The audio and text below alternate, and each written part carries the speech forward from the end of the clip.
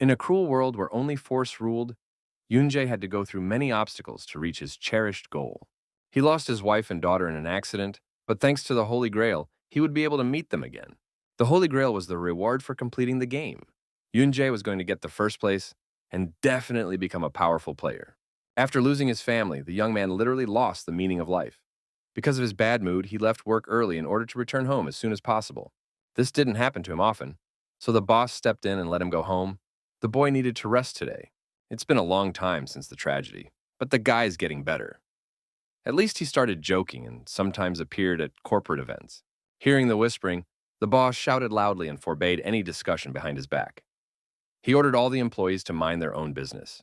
The death of his wife and child was a great blow to the hero, but he came every year to buy flowers on his beloved's birthday. It was already an unchanging tradition. He also bought 150 grams of meat for seaweed soup. The gentleman wanted to make everything beautiful on his beautiful wife's birthday.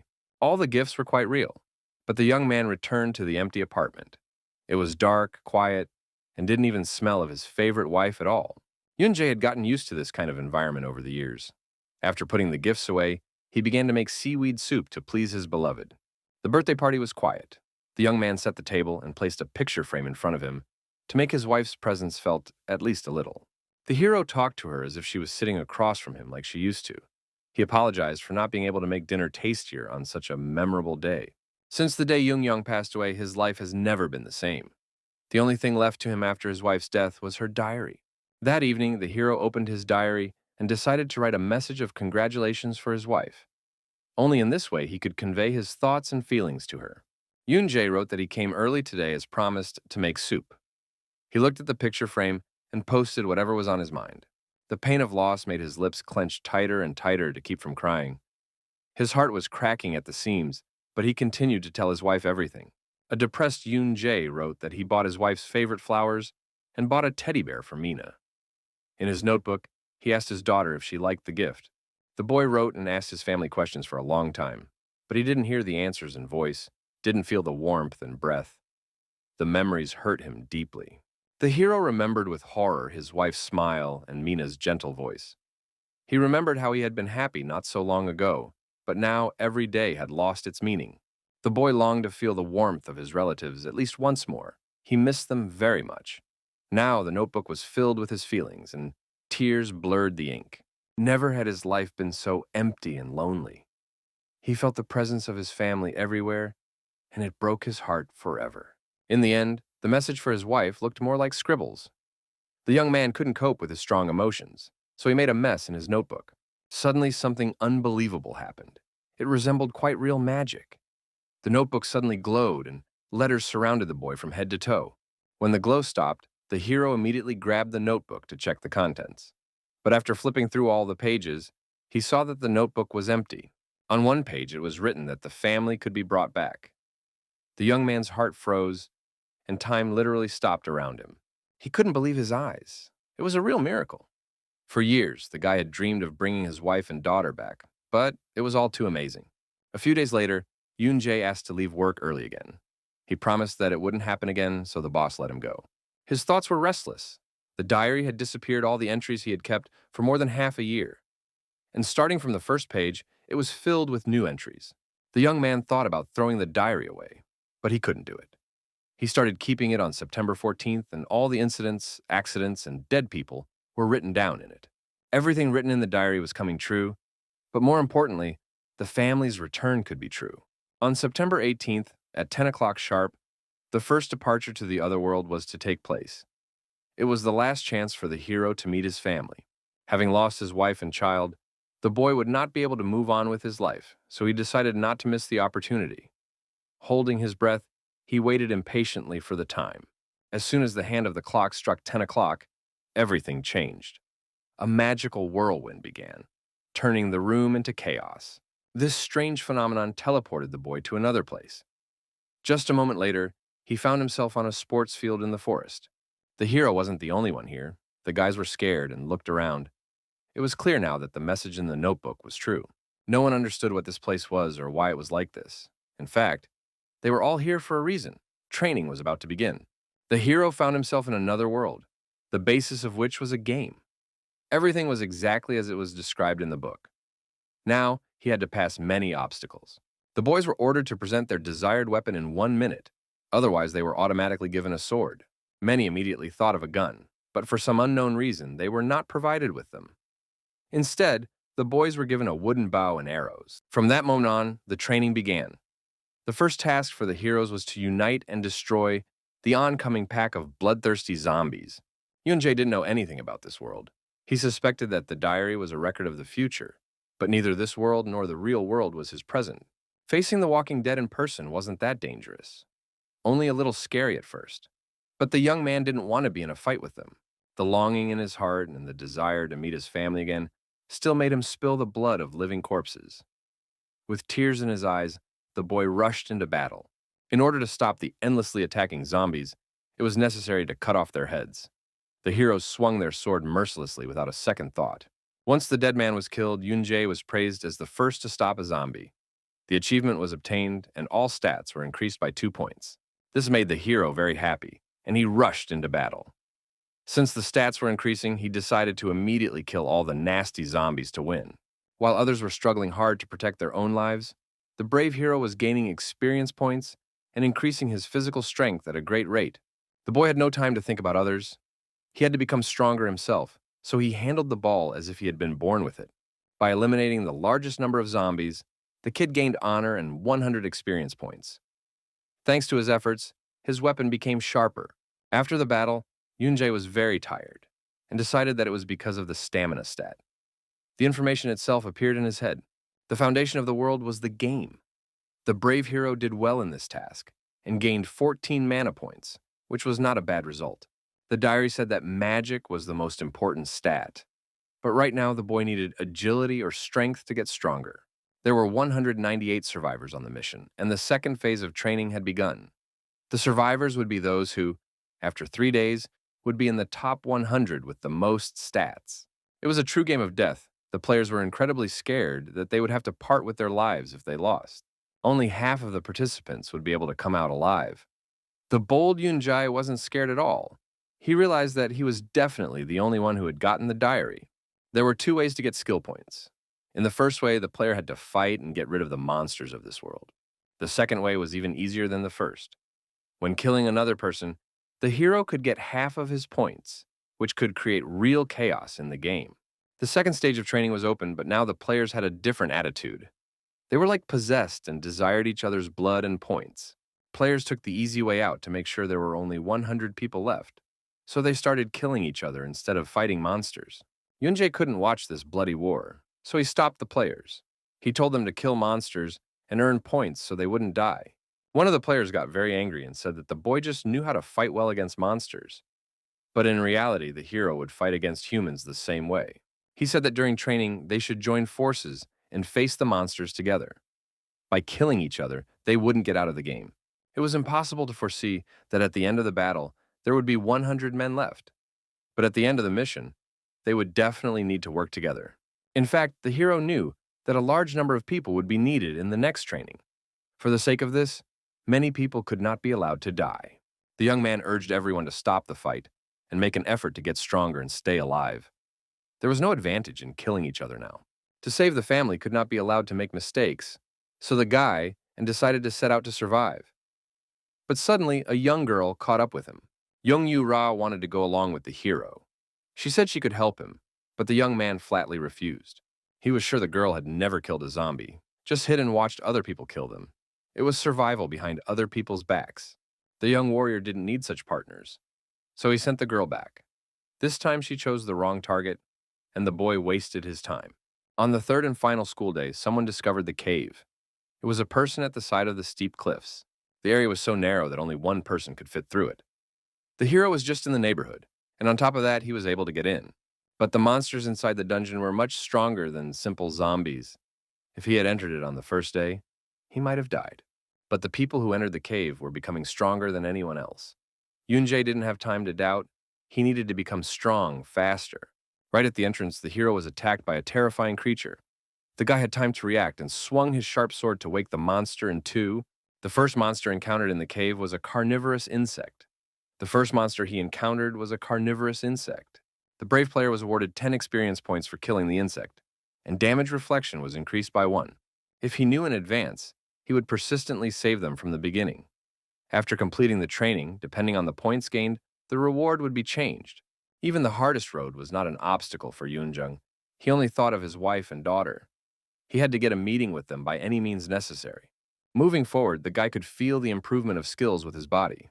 It was hard at first, but as he increased his stats, he became more and more accustomed to combat. The moss on the walls spoke of the presence of moss ants. These were the monsters the hero met after the carnivorous insects. Alone, they looked weaker than the frugivorous insects, but were dangerous in that they never traveled alone. An imaginative young man noticed that the ants were attracted to the bread. He used it to attract the attention of the monsters and then finished each one off. As soon as the ants were distracted by the bread, the boy swung his sharp sword and lunged at the nasty cave creatures. The monsters died one by one. There were only 6 moss ants left, but that was not the limit of the hero's abilities. He wielded his weapon perfectly and easily cut through the monsters' bodies. The boy was very focused and determined. He was very focused and determined to win, but suddenly one of the ants stung him in the back. Even a bite didn't stop the brave warrior, and he continued to fight. Only the sound of sharp swords and monsters' heads flying from their shoulders could be heard across the cave. The 3 cave creatures were about to pounce on the boy, but with one sharp movement he jumped aside, and the 3 monsters collided forehead to forehead. Yun pulled off an incredible maneuver, and it allowed him to kill the last of the creatures. The hero's courage and true purpose helped him in this difficult ordeal. Finally, the hero got experience points, strength, and the skin of a moss ant. It was luck. Catching IMHO for the first time in the ant, he got a skill. He found out later that it was nearly impossible to get such a skill during the training, not to mention getting E-class experience for 2 parts of the training. Thanks to this, 5 stats increased. The higher the degree of skill, the stronger the effect became, so this skill was very important. The diary said that other people were supposed to come to this cave tomorrow. There was no more information, no other pages to turn. The hero had already come a long way, but he still didn't realize what this diary was. He began to suspect that it was all written by him in the future.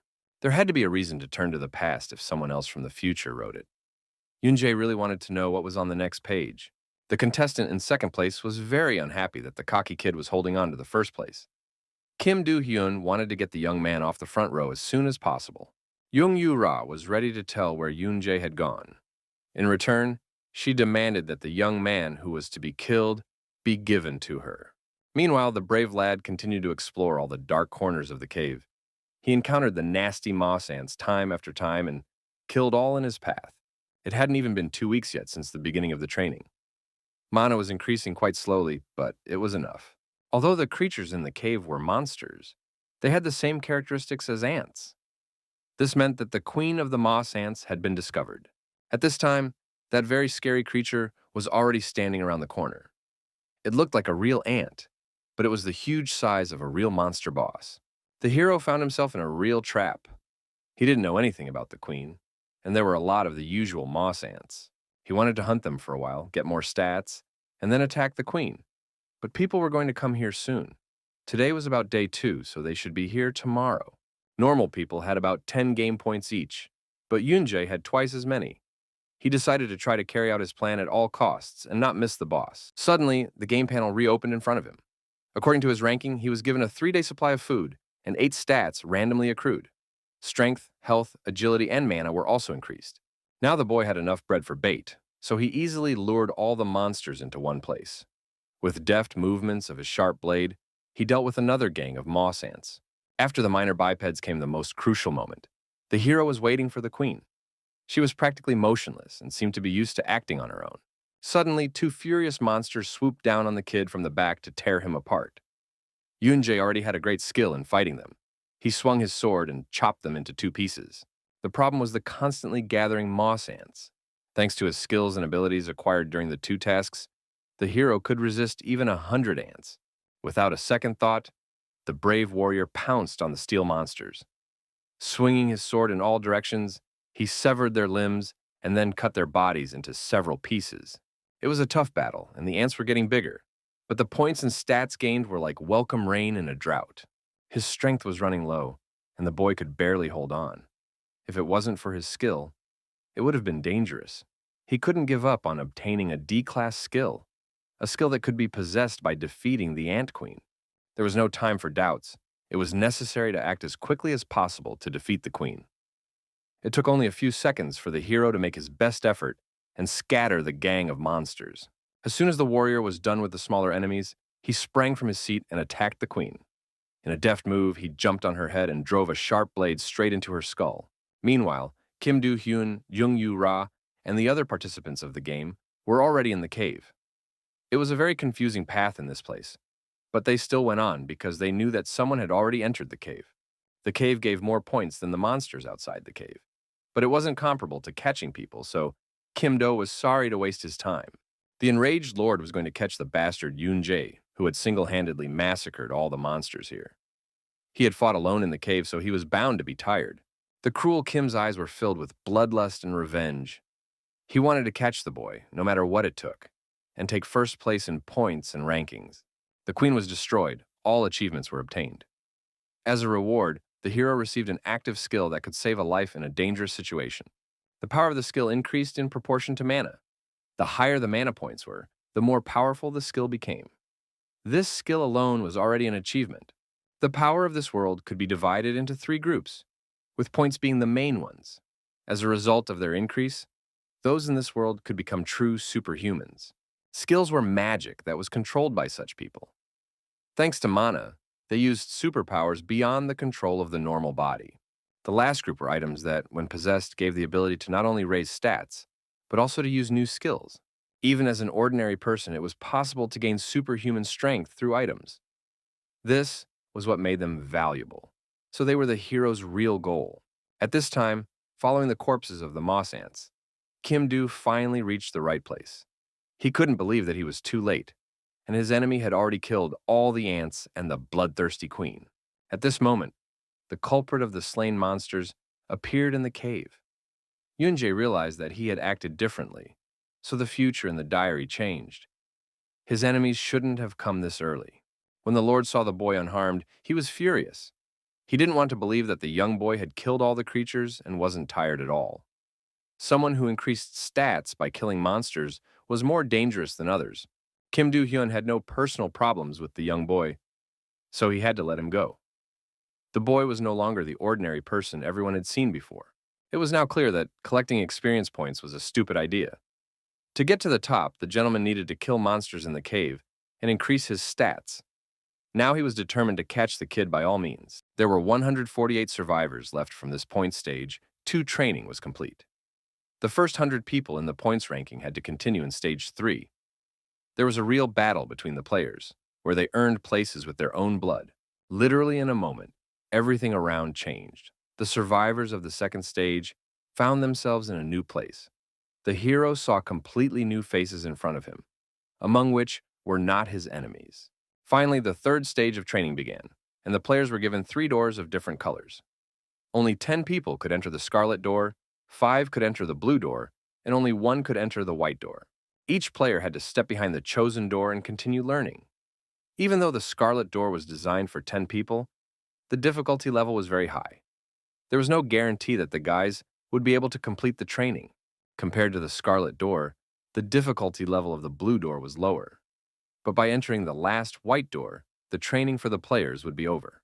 After hearing this, one of the game participants couldn't stand it and took off towards the white door. All the players immediately tried to stop him, but the door did not open so easily. In fact, the order in which the doors were chosen was determined according to the number of points. The person with the most experience points had to choose the door first. To the players, this seemed like an unfair decision, but with these conditions, the choice obviously fell on Yoonjung. The strongest person in first place chose the scarlet door, which dumbfounded the other players. The guys were puzzled and decided that all 10 people could survive. The next participant was Park Joo-ho. He was really selfish and chose the white door. He didn't think about the lives of the other participants, because there was no guarantee that they would do the same thing. Despite other people's displeasure, what was more important to the young man was that if he chose the white door, he would definitely be able to survive. He didn't think he should have given up that chance. The young man said that the strongest contestant had acted rather foolishly, even though he had already been ahead of everyone since the second stage. Yoonjae thought his decision was right, and replied that even the blue door was better than the white door. One person was to go to the white door and 5 to the blue door. Due to occupancy, all remaining participants were allocated to the scarlet door. Participants were given 10 minutes to go inside. One of the boys was very frightened. He thought that he would definitely die if he went through the scarlet door. Before time ran out, he decided to enter the white door, but he immediately received a kick from Park Ju-ho. The doors were supposed to close in 5 minutes. There was no more time. So Park Ju had no choice but to stop fighting and walk through his door. It was time for the others to take their seats as well. When the young hero walked through the door, he was immediately transported to the old village. It was completely silent and empty, but suddenly, 2 more participants of the game came up. Yu Jung-gyu's clothes were stained in blood, and as soon as he introduced himself, Yoon-jae started to shout loudly. He said that the pathetic guy went up killing people because the stains on his clothes didn't look like the blood of monsters. In fact, it was true, and the young man killed some people in order to rise up. However, rising by killing people was better than being a coward and a fool. Twice a day, for a total of 20 times, monsters were summoned to the village. There was no set time for the summoning. When monsters appeared in the village, the heroes had to block them. If the stone in the middle was broken, the player would lose. No more than one person was to remain in the village. If there was no one left, participants from outside the village would be automatically called up, depending on the distance to the village. It was safe outside the village, and from that point on, Phase 3 of the training began. There would be no cohesion between the players in this task. In such a situation, someone would usually run away. Even if all 10 people were taking this training, more than one person would leave the village. One would be followed by the others, and the hero would end up having to take the training with a small number of participants. In the event that Yu Jong-gyu had escaped, he would have been brought back anyway. He said that there was no point in escaping, and the likelihood of his team members dying would have become much greater. Because there were too few people, perhaps no one would leave. Yoon-jae said that the 3 of them needed to stay in the village and fight to survive. Here, when killing monsters, the stats of the heroes increased, and in proportion to this, they became stronger. Since there were 3 players in the team, the number of monsters they had to hunt was also increased. That was the reason why the guy needed to choose the scarlet door at all costs. In any case, when Stage 3 would end, the players had to start going through Stage 4. At that moment, the ground beneath his feet shook. Because of the violent shaking, huge cracks began to appear in it, from which a whole crowd of devil goblins crawled out. Yoon-jae was the strongest and bravest in his team. He ordered the 2 players to protect the stone so that it wouldn't shatter, and he rushed into battle. The goblins were made of living flesh, which meant that they would be a match for the hero's sharp sword. The devilish creatures were attacking from all sides. They were not such weak opponents. The situation was heating up. The players were surrounded and fought as hard as they could. In such a battle, they might not survive. The brave warrior was literally torn into several pieces while he was killing some goblins. Others were attacking him from behind. There were too many opponents. The guy didn't have time to fight them off. When the hero was already looking his death in the eyes, a real miracle happened. The fortification suddenly activated, and the rapid mana consumption strengthened his body. The cursed goblin thrust his sword into his back, but the protective barrier prevented it from penetrating.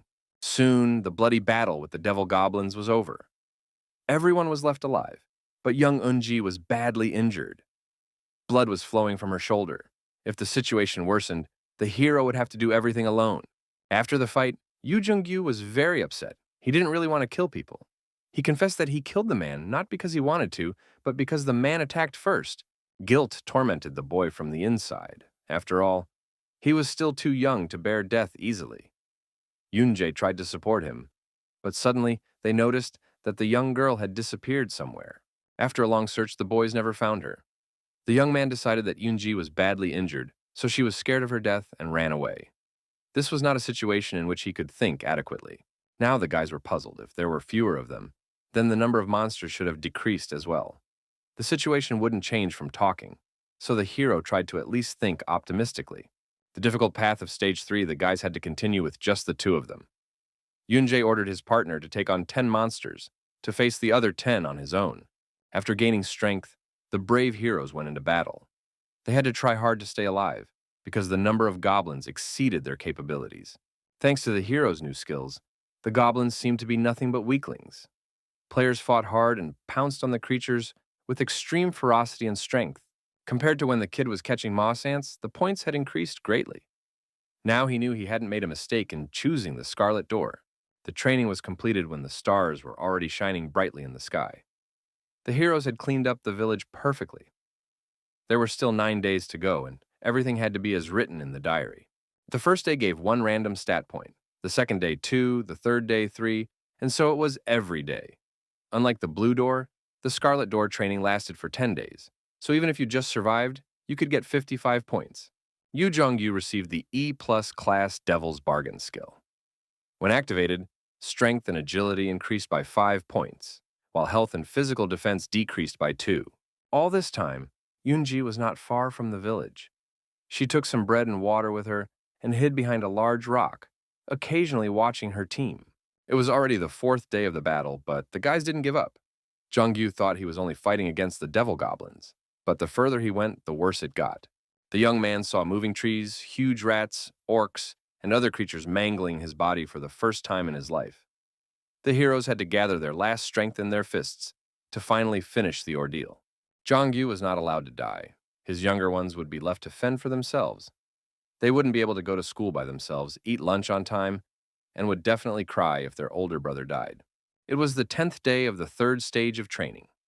On this day, no monsters had appeared once, and this made the players very anxious. It made them even more anxious, and they thought that the system had given them a rest. The 2 players had an even harder time dealing with the monsters.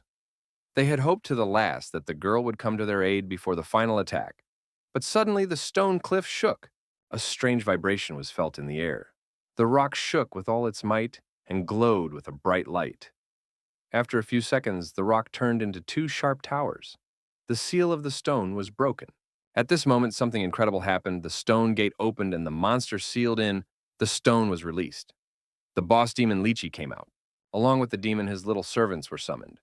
They were the skeletons of previously fought warriors. The boys found themselves alone with their fears. Now they had to really fight back to back. The huge monster looked exactly like the skeleton of a slain buffalo, but only the demonic eyes were still alive in it.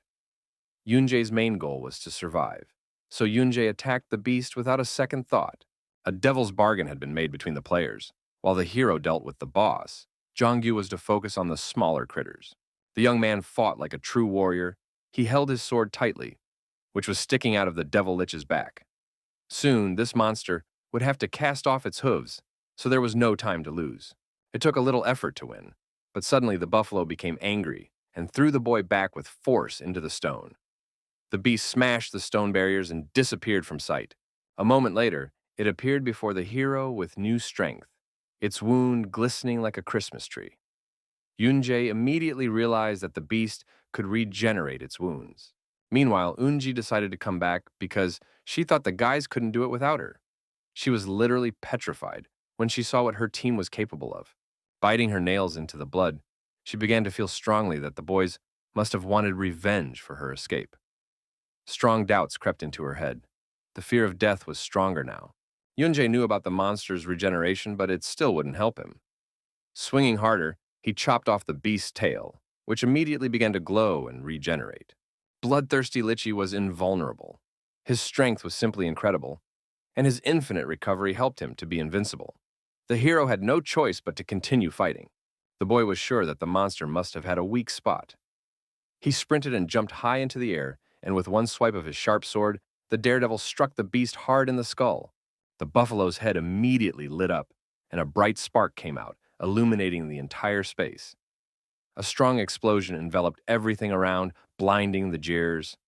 The guys barely had time to cover themselves with their hands from the strong pressure of the explosion. At this moment, the ferocious Lychee burst out of the smoke and pounced on the hero with great force. The boy used his fortification skill to defend himself, but the monster's strong horns pinned him against the wall. Without the skill that the young man had learned on the 5th day of training, he would have been hit much harder. Suddenly, he noticed a rock on the monster's head, which could be that vulnerable spot. After a while, the carcass of the abominable Lychee lay lifelessly on the ground, his body of bones falling apart. Jongyu looked at the remains with horror and waited for his partner to appear. When Yunjae came out from under the heavy bones, A loud scream was heard. Yoonji picked the right moment and stabbed the boy with a sharp blade, and the bloody boy fell to the ground. The girl was clearly obsessed with the idea of her death. She thought that the guys were definitely going to kill her, so she decided to get ahead of them and kill them first. For her, it was not murder, but just self-defense. The girl wasn't going to die in a place like this. The game had turned her into a monster.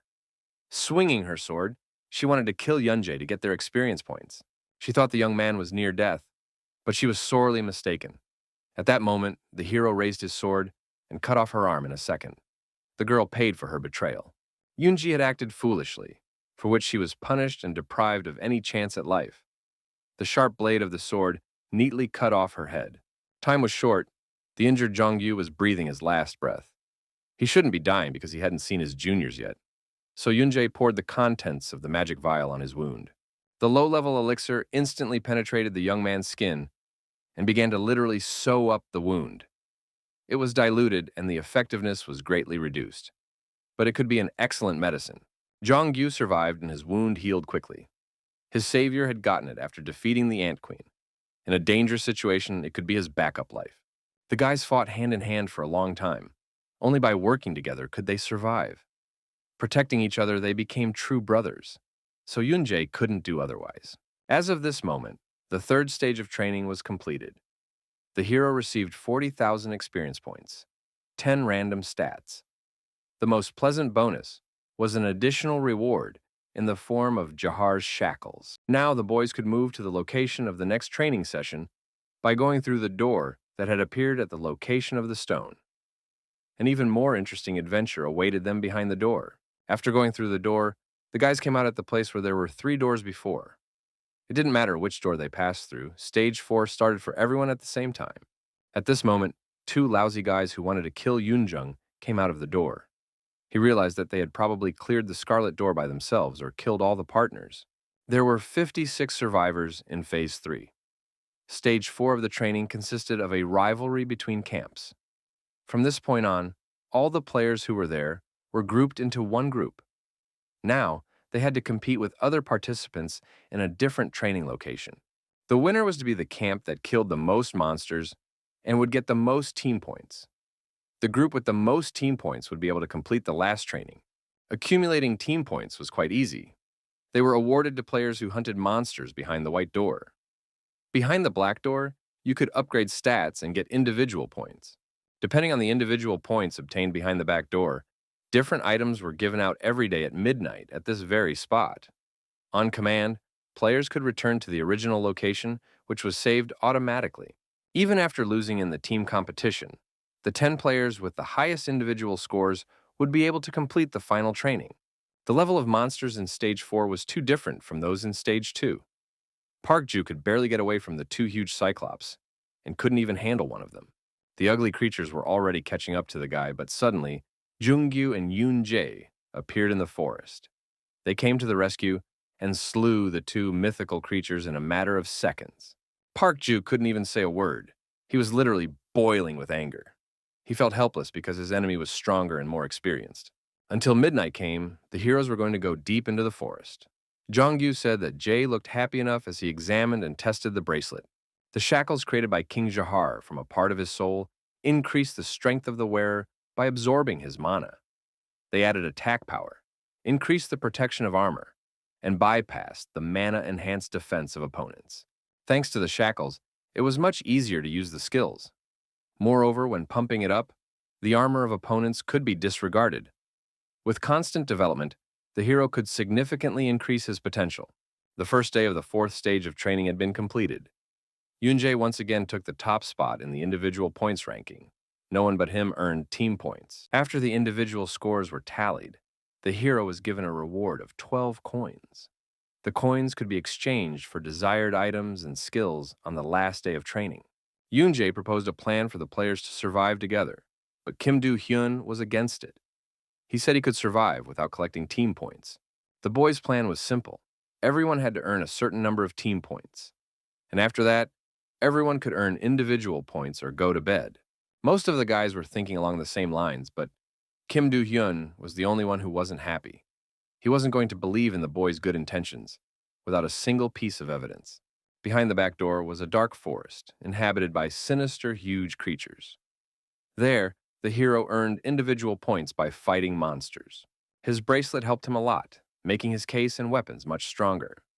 His bracelet helped him a lot, making his work and weapons much stronger. The result was good, but the spirit did suck mana.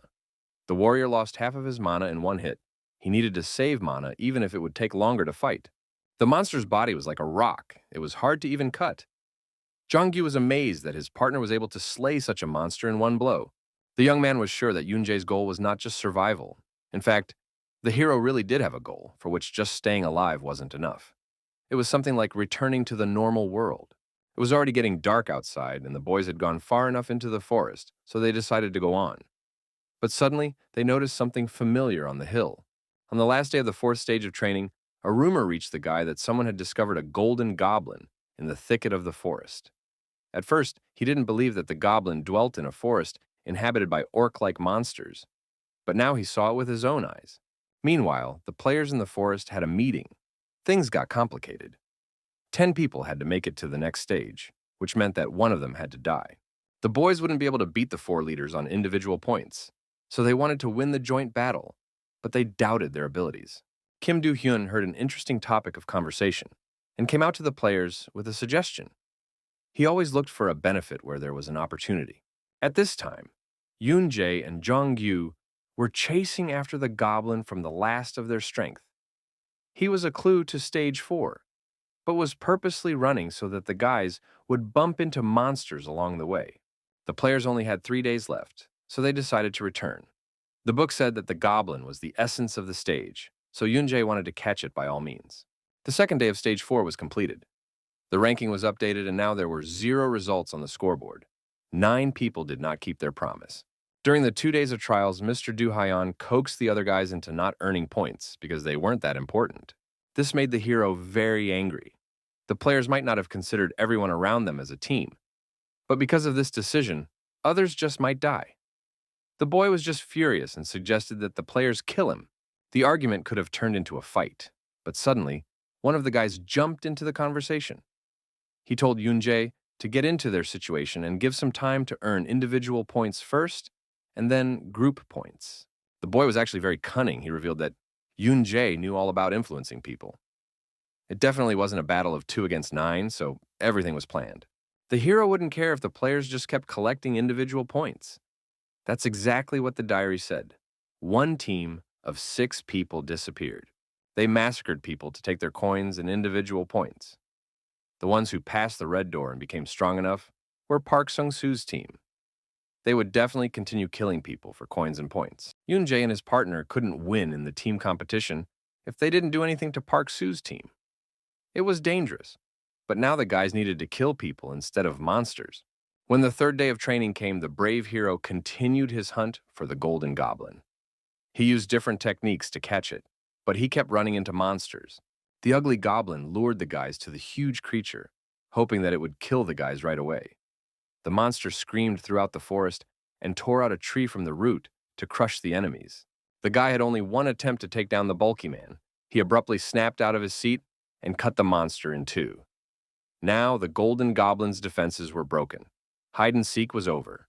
The little goblin immediately tried to escape, but Yoon-jae slammed a sharp blade into it without a second thought.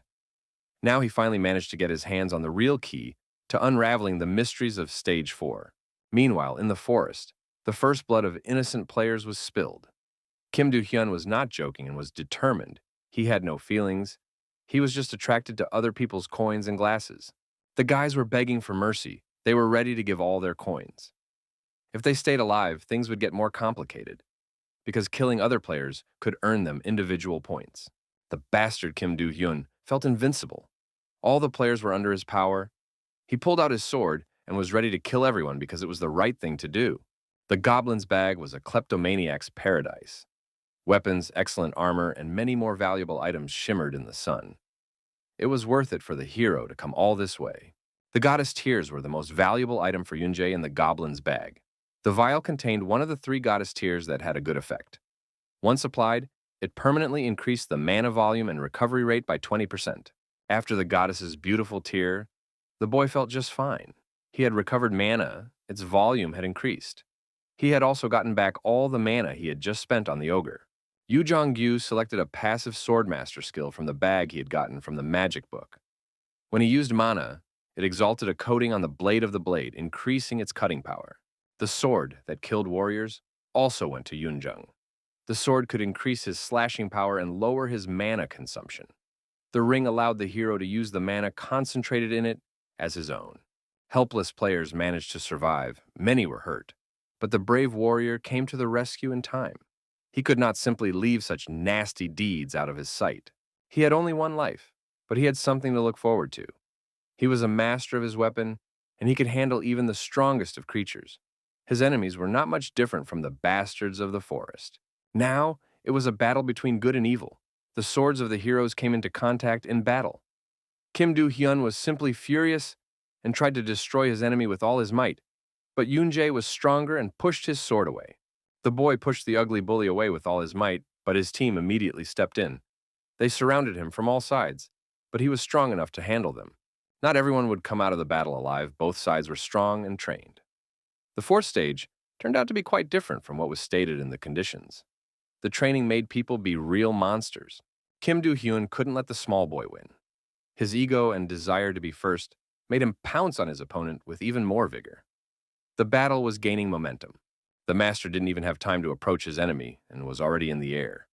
He received a strong kick to his chest, after which Yun Chung used his signature move and chopped off his arm. Even the most vile bastards deserved a last chance. Putting his sword to his throat, the hero allowed the villain to apologize to those he had killed and wounded, but he flatly refused. Under the pressure of the sharp sword, the head of white hair flew off his shoulders in a flash. Kim Do-hyun was shamefully killed for his deed and helped the hero to get rid of his remorse. One of the killers managed to escape. He was going to make everyone beg for mercy. The guy wandered too far into the forest, where he came across a huge ogre. He was hard to defeat even with a whole team. To begin with, he wanted to just run away to survive, but suddenly he froze in place with surprise. Someone behind him cut the monster's body with a long blade. The guy thought he was saved. Yunjung's search was finally over. He punished everyone who went against him. The brave warrior didn't even listen to the murderer's excuses and took his life forever with a single swing of his weapon. The players were incredibly surprised that their saviors had killed 9 people, plus all the people killed were close to the top 10. On the other hand, the number of people had decreased, and now the team competition became more difficult. The heroes hunted for over 10 hours, exploring every room. They killed the most incredible beasts and monsters. Without this, they would not have been able to win. The last day of the fourth stage of training was completed. Yoon-jae and Jung-gyu had been trying for a long time and had done their best. All the participants were tense because the game promised that only 10 people had to survive. With a small margin of 2,000 points, the team won. There were loud shouts of jubilation. The players couldn't believe the victory and rejoiced like children. Suddenly, the best result in team points was recorded. The protagonist was praised for his fair deeds. He found himself in a strange place, as if there was only space around. The kid did not try in vain. All stats were increased by 4 points, and he was awarded 63 coins. From that moment on, he could choose the desired item within an hour with the available coins. There was nothing in the store that could raise stats, but the boy had plenty of items. He decided to use the coins to buy a mana source for Jahar, as it could be an addition to the bracelet. Learning the skill was almost without a trace. The hero was surrounded by magical energy, which penetrated even into the bracelet. From that moment, the 5th stage of S-class training began. A huge door appeared in front of the young victor, behind which something completely new was waiting for him. It could be dangerous, but the boy was only going to clean up the mess. When he passed through the door, he immediately found himself in a strange place. It looked like a tower surrounded by knights. The boy could not yet understand where he was, but suddenly, one of the guards called out to him. All the soldiers were hustling and fighting off enemies. The hero was not like them at all, so he attracted a lot of attention. The guards had no time to deal with this. The task of the game was to defend the cursed fortress from the dead. The skeletons were too many, surrounding the tower at a furious speed. The armed soldiers fought hard and closed the shutters and entrances to the fortress, but their strength was not enough. The heavy wooden doors barely yielded to the guards' pressure. The dead men resisted and tried to force their way inside. Yoon-jae had always been known for his bravery. He decided to break out and handle it on his own. The walking dead could not resist the master's sharp sword. their bones flying in all directions. The young man deftly wielded his weapon and utilized his well-honed striking techniques. Suddenly, one of the skeletons grabbed the boy's shoulder, pain piercing his body, and he killed the nasty creature instantly. The bony hand was left hanging from his shoulder, burning through his skin to the bone. The hero realized that the monsters' bodies were made of poison, but they were slow and weak.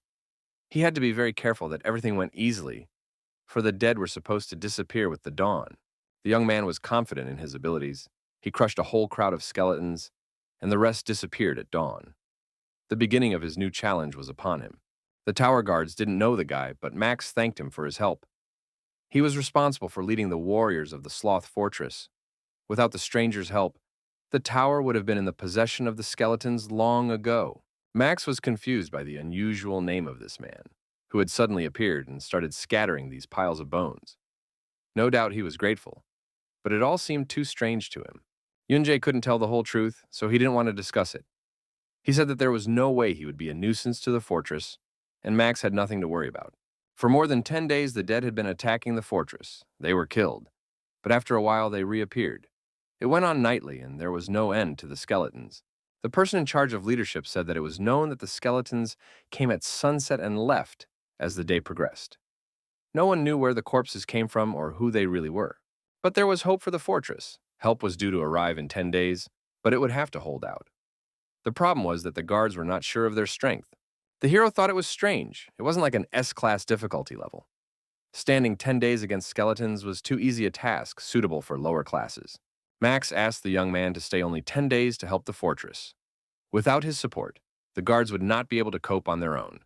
The hero agreed, but before that he had to leave.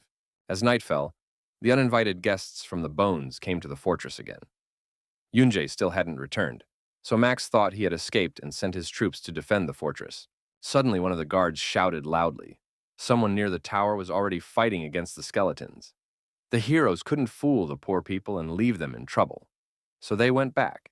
It was raining heavily, the clouds were covering the sky, and the skeletons were breaking through the tower more and more. Suddenly, the young man left his post and ran inside the tower, the guards immediately closing the gate behind him. Max was just furious and was sending the boy back to fight against the dead things. But the hero came for a reason. He found the reason for their appearance. It turned out that there was a group lurking in the forest wasteland, summoning the dead. The tower warriors said that the kid should have gotten rid of them immediately, as soon as he found their lair. The young man led the guards into the forest.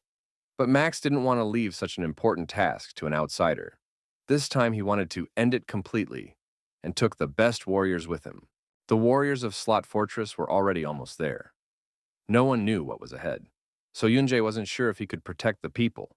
He decided to focus on completing the last stage. In the forest, they found a group of people who hid their faces under black robes. A magic circle was drawn in the middle of the forest, through which the skeletons were summoned. The magician said to let the tower guards ride all they wanted in the sunlight. But as soon as darkness fell, the dead would kill them all. Ignoring the warriors, the mages continued their ritual. They needed power. They were well protected by the magic dome, but the guards were desperate to break it. The hero had a bad feeling. He needed to deal with everything as soon as possible. He was sure that mages could not summon skeletons and, using his sharp sword, destroyed the protective dome. The brave tower guards broke through the barrier, but as soon as they stepped into the magic circle, the unbelievable happened. The strong magic surrounded their bodies, and they began to dissolve into thin air. Strange feelings flowed through their bodies. The people turned into strange substances that disintegrated into pieces. They needed to retreat as quickly as possible. At this moment, demonic energy came out. A huge monster appeared on the circle. It was as black as tar, and its eyes were glowing with red light like the devil's. The monster wanted to know the reason he had been summoned. One of the mages said he was disturbed by the hero, and then the bloodthirsty warlock grabbed him as hard as he could. The huge monster did not spare the mage and devoured him whole. No one was allowed to disturb the warlock for nothing.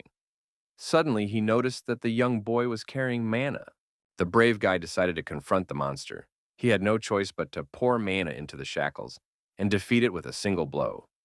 It worked with the ogre, but it was a completely different opponent. Before Yunjae could even take a step, the warlock teleported from one place to another. He landed a devastating blow, but the boy escaped his clutches. There was no point in stalling. The warrior needed to finish this battle before the sun set. He used half his mana at a time and chopped the monster's paw with his sharp sword. The young man didn't strike with full force, but it worked. He could win if he struck next time at a vital point. The monster wasn't too upset about losing a paw. To stay alive, the hero had to try hard. The monster was huge enough and had incredible power to easily destroy a simple man. Just as the monster wanted to grab the boy, he stopped the huge paw with his sword. The demon's strength was so immense that the blade fell apart. Now the young boy was in danger. The sword couldn't withstand the pressure and burst. The warlock immediately slammed onto the ground with crushing force. Yunjie abruptly jumped aside and didn't let himself die. He realized that the sword had split because it had accumulated damage from the battle with the dead. He realized that the sword had split because of the accumulated damage from the battle with the dead. The monstrous warlock could teleport, so he was invulnerable and took the boy by surprise. He was going to tear his flesh and chew it up and turn his soul into a pitiful ghost. The hero decided to act, otherwise he would know death in all its beauties. He jumped into the air, dodged the blow, and got as close to the enemy as he could. In one motion, he cut off the devil's limb. The devil creature had the advantage of being able to teleport. In a second, it was already behind the man's back and was about to eat him. Cutting off the limbs had no effect, so the brave boy decided to act quickly and aim straight for the throat. He swung the ball at the monster's neck, hitting it hard. After receiving 2 blows, the bloodthirsty warlock could no longer feel the mana from the man. He decided to finish the young man once and for all. It seemed to be the end. At the most unexpected moment, the hero used a mana-saving ring that allowed him to use the concentrated mana as his own and deal critical damage. Death was near, but the brave warrior did well and slaughtered the fearsome monster. Now the evil was done, and the warlock's huge carcass crumbled to the ground with a thud. Max couldn't believe his eyes, for even a team of guards couldn't handle such a humongous monster. The hero said he was just lucky. The monster had been summoned in an imperfect form and was getting harmed by the sun. At this moment, the monster said that there was no way he would have succumbed to such a guy if he had a different shell. He thought that the price to pay for his sudden power would be great. The youth didn't listen to his victim's stupid talk. He told the monster to shut up and stabbed the sword point into it. The S-class training was complete, the pass rate reaching 100%. Warlock could have gotten the fortress in big trouble. He was the god of death, a demon that feeds on the living and dead. On that note, the training came to an end. Beyond the door lay a path that gave the hero a chance for one more encounter. Yunjie found himself in a place that was surrounded by pink clouds. Everything around resembled a real paradise. And suddenly, the hero reached a place where he met a huge man. He resembled a god. The man introduced himself as a vassal of the king. His name was Arian. He saw the lost bracelet on the boy's hand and wanted to know how it had gotten here. The boy replied that he didn't know exactly how it had gotten here. The hero walked past the place shrouded in mist, and then saw the temple and went inside. It didn't seem like a lie, so Arian handed the boy a favor from the king. When a great power was finally offered to Yunjie, he undoubtedly agreed to accept it. But even if he safely took possession of this great power, it would be followed by an equal-sized responsibility. The boy didn't know what that power was, but he was willing to take that share. There were those people he really wanted to meet, and for their sake, he was ready to do anything. The king's vassal touched the boy with his finger, and intense pain shot through his body.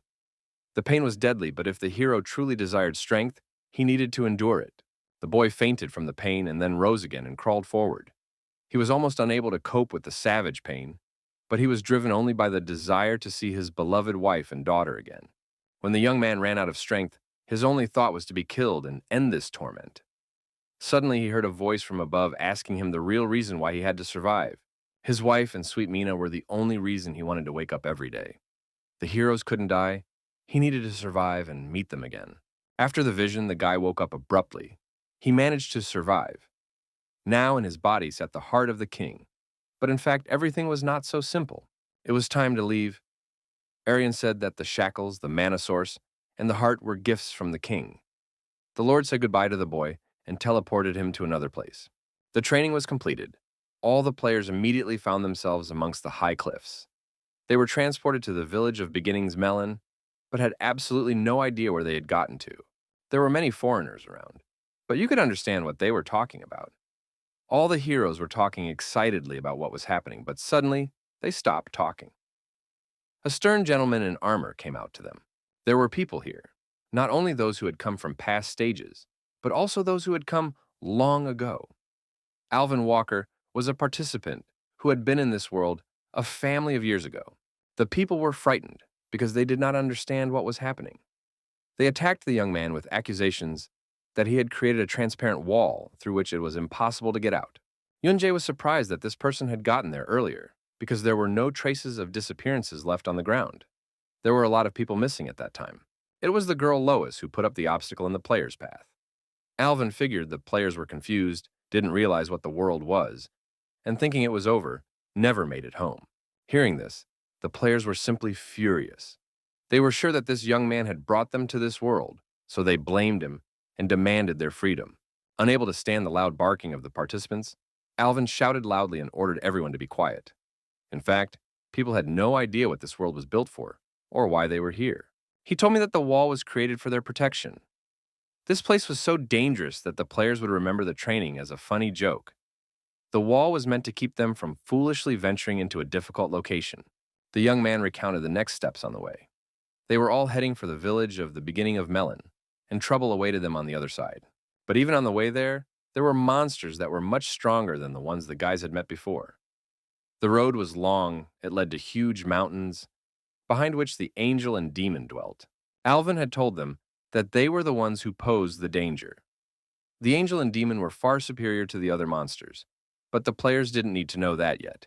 The first village of the world, where the boys were to live from now on, looked amazing.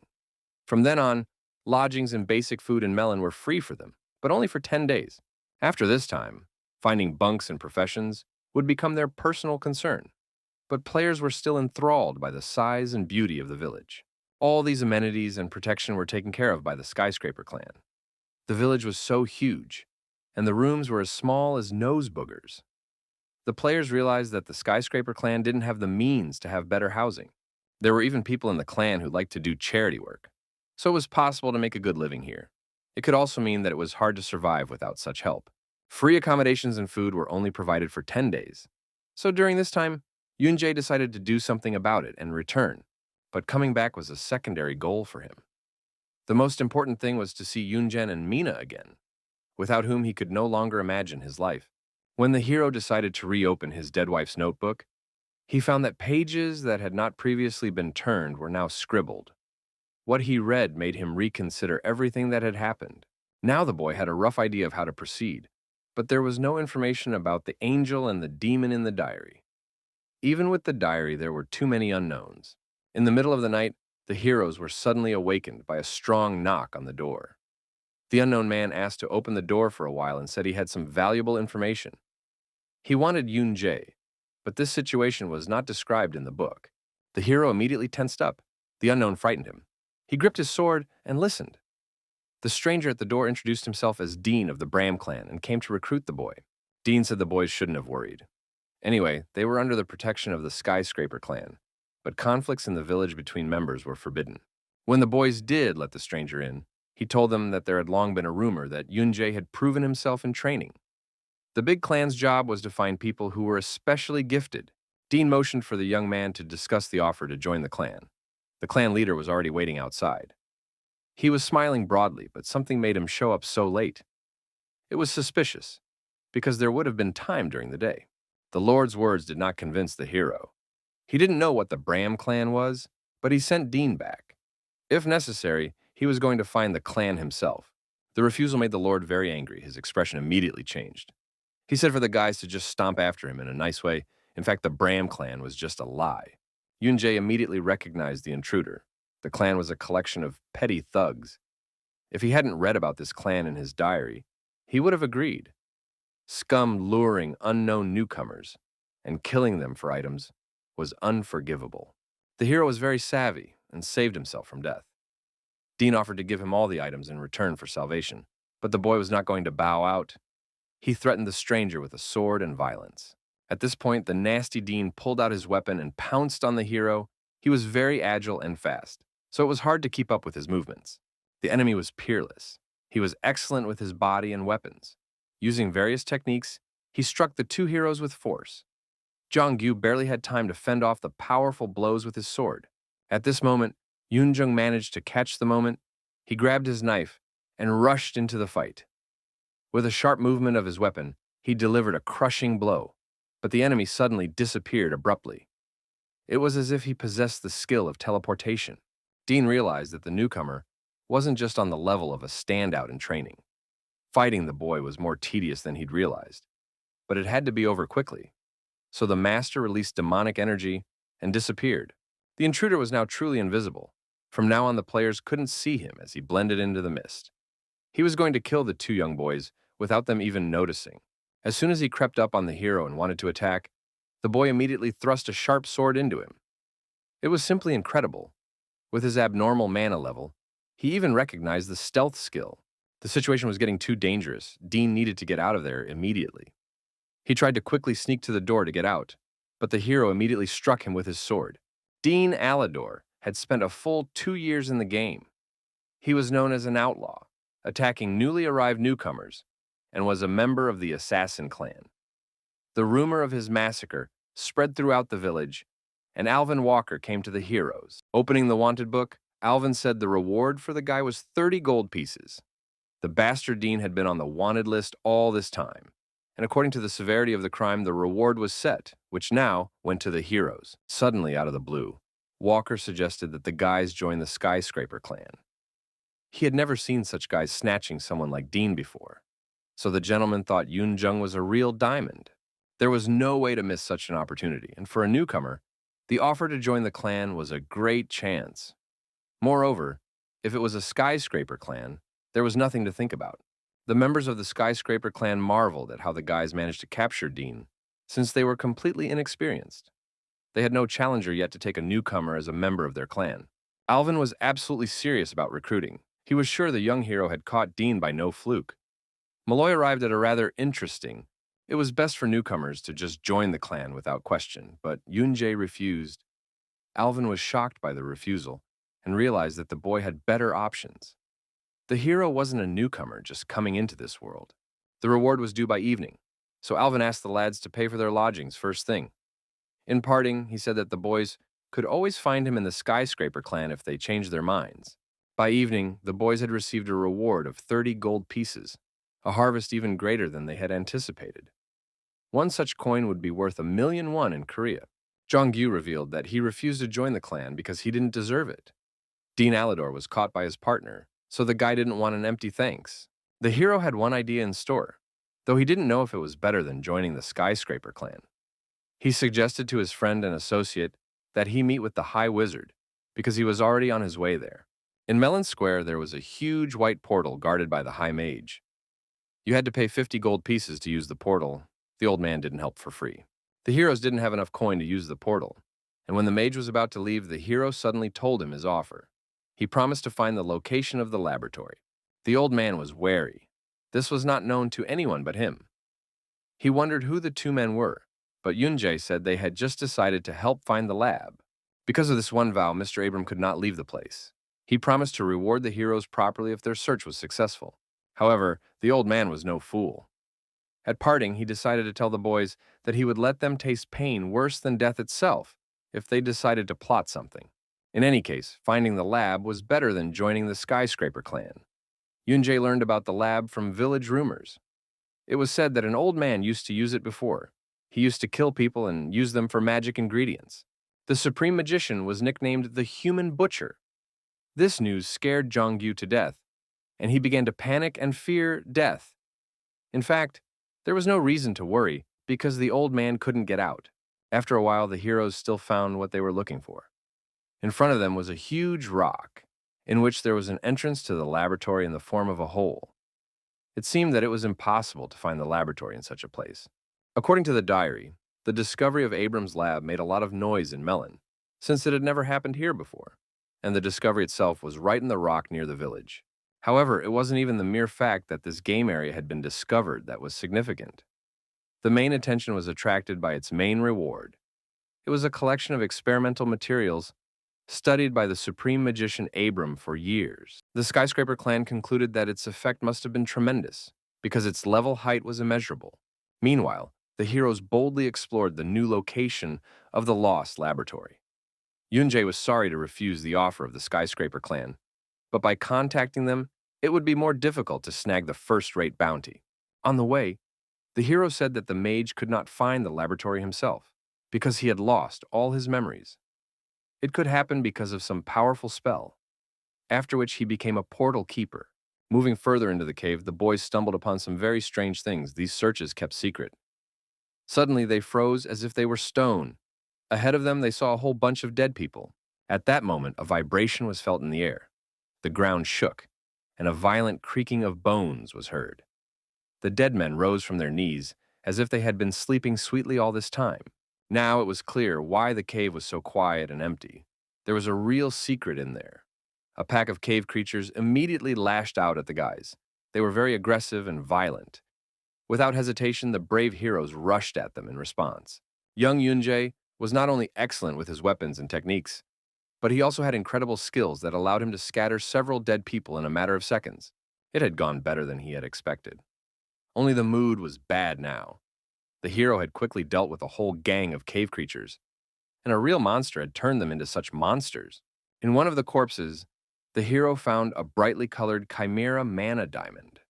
The mana stone used by the high magician Abram when creating the chimera contained an impressive amount of mana, the energy of which made the chimera move.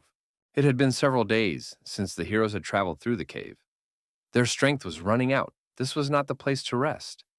After a short break, they finally came to the last door. Inside, and there was a reward for the first person to find the place. When the heroes finally squeezed inside, they froze. In front of them was the same lost laboratory, which was hidden from the eyes of strangers. At this time, screams were coming from the Skyscraper clan. They had been searching for Abram's location for 2 months now, but all to no avail. Alvin was furious. The Skyscraper clan, which consisted of only elites, had been of no use during this time. Even the bastards from the Assassin clan rampaging through Milan were beyond their power. So the Lord ordered his assistant to get away and find out anything about the lab. Abram's laboratory was of incredible size. There was a lot of information stored there, and obviously terrible experiments were being conducted. In the middle of the room stood a huge flask with a man in the liquid. The boy looked around a bit and finally found a collection of the results of Supreme Mage Abram's research. The blue and red flasks were stored behind the door of a cabinet that looked like a bookcase. Among them was one purple vessel, which was not mentioned in the diary of the hero's dead wife. Despite that, the kid took everything that was there. The goal was achieved. It was time to return. At that moment, the boys noticed that the man in the flask was slightly opening his eyes. They realized that he was obviously alive and decided to break the glass immediately. The High Magician was extremely surprised that the heroes had found the location of the laboratory. Before telling about this place, the guys wanted to know what experiments the old man was conducting there. The master only remembered doing research in the lab, and he had no memory of what or where exactly it was. He only wanted to find the lab because it belonged to him. Yunjae told Abram about the location of his secret laboratory, and he rewarded the boy as promised. The first reward was a teleportation scroll that allowed the hero to travel to the desired village. The second prize was a ring of 198 B-class properties, the fruit of a high magician's work. The ring was under a special spell, the powers of which were capable of granting the desired property. Abram immediately vanished, but the young hero wasn't worried about letting him go so easily.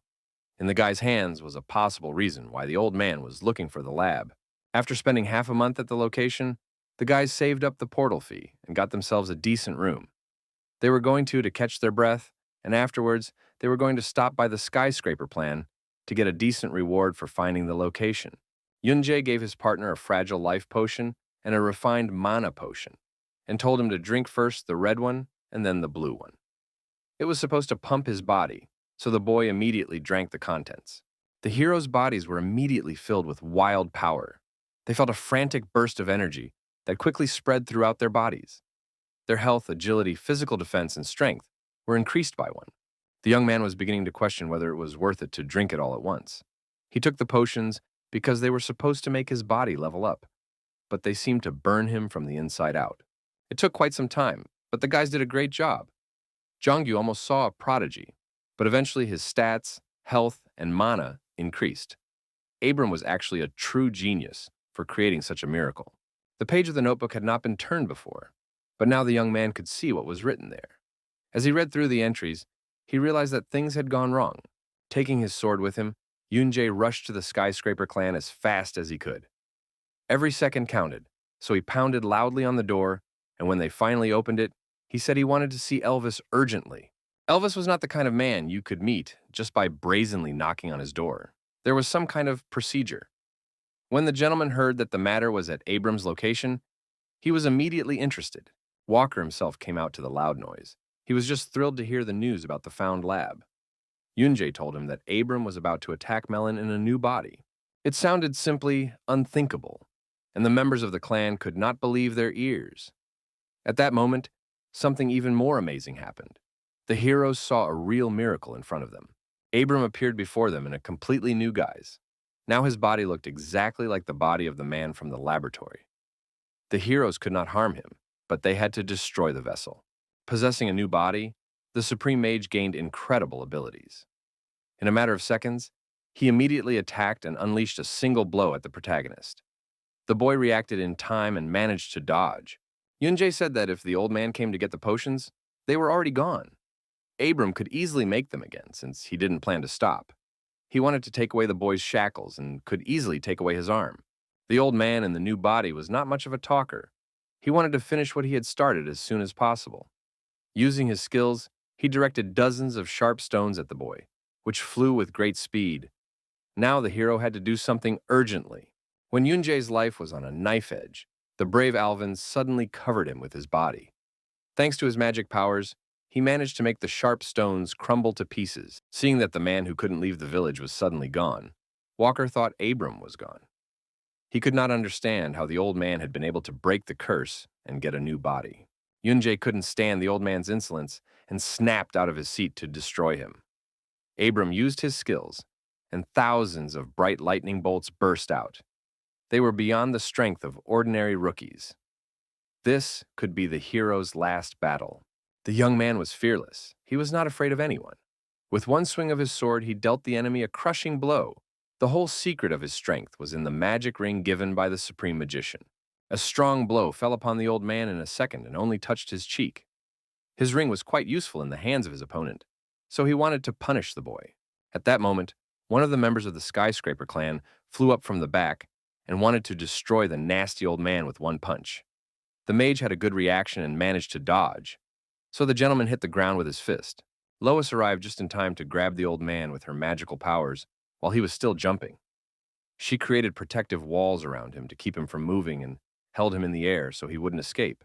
The skyscraper clan was too easy prey for the High Magician, but Yoonjae and Jongyu were too dangerous for him. The old man made the decision to retreat. He used his teleportation abilities and slowly moved away. The heroes had to let him go. Now the decision was made to just catch him. But for now, Alvin had something he wanted to discuss. He was sure the boys knew what was going on. The heroes gathered the four of them to talk about what had happened. Jongyu immediately expressed his displeasure about drinking potions that were actually made with hundreds of people's lives. Alvin said that if the heroes' strength and magic were the result of those potions, it was still understandable. No matter how you looked at it, the guys weren't newbies anyway. Abram actually wanted to use potions after changing his body. He planned to drink them to become more powerful. These potions would increase his power and magic to an incredible level. It was known that Abram had a strong disdain for humans for some unknown reason. Yoonjae knew that the old man would definitely try to vent his rage and get the ingredients he needed. For a long time, the mage was cursed, which is why he guarded the portal in the village. Somehow, he managed to escape. But more importantly, the young hero needed to make new potions. That's what he came to ask the clan for help for. In Alvin's opinion, it was rather shameless to do so after the boy had stolen the potions. He knew the old man had to show up in Melon soon. Suddenly, the Lord was alarmed by the fact that the young man knew too much information. A newcomer couldn't possibly know that much. Yoonjae told too much information, but it was too dangerous to show his wife's notebook. At that moment, one of the clan members who was in charge of the tower's defense ran into the room.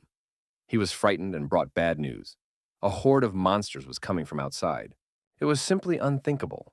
The bloodthirsty monsters rushed forward at full speed, demolishing everything in their path. Their numbers could not be counted, and they looked invincible.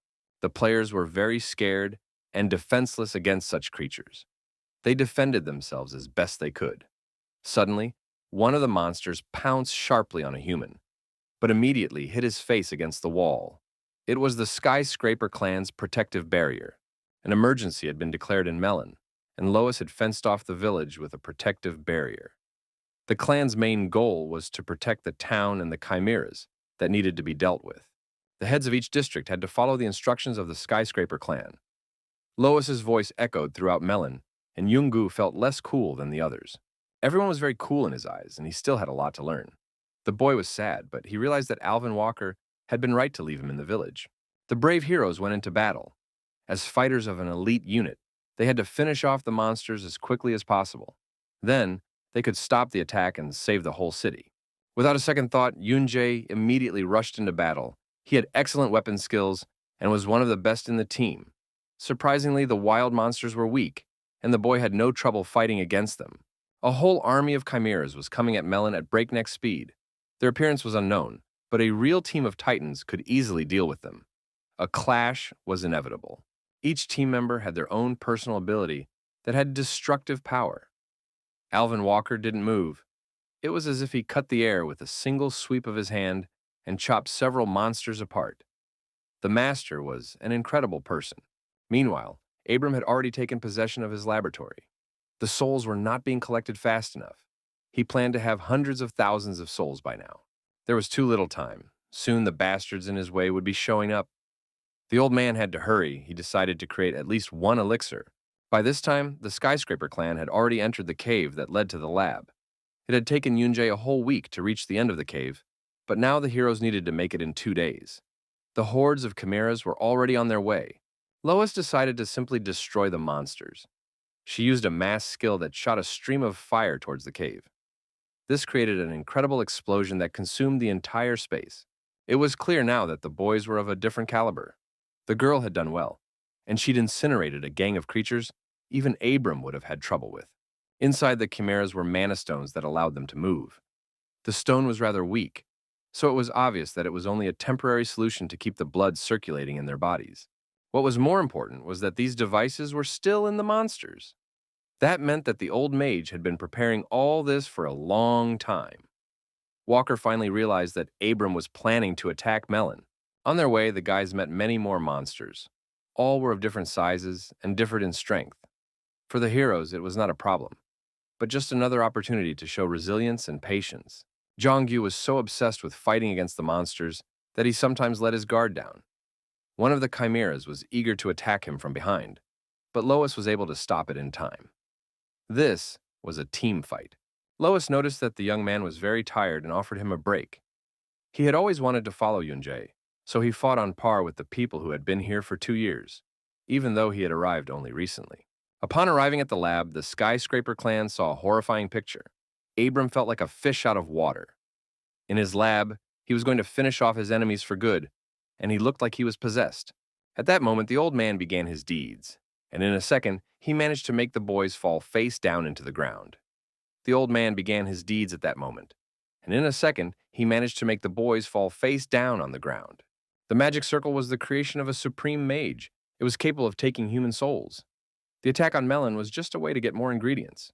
By reducing the range, the bastard had increased the power of the circle and could now take the soul of even a living being. He was going to use all the resources to carry out his plan. Alvin was amused by the fact that the High Mage had to rely on the magic circle. This spilled the old man badly, and he directed all his fiery energy at the young man to take his life. Suddenly, the old man felt a great pain. Yunjae managed to shift and gave the mage the strongest blow that drew his blood. This was something the Supreme Mage didn't expect to see. After activating the deadly magic circle, the hero felt nothing. He was protected by Jahar's shackles, heart, and magic formula. At that moment, Alvin noticed that the boy could move and tried to buy time. As long as Abram didn't look in his direction, Yunjae decided not to miss the opportunity and used the only potion. The old man's magic and attention were too focused on the magic circle, but if he left it, Alvin would immediately attack him. Abram decided to deal with the shackled guy as quickly as possible. The protagonist saw the right moment and immediately attacked. He sliced his enemy in two with a single movement. and the old man's head immediately flew off to the side. It was simply unbelievable, but Abram immediately disappeared as if he hadn't been killed. He possessed a crazy energy that teleported him behind the hero's back. Now the young man was in real danger. The mage immediately struck a devastating blow, a violent blast of fire pushing the boy away. At the very last moment, he managed to use his hardening to shield himself from the blow. The clan members were in no condition to fight, but the brave Yunjae was on his feet and ready to fight. The lives of the team were now in his hands. Abram controlled the circle and used spells at the same time. His magic was matchless. At such a pace, the hero was getting tired quickly, but he escaped from the enemy's blows with his last strength. Suddenly, the experienced mage decided to end these games and catch the young man like a mouse in a mousetrap. He shackled his legs in magical shackles, which deprived the boy of the ability to move. When the old man wanted to destroy the boy once and for all, his magic circle was suddenly destroyed. He fell to the ground with a clatter, his soul consumed. At this point, he noticed that the soul sealing potion was almost used up. He wanted to leave himself the option of returning to his old body in case there were any side effects. The hero got ahead of the old man and decided to borrow the potion. There was no way to make Abram drink the potion, so the boy applied it to his blade. The mage's soul would have tried to return to its old body, but thanks to the magic circle, it didn't happen. The situation turned against the supreme magician. First, he needed to stop the magic circle, but he was powerless in this state. To stop it and return to his old body was his main goal. From his last strength, Abram asked to carry him to the circle to stop him. It could have saved the hero's comrades, but the boy swung his sword and cut off the old man's arm. It was too dangerous to trust the supreme mage, after all. He had already shown his true colors. Yunjae couldn't allow himself to be fooled. He abruptly snapped out of his seat and prescribed a crushing kick to the old man's belly. Soon the hero independently took care of his comrades and led them to a safe place. It was humiliating for them, but the boy was going to cope on his own with the chimeras and the nasty mage. Finally, it was time for the truth. Yunjae was curious about who helped the mage get his memories of the lab back. He wanted to hear the answer, but the old man refused to cooperate and was getting hit hard for it. Abram claimed that he had no idea how the old memories had come to him. He said that a stranger in a robe handed him a piece of paper and left immediately. Now the old man had to answer how he knew about the shackles, or he would be physically assaulted. He had no choice but to say that he had seen the bracelet before. The man who had dragged the mage into this wore the exact same shackles. Yunjae asked his last question. He wanted to know why the old man killed the people whose bodies were in the cave. Because of the fear of death, the old man had to tell him that he didn't really want to take so many lives. He needed test subjects. Originally, the Supreme Magician had no thought of using humans in his experiments. But then they came and ruined everything, which made him become a cruel monster. Bloodthirsty Abrams started taking human lives to gather ingredients, and then he enjoyed killing them. He also believed that the holy hero was also a killer, and took just as many lives on his way to the lab as well. The brave warrior took people's lives, but only those who deserved it. For his deeds, the nasty old man was punished and received a severe blow to the head. It was fair, for everyone who died at his hands had a family and enjoyed life. There was no point in letting such a scumbag live. He deserved the cruelest punishment. The hero became his judge and sent the old man straight to hell with a final blow. The news of Abram's death spread quickly throughout the area. It reached the men in black robes as well. It happened much faster than they expected. The magician didn't even manage to kill a couple thousand people. Abram was old, but really strong. Even that didn't save him, for the men defended better than he had counted on. They had strong fighters in their ranks. The men in robes realized that someone had interrupted him. There was nothing more for the strangers to do here. To return without any results was a disgrace. But they had no choice. They had better opportunities in the future. Meanwhile, something amazing happened in the village of Melon. Jung-gyu fiercely fought against the cruel monsters, but suddenly it was as if they changed. The chimeras stopped fighting and ran away as if they were afraid. After the brutal massacre, the clan lost about 20,000 people. Most of them were new recruits, and due to their lack of experience, they had the hardest time. A member of the Skyscraper clan said that the village's district heads had agreed to buy the mana stones extracted from the chimeras. Most likely, they would be useful to them and would come down as a reward. Alvin was very upset that he decided to take his assistants with him. The master was not hurt in any way, but Ye Shiho was unconscious, as if she no longer had a soul. The main character had finished all their business in Melon and decided to head off to another village. Lois was upset that now the boys wouldn't join their plan, so she invited them to visit. Yunjae was going to go to Dark Meum.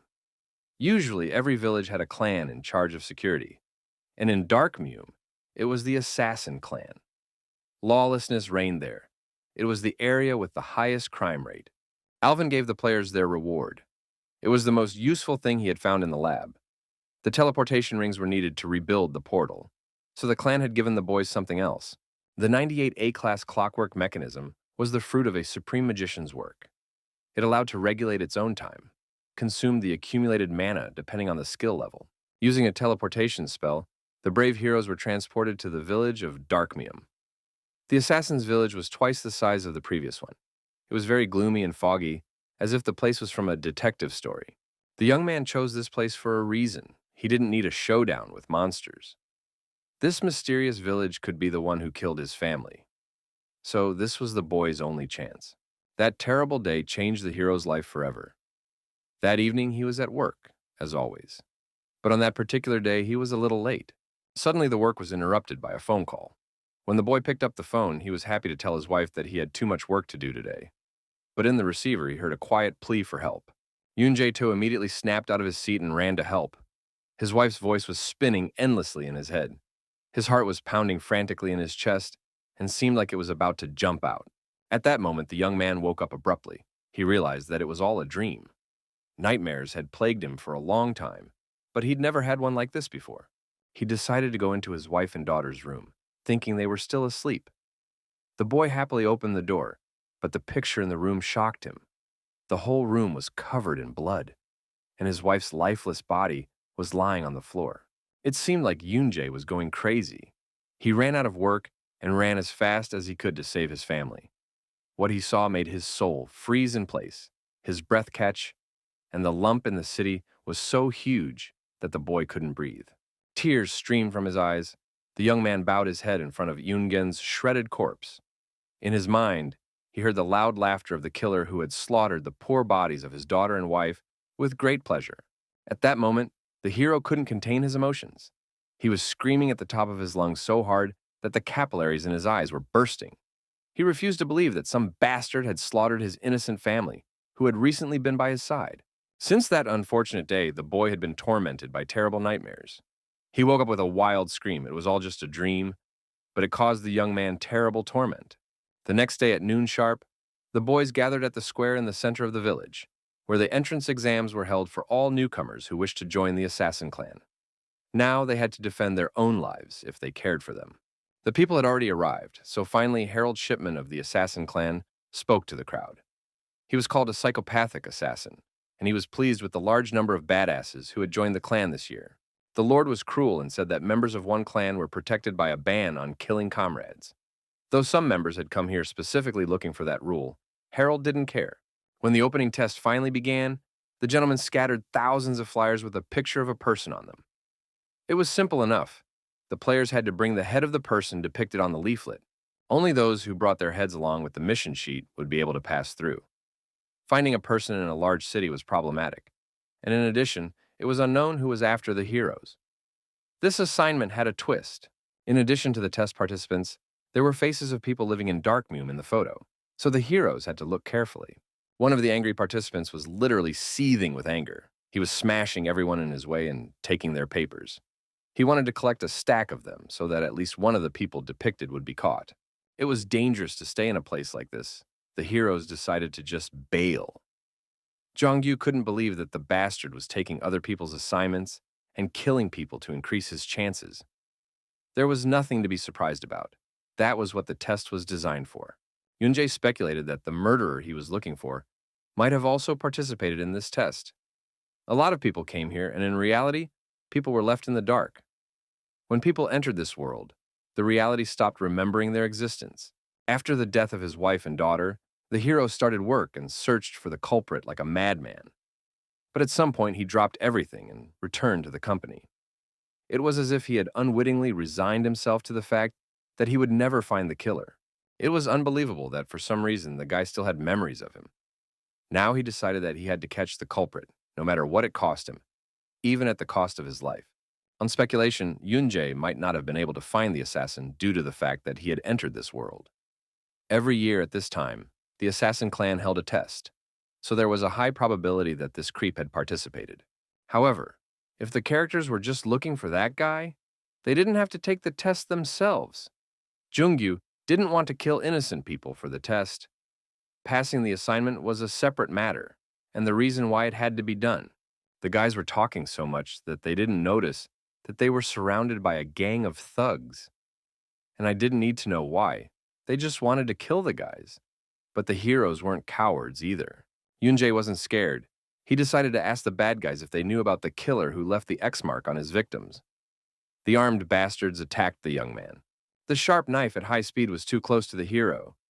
But suddenly the hero used his fantastic skills and dodged the blow. The opponent threw a few more blows, but it was all useless. Yunjae's speed was amazing. The brave warrior was unfazed. He could repel any blow from his enemies, and easily dealt one bad guy a strong blow with his sword. The man flew aside with force. At that moment, the second opponent flew towards the boy at great speed and wanted to stab him. His body immediately froze, and the sharp blade stopped right in front of the hero's nose. The guy had an incredible ability that saved him. He acquired the skill of controlling time. The flow slowed down only from his point of view. The clock mechanism allowed him to regulate his own time. The enemies completely froze. Now the limit of this time was about 2 minutes. Due to excessive mana consumption, the hero couldn't use it for a long time. However, his foot object gave stunning capabilities. Swinging with all his might, the boy dealt critical damage to the frozen foe. The petrified body was immediately thrown back. Yunjae had dealt with everyone in the back alley, but he still wanted to squeeze the most information out of the bad guys. He grabbed one of them by the throat and demanded the truth about the killer. At the time, the man was also living in Anyan, home to a serial maniac who was leaving an X mark. But he was in this world before the killer stopped. The bad guy was willing to tell everything to stay alive. Now the hero finally learned that the culprit was now in Dark Mume. He too had gotten into this world and had been after the kid all along, which is why he had hired the assassins in the alley.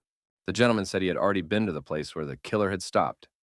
There was a mountain of corpses marked with an X.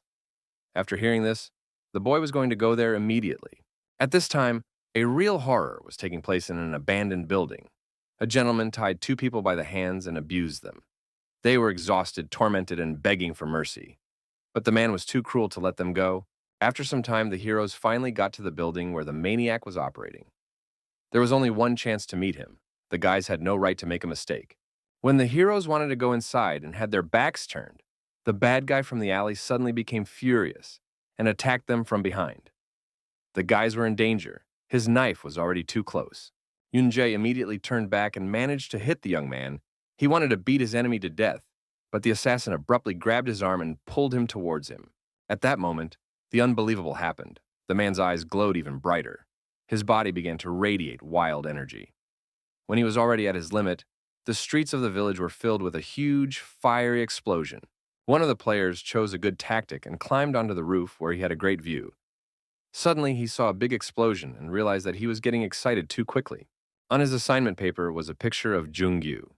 He found the rookie right away, but after such an explosion, his head was probably turned to ashes. The wanted killer noticed that the player looked worried, so he climbed up to his roof. He immediately offered the kid to join him. Stupid weaklings with bad temper attracted him. The maniac could see the power level perfectly and knew that the young man was weak. He grabbed him by the throat, and the devilish strength began to seep in. It was a soul subjugation skill that was able to control someone who was weaker. After taking control of a few people, the assassin ordered to give the guys in the alley a few clues. Yunjae fell for it too easily and the explosion swallowed him whole. It was impossible to survive in such a fire. He actually wished he had done things differently. Killing a victim while looking into their eyes was much more fun and interesting. He was amused by the thought that the 2 guys might be hiding somewhere. The protagonist had only attacking skills and no defense. Despite this, he took a huge blow. He was badly hurt, but thanks to his dexterity and courage, he survived. The surviving victims turned the maniac on even more, and he advanced into battle and sent his army forward. He was sure that Yunjae wouldn't be able to fight back with such wounds, and he had a strong soul in store for Jongyu. With so many people to worry about, the gentleman had nothing to worry about. He was going to have a good time and waited for the heroes around the corner. Surprisingly, when he saw Yunjae, he didn't have a single abrasion on him. After the explosion, the hero used a secret skill that washed away his wounds and burns like water. This skill was a real cheat, but it had a not-so-good effect and consumed too much mana. Just before the explosion, the hero received a hardening skill, which, when activated, created a strong shell on the surface of the skin. Unexpectedly, Jahar's shackles were synchronized with the hardening skill, thanks to which the hero managed to survive. This incident ended quite lucratively for the young man. He received a magical armor, which, when activated, enveloped his body in a strong, enchanted armor. It was not just protection. The hero could change its shape as he wished. It turned out that the man on Yoongyu's piece of paper was the very killer who took away the hero's wife and daughter. It was just amazing, because the clue was always in their hands. Yoonjae had already told him how he left the company and devoted himself to tracking down the killer. Now the memories of that day came back. After half a month of searching, he managed to find the man and stop him from committing the crime.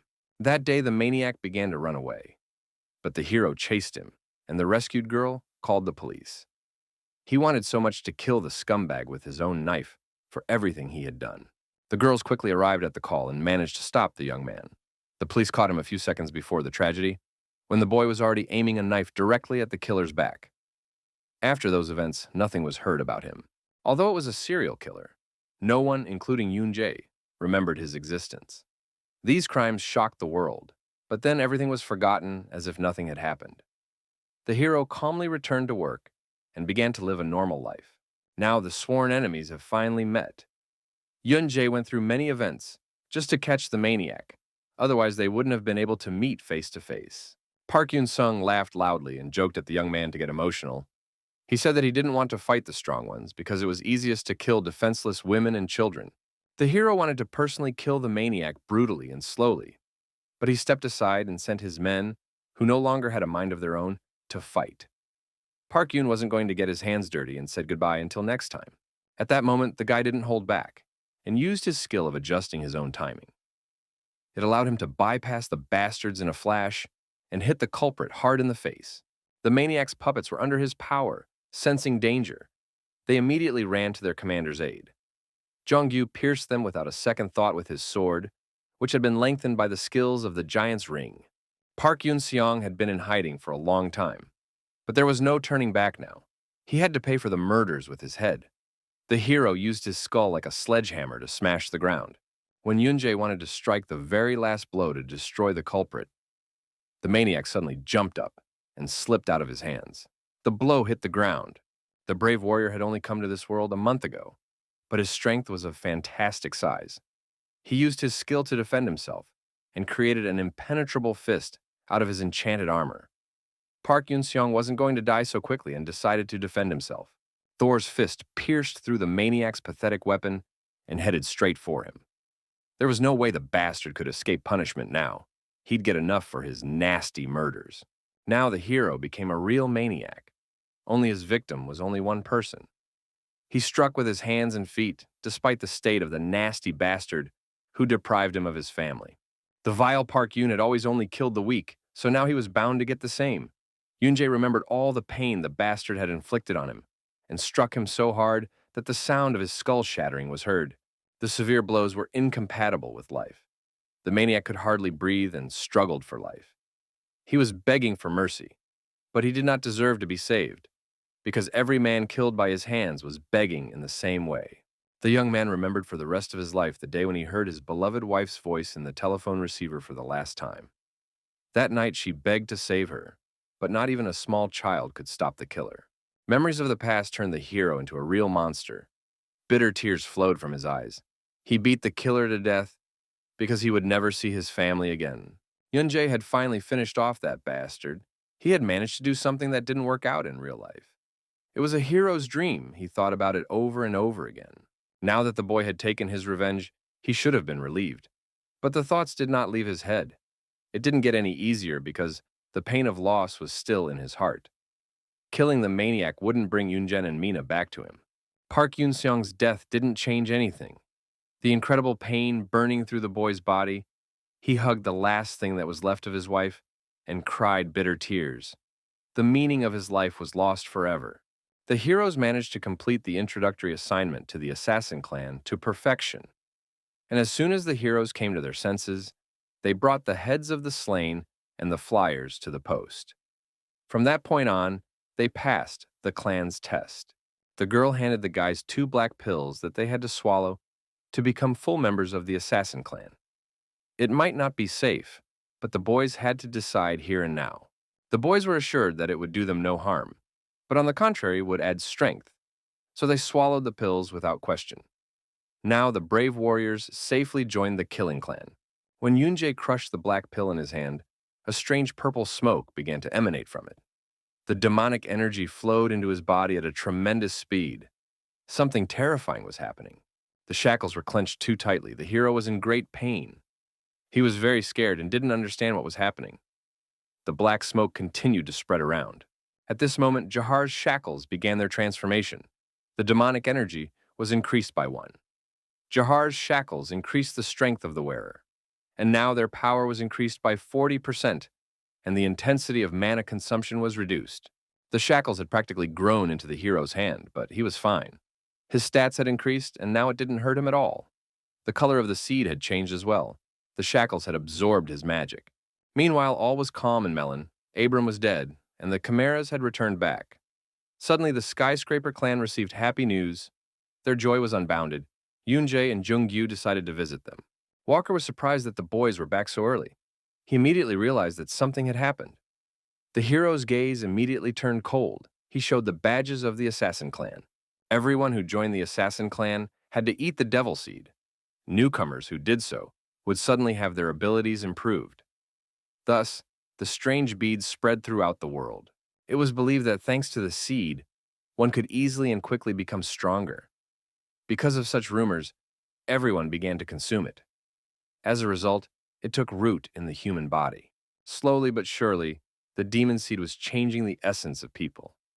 Eventually, the people who absorbed it became demons. The hero told the Skyscraper clan about how he passed the entrance exam for the Assassin clan and received the seed. Crumbling it in his hand, it was clear that once absorbed, the shell would dissolve, and the demon would take up residence in the body. It would then slowly begin to devour the person. Walker had assumed something like this, but he didn't think that diabolical forces, the bastards of the Assassin clan, were involved. This situation was far more serious than Abram's. Alvin began to suspect something. He realized that, wanting to avenge the death of his wife and child, the hero had traveled to Darkmum. Then, in the process, was forced to complete a mission to join a clan of assassins. At this moment, the young man let out demonic energy. He could control an incredible power. He said that this time, the bracelet was able to absorb the magic into itself, as well as evaluate what the seed was. The body was fine. After the incident with Abram, that might well have been the case. Alvin understood everything and made sure that they had no bad intentions.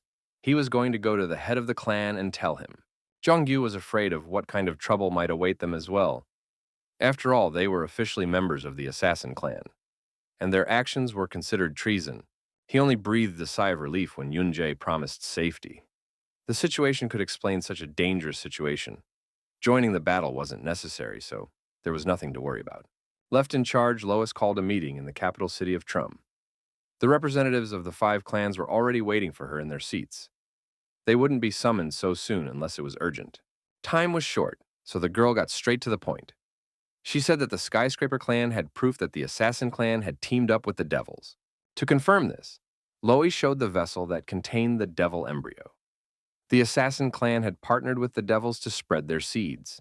This situation was urgent, and while the clan representatives were talking, Devil seeds were probably being made somewhere.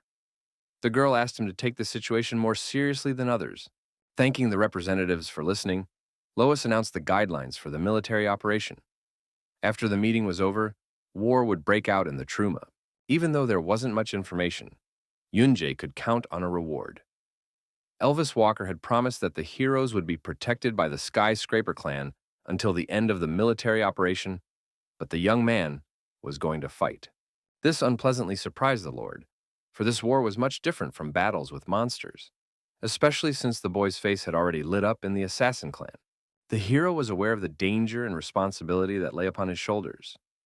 He wasn't going to back down, and instead of a reward, he asked Walker for a favor. It seemed odd, but the young hero had challenged Walker to a fight. It was the best option for him. Lois was left alone to conduct boring meetings because Alvin hated boring conversations. Some rules were set for a change. The clan head was only going to use his right hand. Yunjae could use any way he wanted. Only hitting once was enough to win. This was only the first level of their battle. Without thinking for a long time, the boy rushed into battle. He could complete the first level without much difficulty. His strength was enough to defeat quite a few opponents.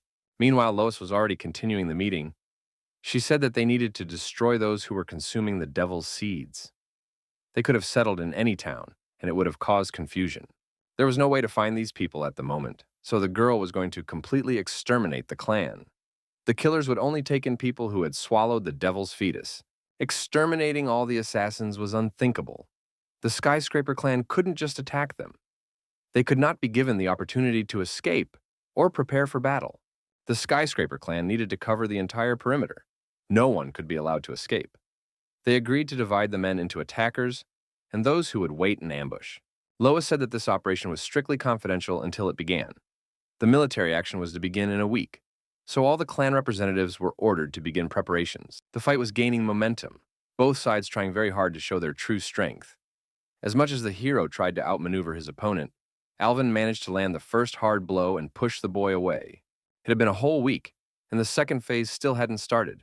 None of the heroes could hit Alvin. The hero had to pay attention to mana control and skill usage. It would be much easier to win. Tomorrow was a lot of work, so the guys needed a rest, but the boy suddenly wanted to try again.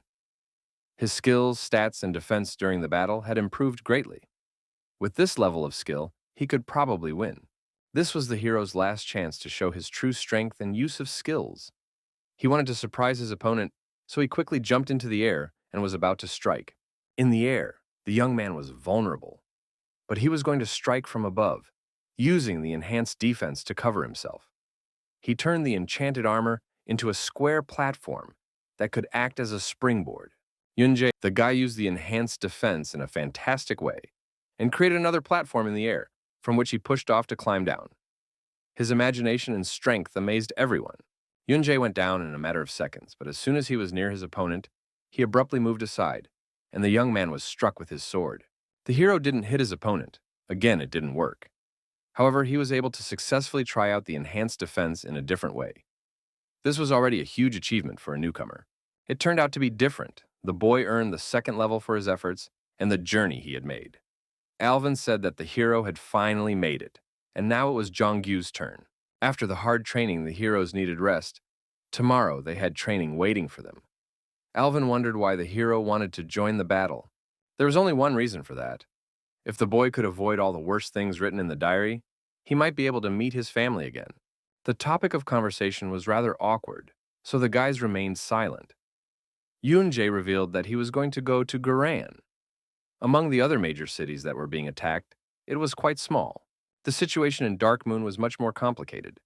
The assassins could claim a place among the top 5 clans, so the Skyscraper clan needed to rally against them. But coming to a common solution was always problematic. However, what happened was a good opportunity to unite the clans. No change was going to happen unless the devils themselves intervened in the war. When they arrived in the new village, the new recruits were not welcomed by the clan. The thought of Alvin sending them all to a backwater suburb made Ezekiel's blood pressure rise. He wasn't happy that they'd sent 2 halflings to the new village. Although Zekale was rude, but he was right. There was a whole line of people who wanted to join the Skyscraper clan. The leader thought that only small clans used such a system. There were enough newcomers in the organization, but the boss was very unhappy that those 2 were sent to the war. From now on, he was forced to carry the burden. Jongyu was upset that they were greeted like that and wanted to punch someone. But the heroes were not allowed to get into trouble. It would be rude to Alvin Walker. The guys had to only think about their goal. When the N clan reached the territory of the Assassin clan, people started walking towards the smell. At the intersection, they split up. Ezekiel and Dahi went to the right, and the boss took the newcomers to go to the left side. Everyone had to act very carefully because danger could be waiting in any corner. The heroes remained vigilant and suddenly came upon a building from which a monstrous odor emanated. When they went inside, a horrifying picture appeared before their eyes. The entire building was filled with girls who were begging for help. They were lying exhausted on the ground and did not raise their heads. The odor came from a strange substance that the boss immediately destroyed. The killers used drugs to do their dirty deeds. It was a stupefying, scented candle. The clan had ordered Yunjae to take the victims to safety while he himself would investigate the second floor. The boy immediately suspected something strange and gave one of the girls a fatal blow with his sword. The Lord was simply furious. He grabbed the boy by his clothes and began to shout at him strongly. All this was not for nothing, for, having waited for the right moment, the injured girls pounced with sharp blades. Never before had the protagonist been wrong in his guesses. He reacted immediately and put up a magical barrier, using enhanced defense. In fact, the girls were not victims, everything was planned. The scented candle caused hallucinations. So from the beginning, the heroes saw girls instead of guys. At that moment, the truth was revealed, and armed ninjas pounced on them. Even as he fought off his enemies, the boss kept thinking that the boy had saved him from death. However, the scented candle had no effect on the young man, and the boss thought he had unusual abilities. After a while, the guy still managed to deal with all the armed opponents. The hallucinogenic candle couldn't burn for several days. The assassins knew perfectly well when the clan planned their attack and prepared for their arrival. Meanwhile, in the city of Bram, a real horror was taking place. Everything went wrong. Thousands of brave warriors died in the bloodthirsty clutches of murderers. Turner said that apparently the information leaked out, and other cities were also attacked by the assassin clan. All the fighters were wiped out. The situation wasn't like the assassins had been preparing for this arrival for a day or two, so the traitor was definitely someone in the leadership. Elvis was just furious. More traps could be waiting for them. There was no choice. The Skyscraper clan needed to attack. From now on, the scum of the assassin clan had to be wary of meeting Elvis. He wanted to attack even if it had to be done alone. Yoonjae and Jungyu were still considered hopeless, but that was to their advantage. The hero just wanted to get out of this place unnoticed, and everything worked itself out as luckily as ever. The assassins reached their destination too quickly. They immediately spotted Zekyle and wounded him badly. They said there was no one else to catch but the young man, but it was just a trap. The situation was hopeless. The creatures from the clan of maniacs surrounded the guy and were not going to let him go alive. But suddenly, a voice was heard at the end of the street that sounded like salvation. The brave heroes came to help, although the assassins were sure that they had destroyed everyone from the clan. The two warriors were real daredevils and were not afraid to give their own lives to save a drowning man. The boss was just furious. He had been watching from around the corner the whole time. The assassins had ambushed him, for they obviously knew the heroes had arrived. The boss realized that there were no survivors, so all that was left was to wait for help to arrive. The guys were rookies but fought like real trained military men.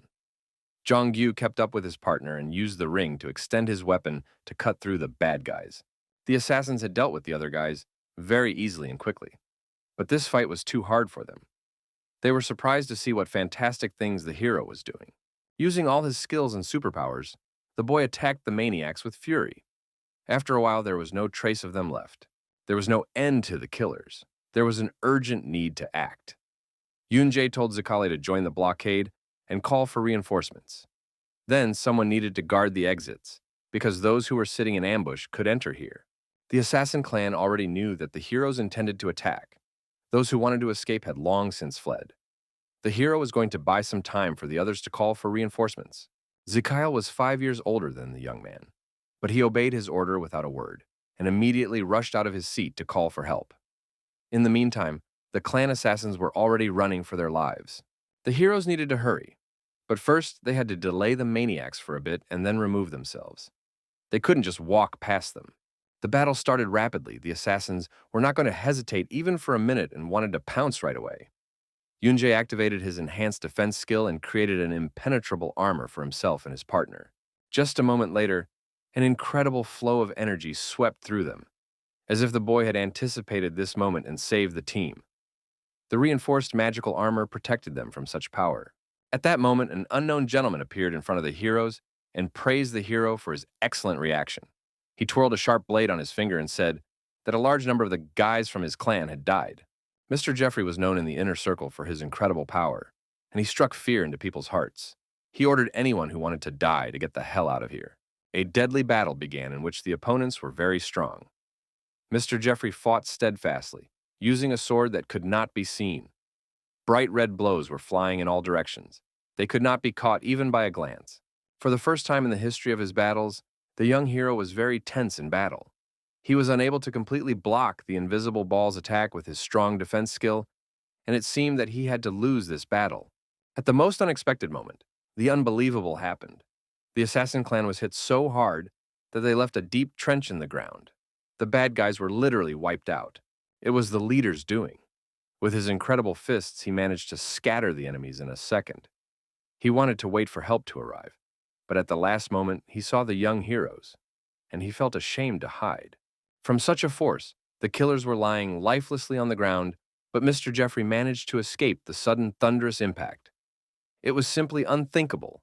His body was not injured in any way. Jeffrey Dahmer was a well-known personality in the assassin clan. This guy was definitely good in battle, but his distinguishing feature was that he was a cannibal. The Lord specialized in destroying those who were weaker. The boss had spent the last of his mana on his strike, and now the heroes were in trouble. They had to catch Jeffrey, because if they ran away, the people who came to help them would be hurt too. The gentleman, with excellent taste, wasn't going to scratch his tongue for long. He wanted to eat quickly. His strength was incredible, and because of his cannibalism, he was too cruel. After deciding to take on the enemy, the head immediately rushed from his seat and wanted to destroy him. It was dangerous because even if they joined forces, it was extremely difficult to kill Jeffrey. The invisible sword of the cannibal immediately went in and dealt the Lord thousands of strong blows. But it didn't kill the man, because the protagonist was able to use enhanced defense and activate a protective film around him. The head realized that this was his last chance. With the enhanced defense skill, he could use Jeffrey's attack against himself. The strong fist flew straight into the cannibal and threw him back. Such outbursts by the cocky bastard did not please the ogre. He swung his sharp cleaver and chopped the enemy in two. He was not to be trifled with. Jeffrey could make soup out of his enemies right after killing them. In that instant, a true miracle happened. The boss, who had literally just been cut into two, dexterity caught the sharp sword of the enemy. His magic gloves were shattering before his eyes, but he steadfastly held the enemy's weapon. Suddenly, something happened that no one expected. To the surprise of all the heroes, Junggyu's finest hour had come. While everyone was distracted, he had climbed to the roof of a building, and now that the enemy was literally blind, he jumped on him from a tall building. The young man had always wanted to emulate the great Yunjai, so he decided to surprise everyone around him by all means and seize the moment. He used the magic ring spell and extended his sword to pierce through the enemy. Jeffrey had a great reaction. He immediately turned around and managed to repel the ball's attack with his cleaver. Such pathetic strength was not a problem for him, as he had been involved in bigger battles. No one could doubt the strength of the young heroes. They were unfazed and always won. Taking advantage of the perfect moment, Yunjie approached his opponent from behind and deftly chopped off his head. Jonggyu's huge longsword immediately pressed the cannibal into the ground. The brave guys were actually a great team and helped each other. Now, thanks to their mutual help, they were able to defeat the famous cannibal of the killer clan. The boss was badly hurt and lost a lot of blood, however. The most important thing is that he survived. Only with the help of his steel armor, he managed to escape death. The boss did not know that the rest of the team had gone to catch Jeffrey and was not alone. He told Zekel that he couldn't have done it alone, so he had the help of two rookies. It was hard to believe, but it was the first time Alvin Walker himself had made such sacrifices for the rookies. The guys were real monsters. They weren't at the level they usually were after the time they had arrived here. The head couldn't even imagine what would happen to them after a few years.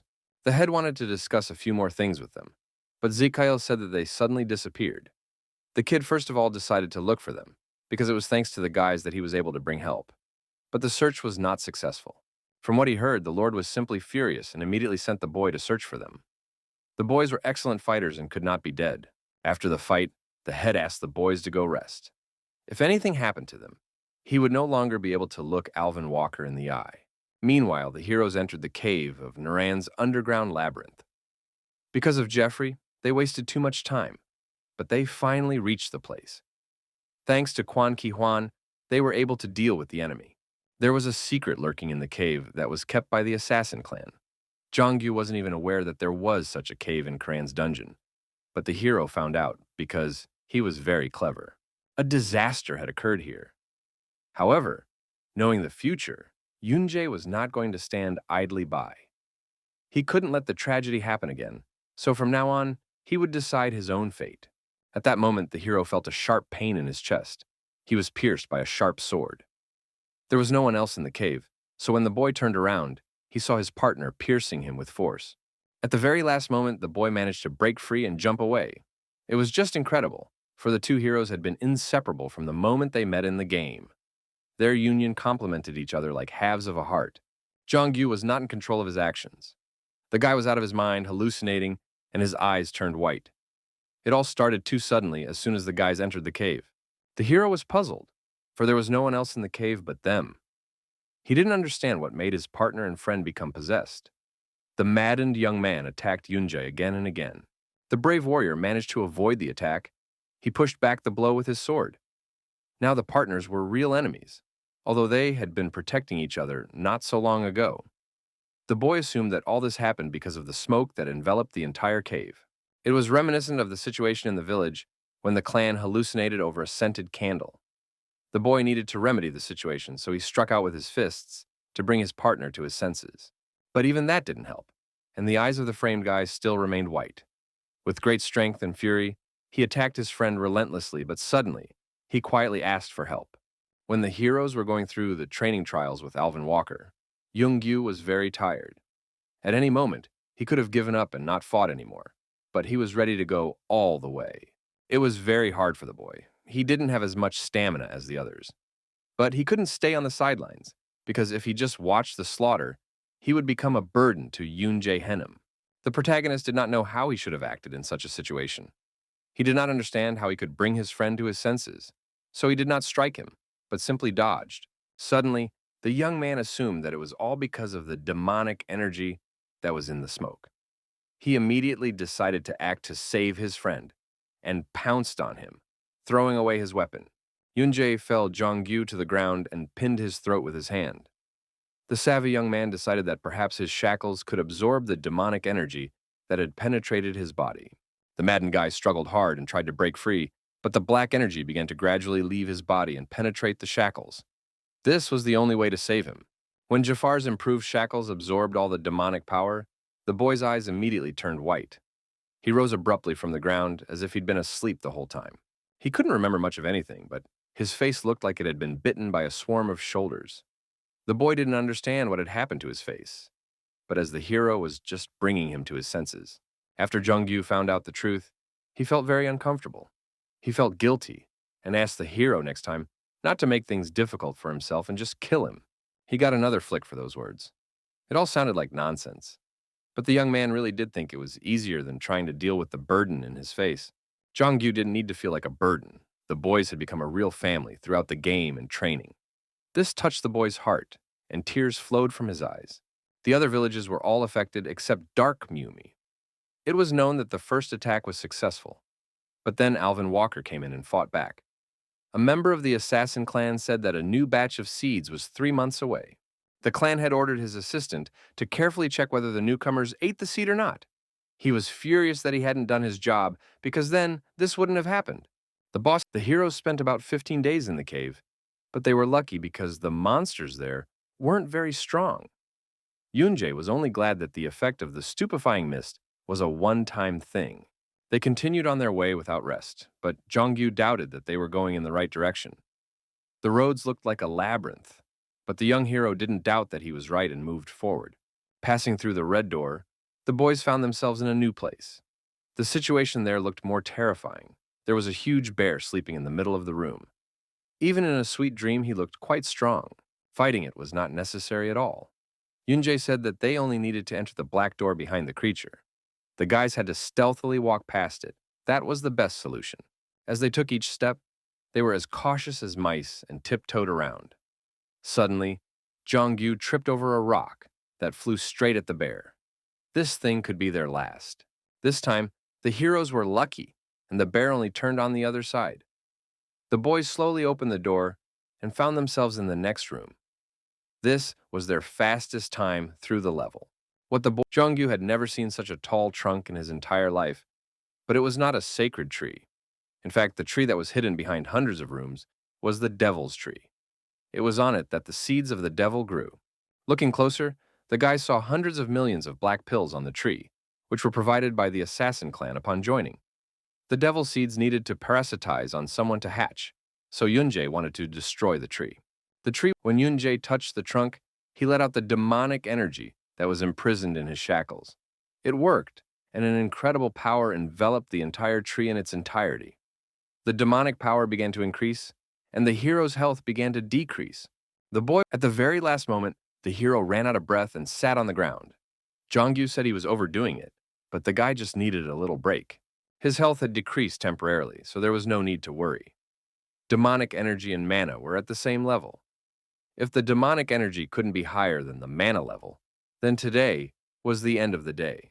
When the young warrior's strength ran out, he wanted to stop and continue tomorrow, but his partner decided to try one last time. He wanted to imitate his teacher in everything. Jongyu used his new giant sword skill everywhere, so he decided to use it this time too. After gaining strength, he swung his sword and struck the tree hard. Meanwhile, all that remained was to solve the problem of shipment. The master suggested sending Alvin Walker to Darkmum, for there were not many among the people who could defeat Shipman.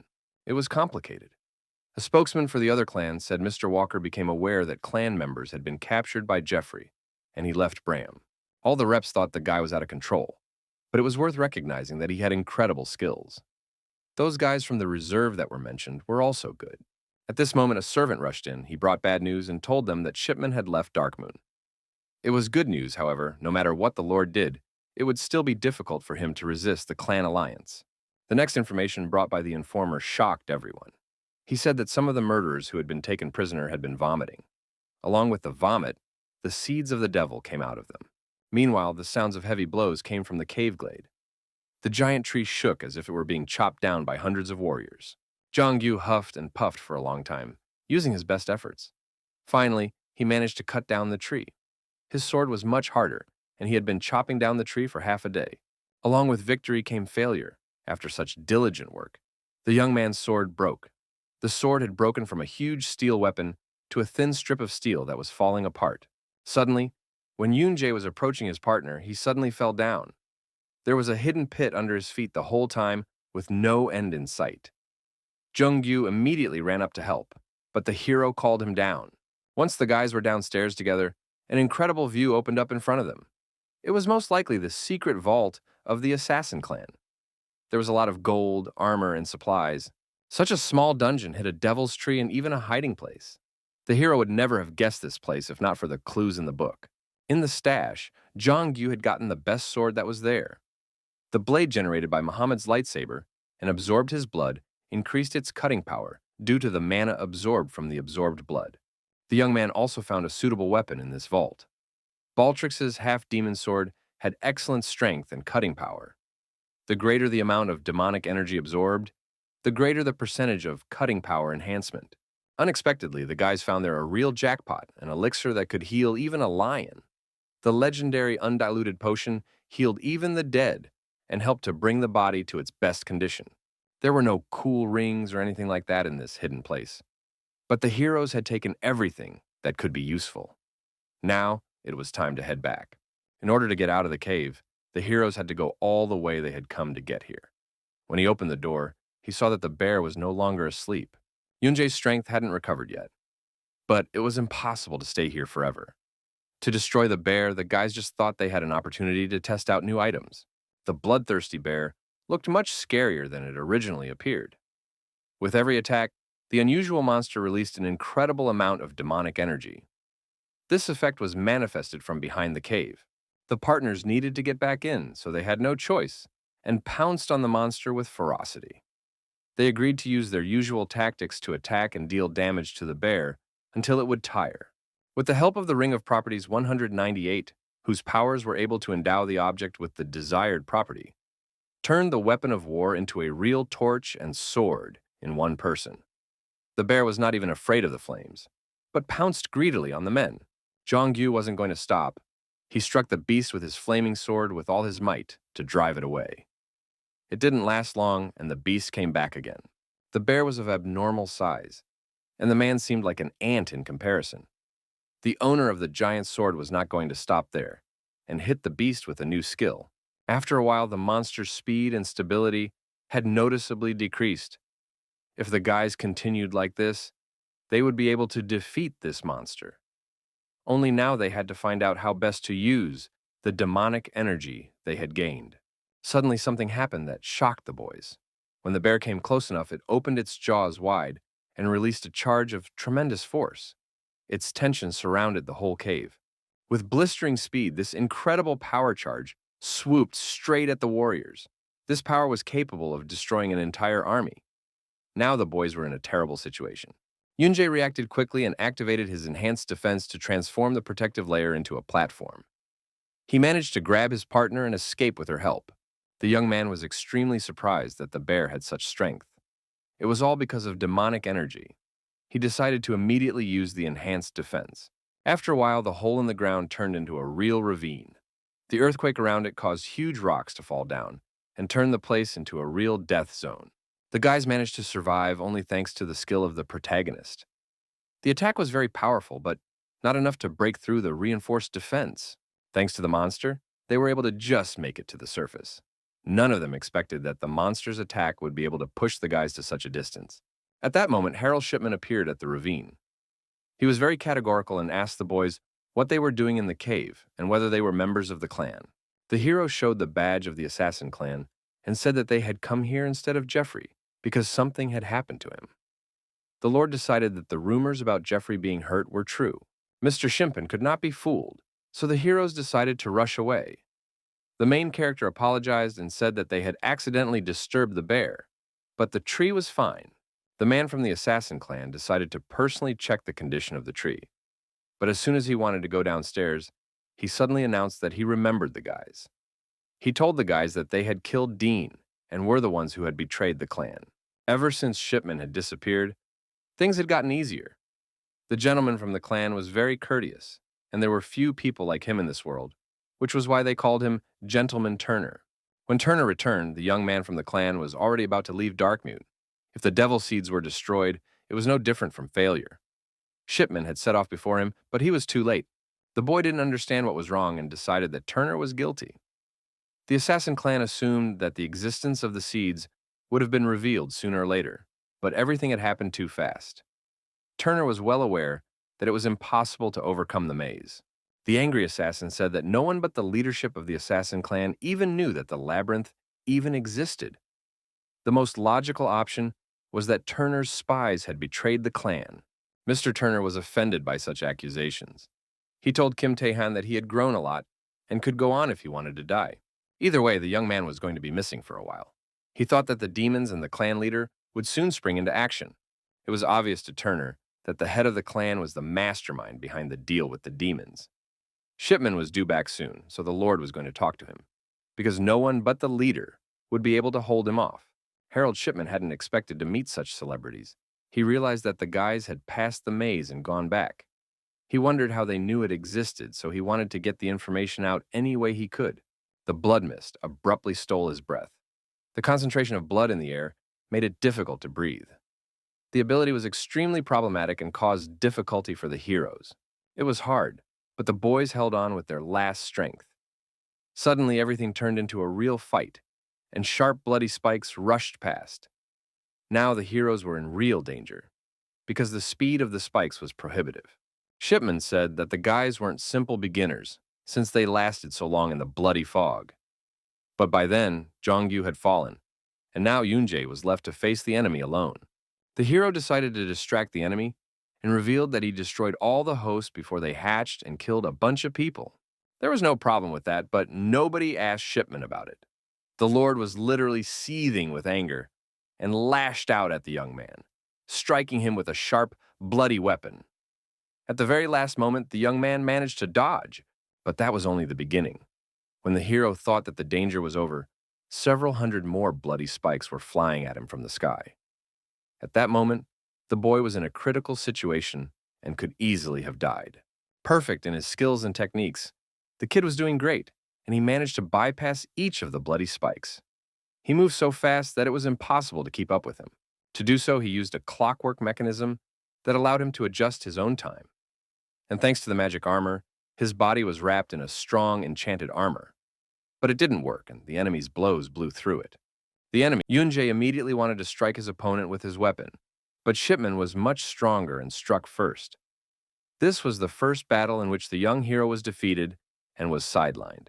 Harold Shipman smelled demonic energy emanating from the hero, even though he said he had destroyed all the seeds. The Lord was stronger than Alvin Walker and told the young man to forget about a quick death. The battle was gaining momentum and had been going on for a long time. The head of the assassin clan was throwing serious, crushing blows, and the young man was doing his best to repel them. This fight was consuming an incredible amount of energy. Shipman, the hero's clockwork mechanism, was useless. Magic armor could not withstand the onslaught of the enemy. Blood Mist skill used blood and increased the effectiveness of attacks. Besides, it made breathing very difficult. Yunjae wanted to know why the human cooperated with demons.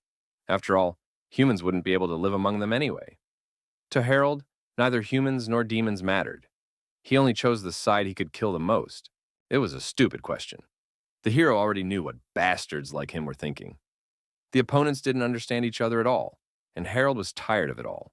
The Lord didn't want to play with the stupid boy anymore and decided to make him die. He pulled out his bloody blade and pointed it straight at the boy at great speed. The sharp blade stared straight into his eyes.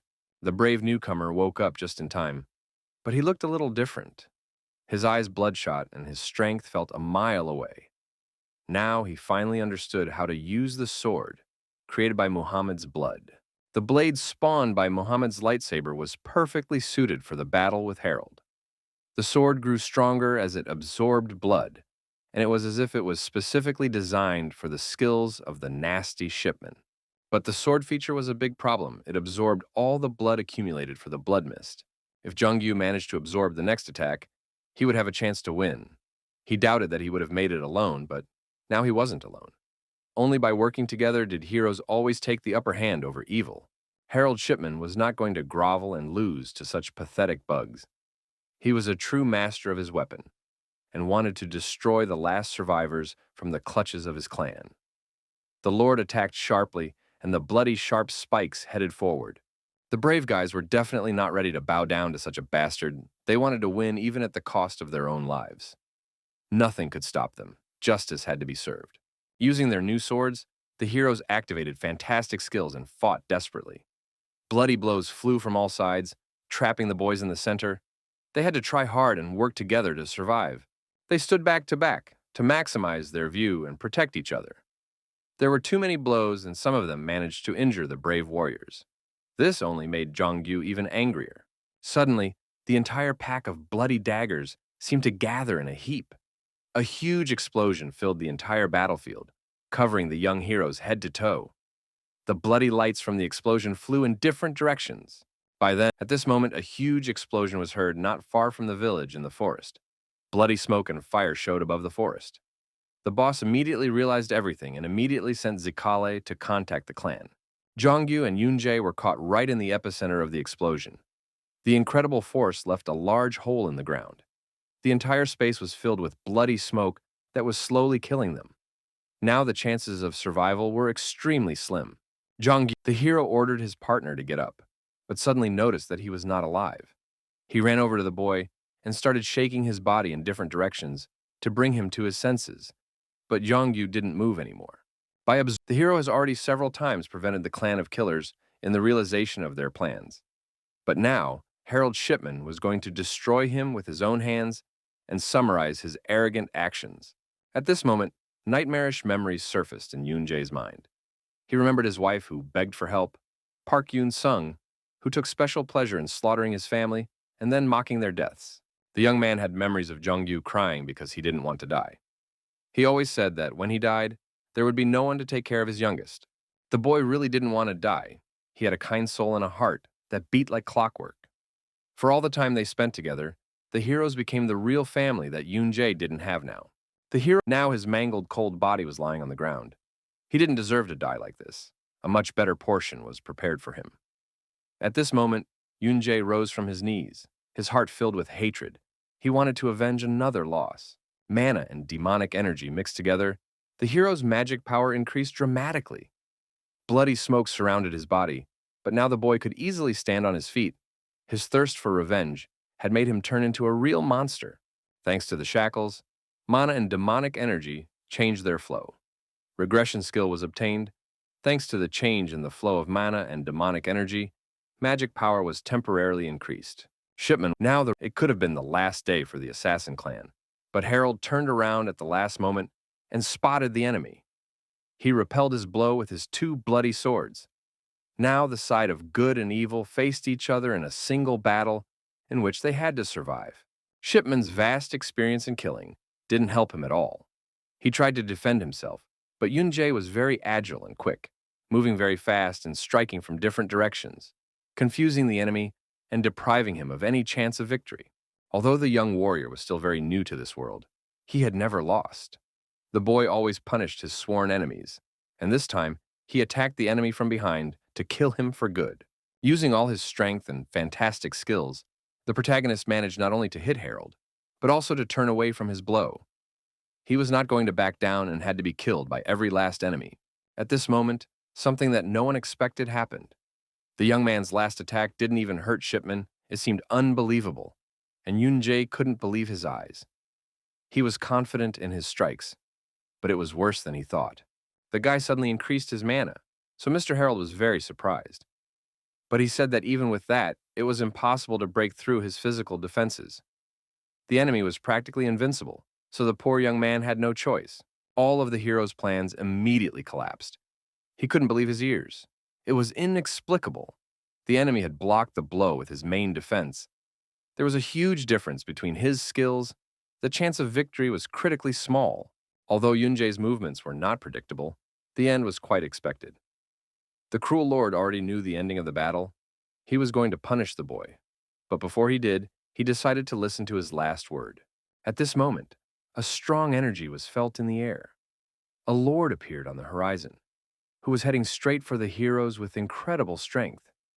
His power was enormous, and the rushing stream of energy demolished everything in its path. Breaking through the red mist, Quan Kihuan flew at all speeds. He said that he hesitated for a long time, but in an instant, he used his fist of heavenly thunder and swooped in to deal with the evil. The hero couldn't believe that after all this time he had met his boss again. His help now would certainly not be needed. Harold Shipman was not at all happy about this meeting, because then he would have to deal with another garbage. Suddenly the sound of armor was heard, and Alvin Walker himself appeared on the horizon. Calling the gentleman trash, Shipman was greatly overreacting, for the brave warriors had had great difficulty in getting there because of the real trash. Alvin Walker was honored to be recognized by the assassin. Without a second thought, he threw his first punch in the air to challenge his opponent to a fight, and told him to leave the kid alone and fight. Quan Kihuan was willing to help the boss and fight alongside him, but Mr. Walker was going to take down the assassin clan alone, so he took the fight to himself. He told the boss to take care of the two guys who suffered from Shipman's clutches. Harold didn't understand why he needed to fight Walker specifically, but the commander's boldness appealed to him strongly. The brutal gentleman couldn't let an opportunity like this pass without getting even with the skyscraper clan. Quan Kihuan immediately ran over to the boy and made sure that his wounds were serious enough. The boy was surprised to see him, but he had made such a mess of it that it was impossible to ignore. The master informed the clan as soon as he saw the bloody mist. Fortunately, Mr. Alvin Walker was just in Grain, so they arrived fairly quickly. Mr. Walker had too little time and a bunch of other things to do, so he wanted to finish this pathetic fight as soon as possible. Armed with his sword, he was very serious and planned to end the war with the assassins for good. Shipman was in complete agreement. He was already tired of the garbage from the skyscraper clan and wanted to get rid of them all as soon as possible so that he could implement his plan again. This time, the Lord wasn't going to spare his bloody energy for such an occasion. At that moment, as if a holy energy was felt in the air, Walker activated his hidden abilities, and an incredible power surrounded him. A real miracle took place. The gentleman acquired an angelic garb, and wings grew from his back. Cursed Harold was not left out, and finally showed his true appearance, which was hidden behind human skin. Bloody weapons were not his only attribute. The Lord had incarnated into a real blood demon. For the first time in the history of the world's creation, a guardian angel stood in the way of a demon. The struggle between good and evil, light and darkness, kindness and self-interest, was to end the discord between the clans forever. The demon rebellion led to a complete breakdown of the two sides. The most feuding of creatures began a war. Alvin used his holy powers to defend himself and defeat the evil, but the demon was stubborn and powerful and attacked back. Shipman was going to use all his evil powers. After a while, a huge explosion rose above the quiet, peaceful sky overhead. Bright beams of fire illuminated the whole space and penetrated through the trees, houses, glades, and mountains. It seemed like the end of the world.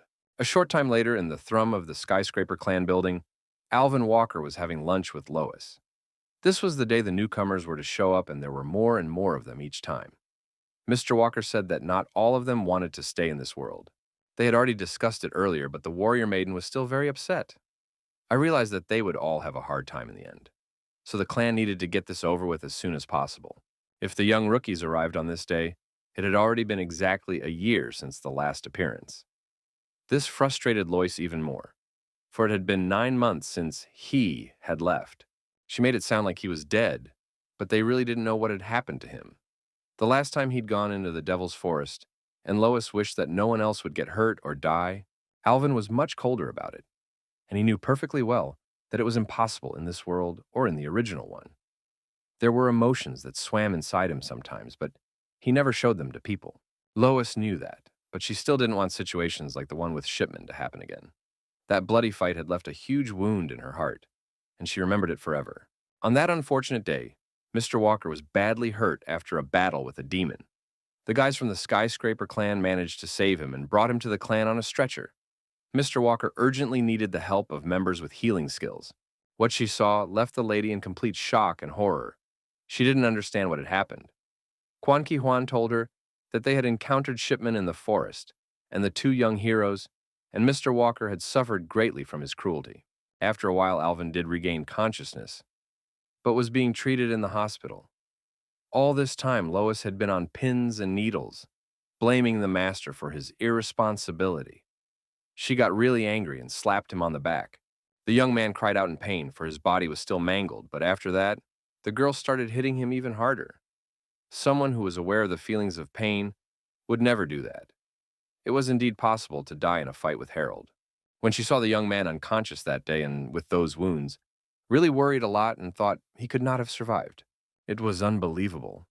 But by then, Yoon Jae and Jung Gyu were still alive. The people from the Skyscraper clan had managed to heal them. It seemed like they were about to die, but now they were healthier than Alvin Walker himself. Suddenly, Yoon Jae bowed and apologized to the master. He felt guilty because he started acting alone. A lot of people were in danger. Mr. Alvin was glad that the young man understood everything. Fortunately, everything ended well, but the master asked the boy not to decide everything on his own from now on. When he remembered Shipman, Lois had told him that he had been shackled with the strongest chains and sealed with magical power. A demon from the assassin clan wouldn't be able to get out on its own. That was great, however. The clan would greatly benefit from the information Shipman knew. In any case, Alvin was glad that they had managed to deal with the deviltry and capture the assassin. So now it was possible to rest. Suddenly, Yoonjae intervened in the conversation and said that now was not a good time to rest. Taking his partner with him, he was going to go into the Devil Forest for a few days. After all, it was a great opportunity to escape. This idea really displeased Walker. He had saved the boys with such great difficulty, and now they wanted to go straight into the hands of death on their own. The hero already knew that the forest had labyrinths with confusing paths and mirages, which made it impossible to even determine the location of the entrance. There were also ghost-like monsters that were affected by physical attacks. About 90% of those who stayed in the Devil's Forest for longer than 3 days did not return. This place harbored many dangers that were prepared for uninvited guests. Because of all this, it became forbidden. Alvin Walker was even more angry at what he had heard. He didn't like the fact that the boys were going into the forest knowing the danger. Even considering the heroes' abilities, the Devil's Forest was too dangerous, but that was why the heroes were going there. Yoonjae said that they could become many times stronger there than they were now. No one wanted the recent situation with Shipman to happen again. Lois wasn't thrilled about such a venture either, because it was too dangerous for such inexperienced guys. The girl said that the young man had recently apologized for his actions, which had caused everyone to suffer. Even though shipmen had been apprehended, the warriors from Medoro were on the loose. Alvin said that the Devil's Forest would be perfect to hide from them there, and the heroes would only be stronger if they came back alive. Everyone doubted that the guys would make it, but they had no other choice. Yunjae didn't want to die for nothing. He had to do something to save himself. Suddenly, Mr. Alvin breathed a sigh of relief, but Lois wasn't ready to let them go for nothing. Walker actually liked his train of thought. He'd thought the characters had gotten downright boring, but now he was convinced they'd stayed the same. Yunjae knew that the Skyscraper clan had an item that helped them return from the Devil Forest. They visited Walker to ask him for this item, thus killing two birds with one stone. Decision made, Alvin decided to let the boys go and give them the returning item. In return, he asked them to come back and promised to kill them if they died. There had been no word from the heroes for 9 months since then. Lois regretted letting Walker let them go. The girl was very worried, but the Lord was sure that they were all right and considered their disappearance a plus. No one knew it could have happened that way. Alvin said it was best for them to stay out of the world now. Otherwise, they would pull more problems with them. Meanwhile, something fantastic was happening in the Devil's Forest. It was literally turning upside down. Honing his skills, the young warrior overcame all the obstacles in his way and destroyed the monsters that were now within his power. In this terrifying place, he destroyed the demons and devils he came across. Using his marvelous sword, the young man did well, even in death. The boy lost his guard for a second and turned his back to his enemies. At that moment, another death with a scythe decided to take his life with him and attacked from behind. In this monstrous place, monsters could kill even sleeping people. Suddenly, a bright flash of light blinded the death, and an incredible impact pushed it aside. This force destroyed the vile creature of the Devil Forest, and Mr. Yunjae survived. Death was destroyed by the nimble and brave Jongyu. He climbed a tree where he couldn't be seen, but he had an excellent view. All this time, he had been practicing and getting stronger, imitating his master Jae. When the heroes finished fighting, they needed to head onward. They had been in the Devil Forest for about 9 months, so Yunjae took out a guidebook. The pointer showed a saved location, so the hero decided to activate it. The decision was made to return to Trum. Now they had finally finished their long and arduous mission. Meanwhile, in the dense forest in the intermediate area, a group of people wandered among the trees and bushes. They picked their way through the grass and bushes and felt gross every time they got there. They had wandered into unknown places and were very worried. Many did not want to go there, but these were important territories for them. So they went ahead and marked everything on the map. Suddenly, the commander-in-chief of the detachment said that the danger zone had started. Another gentleman replied that he could not work normally because of the cartographers. Everyone was ordered to gather, for the demons had recently started appearing.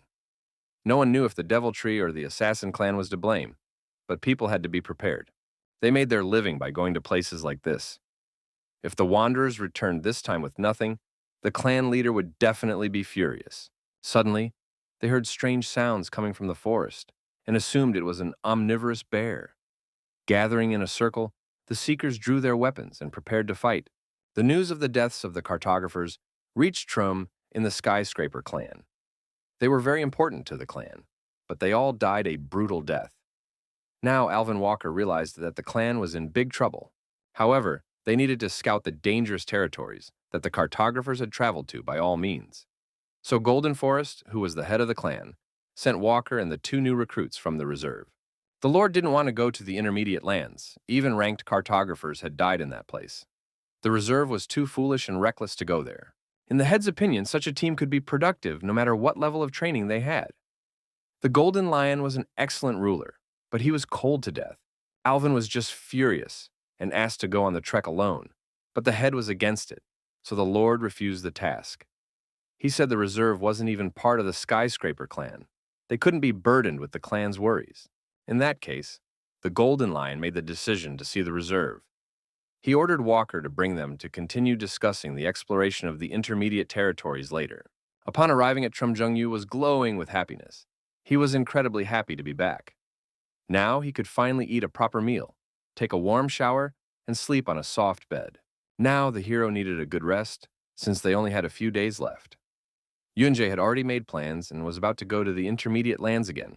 He wanted to go to the place that Alvin Walker had told them about during the passage of the stage when the heroes had first arrived in Melon.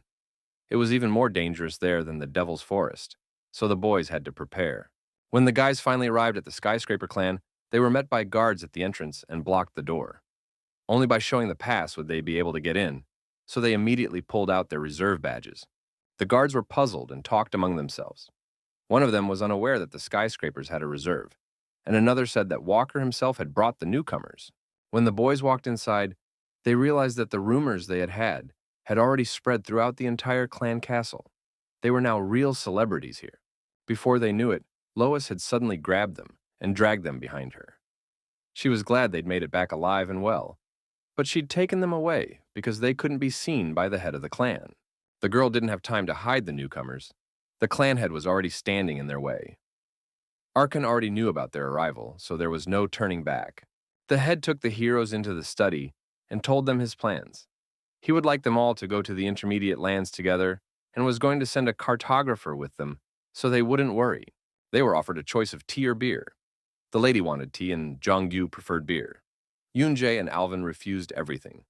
They were not happy with this decision of Arkan and did not want to go to dangerous lands with each other.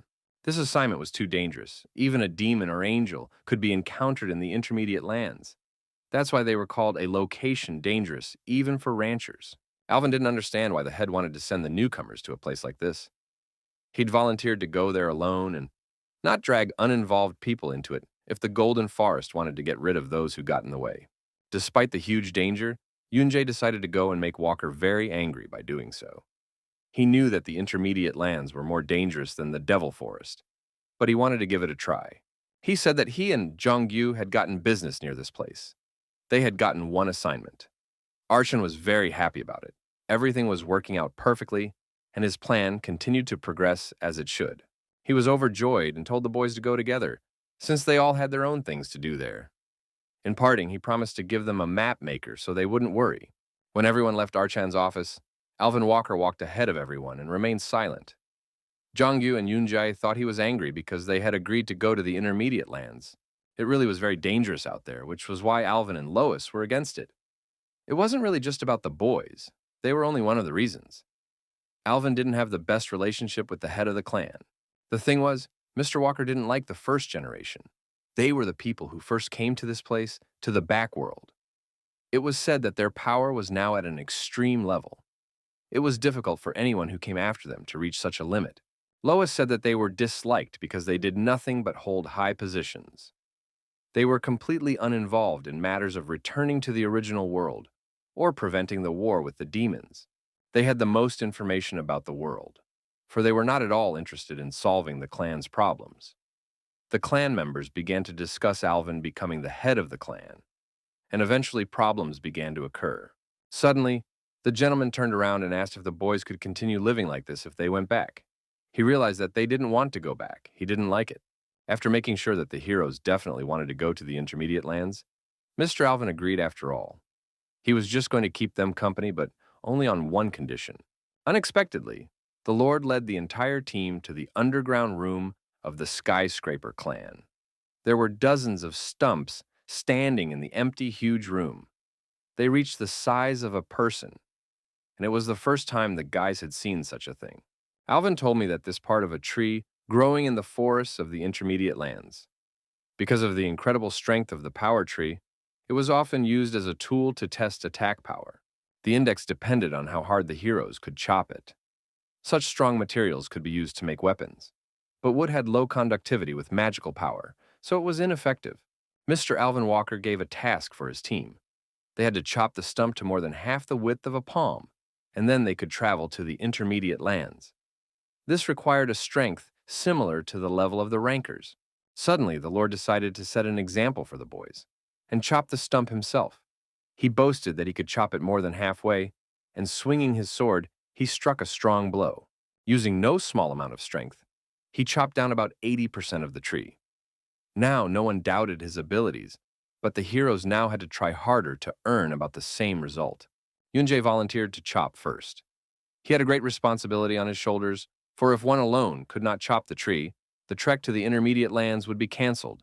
The young man used his magic sword skills that he had learned during his time in the Devil Forest.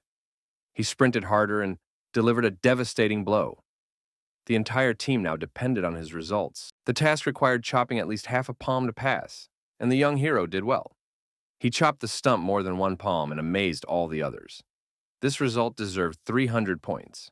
It was a ranker level, but the hero wasn't happy with the result. He struck with maximum concentration, but he couldn't chop even to the middle. It seemed impossible. The boy realized that Alvin was very strong. When it was Jong-gyu's turn, he wasn't afraid and ran to deliver his decisive blow with great joy. He concentrated hard and swung his sword with all his might. His score was 100 points, which was exactly half a palm. This meant that the guys coped and completed the task. Now, the most important thing was ahead of them. The members of the Skyscraper clan were shocked. They had never seen something like this before. Alvin himself had only started smashing the stump into the middle of his palm a year after he came to this world. Now, he was convinced that the guys were amazing. The boys had done a good job and passed the test. Now they had to go to the intermediate lands. They were so excited that they couldn't contain their emotions. Only true warriors could be happy that they were going to certain doom. The guys had just recently returned from the Devil's Forest, so they needed to rest and recuperate. Lois decided to take care and prepared a fancy dinner, which they deserved rightfully. The table was bursting with dishes. There was a huge roasted turkey, salads, grilled meat, fried chicken, and a lot of sauces that gave off an incredible aroma. The smell of the fried meat crust had the kids drooling. After a hearty meal, the heroes could finally rest in a human way. They had been warriors for too long and sometimes didn't even bathe. Yoon-jae lounged in the hot bathtub in the courtyard. Even there, the young man was reading his diary left behind by his dead wife. Jung-gyu started to worry that the notebook might have gotten wet, and then the hero told him that he protected it with magic armor. The guys were having an idyllic time. But suddenly, Jung-gyu remembered Shipman.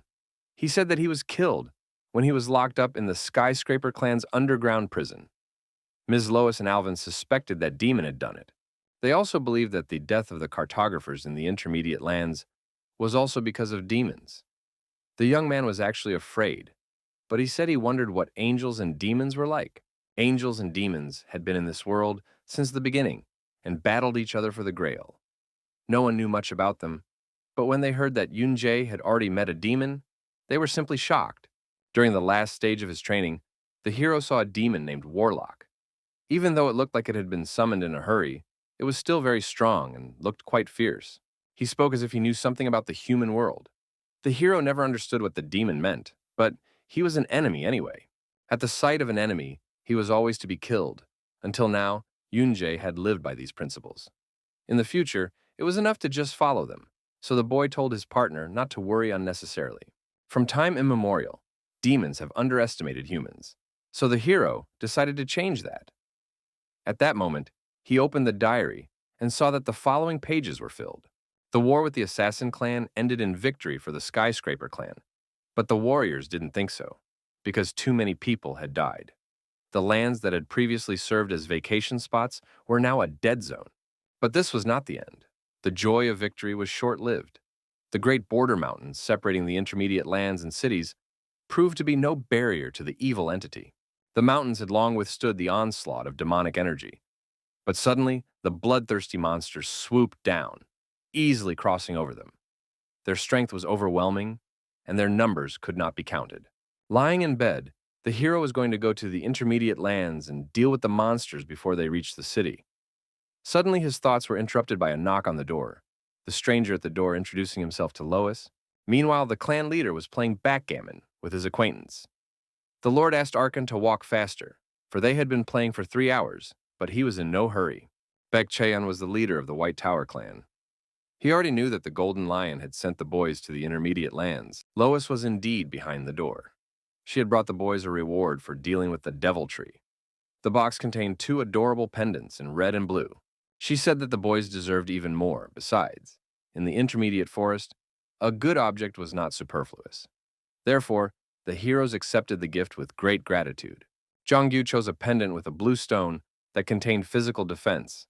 It could be used to summon the heavenly dragon armor and absorb the damage, which was a great option for a young man who wasn't that strong yet. These items were created by the White Tower clan's special technology. Their value was close to the annual budget of a large clan.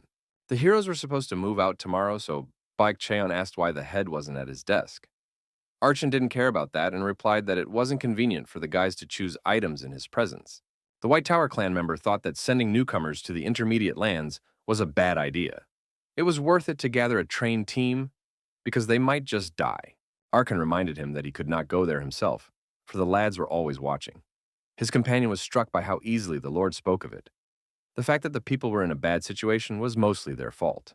The chief knew it was his fault, but he was perfectly calm. He wasn't even afraid of the death of his men, for he thought that Alvin Walker's asshole was better than any trained team. As expected, a cartographer was sent for the heroes to go with them and show them the way. Jong Peng Taik, a cartographer with 10 years of experience, was working in the intermediate lands. He immediately assessed the situation and realized that Jongyu and Yunjae were too weak. Even considering their accomplishments, it wasn't enough. The master was glad that the team at least had experienced fighters he already knew. Chongpeng Taik's eyes grew dark at the mere thought of having to go to the intermediate lands with the newcomers. However, he had no choice, and decided to show them the territory they had to explore. On one side of the map was Melon, and in the middle was a border in the form of the Great Mountains, separating the city from the intermediate lands. Behind them were the intermediate lands. Putting a cross on the map, the cartographer said that was where they needed to come. It was where a team of cartographers had recently died.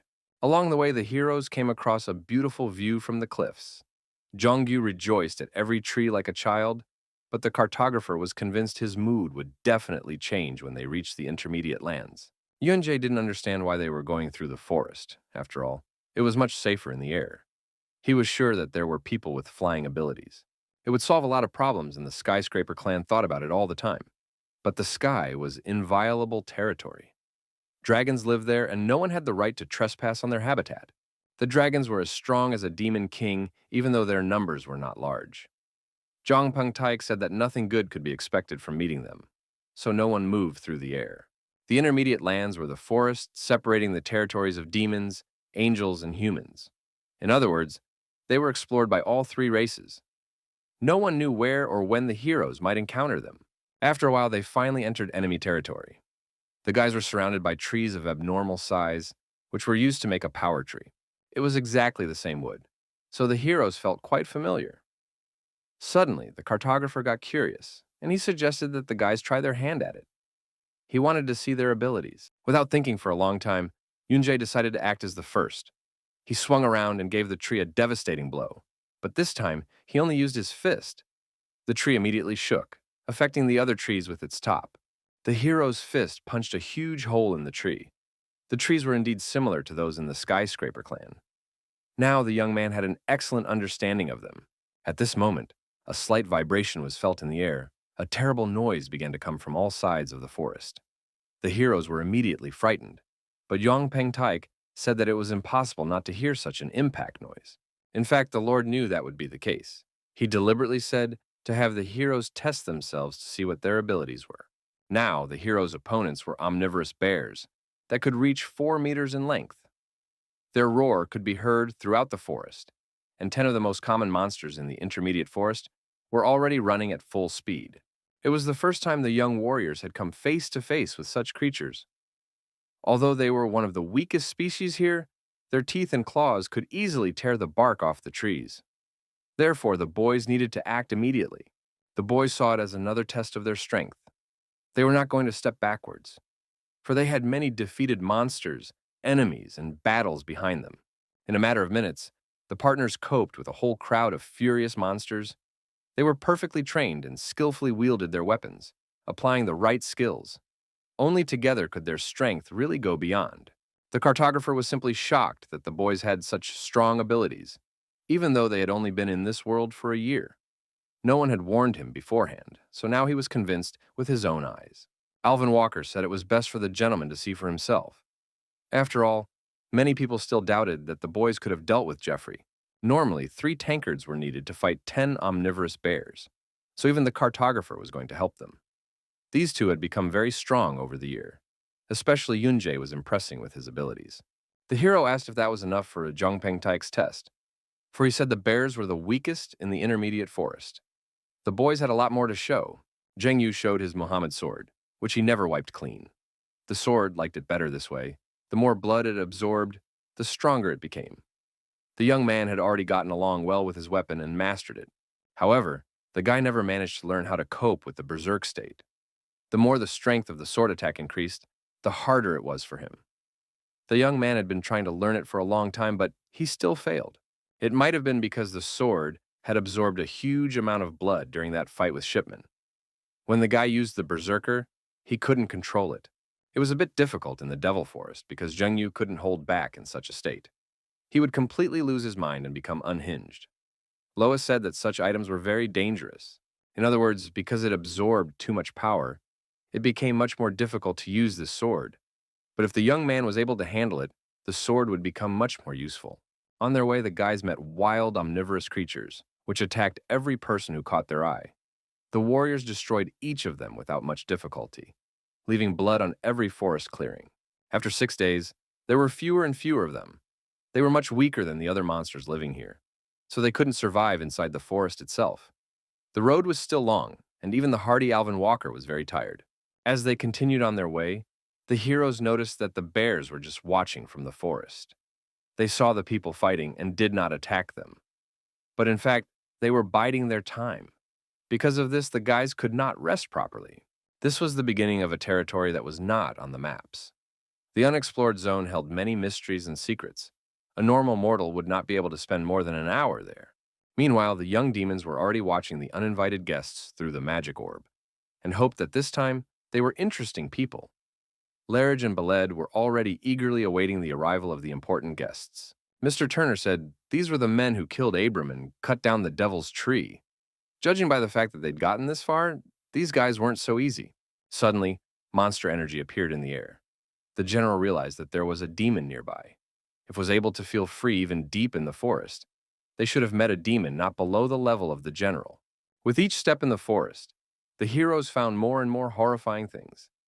This time their attention was attracted by huge claw marks on a tree. But they were too big for omnivorous bears and were far away from their habitat. At that moment, a huge, omnivorous bear came out from behind the trees. It looked exactly the same, but it was 4 times bigger. The cartographer had never even heard of such bears. They could not live in this forest. The bloodthirsty bear looked terrifying, and one glance at him could make you petrified. When it saw the people, it attacked at once. It was very dangerous, because its claw alone was as big as a human body. Zhang decided to be bold and pounced on the monster. He jumped into the air, and when he was already close to the beast, he used the elongation skill. The huge golden sword flew straight at the bear and was about to chop off its head. Going at such a beast alone was a bad decision. It was too dangerous. The ugly monster obeyed its demonic instincts and swung at the young man to swat him like a fly. Lois got there just in time to stop the bear with her magic. She imprisoned him in a magical cube that was impossible to break through. That should have stopped him for a while. It was the strongest monster the heroes had encountered in the intermediate lands. Lois was sure that an intermediate-level rancher would have a hard time fighting against such a beast. Lois's magical barrier was removed for only a second so that Alvin could attack the beast. When he struck it, the girl immediately ground the bear back into the protective cube. Chong Pengde began to think about why the omnivorous bear had become so huge. He realized that the one was most likely a mutant, and suddenly found a small black ball on its fur. It was a devil seed that contained a small minion. Since the seed had been planted in a bear, it meant there was a devil tree in the intervening lands. It was possible demons could use the fact that bears fed on tree bark. Yunjae was sure that his target here was the devil tree. His diary said that the monsters in the intermediate lands were turning into demons just because of the tree. In the end, they broke into the territory of the humans. Judging from the fact that they had only encountered one monster that ate the seed, there was still time. The hero was going to destroy the tree as quickly as possible to end the evil. At that moment, he suddenly noticed something strange in the bushes and immediately struck with his sword. A clot of magical power immediately manifested itself, and it was an eye that followed the heroes all the way. The eye allowed the demons to see everything through the magic orb.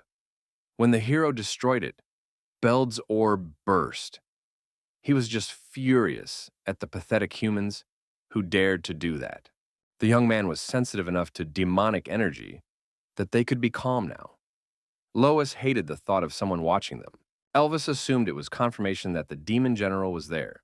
The heroes needed to move on sooner rather than later. But according to the cartographer, this area was unexplored and the distance unexplored. When everyone let their guard down for a while, the omnivorous bears suddenly appeared and surrounded the travelers. Now the boys had a huge problem, for the creatures were very numerous and filled the whole area. This battle would be incredibly difficult. The heroes were facing about 40 huge wild creatures that would never back down. The warriors immediately rallied and stood in a circle. They had no one to count on. They wouldn't be able to handle so many, so they had no choice but to just run away. Yunjae stayed behind as bait to give the others a chance to break away. There were only a few individuals chasing them, so they wouldn't have any trouble dealing with them.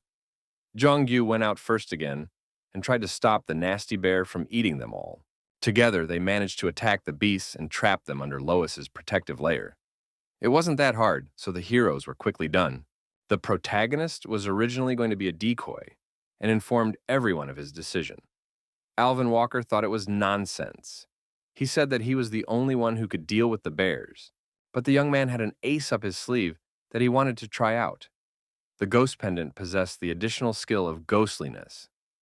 In this state, all attacks were ignored, and it was impossible to deal damage. Beld already knew that the humans had left one as bait. He was going to kill them all, for the lousy humans had dared to destroy his crystal ball. The demon General San said that they didn't deserve to fight the demons personally, though most likely the ones that escaped should have survived. The demons had their doubts about the runner. The Vel Forest was a hunting ground for omnivorous bears. Running away from some of them, he could easily have run into others. The boy ran with all his legs, using all the methods that could help him. In the forest, he tricked a bear and ran through a tree, only to have the nasty monster smash his muzzle right into the thick bark. The illumination skills really were amazing, and they helped the boy along such a difficult path. He could use it to pass through creatures and even objects. Suddenly, one of the monsters took the young boy by surprise and was about to destroy him. He struck him with his huge and heavy paw, so that the boy was turned into a real meat cake. Yunjae was not under his paw, but on top of it in a second. With his new skills now, he was invincible. He was fooling the bears like clowns. This fight was incredibly easy, even without weapons. As expected, the young man did not take damage from the attacks. Of course, it was impossible to attack in this state, but it was easy enough to cancel the skill at the moment of attack. Although the mana consumption was incredibly high, if used correctly, the hero would be able to finish this fight without damage. All he had to do was concentrate and finish the job. Turner said the young man with extraordinary abilities was Alvin Walker. He was considered one of the strongest of the humans. His victory over Shipman was his doing. Now the demon understood why everything happened like this. It had been a long time since anything interesting had happened here. Now that it had happened, Bella decided to wait for the humans to kill them with their own hands. Yunjae managed to deal with the bears, but he got lost in this scary forest. Alvin had left markings for him in the trees, but everything around him was covered in bear marks. The boy couldn't understand what the marks were of. At that moment, the boy felt a hot breath behind him. When he slowly turned around, he saw a huge dragon that lived to look at him. The hero grabbed his sword and was about to kill the dragon, but the dragon abruptly transformed into a human and stopped the weapon. The strange guy said that a normal human would have been dead by now. It was simply unbelievable. Yunjae couldn't believe his eyes. The wanderer left the attack with his bare hands, but the guy put all his strength into the strike. This was something he had never met before in his path. Though the young man did lash out, the blow was more painful than the stranger expected. He didn't intend any harm, so he asked the hero to put his sword away. The young man from the forest was actually a dragon.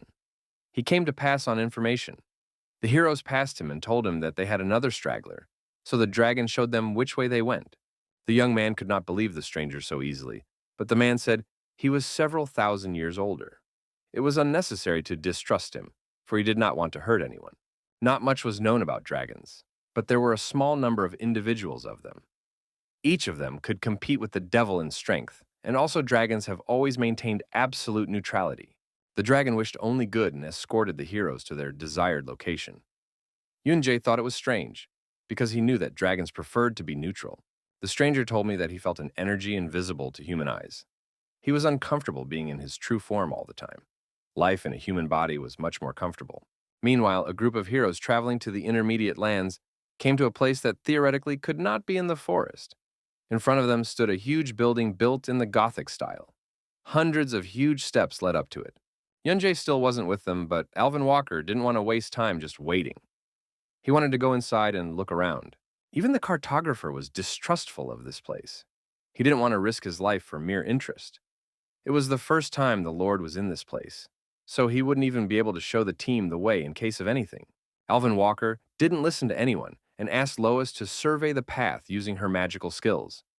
Leaning her palms against the wall, it was as if the girl had opened a magical portal that began to scan the structure of this building with magical waves. The maiden had no physical defense or attack. She was a support mage, but she was one of the strongest, her mana level almost impossible to measure. It took some time, but now the heroes could know the entire inner workings of the building. Suddenly, with the help of magic waves, Lois saw the Devil's Tree. However, it wasn't as simple as she thought it would be. There wasn't just one tree. This place could be called a small forest. Every tree in this forest was completely covered with demonic cores. And in the next room, there were 2 demons and 1 human. The cartographer thought he was completely worthless. Jongyu understood his feelings and tried to reassure him by saying that they would soon know the internal structure of the building. The boys absolutely did not want to believe it was true. Alvin had said that they would get more power if the demons turned out to be demon generals, but no one knew what kind of person was connected to them. Suddenly, Lois felt very sick, dizzy, and her legs went weak. She had used too much mana, which was taking a big toll on her body. The girl had done this for a reason, she suddenly said. The demons were coming. At that moment, 2 cold demons smashed the wall of the building and flew out. They made a huge hole in the wall, and the bricks flew apart. Those who could easily kill the pitiful humans had come. They appeared too suddenly and took the heroes by surprise. Lorage immediately found Alvin Walker and attacked him. The Lord drew his sword and fought them off. Mr. Walker struck another strong blow and threw back the impatient demon general. The devil girl flew aside. Now it was getting too dangerous for ordinary people here. It was quite noisy. The 2 demon generals possessed immense power that wasn't easy to deal with. Even a lineup of human heroes could hardly handle it. At that moment, something happened that no one expected to see. The demons suddenly parted and Mr. Turner appeared on the battlefield. All this time, he had been a real traitor, and now he showed his real face. He told the demons that the humans were in no way related to him, so the nasty creatures were going to kill them. Though they never needed Turner's permission, they were free to do whatever they wanted. The prey was too easy for the devilish creatures. Beld greeted the cowardly humans. He figured they had gotten there so quickly because they wanted to die sooner. To begin with, the demon general was going to kill the bastard who had destroyed the glass magic ball. However, he was greatly surprised when he didn't notice the right person in the crowd. The dragon needed help, asking the hero to destroy the devil's trees. He didn't like the fact that the demons disposed of the intermediate lands as they pleased. He was sure the boy had come for the same reason. It pissed the dragon boy off that the demons were turning cute little animals into something strange. Besides, they kept sprouting their trees, and soon this place would be demon territory. The intermediate lands were to remain intermediate lands, but the dragons couldn't start killing demons. So they hoped the heroes could get rid of their trees and themselves. For this task, the young dragon was going to reveal the road to Yunjay. The comrades had already gone ahead, so the hero no longer had anything to worry about. The young man realized that this could mean that even with a target, the dragon would still be watching. He had no regard for other people's lives at all, but he himself had perfect power. There was no incident in the diary at this point, but the boy tried to think positively. Even though it was conditional, he even had help from the dragon. The future was changing. After thinking for a bit, Yunjay thanked the dragon. Thanks to him, the heroes would be able to find the devil trees. This was what dragons did for their own sake as well. When finally all questions were answered, the dragon disappeared. Before he left, he told the hero that Arkan knew what was really going on in the temple. These words made the young man think for a long time. The appearance of a new person meant that there was a new key. The young man didn't understand how he was supposed to react to it. He watched the hero from the tree and looked for questions for his answers. The dragon girl asked why the boy had helped the human, but that wasn't really the case. He just liked the way Beld was starting to settle in here. Something unusual was happening at the side of the Lord of the Heavenly Worlds, so it was time for them to go. The fellow dragon really hoped that the human could be the key to ending this unbearable war. Meanwhile, the battle between the demon lord and Alvin was gaining momentum. Using the cold sword, the lord fought as hard as he could, but it was hard enough to resist the demon's power. Lois saw that this battle was very hard and was helping. She was using her magical abilities to imprison the demons in a space they couldn't get out of. Even the cartographer intervened in the battle. He was just furious that Turner had betrayed people. The gentleman swooped down on the traitor at great speed, and Jongyu tried to hit him with his sword. But those blows didn't even hurt Mr. Turner. For him, it was not a betrayal, but a matter of existence. He did all this for a reason, and he didn't expect that the other clan members still didn't realize it. Walker's blows were weak for the one who killed Shipman and confronted the omnivorous bears. The cold and cruel demon was going to show him real strength and used a tail that could lengthen and move in any direction. The devil's tail was impossible to cut off, and it was very fast. Walker would have a hard time getting close. If there was only one demon, it wouldn't be a problem. But now, the Lord was trapped. The two demons were a real tragedy. Lorage was like a kamikaze with an immensely powerful body. On top of that, her body could recover instantly. Lois had used too much mana on the temple scan. Her strength was running low. The situation was really desperate. Fighting against the demons was very difficult. From her last strength, the girl imprisoned herself in a magical cube that protected her from attacks. For Walker, she prepared protective platforms that could be used for attacks. The situation was critical. The demon's tail detached and shattered Lois's protective cube. Now the girl was in danger. There was no more time to defend. A real miracle was needed. The girl was on the verge of life and death. The demon's sharp tail was already right next to her face. Only one touch of that arrow was capable of completely destroying a human being. Lois couldn't stop the arrow. She was sacrificing her life and manipulating her magic to help Elvis. At the very last moment, a strong hand stopped the arrow. The one who would bring justice to this unfair fight had come. The great and unique Yunjae always showed up on time and helped his partners. He never left those who had once done him good in trouble. Now, after his appearance, everyone breathed a sigh of relief. The demon general immediately noticed the man who had broken his magic ball and fought with the omnivorous bear. He was determined, for starting with Abram and ending with the deviltry, the boy had ruined their plans one by one. Beld was going to see if the young man would be able to foil the devil's plans this time too. He used his tail as a sharp arrow, which he aimed at the enemy at full speed. Now the young warrior had to act quickly, for there was no time at all. The tail was very close, and the boy decided to take matters into his own hands so that the others could help Alvin. The hero was not going to just go for a frontal attack. He came up with a much more interesting plan of action. Using his additional ghost skill, the boy deftly passed through the sharp tail and ran at the enemy. The demon general was simply bewildered that the guy had outmaneuvered him so deftly. His signature weapon had done no damage to the man, and now the situation had turned against the devil himself in the flesh. Since the hero couldn't deal physical damage while the pendant was active, he canceled the skill at the very last moment and dealt a crushing blow to the nasty ballet. The devil was furious and let out all his hidden power that was capable of destroying everything in its path. He couldn't allow the wretched humans to use their items as a way to destroy the devil's kind. A bright stream of demonic energy surrounded the entire space around him. The merciless demon spewed its energy like a fire-breathing dragon. He was not going to retreat and wanted to truly punish mankind. At that moment, the brave hero ran up to the enemy from behind and struck a strong blow with his magic sword. But the horned man managed to dodge. The demon's mind flashed for a second that his plans had been thwarted by a simple coincidence. It was all very dangerous. Fighting against the demon general himself could have been fatal. The magical armor and ghostliness didn't help the boy at all. Suddenly, the demon felt the presence of demonic energy and decided that the boy had eaten the seed. The sensation he felt was different from the others.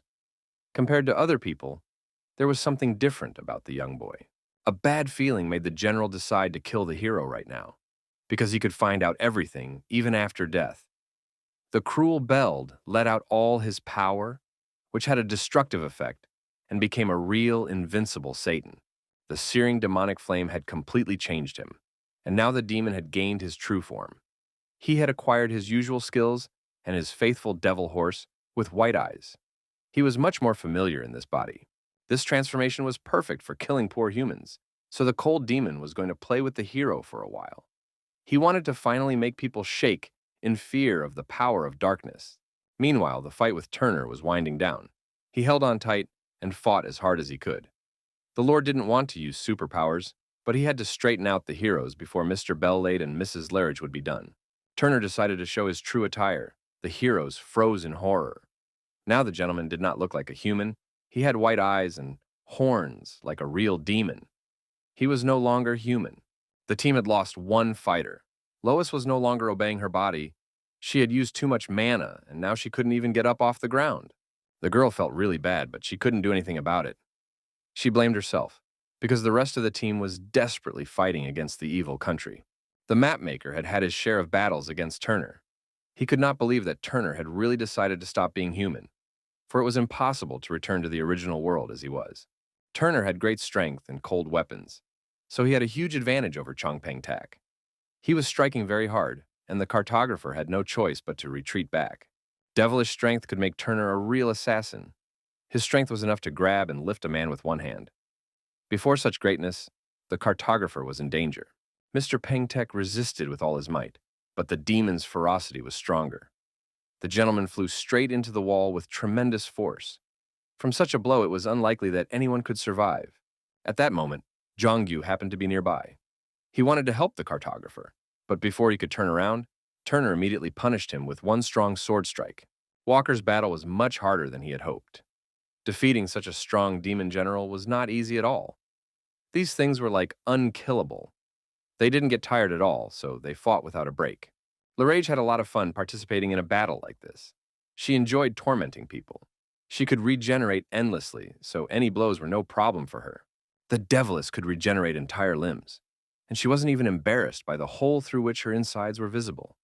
The heart, neck, and head were vital organs in humans, but it wasn't much different from demons. Meanwhile, Yunjie was bravely resisting the attack from Beld. The demon had the advantage of being on top of the horse and controlling incredible magical energy.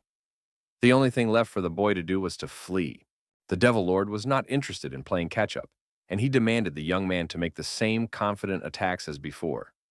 At this moment, a torrent of devilish power lifted the horse up. The demon was about to destroy his opponent. The devilish power enveloped the entire space like a thick fog. The young hero decided to take advantage of the situation and used magic platforms to find himself on the other side. The boy managed to deceive the demon. He was going to inflict critical damage. Yunjie was sure that he was able to confuse his opponent. But at the most unexpected moment, Beld turned towards him and sent a crushing stream of devilish energy. The enormous power collapsed on the hero. The boy was saved from death only by the magical armor that enveloped his body. He had passed many trials and killed many monsters on his way. But in this battle, the young man fought too strong an opponent. The strong demon used a long spear that threw out flames. His horse could also create fire. Judging by ability alone, there was no way the protagonist could defeat him. However, the warrior saw a chance of victory. He activated the magic armor skill and created air platforms with which he moved forward quickly. And Clockwork 98 allowed the boy to penetrate the devil's fire. Belllade had not expected such endurance and strong ambition from his foe. He ordered his horse to rush to the attack. The beast immediately began to spew devilish flames. This power immediately consumed the hero with his head. Just when the demon thought it had defeated its young enemy, Yunjie abruptly jumped out of the searing fire. The surprise effect worked, and the boy struck the vile demon with his cold sword. One with such tremendous power never lost a fight. The hero realized that his opponent always started with flames. But this technique was not universal. You couldn't call someone who was losing to a pathetic human a demon. Beld was easily out of his depth and had a huge wound, but he was still going to burn this whole team down. When the devil horse leaped up, it instantly hit the barrier of magical armor created by Yunjie. The demon didn't realize what was happening because he was much stronger, but he was wrong. The real power was with the one who ran. The hero grabbed his sword and immediately cut the demon in two along with his horse. He was the only winner in this battle. It was only a matter of time. Now the demon was finished. It was dangerous. The young warrior was just lucky. If Beld had dodged its last attack, the boy would have lost. The power of the demon general was incredible. Meanwhile, even Alvin Walker's situation had improved. His opponent's regeneration rate had become many times slower. Now the girl was badly wounded and tired, so her enthusiasm dropped to zero. It was very simple. After talking about the vital body parts, Larridge concentrated on protecting them.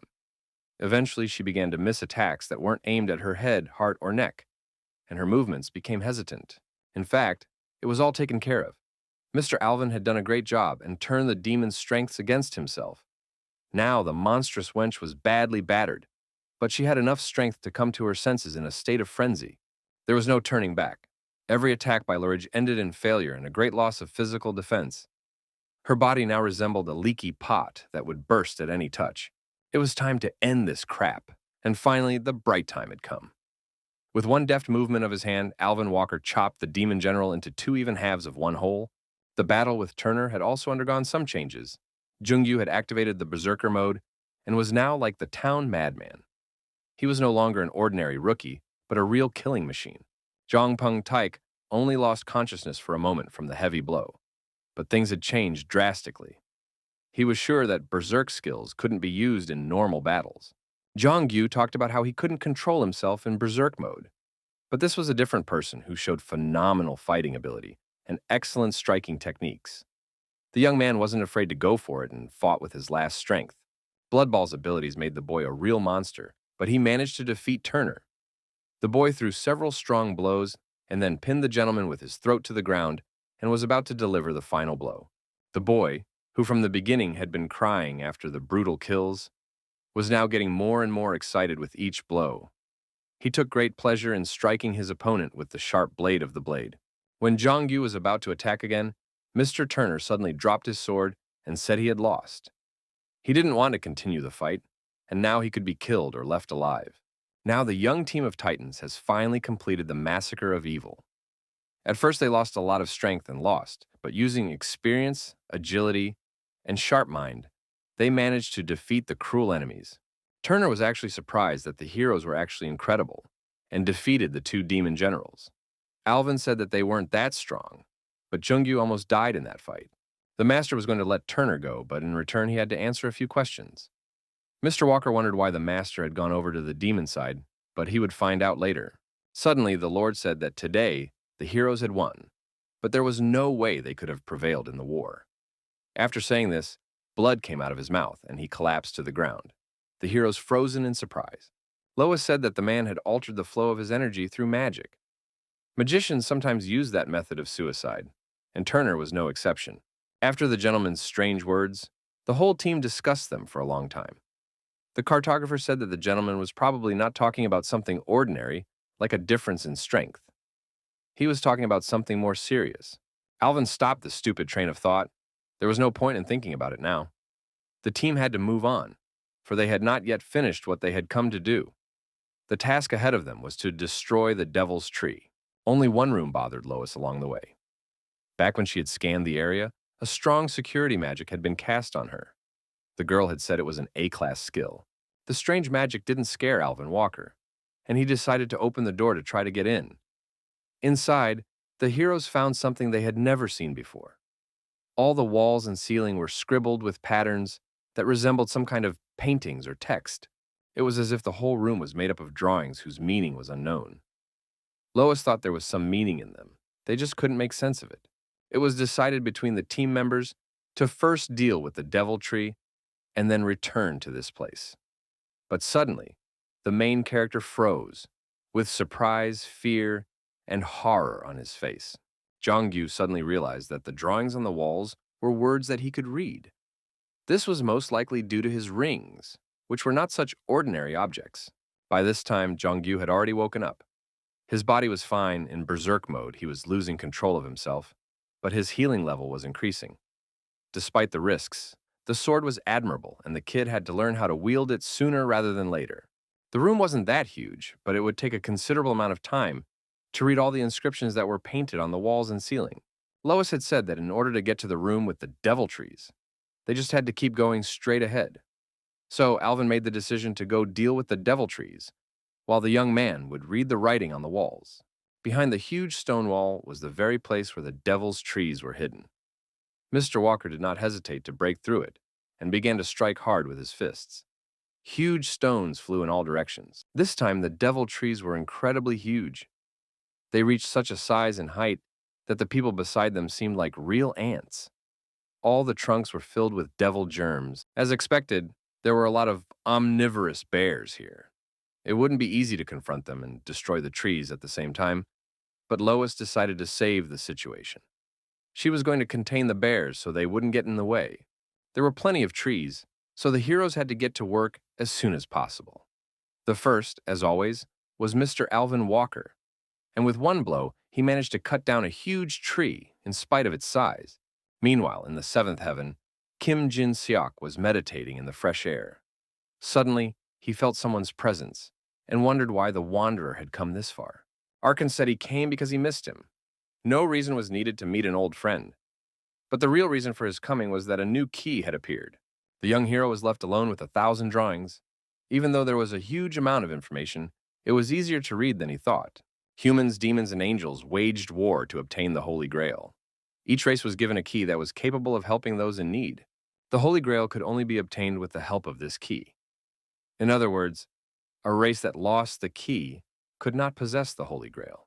When the key met certain conditions, then he would be entitled to possess the Grail. Whoever succeeded in taking possession of the Grail would have everything he wanted. The heroes chopped down the huge trees one after another, and now they finally managed to cut down the last devil tree. Even Jongyu had tried hard to completely cut down the entire trunk. The omnivorous bears began to slowly calm down. Lois said that by growing devil seeds into them, they had forced them to protect the trees. Now that they'd been cut down, however, the bears no longer obeyed them. There were only 5 heroes, but they were able to complete the mission safely. Not to mention, they had encountered 2 demon generals and dealt with those trees. Now it was time for them to rest until Yunjae arrived. The cartographer had to make notes on the map. It was his job description. The heroes saw how maps were actually made for the first time and were shocked. It was very turbulent in the Skyscraper clan. It had been over a month since Alvin Walker's team had traveled to the intermediate lands, but there had been no word from them. Unexpectedly, the 5 experienced riders finally returned to their lair. They were safe and sound and had enough information for the clan head. After the terrible ordeal, the heroes still couldn't relax, even though they had returned safely. Mr. Cartographer left the Skyscraper building. He said that this was not what he was supposed to be doing. Lois and Jongyu waited for the others to arrive, waiting to talk to the head. The girl didn't know what kind of person the head was, because he hadn't been active for a long time. The people of the first generation didn't do anything. Kim Jin-sung, Arhan, Baek Cheon, and even Emily from the Assassin clan didn't interact with anything.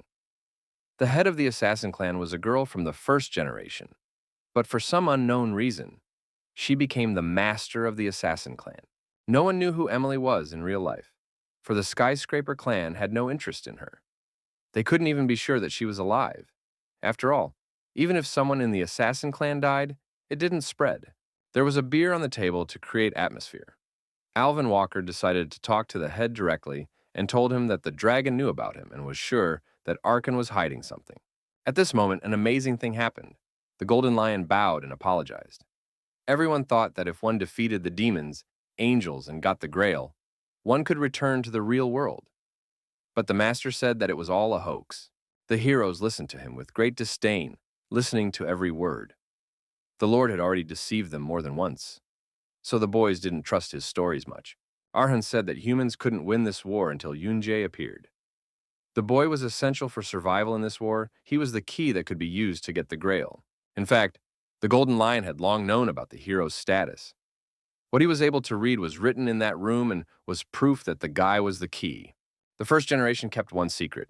From the very beginning, they were very strong. They didn't have any problems in this world. They had no trouble getting into the temple that the heroes went to.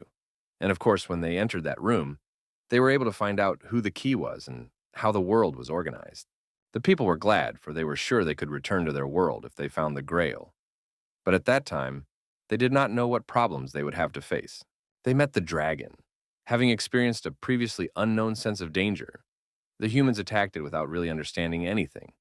In the end, they defeated the dragon, but the price was high. Arkan told me that during that battle, the key had died. At that moment, everything lost its meaning. it was obvious what would happen to the race that lost the key. So the humans decided to take the secret with them to the grave. The clan head was sure that if the demons or angels found out that the humans didn't have the key left, everyone would be dead now. They also had to hide it from ordinary people as well. If the inhabitants had no hope of returning, they would probably exterminate each other. The team hid the whole truth and told everyone that they had to survive at all costs and find the Grail. The head thought that this would not last long, for he believed that a new key was soon to appear. But 20 years passed, and the key never appeared.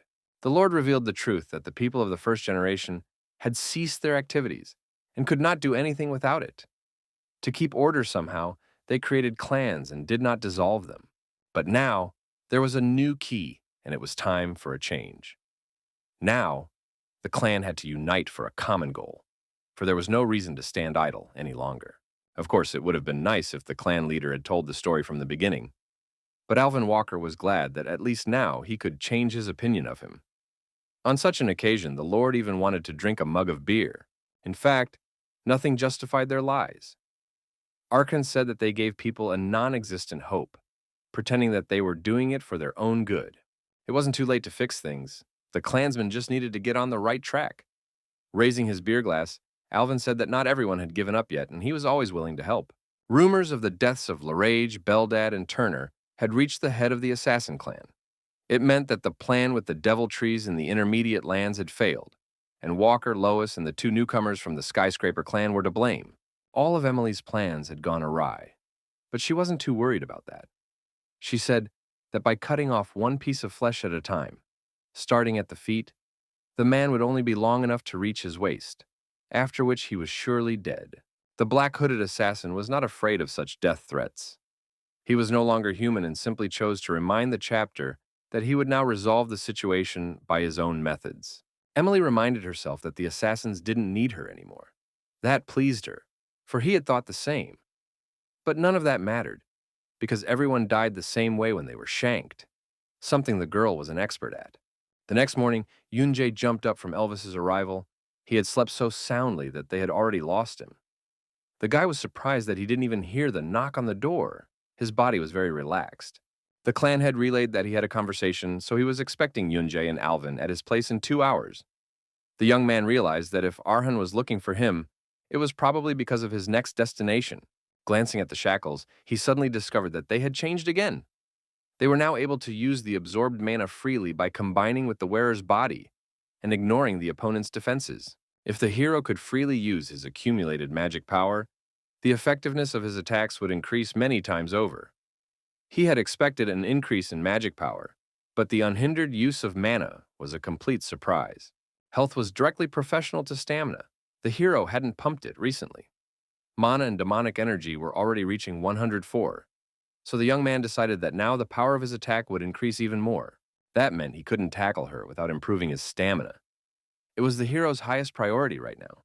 Alvin had told them in training that mana was important, but for those like them who used weapons and magical abilities, it was important to keep the balance. There were times when people couldn't control their powers. Yoonjae now understood the meaning of those words. People who fought like heroes were strong because of combined attacks. People like him and Alvin fought by placing magic power inside them, became more invincible, and their maximum effectiveness was achieved when there was a balance between magical and physical power. However, there was no use of huge mana reserves now. Alvin said that he had all of his stats at the same level, but how he came to that was unknown. The hero always tried to think optimistically, but he wanted the same results. The hero was sure that there were more than just cons to the system. After all, now knowing all this, he could raise other stats, gradually becoming stronger and stronger. Exactly 2 hours later, Alvin and Yoonjae went up to the middle floor of the clan building. When they entered the office, Arhan was already waiting for them, but all the treats had already been eaten. Kim Jin-seok was also sitting at the table. He was the only first-generation person who was not listed in any clan. The Lord surpassed everyone in the room in terms of strength. It was a whole other level. He was the only one equal in power to a large clan. It was not clear to anyone what such a person had forgotten in the clan, but the Lord welcomed the heroes to sit down. Yoonjae was distrustful of such a strong person. He didn't understand why a person who lived in seclusion suddenly decided to come out. but he assumed it was definitely because of the key. When Arhan told Kim Jin-seok about the hero's abilities, the Lord was the first to come to the clan when he heard about the appearance of the key. He wanted to train the boy. Everyone would be in trouble if the key died as easily as the last one. It was not often that such a training opportunity presented itself, but the choice was still up to the young man. It was time to stop just surviving. It was time for the hero to step up a notch. He had to develop comprehensively and maintain a balance between stats. The boy decided that this Kim Jin-sung was the one who would probably lead him to his goal.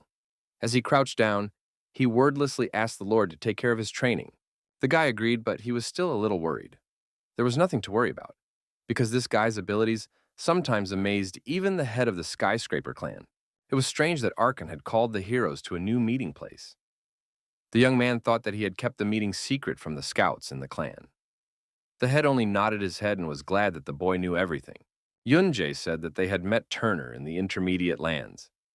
He was no longer human at that time, but he knew the secret of the pioneers. It was obvious that Mr. Turner had heard about it from Emily, because she knew everything. She probably thought humans didn't stand a chance and joined the demons. Kim Jin-seok was sure that her cronies also knew the truth. It was no longer a secret to many, and there was a good chance that they had told everyone in the clan. Arhan said that the problem was that not only in the assassin clan, but also in the ranks of the skyscrapers, there were those who had made a deal with the demons. There was a search for the traitors, but they were unable to catch the fox by the tail. Those who made the deal with the devil were very cautious. Perhaps they were even people above the leadership ranks, so now the head was definitely going to cooperate with the protagonist. People would have questions if the clan leader and the newcomer met too often. So Yunjae's task now was to become stronger. Arhan was going to find the moles in the clan. The hero had hard training ahead of him, but he had to cope and surpass his limit to become stronger. For the sake of getting one step closer to the Grail, after taking all the necessary things and Jongyu with him, the hero went straight for the new teacher. The boy didn't understand who this person was yet, but he would definitely be able to teach him. The road was very long and hard. The heroes walked under the open sun, climbed through rocks, and went around the desert. This journey alone was already a real challenge. The three of them headed in the opposite direction of the Devil's Forest, just beyond Troom. They got to a sheer cliff that was on the border of the two towns. Climbing to the top, the boys couldn't believe they could be in such a place. The boys, exhausted and tired, climbed up. They could not keep up with the teacher's speed, so they began to wonder if he was human. In a place where ordinary people couldn't even climb, there was indeed a house. Tiny and cozy, it was a perfect place to live, hidden away from everyone. When Jongyu found out that this gentleman was Kim Jin-seong, he was simply ecstatic. The young man couldn't believe that such a strong man had agreed to train them. It was true, because the Lord was of the first generation, and he knew the fate of the past key. That's why he was trying to prevent such an outcome. Heroes had to stay in this place for a minimum of 3 months and a maximum of 6 months. In fact, Yunjae thought that wasn't enough. If he could, he would start acting right now, but he didn't have enough ability yet. The Holy Grail was in a special place located in the Demon and Angel camp. The teacher told the boy that in his current state, he could die even in the intermediate lands, not to mention the Demon camp. It was a great opportunity to become as strong as Kim Jin-seok. So the guys went inside the house. At the threshold, they froze in place, unable to believe their eyes. Everything inside had been provided for in case of training. There were a great many weapons in the room. Swords, sabers, spears, and even a mace were hung on the walls. Everything needed was here. Kim Jin-seok gave the hero a sharp sword, and from then on it was his personal weapon. The single-bladed sword was sharpened on only one side, and the end of the blade was slightly raised. The hero always used a double-bladed sword because it cut and chopped easily in battle, but never picked up a single-bladed sword. The Lord tried all the weapons in his room, and only then concluded that the double-edged sword was perfect for him. He asked the heroes which particular weapon they had decided to use right away. To take the first step towards self-improvement, the heroes needed to learn which weapon suited them best. After all, conscious and unconscious use of weapons were very different things. Kim Jin-seok used each weapon for 3 months. It took him 10 years to try everything in the room. He told the guys to use at least one weapon for at least a day. The Lord felt that the hero was too weak for the magical power he had. Stamina and physical defense were indeed necessary for those who wanted to wield immense power. What the young man had learned was that strength, agility, and damage reflection were not the most important stats. If the bowl wasn't strong, it would definitely crack because of the power that filled it. The master also knew that Jongyu devoured the sword in berserk mode and ordered him to use this skill every day morning, afternoon, and evening from now on. There was no limit to the lad's surprise. It sounded completely reckless, but for some reason the young man believed his teacher. If he could grow stronger using the berserk mode without losing his mind, he would be Turner's equal in strength. From that moment on, severe trials were to begin for the heroes. The master warned them that they would not be able to leave this place until the teacher himself had made that decision. Kim Jin-sok would be satisfied with the result when the head of the assassin clan, Emily, couldn't kill the guys. If she found out about the existence of the key, she would definitely want to eliminate it, since she was no longer human. The hero was surprised at how well informed the teacher was about everything. There were rumors that no one escaped his attention, but still, the guy was amazed by his informativeness. Once the boys were ready, their training session began. They took all the weapons outside, and something told them that the torment was just beginning. Suddenly, the teacher brought out a long iron chain, and so far, the guys weren't quite sure how it was supposed to help them. Jongyu immediately thought that it was also used as a weapon. In fact, the arms and legs of the heroes had to be sheathed while practicing. They had to wear it for the whole time. It was the most effective and easiest way to pump up stamina and physical strength. The chain was very heavy. Even holding it in my hands without using magic was a bit difficult. The master immediately forbade the use of magic and said that the guys were also forbidden to use regenerative skills. The heroes spent the next few hours practicing. Their limbs were wrapped in heavy chain, and their weapons for fighting so far were long wooden sticks. From now on, they had to do their best to go beyond their limits. They had to practice until their bodies would start to tear apart. Fight after fight, the young warriors had to fight until they thought they were really dying. The heavy chains made it difficult and dug into their skin until it bled. There was nothing easier and more effective than a training session like this, where the boys could learn self-control, endurance, and stamina. All this would lead them to the final point, where they could become stronger. The moment when the heroes thought they were on the verge of death would be the beginning. Only in this way could they become real strong fighters. It had been 10 days of training from the beginning. Even with the chains on his arms, the hero didn't make meaningless sweeps, but stretched as far as the rack allowed. He hadn't learned from anyone before, but his learning ability was truly astounding. Kim Jin-sok thought it would take almost a year to train the young man to pump up his stamina. But who would have thought that the boy had such a tough temperament and a steadfast warrior spirit? It had been quite some time since he had surpassed his limit. By now, the hero must be feeling his muscles tearing, his breathing interrupted, and it felt as if his lungs were about to explode. It had only been 10 days, but the teacher was already pleased with the boys' excellent results. It was impossible to get bored with them, so the master wondered how much they could endure. Meanwhile, Emily was back in town and came to the meeting. It had been 6 months since she had met her mate. The time had passed unnoticed, because the gentleman's face wasn't one she wanted to see more often. Scarface-san revealed that Kim Jin-seok had taken the key. He was sure that the girl wouldn't be able to destroy the key Kim Jin-seok would train. Emily immediately ran up to the bastard and put her palm to his throat. She warned him that he wouldn't get off with just a scratch if he was false. Lastly, he said that Fleeton was very angry that the girl had killed the demon that had been coming to her.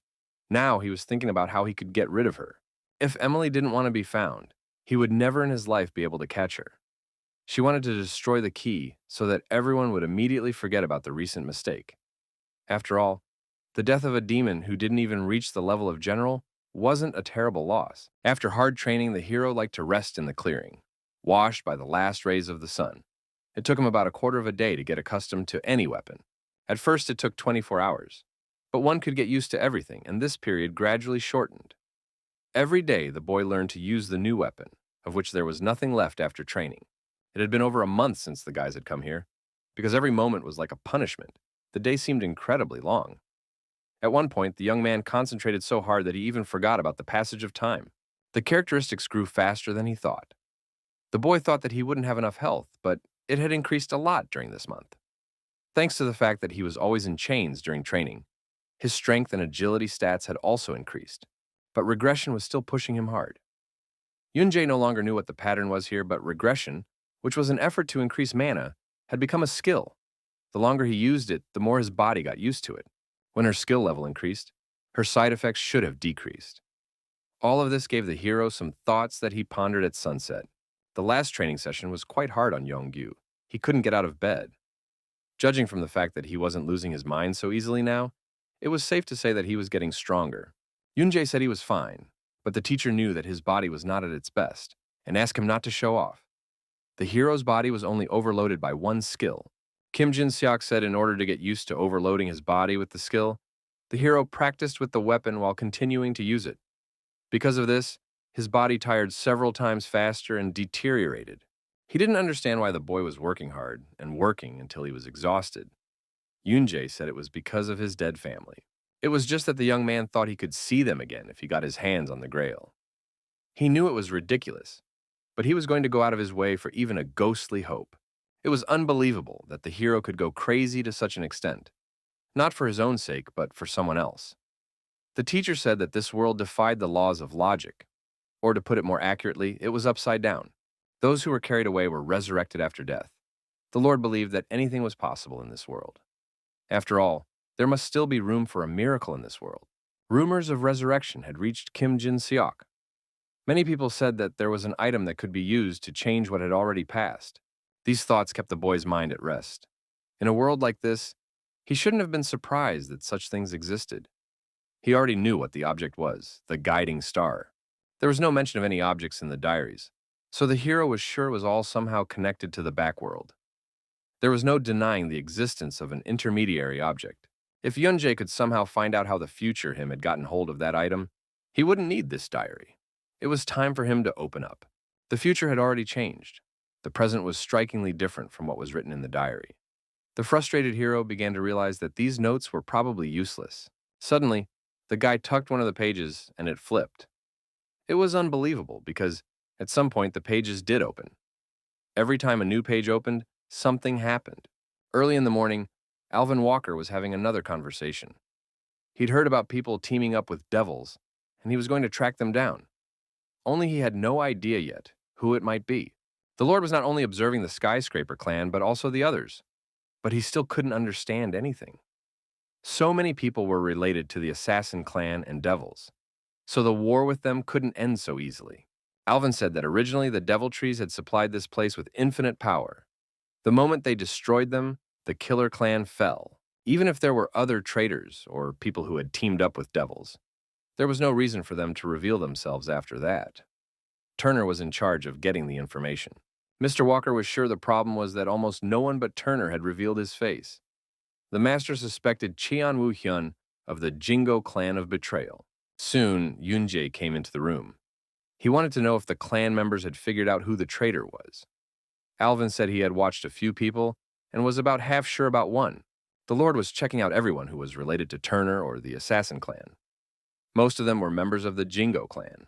It had been 6 months since Kim Tae-han had started living a life of hiding after the dissolution of the assassin clan. He couldn't walk around in plain sight like the rest of the idiots. The big guilds would immediately decide to catch him. The guy had no choice but to continue living his life in hiding. He hadn't killed anyone in more than 6 months, so he felt like his whole body was itching. Suddenly, a gentleman came into his room with a message from the head of the clan. Emily was relaying to all the assassins that someone needed to be killed. She needed extra hands. The young man was shocked that the Black Widow couldn't handle it and asked for help. Kim Tae-han was even more surprised when he found out that it was necessary to kill Kim Jin-seok. Even the widow herself couldn't be sure of defeating him. This was getting more and more interesting. The boy was just bored, and here such wonderful events brightened his day. No matter how far away the journey was, the boy decided to deal with the bastard in the nastiest way possible. It had been about a month since the training had started. The guys were still practicing hard under the teacher's guidance. He told the boys to take a wider step, to think of the foot and sword as one whole. If the foot and sword moved together, even applying the same force, the speed and power of the hero would increase. The young man obediently carried out all the orders and tasks of the teacher, growing stronger every day. In 1 month, Yunjae managed to try each weapon once, but in the end, he still returned to the sword. Even though he had returned to his roots, it couldn't be said that there was no progress in development. Jongyu kept going through trials, practicing his case under the effects of berserk. Each time he would faint and go insane 5 minutes after the fight started. The teacher said, that from the beginning it took the guy 10 days to stretch from 1 minute to 5. But now he had to make big leaps in increasing that time. It was still early in the day, but suddenly Kim Jin-seok stopped the practice and allowed the guys to drink a revitalizing remedy. A guest had come to visit them. A strong energy was felt in the air, and a strong wind began to blow, which lifted leaves from the ground. At this moment, the head of the assassin clan, Emily, landed on the training ground. The heroes were incredibly surprised. It was the first time they saw the head of the clan they had been fighting against all this time. The whole world had heard about Emily's fantastic power. Even though it looked like she didn't intend to bat right now, there was no telling what might happen and when. The hero watched in disbelief as the teacher walked away with the assassin to talk. He was sure the girl wouldn't act badly for no reason. Even knowing the possibility that she might have killed the key, the teacher went after her. Emily led her enemy far away from home, flying through forests and glades. Suddenly, Kim Jin-seok decided to stop this chase and stopped abruptly, landing on the ground. The girl was puzzled. She just wanted to talk in a quiet place. The Lord asked the Deviless not to do anything that would make her suspicious. After all, then, he wouldn't be able to let her go quietly either. Kim Jin-seok questioned the girl about what she had already told him.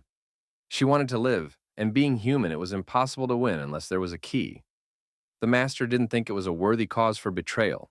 Emily didn't think she was bad, after all. The Lord had also picked up a sword when he wanted to live.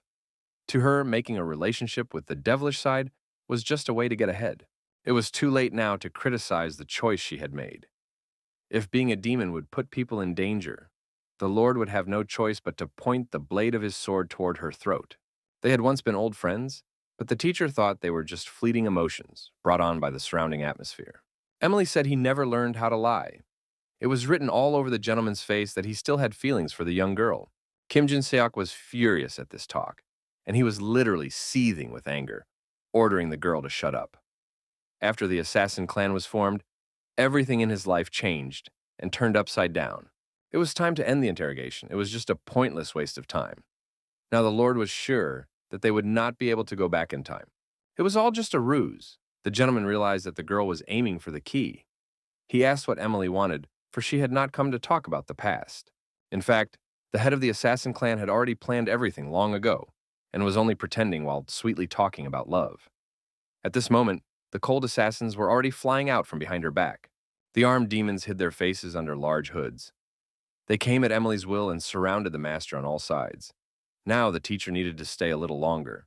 Kim Jin-seok slowly pulled out his long blade and prepared to fight. He was sure that the nasty girl had already sent her clan members there as well. The Lord blamed himself because of that one single moment when he couldn't let go of his foolish hopes. But now that his feelings were locked away somewhere far inside, the seasoned warrior was no longer going to give in to his emotions. He had set himself up for a serious fight, and it would take him 5 minutes to get out of there. At this time, Jung-gyu was very worried because it was impossible to even feel how far the teacher had gone. The guys were ready to fight. From the beginning, Yoon-jae had only relied on his body, so he had plenty of mana. The hero said that health was the problem. He hoped that nothing bad would happen before full recovery. After all, the teacher had left there for a reason. In fact, the main characters really needed to prepare for a strong battle. At this very moment, the cold assassins were already climbing at great speed up the high cliff, right towards the teacher's house. The members of the assassin clan were an incredible number. They were heading straight to their goal in a crowd. It was quite difficult to defeat so many enemies because they were real maniacs. Yoon-jae had sensed their presence for a long time, but Jung-gyu was panicking a lot. The boy was really looking forward to the teacher's arrival and was sure that Mr. Kim couldn't have foreseen this situation.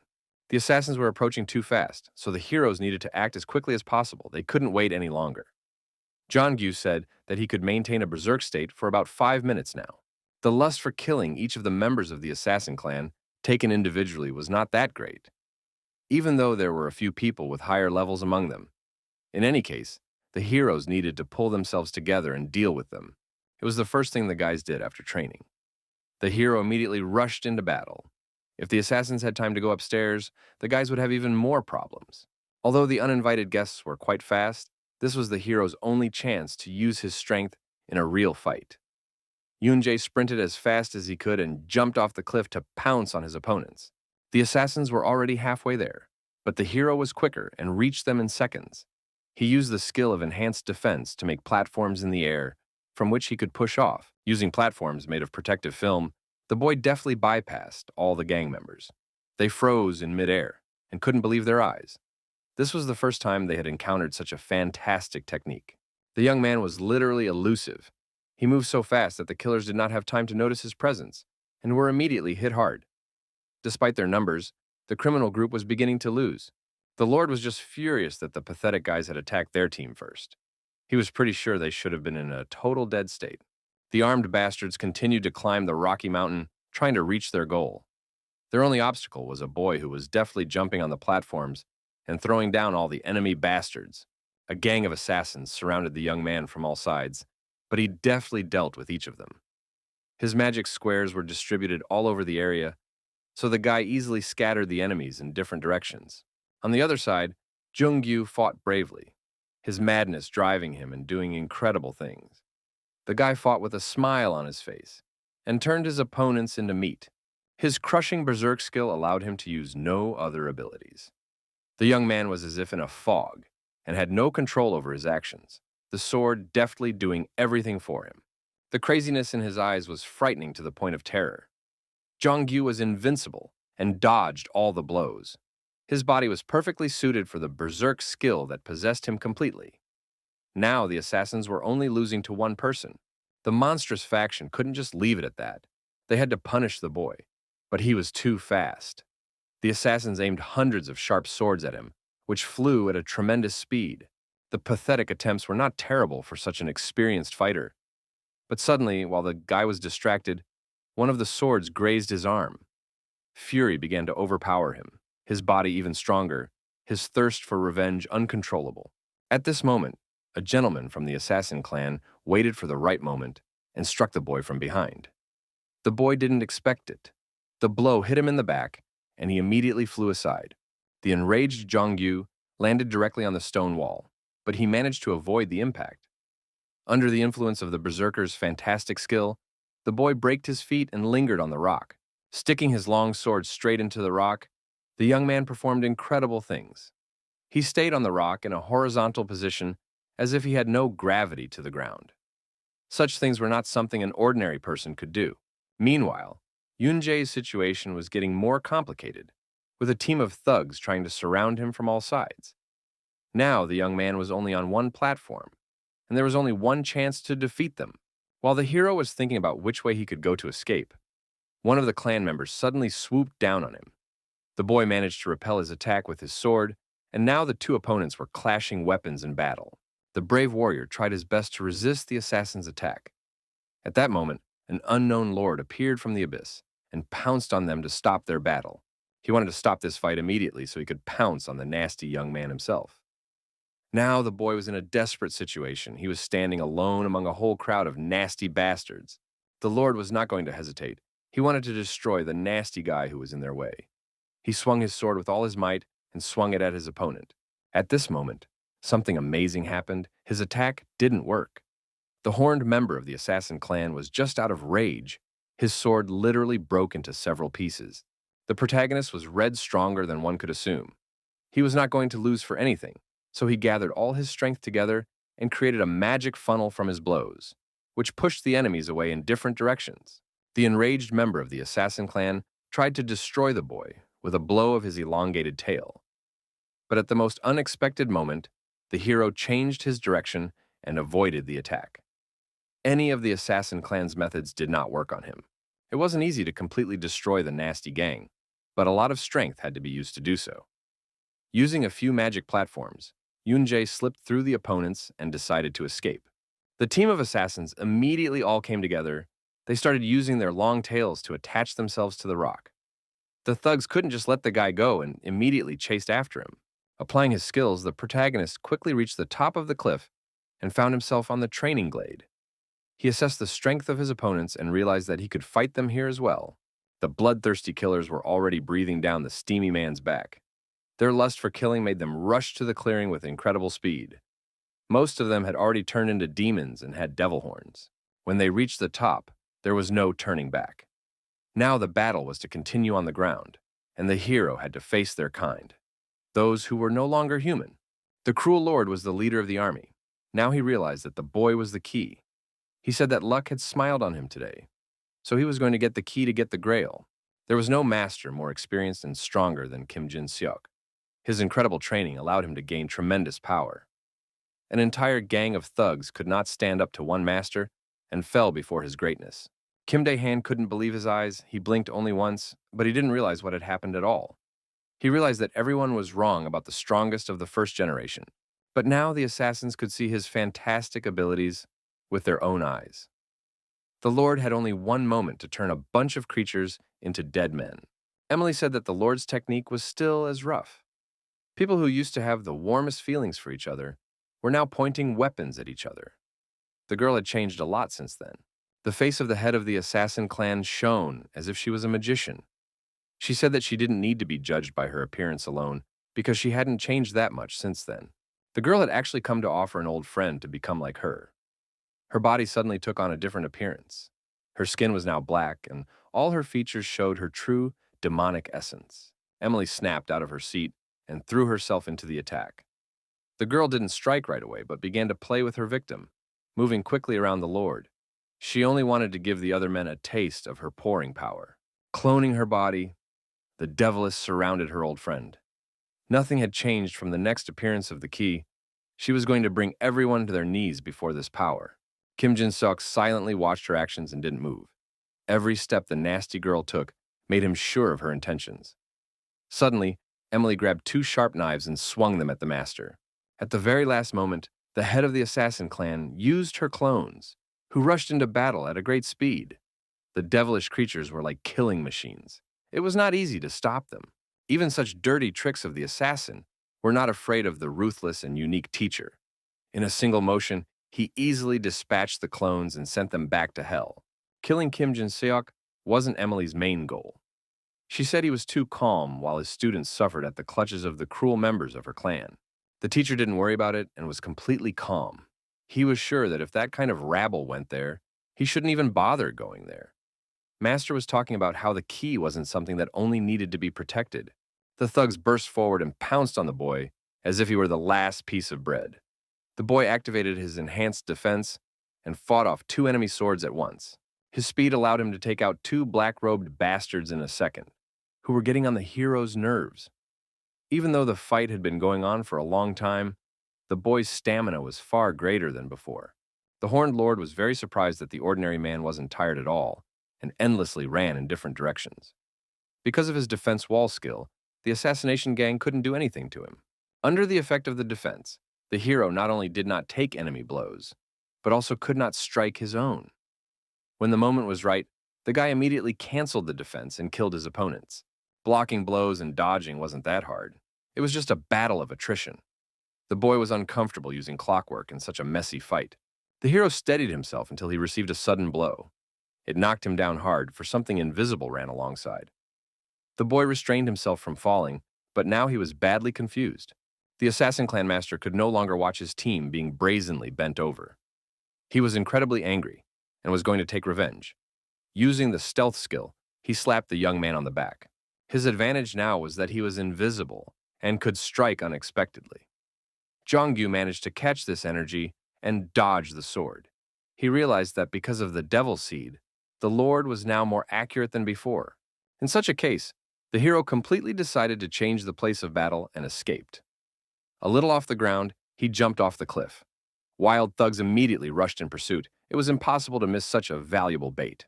When the battlefield was already empty, Jongyu deftly climbed up the mountain and came to help.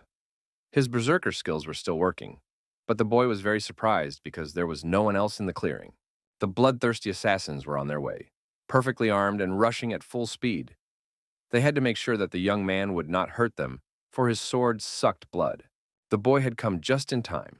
Only the stronger ones remained. It was as if the sword was alive and angry at his opponents, with the tantalizing scarlet blood flowing through it. There would be no mercy for anyone now. At this time, the brave hero took his feet away. He led the enemies already far into the forest to cleverly destroy them.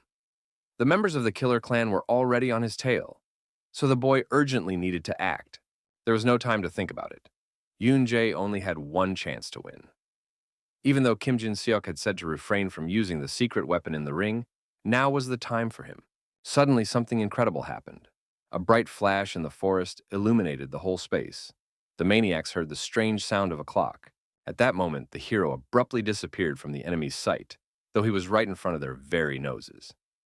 Suddenly, he reappeared in another place, and with a sharp movement, he swung his sword straight at their heads. The young master did things that could not even be imagined. He stopped his own time and destroyed all enemies in his path. He was like Sonic, who had acquired a magic watch. In training, the hero told the teacher about the clockwork. He could use a different flow of time. In a sense, it was the opposite of acceleration. To use this skill, one didn't need magic power, but concentration and strength of mind. It was a physical skill that could be honed along with increasing stamina, but the teacher forbade its use. Kim Jin-seok felt the same way, but the other problem was that the young man would definitely lean on him. Habit was the most dangerous thing in battle, so the skill was forbidden. The most important thing was to release the feeling that came out in a dangerous situation. The teacher asked to use the skill as little as possible, and someday the day would come when the guy would figure it out for himself.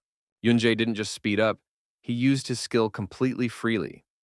The enemies didn't even have time to blink an eye, after which their heads were immediately sliced off. The battlefield was completely filled with the hero's techniques.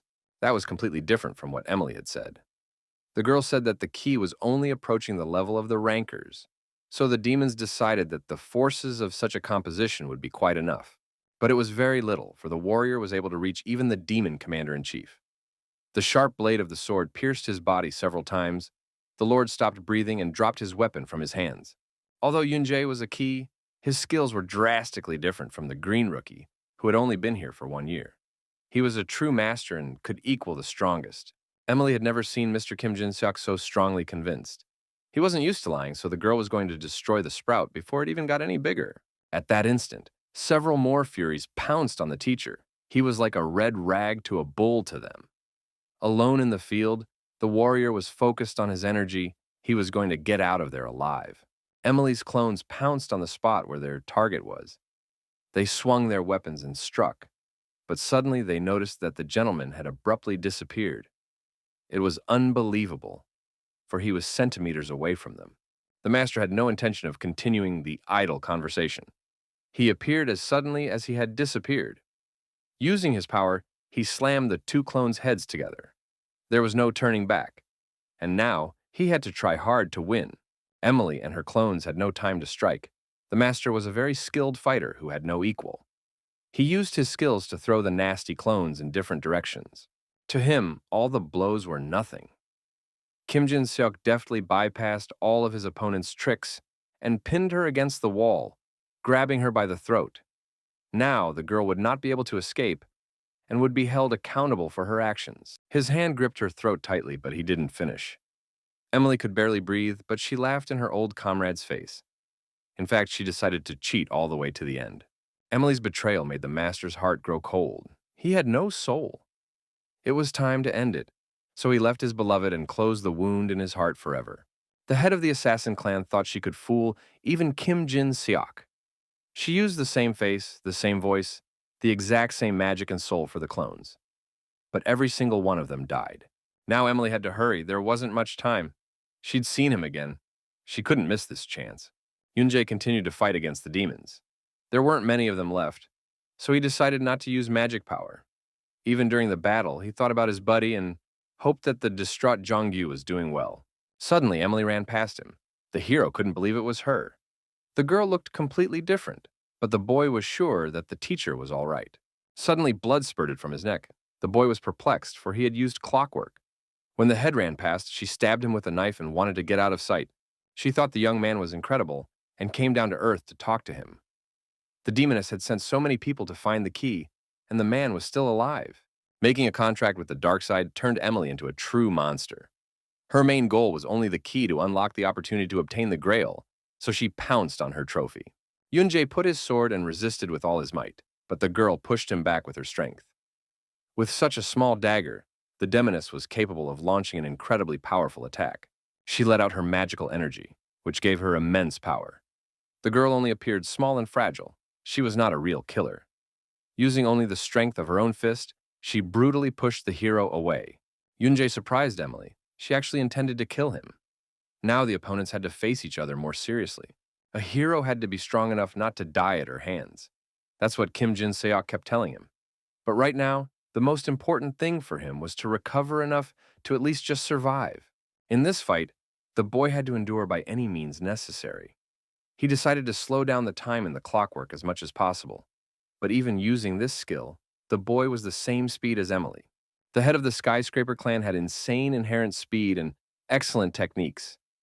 She led her clones back into the battle, and now the young man was in danger. Kim Jin-seok's disciple was so much like his teacher. Grabbing a sharp, small knife, the girl pounced on the boy and tried to kill him. At that moment, Yoonjae activated a protective film that enveloped his body and saved him from the strong attack. Emily did not hesitate and pushed the young man with her foot. He immediately bent in half and flew aside. The battle was unequal. The protagonist could not overtake his opponent neither in strength, nor in speed, nor in magic power. It really was dangerous. The boy crashed straight into the rock at great speed with great force and crushed it with his own body. Now he didn't understand how he was supposed to resist such a force. His breath caught as he tried to keep up with her movements. The task was made more difficult by the fact that Emily's real body was among the clones. Yoonjae couldn't just use his hard-to-use reinforcement. Suddenly, he decided to concentrate the enhancement and regression in one place. First, the boy was going to strengthen his special senses. Closing his eyes, the hero finally felt that very feeling. He needed to maintain this feeling, and the mysterious energy was coming out. At that moment, as if an epiphany came to his mind. It seemed unbelievable, but the boy was able to spot the real Emily among the several clones in no time. He used the crushing flow of energy to pounce and strike at her. Due to the expenditure of magical energy she had created from maintaining all the spears, the girl's movements became heavier than before. At this rate, it wouldn't be long before her body would be in a complete state of failure. The head of the assassin clan couldn't believe her eyes. She had never encountered an amplification of such strength. A true devilish power was moving towards her with crushing energy. Kim Jin-seok doubted that she could handle a hero. The girl didn't think his words could mean something so serious. Her incredible strength wasn't enough to resist the guy's power. In an instant, the protagonist was able to not only reveal Emily, but also attack. Her opponent had incredible power, but she couldn't stop here. The head of the thugs couldn't just give up and give the victory to the nasty boy. She went into a state of rage and unleashed her true demonic energy that filled the entire space. With this blow, the girl was going to put an end to this battle. But the young warrior still had strength left, and he was going to confront her. Two completely different demonic energies collided head-on. Yoonji's stamina was astonishing. All the magic power that had been accumulated in his body was now coming out in huge clouds. His eyes were filled with wild rage and a thirst for revenge. Emily hovered in the air and was about to deliver her critical strike, but the guy had to stop him. Fury stirred the power in his body even more, and he concentrated the amplification of energy into the sword. A young master of fantasy skills and the head of a clan of thugs collided together. Their two incredible powers could destroy each other. Seeing the two bright flashes, the members of the assassin clan fled. The hero didn't die under the pressure of all the magical power, but Emily did attack, gathering all her strength. The young man realized that there was a limit to what he could adjust to after all. The boy had no more strength, but he wasn't going to bow his head to the nasty girl. He struggled to his feet and stuck his sword into the ground to hold himself up. The head of the assassin clan was about to strike her final blow and finally end this war. When the girl got as close to her enemy as possible, she suddenly felt a strong blow and flew aside. Kim Jin-seok was a little late, but he still came to stop the deviless. He came faster than she thought he would and just wanted to hear something Emily would say in person. The master considered the girl a fallen one. Whatever her past choices had been, there was no reason for her to continue doing all this to this extent now. In fact, the key was to be stronger than anyone else.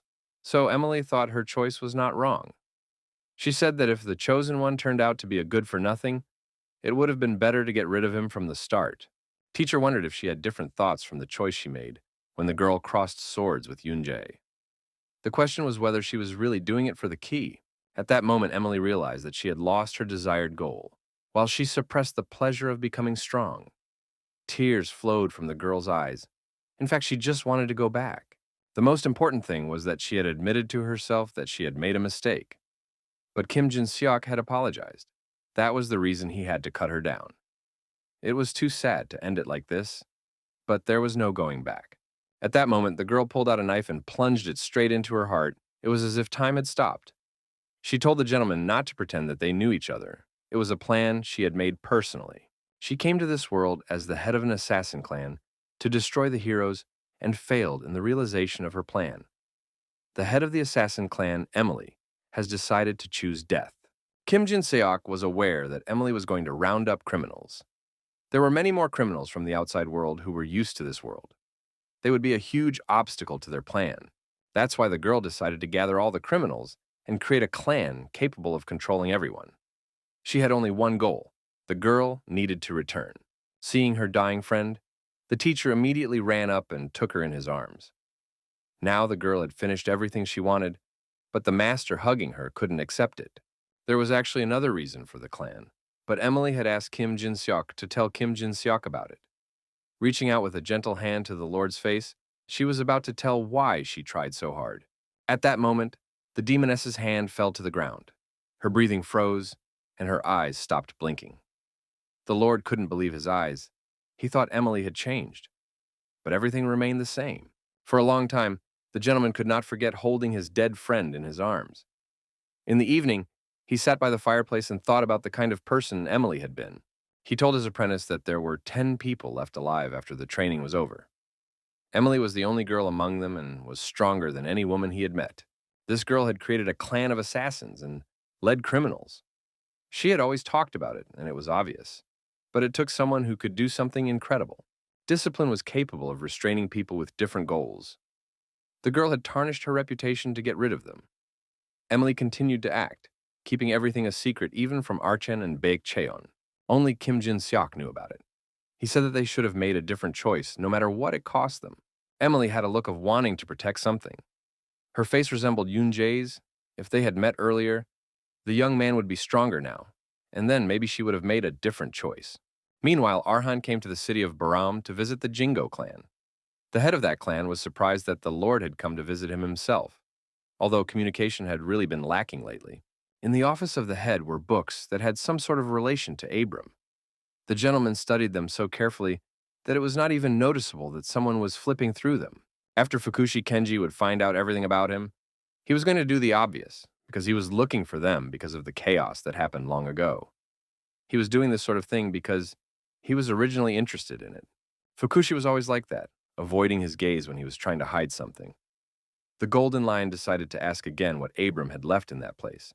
The Lord was so eager to talk about the past and get nostalgic for the first time in a long time. But it was difficult. He was in a very cordial mood and said that he and Arkan had been great friends at one time. Several other friends were already waiting outside the door to greet the Golden Lion. All of them were armed, and the Lord felt it immediately. It turned out that it wasn't just Turner of the Assassin clan who was a spy. Mr. Fukushi didn't know about his betrayal. He said the seed was planted by Emily, who trusted no one. The head of the Jingo clan no longer remembered how long he had been associated with demons. The thing was, the devil tree had been growing for a very long time. Arhan really considered the Lord his friend, which was why he had told him about the appearance of the new key. The Golden Lion's kindness had turned against him, and now Kenji-san was going to kill him. At that moment, there was a great noise in the room. A great cloud of dust flew in with Alvin Walker. His appearance surprised everyone here. He was sure his intuition was worth trusting. Yunjae had told Walker that he should have been wary of Kenji. There were many suspicious people in that clan, so Alvin was also investigating everything about them. He became aware that the Jingo clan was looking for information related to Abram. The traitors were up to something and most likely wanted to find a clue about the key. After all, no matter what anyone said, Kim Yoon-jae had the most merit back then. Mr. Arhan had to be more careful than the others. Though outwardly inactive, it was hard to replace the symbol he was. The hero was the one who cautioned Alvin Walker and warned that the meeting between Ara and Kenji could have been very dangerous. After all, there was no telling what might have been behind it. The clan head wasn't afraid of a late visit. Nothing would change from it. This was Jingo clan territory, the huge city of Baram, so the Lord was ready for anything. At this moment, Baek Cheon, the head of the White Tower clan, walked into the study. He really hoped that this would become a meeting place for old friends, although the picture seemed pretty good as it was. After the battle, the young hero survived with only minor abrasions and bruises. He said he had lost the battle, but somehow he was still alive. A lot of things had happened during the time Jongyu had lost his mind. When he woke up, his wounds were already almost healed. It was too unnatural a rate of healing. Suddenly, Kim Jin-seok said that it was time to move out. The heroes didn't have to stay at the teacher's training camp any longer. Something more important was waiting for them now. Upon returning to Trum, they learned that there had been a big commotion last night. People were saying that Barum had been attacked by the Skyscraper clan. Many people didn't know the details, but they knew that even Baek Cheon had helped in the attack. Rumors spread very quickly. Being a famous person here, even if one wanted to hide something, it was extremely difficult to do so. The heroes headed straight to the clan building to find out about the rumors. When they went inside, they saw Arkan not in the best of health. It wasn't the time for drinking, but Alvin and Lois outside had told them that the clan leader had missed Kenji. The master was in no state of reflection and said that it just so happened. He demanded that everyone except Yunjae leave the room. He was going to talk about other matters later. When they were alone, Arkan told him that Kenji had been his friend and battle buddy for 20 years. It was hard for him to get used to the fact that there were fewer and fewer people he could trust in this world. If Kenji would agree to a meeting, it could be taken as a sign that he wished to destroy the Golden Lion. The Lord was not on the best of terms with him, but not to the point of killing him. The area connecting the lands that belonged to humans and demons was called the Intermediate Lands. It was because the opening of that path was already almost completely completed. Yunjae learned the secret of the other world. Arhan told him that he went to the Intermediate Lands and told him the secret of the past. The future written in the diary, he guessed was going to happen in about 3 years. But the hero had already experienced it. He had reason to believe that the course of time had been completely altered. This meant that what was to happen in the future would not happen in its turn. Leafing through the pages, the boy tried to find what was supposed to be in the even more distant future. Suddenly, he discovered that Fukushi Kenji, who had been with Arhan in the first generation of participants, had committed the murder. In the book, it was written that the Skyscraper clan was swiftly destroyed. The fact that Baek Cheon had survived could be considered a stroke of luck. Yunjae told the chapter that the path was opening up, and by that, it meant that the creatures were about to move into the world now. This meant that they were planning to kill the dragon. The role of dragons was close to conciliators to keep angels, demons, and humans from attacking each other. But for some reason, small groups were secretly invading each other's territories. The hero said that the dragons he met were also like that. However, the dragon he saw nearby said he couldn't do anything to them. That was true, for there was a rule that said they could not be active on those that did not belong to their territories. Arkan said there was a chance they were hiding in the territories of the dragon he'd killed. That meant they had come with advanced knowledge. The demons had begun to act in order to get their hands on the Grail. Arkan had a headache from all this, so he drank alcohol to wash it down. Yunjae felt that there was no need to think so pessimistically. If an all-out war was inevitable anyway, it was better to shorten the fights as much as possible. If the demons were the first to engage their forces, the clan side might be able to expend a little less effort.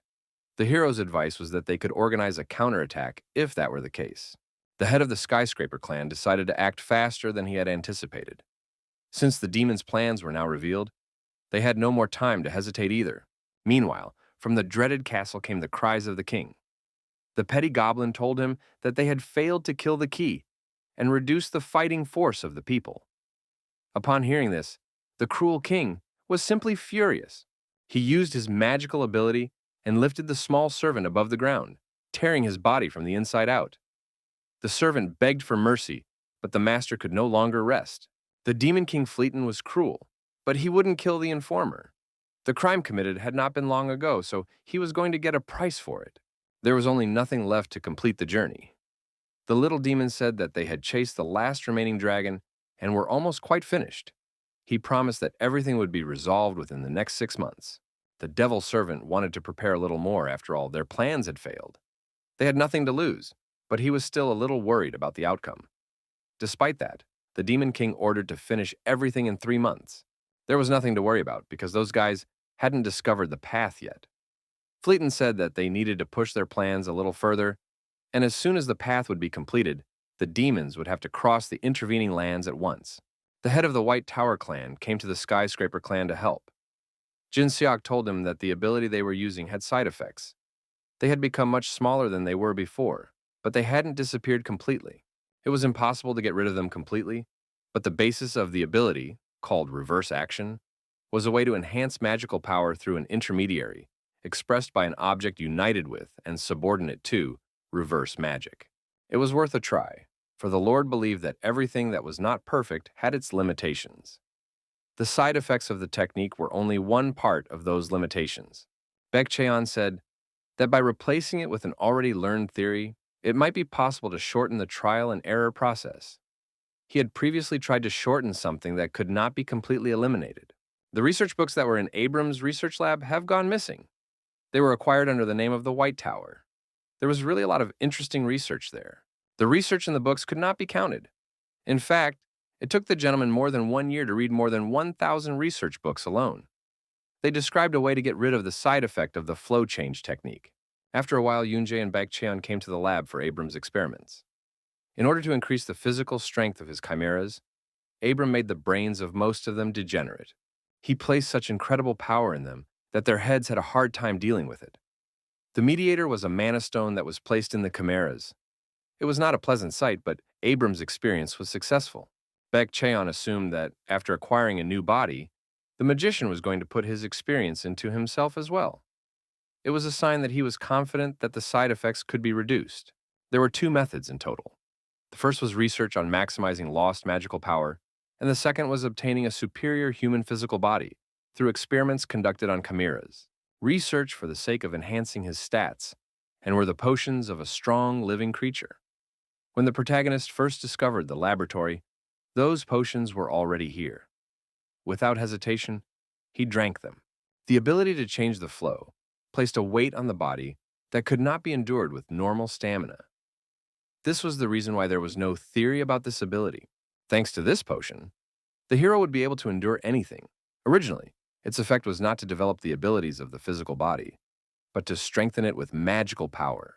Now everything became much simpler. If the potion had already stopped working, the heroes could start without any delay. However, the head of the White Tower clan could not guarantee that the experience would necessarily succeed. The gentleman said it was possible that other side effects would have followed or they would have failed altogether. The probability of success was unknown. If the hero stayed alive until the very end, it could be considered a success. Yoonjae only verified the success of Abram's experiments through his research records. It was better not to know what happened when failure befell him. The hero had made up his mind after all, and agreed to it. The Lord knew that all living and breathing life forms of this world had magical power. All of it was at least somewhat infused with mana. Even every living cell had at least a little bit of magic power. Depending on the mana controller and the living object that was filled with it, the nature of their use differed drastically. Simply put, it wasn't the pathways that hardened, but the muscles protected by the mana pathways. Baek Cheon found out that Abram's research was focused on developing the pathways themselves. He believed that this maximized the reviving power. The master had told me that if one did so, even possessing the exact same amount of mana, one could use it more efficiently and steadily. For the sake of this, the very essence of magic power was necessary. For a long time, the Supreme Magician has been growing his new body inside this laboratory. With the help of his talent, he had found a way to achieve eternal life. Had he not been thwarted, it would have turned out to be a real disaster. The protagonist didn't want to be cut by knives, so a sphere to that side would be much more convenient. The head of the White Tower clan was going to conduct a similar experiment on him. Yoonjae was sure that Baek Cheon and Arhan were friends. It was really an unusual experiment for him. Even while in the liquid, he didn't feel any tightness in his breathing or movements. The hero could clearly feel the flow of mana. Both time and the place itself were blurring. He felt great, but he didn't realize how long he needed to be underwater. Suddenly, the boy saw a strange light in the water and felt a wild pain in his chest. Some force had taken complete possession of his body. His veins were swollen, and the boy could not cope with such pain. From the beginning, the young man had been in blue water, but now it had taken on a red hue, and blood rushed into his body faster and faster. The head of the White Tower clan realized that it had begun. It was like a real mutation. The kid was experiencing incredible painful sensations. His body was getting stronger and expanding before his eyes. The transformation was inevitable. The master was watching intently through the glass, but now it was not safe. The young man became a real strong monster and started beating his huge fists on the glass. The mana flow paths were located throughout the human body, as closely together as veins. This solution that transformed something surrounding the entire body into such pathways of mana flow. It was something like a squirrel. Destroyed mana pathways were torn, broken, and then rebuilt. And so it went on and on. There was no escaping the pain. The research of placing mana into a person, harvested from another living being so that they could absorb it on their own, was truly incredible. After the fantastic change, Yunjae suddenly woke up in bed, but he didn't realize where he was yet. The White Tower clan head was happy to see him and moved him to a place where the young man could rest. The master said that it had been many days since the boy had lost consciousness. In any case, the fact that he opened his eyes was very comforting. After all, he was in a lot of agony to make it through to the end. The hero didn't remember anything from the moment he felt like his body was about to burst. This was the first time something like this was happening to him. So far, he only felt a little sleepy. It was logical. Though the method was different, the essence was the same, as if the hero would be forcefully placed into mana. The young man was sure it was a bit like when he took that medicine. But this time, the young man received much more mana than he did then, and came to his senses much faster than expected. Yunjae and Baekcheon went into the forest, and wandered into a place where the leaves on the trees were no longer growing. It was as if they were walking through a lifeless area of the forest that was frighteningly mysterious. When they finally reached the right point, the Lord was about to begin. He was going to show the boy his new skills and fight him. Since he was in charge, testing was part of his plans as well. The head of the White Tower clan started first. He activated his abilities, and blue magic energy surrounded his body. The Lord took out the sword he was going to use to fight in the battle. Meanwhile, Archon was bogged down in business and worries. He had no time to sleep. The head had endless work to deal with. That was what he was going to do without wasting time sleeping. The head was in charge of distributing clan members and responsible persons, examining documents and residences of ordinary people who were not in the clan but contributed to it, rewarding their help and deciding after their death. Kim Jin-seok told him that the rumors were spreading very quickly. Because they had started acting out, something bad would happen. The heroes had always acted secretly, and now they were really getting caught out too often. Suddenly, an aide came into the room. He had come to report that someone had made a lot of noise at the beginning of the intermediate lands adjacent to Melon. It was now known to the gentleman that it had attracted the participants who were in Melon. It was said that the tiger came if he was recalled. They didn't hold back and came to the part of the forest where Baekcheon had come to fight. They were extremely determined and wanted to find out what the White Tower clan chief had done. At this moment, they noticed Yunjae lying nearby. He was resting against the rocks and had his eyes closed. The young man looked quite broken, and it seemed like he was dead. Baekcheon thought the fight would end quickly, but he didn't know he could turn into one. Suddenly, he crouched down beside his opponent and said that he hadn't had this much fun in a long time. When the maimed and tired hero returned home, rumors of his fight had already spread everywhere. He had been gone for about 10 days, and Jongyu was getting worried. Seeing that everything was in order, the young man was about to go back to practice. His control was still not perfect. Miss Lois was helping him, so it wasn't dangerous. Opening the system panel, Yunjae was greatly surprised. Mana, which had hardly increased after reaching 100, had drastically increased by 6 units. This incredible effect seemed unreal. In the battle in the chapter, the hero was wounded by mana that looked like tiny blades. He tried for a long time to just hold out and resist the force, but suddenly realized that attacking was the best option. Using his incredible speed, the boy pounced on his opponent. If Abram's medicine had an effect, it was definitely going to come in handy. Compared to using a defense system similar to magic armor, Yunjae was able to sufficiently dodge and approach Baekcheon. This was already a completely different strength. Now, the minimal preparation was complete. It was important to get used to the mana he had just received. But the hero still had something important to do. Although the guy's body was still not fully recovered, it was time to move out. The expected future had already changed a lot, but there was still something unchanged. At this time, the forest was filled with a whole crowd of monstrous demons. They marched forward in cold blood, carrying their King Flighton on their shoulders. Torches lit the way, the nasty bastards instilling fear. The Demon King had waited a long time for the journey to be completed, and now it had begun. At last, the last dragon had been disposed of, and the Lord was just overjoyed. Fleeton's face immediately changed when he learned that the key had gone alone. His master had always told him not to act alone, but now he wished he had listened to his gut. The king's servant said that Kenji's man was hiding and promised to join him once the demons would have arrived on the scene. The little demon doubted that the man was worth keeping to himself. Rumor had it that the man had been badly injured in the last war, but the Demon King thought he wasn't so bad to use and discard. Fleeton's plans were unbelievable. It was time to move out. The members of the Skyscraper clan gathered at the top of the great mountain. In a deft way, Lois was able to recognize that they were approaching. Archon had only taken a few people with him, but he was completely calm. The girl said that so far, they were far away. But if they kept moving at the same speed, they would arrive in a quarter of a day. She couldn't keep track of them for long. They were already reeking of demon energy. Being on top of a mountain, Lois already had to use a great deal of magical power to concentrate on their location from such a distance. Things had turned out worse than the Skyscraper clan had expected. When he first heard about it, he thought it was a delusion. He heard something that even Lucia's former key didn't talk about. Archon ordered his men to alert everyone that the undead were approaching. Everyone was to orient themselves to rancher levels and prepare to become one, and to request the missing forces from the Alliance. Alvin Walker met up with the heroes in the Devil's Forest. They had met Lois several times, but they hadn't seen him in a long time. The gentleman had been very busy lately. Yoonjae and Jungyu had to join the battle and help the Skyscraper clan. They had found everything they were looking for in the forest, and now it was time to set off. It was the beginning of a new coup in the reverse world. The heroes had to hurry, time was running out, the sky was changing colors. It was the beginning of war. The monstrous minions of the devil had no spiritual qualities whatsoever. They were ruthless killers who were almost impossible to defeat. The place where the two different worlds met was glittering with bright rays of light. Everything truly resembled a battlefield for the coming war. The clan suspected that the monsters were already aware of their presence. The evil was approaching at an incredible speed. The monsters smelled of death.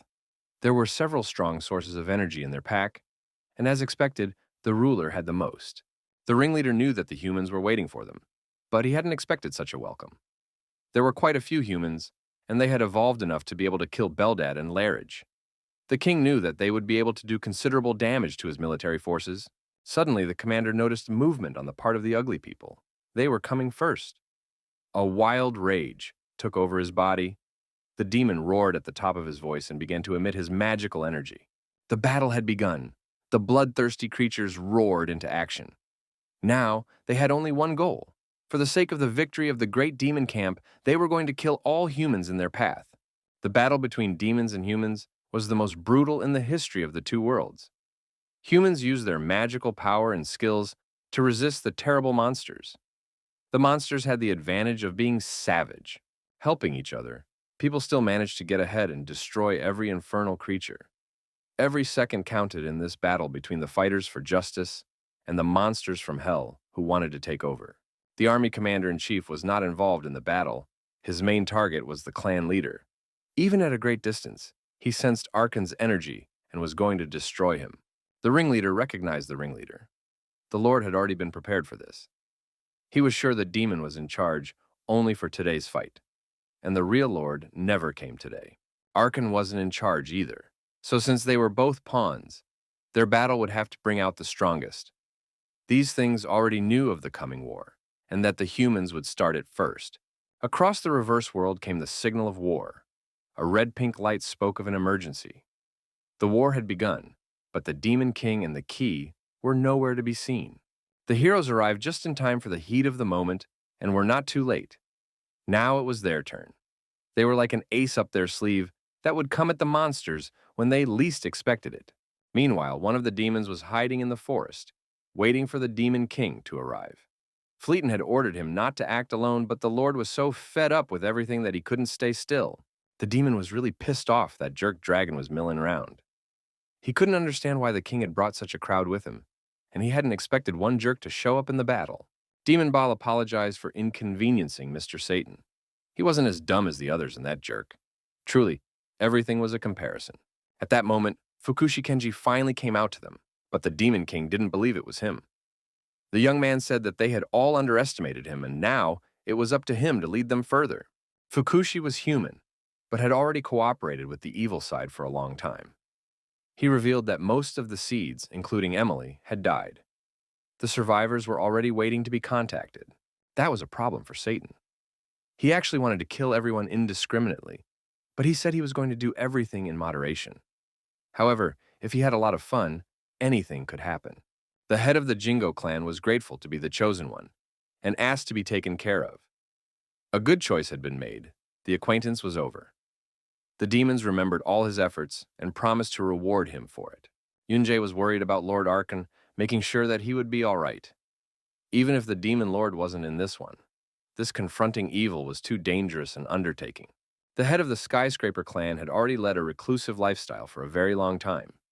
If he couldn't handle such a trivial matter, someone else would have already taken his place. Lois had said that even they were a long way from the first-generation humans, and the hero had only been here for a short time, so he hadn't realized his power. If he ever saw her, he wouldn't have any more questions. The two strongest sides clashed in battle. Arkan's opponent was Agaresra. It was quite a high rank among demons, but it didn't scare the Lord at all.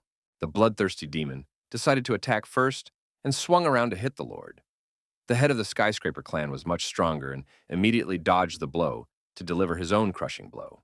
It seemed simply impossible. An ordinary human had the strength to defeat even a demon commander-in-chief. The monster flew into the wall with force and smashed its head into the wall. This battle clearly revealing the winner. Arkan was a first-generation man and did nothing, but he didn't really hold his position for nothing. There was a power lurking in him that was scary to talk about out loud. The cold-blooded lord was going to destroy his nasty opponent. The golden lion's strongest energy strike flashed like a glowing sun.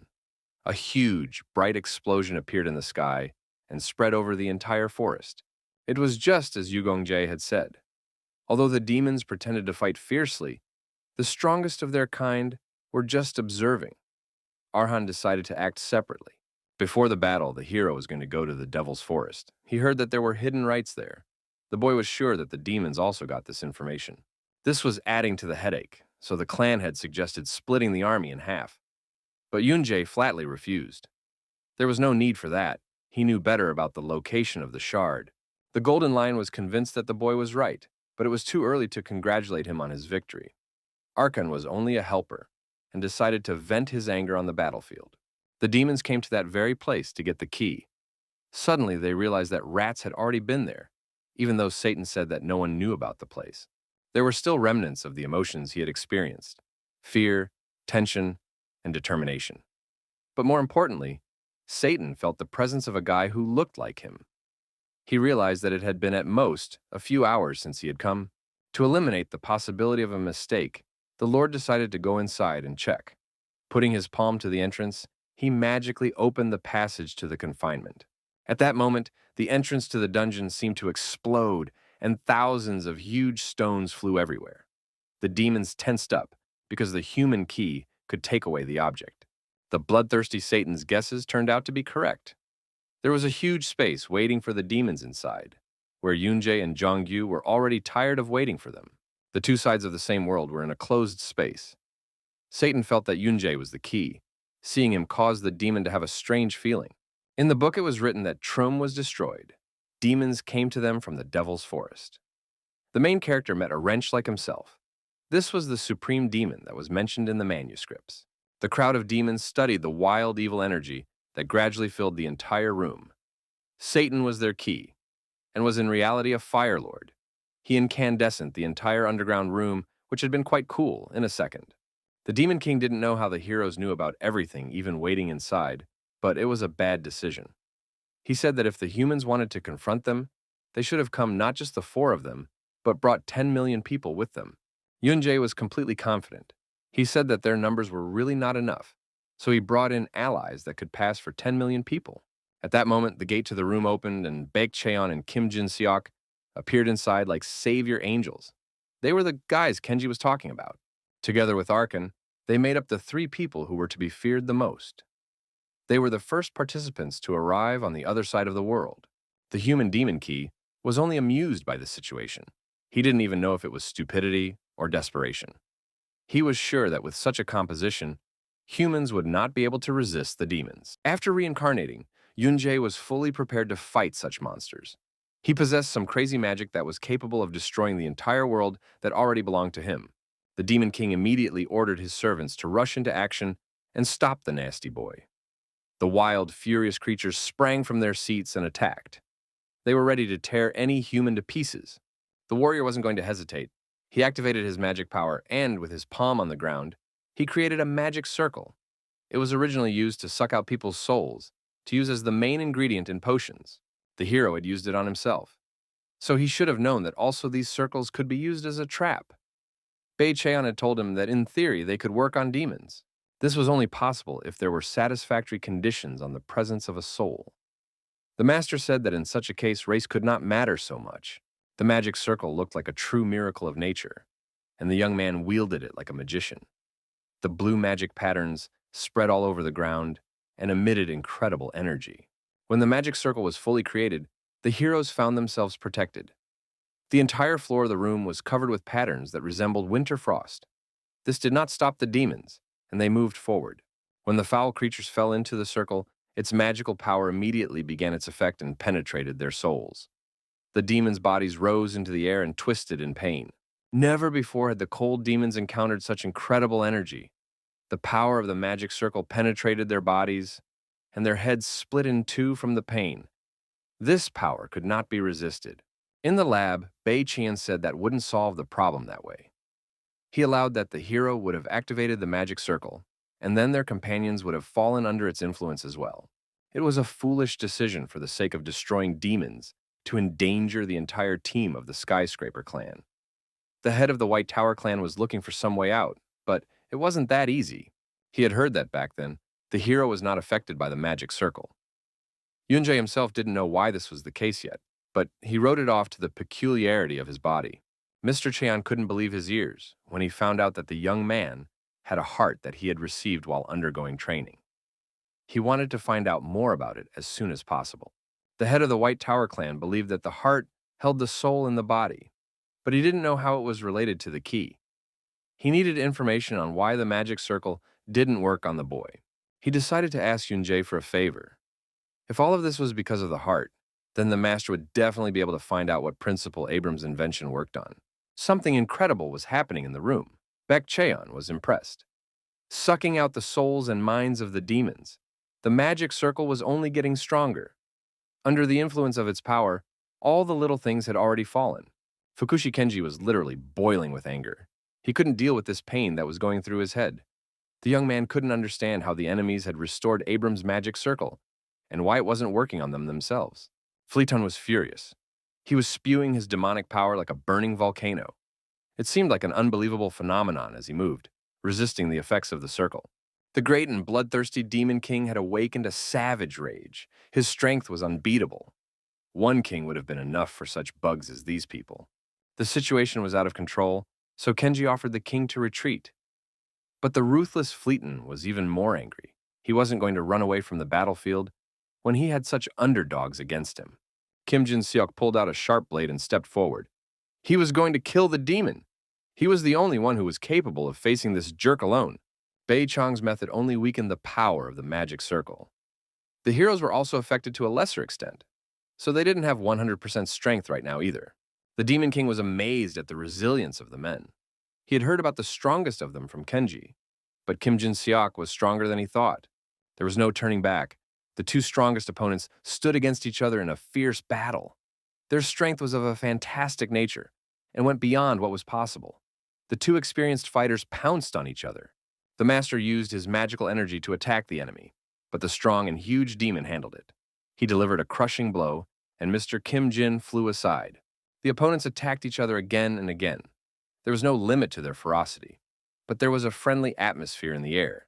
This battle was to end their enmity. At this moment, a strange energy appeared in the air. All the space around was illuminated by a bright flash, which illuminated the heroes. In the center of this flash was Satan, who was obviously up to something.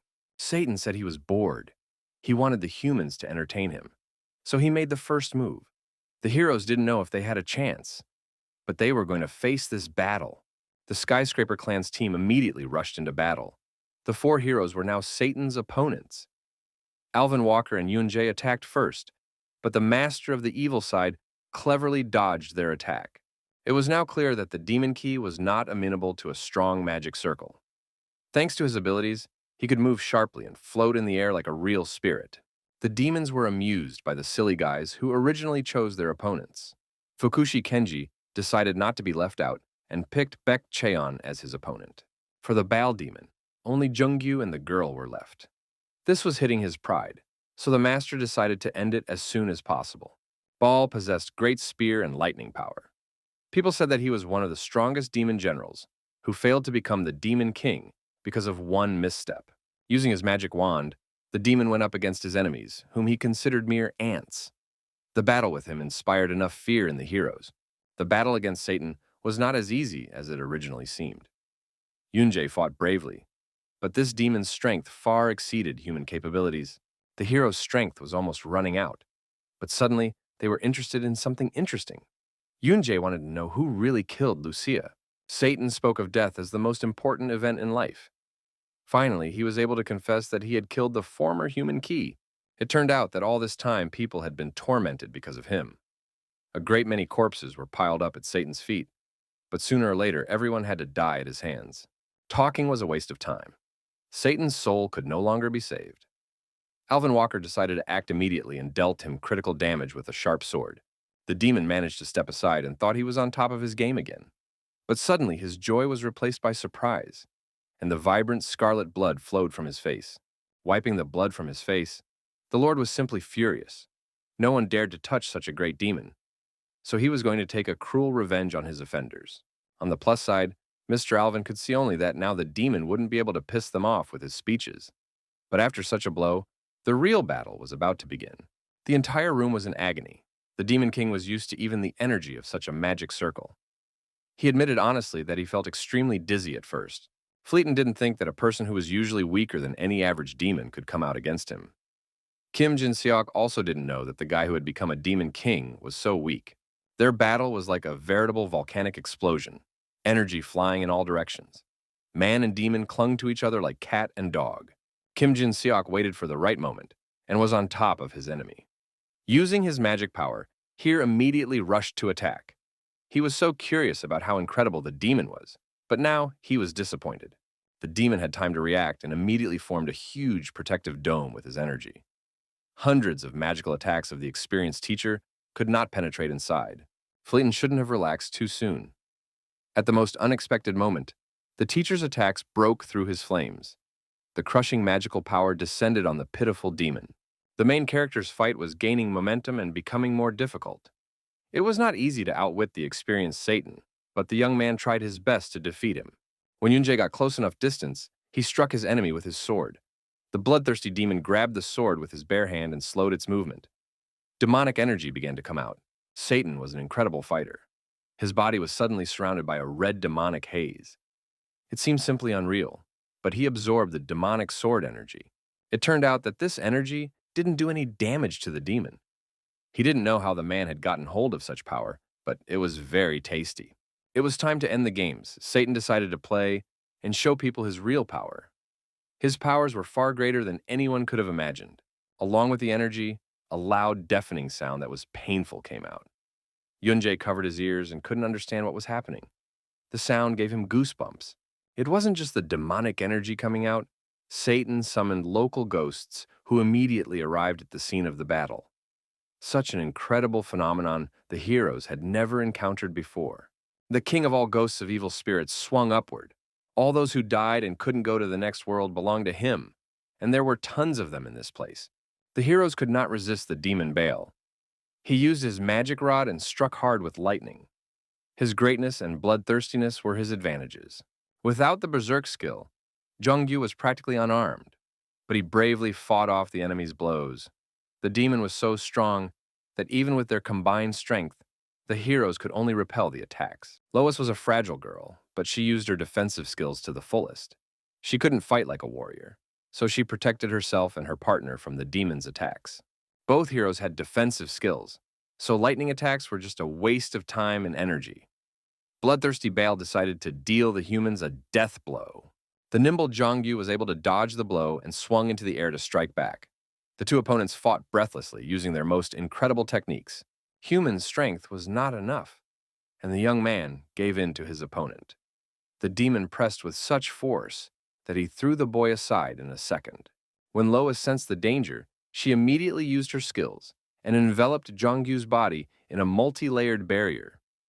Baal didn't stop at that, but he struck even harder, shattering the sheath. Suddenly, the demon flew up and pounced on the guy. Its energy of 1,000 lightning bolts completely enveloped the rod. The ruthless beast immediately thrust it into the man. Yunjae cried out loudly in pain. It seemed like it was his last breath. When Baal thought he had gotten rid of the annoying boy, he decided to destroy the nasty girl. She wasn't much of a threat, but she was going to buy some time. At that moment, Jongyu returned. He flew toward the enemy at high speed and sliced his head off in one motion. The surprise effect worked perfectly, and the demon didn't have time to dodge the blade. Baal roared with anger, and thousands of ghosts flew out. It was impossible to harm them physically, but if you didn't let them clump together, the strength of each one individually wasn't a problem. At this time, Satan's sound echoed throughout the entire neighborhood, his entire body emitting incredibly loud sounds that tore his head from within. The situation worsened when hundreds of Satan's ghosts flew out into the world. There were countless of them, and now the heroes were in real danger. Suddenly, Alvin Walker decided to act differently. He left the ghosts to his partner, and he himself swung up and was going to deal with the demon. The brave Yunjae had to cover for him. Baek Cheon was the only one who managed to survive the battle. The young man had handled his enemy perfectly and made him bleed to death.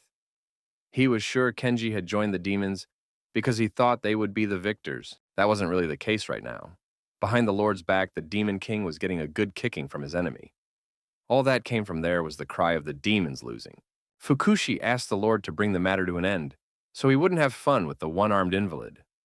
Because of the traps of the White Tower clan head, Kenji lost all his powers. Suddenly, the head of the Jingo clan snapped out of his seat and attacked. He couldn't go back anymore, so he asked the Lord to do as he should. Only death would stop him. Even with one hand, Fukushi Kenji fought desperately, but his opponent was decent and had excellent striking technique.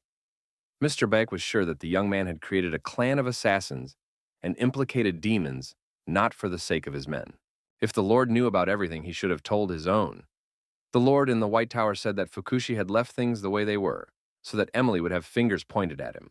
Baek Cheon's anger had no limit. Emotions ruled his body. The Lord wanted justice. He attacked Kenji with renewed vigor and was about to kill him with a sharp blade. The sword blade sliced Fukushi's body apart in a second.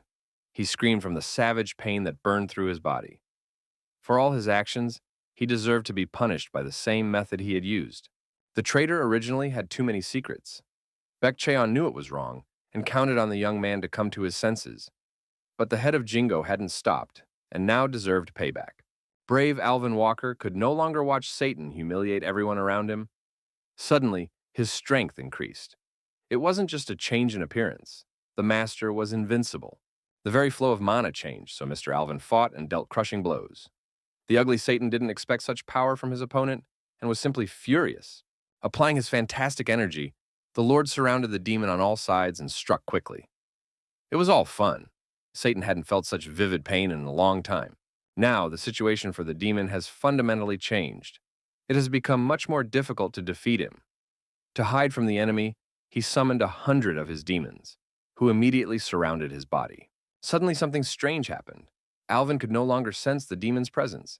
He hid well between the ghosts, and it was hard for a human to find him among their energy. Among the ghosts, the Lord's body was tiring quickly. It was like the life was being sucked out of him. He recognized that Satan was really strong and didn't think it was so dangerous. Fighting the man, the demon didn't expect that he might be in danger. As a reward, he was going to reward the man with a devilish attack. Alvin Walker was having trouble not only fighting, but even straightening his body. His wounds were much deeper than they appeared. The Lord was trapped, for the cold demon was waiting for the right moment. Satan realized that he had to finish soon, so he armed himself with his most critical strength and rushed into battle. At the most unexpected moment, his attack was repulsed by Yunjae himself. While trying to push the youngster's sword away and suck the power out of him, Mr. Satan was seriously wounded in his arm. He was seething with anger at the thought that the boy was up to something. Yunjae bought some time and immediately ran to his master's aid. He created a magic circle that strangely lifted Alvin from his knees. Although outwardly this power was not particularly noteworthy, it was quite dangerous, and it was as if the hero was suppressing it. It was only a temporary measure, but the Lord was going to get better. During the battle, Alvin felt like he was fighting with his hands and feet tied. He said it wasn't easy to get out of the spirit gathering center. Satan was not to be underestimated. His power was too atypical. He had heard that it had not yet been 2 years since the new key had crossed over into this world. But it had developed faster than expected. When the master finally met a worthy opponent, he could barely resist his skills. Yunjae's strength was very powerful, and it wasn't even the limit of his abilities. Every outburst of Satan's rage ended in failure. He couldn't believe that the young man could learn to control his power like that. It had been a long time since the Demon Key had felt such powerful blows. The Demon King had lost 2 arms and all his strength. He was practically destroyed and could barely stand on his knees. He didn't understand why such a pathetic man was able to fight so steadfastly. Abram's magic circle seemed to have only slightly restrained Fleeton, but its effect was gradual. During the time he had been inside, the demon had gradually weakened. Since ancient times, demons had looked down on humans. That was why they went inside, knowing it was a trap. That was the payback for reckless bravery and arrogance. It was unreal. For the head of the demons, King Fleeton could not lose to a normal human. Fury filled his body. The Lord was simply furious and let out a bright flame. The battle against the demon was in full swing. Jongyu had activated the Berserk skill and was now invulnerable. His body didn't get tired at all, so he moved with great speed. He rose to his feet and pounced on the enemy. Bao was already very tired, but the boy was still full of strength. Somehow the bangs were getting stronger as he lost blood. The invincible warrior pressed down on the enemy with tremendous force, the berserk in his body doing incredible things. The wounds on Bao's body were appearing too quickly. His strength was running out. Now he realized he had messed with the wrong man. The brutal demon tried to deliver lightning strikes, but they no longer worked on the boy. The horned monster needed to buy time to survive. The demon's incredible strength did something murderous with his lightning skill. He raised his rod into the air and huge charges of lightning surrounded the entire space. Now the Lord resembled the real god, Perun. He said that the young man was alive only because of the woman's protection, but was still quite resilient. At first, Baal had thought him ignorant, but it was not so. The strong energy created real thunderclouds in the room. The Lord was stronger than even King Flinton. Waiting for the right moment, he began to generate a strong lightning attack. In this horrible place, Baal might not have given out the maximum he had. However, with such a volume, there shouldn't have been a problem with completion, so the Lord was going to destroy the two nasty people. When the enemy was already too close, Jongyu suddenly heard the call of his sword. He asked the warrior if he needed more power with which to defeat the demon. The boy needed that strength, so he accepted the offer of the sword. At this moment, the berserker's skills improved. The hero's body turned into a real monster. His eyes became as red as blood. The sword desired blood. Meanwhile, Satan resisted the blows with his last strength. His body had become stronger due to the increase in mana. But if the second hero recovered and attacked him, the demon would not be able to withstand it. Demon Key decided to hurt his opponent one last time and let the spirits out. But the ghosts no longer worked on the hero now. It was a waste of mana. Suddenly, Yunjae noticed a strange figure among the ghosts that was a copy of him. The unknown person said that his family's murderer was still alive. At that moment, the image of Park Yoon-sung appeared in front of the hero. The assassin was smiling broadly and looked like the real thing. The old memories of the assassination surfaced in the hero's mind. It seemed simply unreal. The young man could not believe his eyes. He was sure that he had killed the maniac with his own hands. But now his exact image was standing there unharmed. The restrained mana rushed out. At this rate, everything in the vicinity would shatter. Alvin didn't understand why Yunjae suddenly lost his ability to control his strength. It was as if the hero was in a dream, old images popping up in front of his eyes. Yunjae saw the maniac killing the family again, but it was all just a pathetic attempt to confuse the boy. The guy realized that his family was already dead. Suddenly his illusions confused him, and the hero gave the killer a strong blow. All this was only in the head, and in reality, only emptiness. Satan found the enemy's weak point and pressed on it with all his might. He said the boy's family was still alive, but he would give up the chance to save them. The hero's patience was gradually coming to an end. Thoughts of the family confused his mind. Yunjae was under the strong influence of illusions, the ghosts around him taking on the appearance of his wife.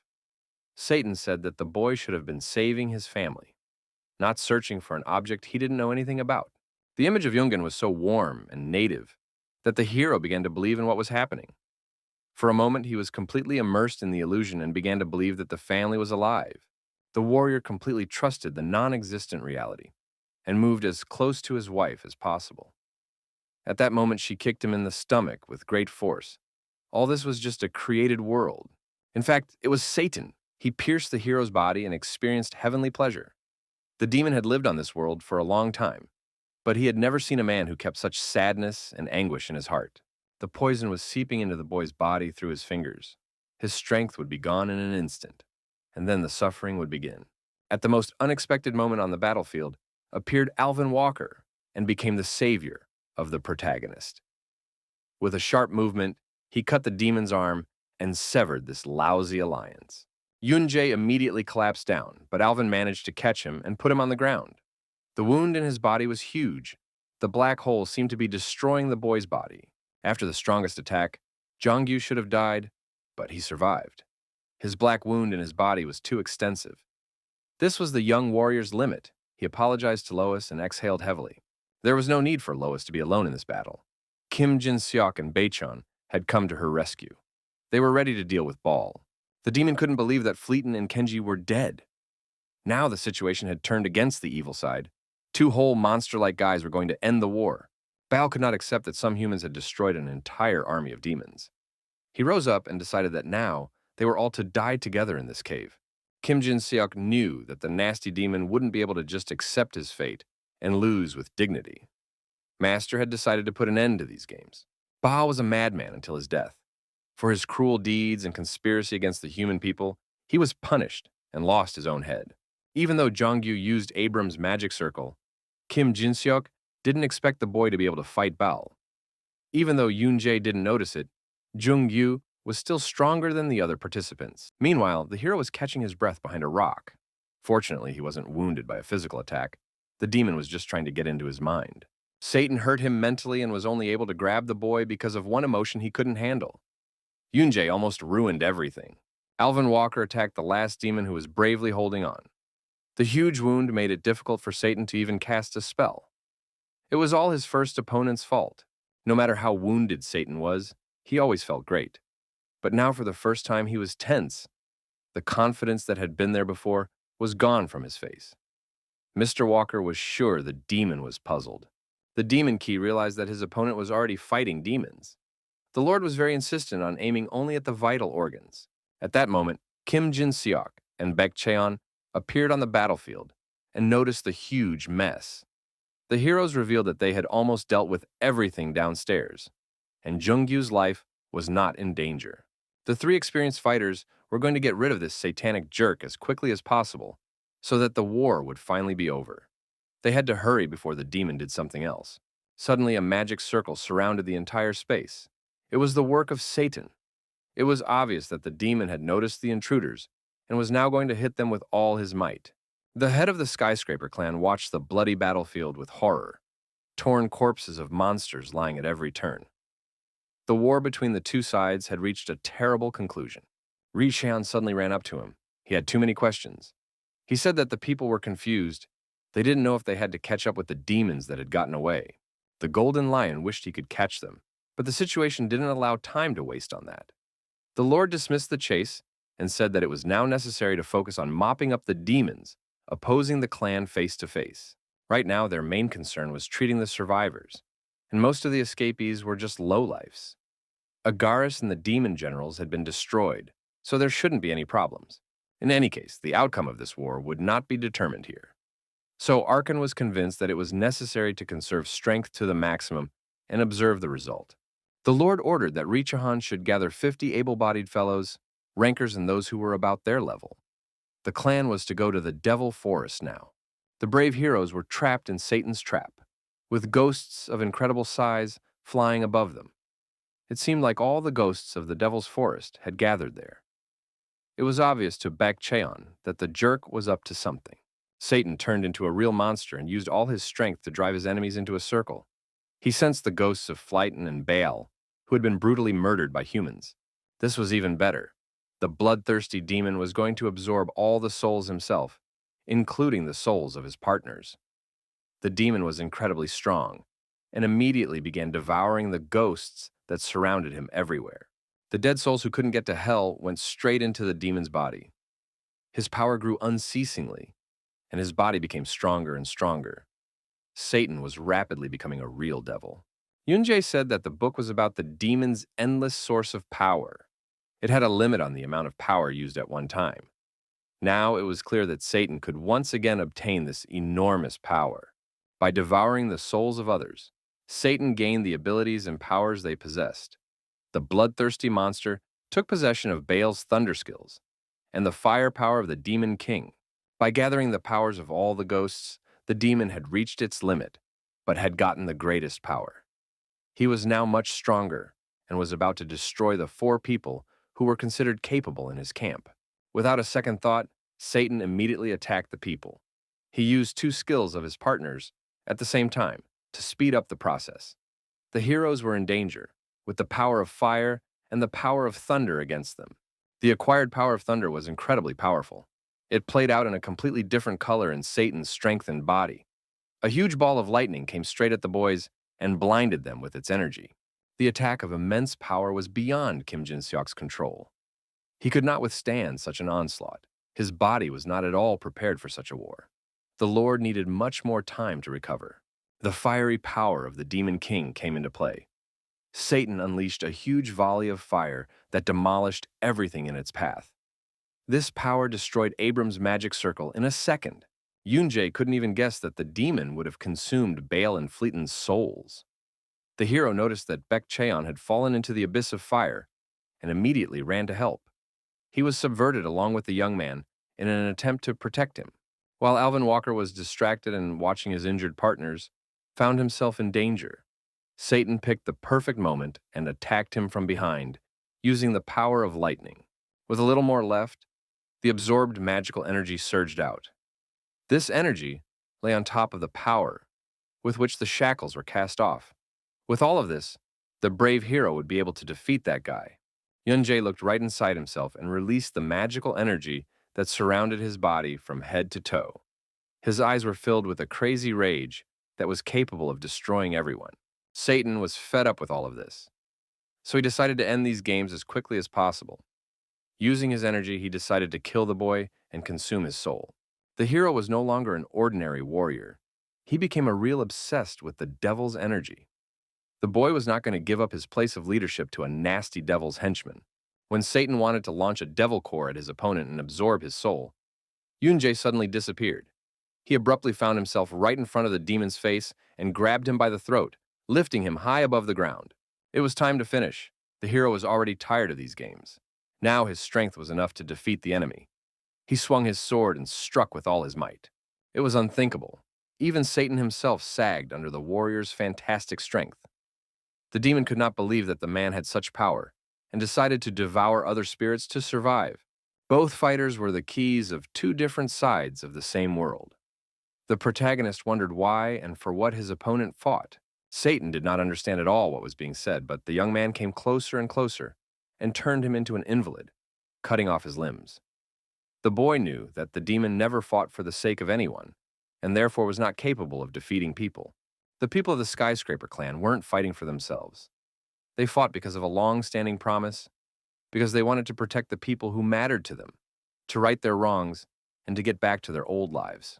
The hero fought because he had people waiting for his return. He had a reason why he had to survive at all costs. Yunjae didn't talk for long. He swung his sharp sword and cut off Satan's head. Now the evil was finally over. It was more complicated than he'd imagined. When the demon's head was on the ground, a huge torrent of power burst from his wow neck and shot upward. This power concentrated into one big ball that resembled a huge pink gum. The hero realized that Satan had decided to run amok until the end. Yunjae wasn't going to lose anyone else. He jumped high into the air and swung hard to thrust his sharp sword into the incredible cluster of energy. The boy was going to stop the nasty thing no matter what it cost him. The cold sword went deeper and deeper inside, but the sheath was very hard. Under the intense pressure, the ball was beginning to burst. After a while, the brave heroes were returning back to the clan with good news. They were badly crippled and could hardly walk, but they were going to return as soon as possible, for victory was in their pocket. It seemed unreal, because after the battle, there was only a huge crater left in the ground, as if it was the mouth of a volcano. The heroes managed to send the nasty monsters back to hell, called the Golden Lion because of his extraordinary strength. The strongest of the companions, Arhan, looking at the scene in front of him, felt two things: hope that people could win the Holy Grail War, and fear of Yunjae's capabilities. Until a functioning human key would feel excellent, the clan could not act deliberately. The hero longed to heal soon to help, but Alvin asked not to worry. Now the humans had managed to defeat the demons, but their next opponents were the angels.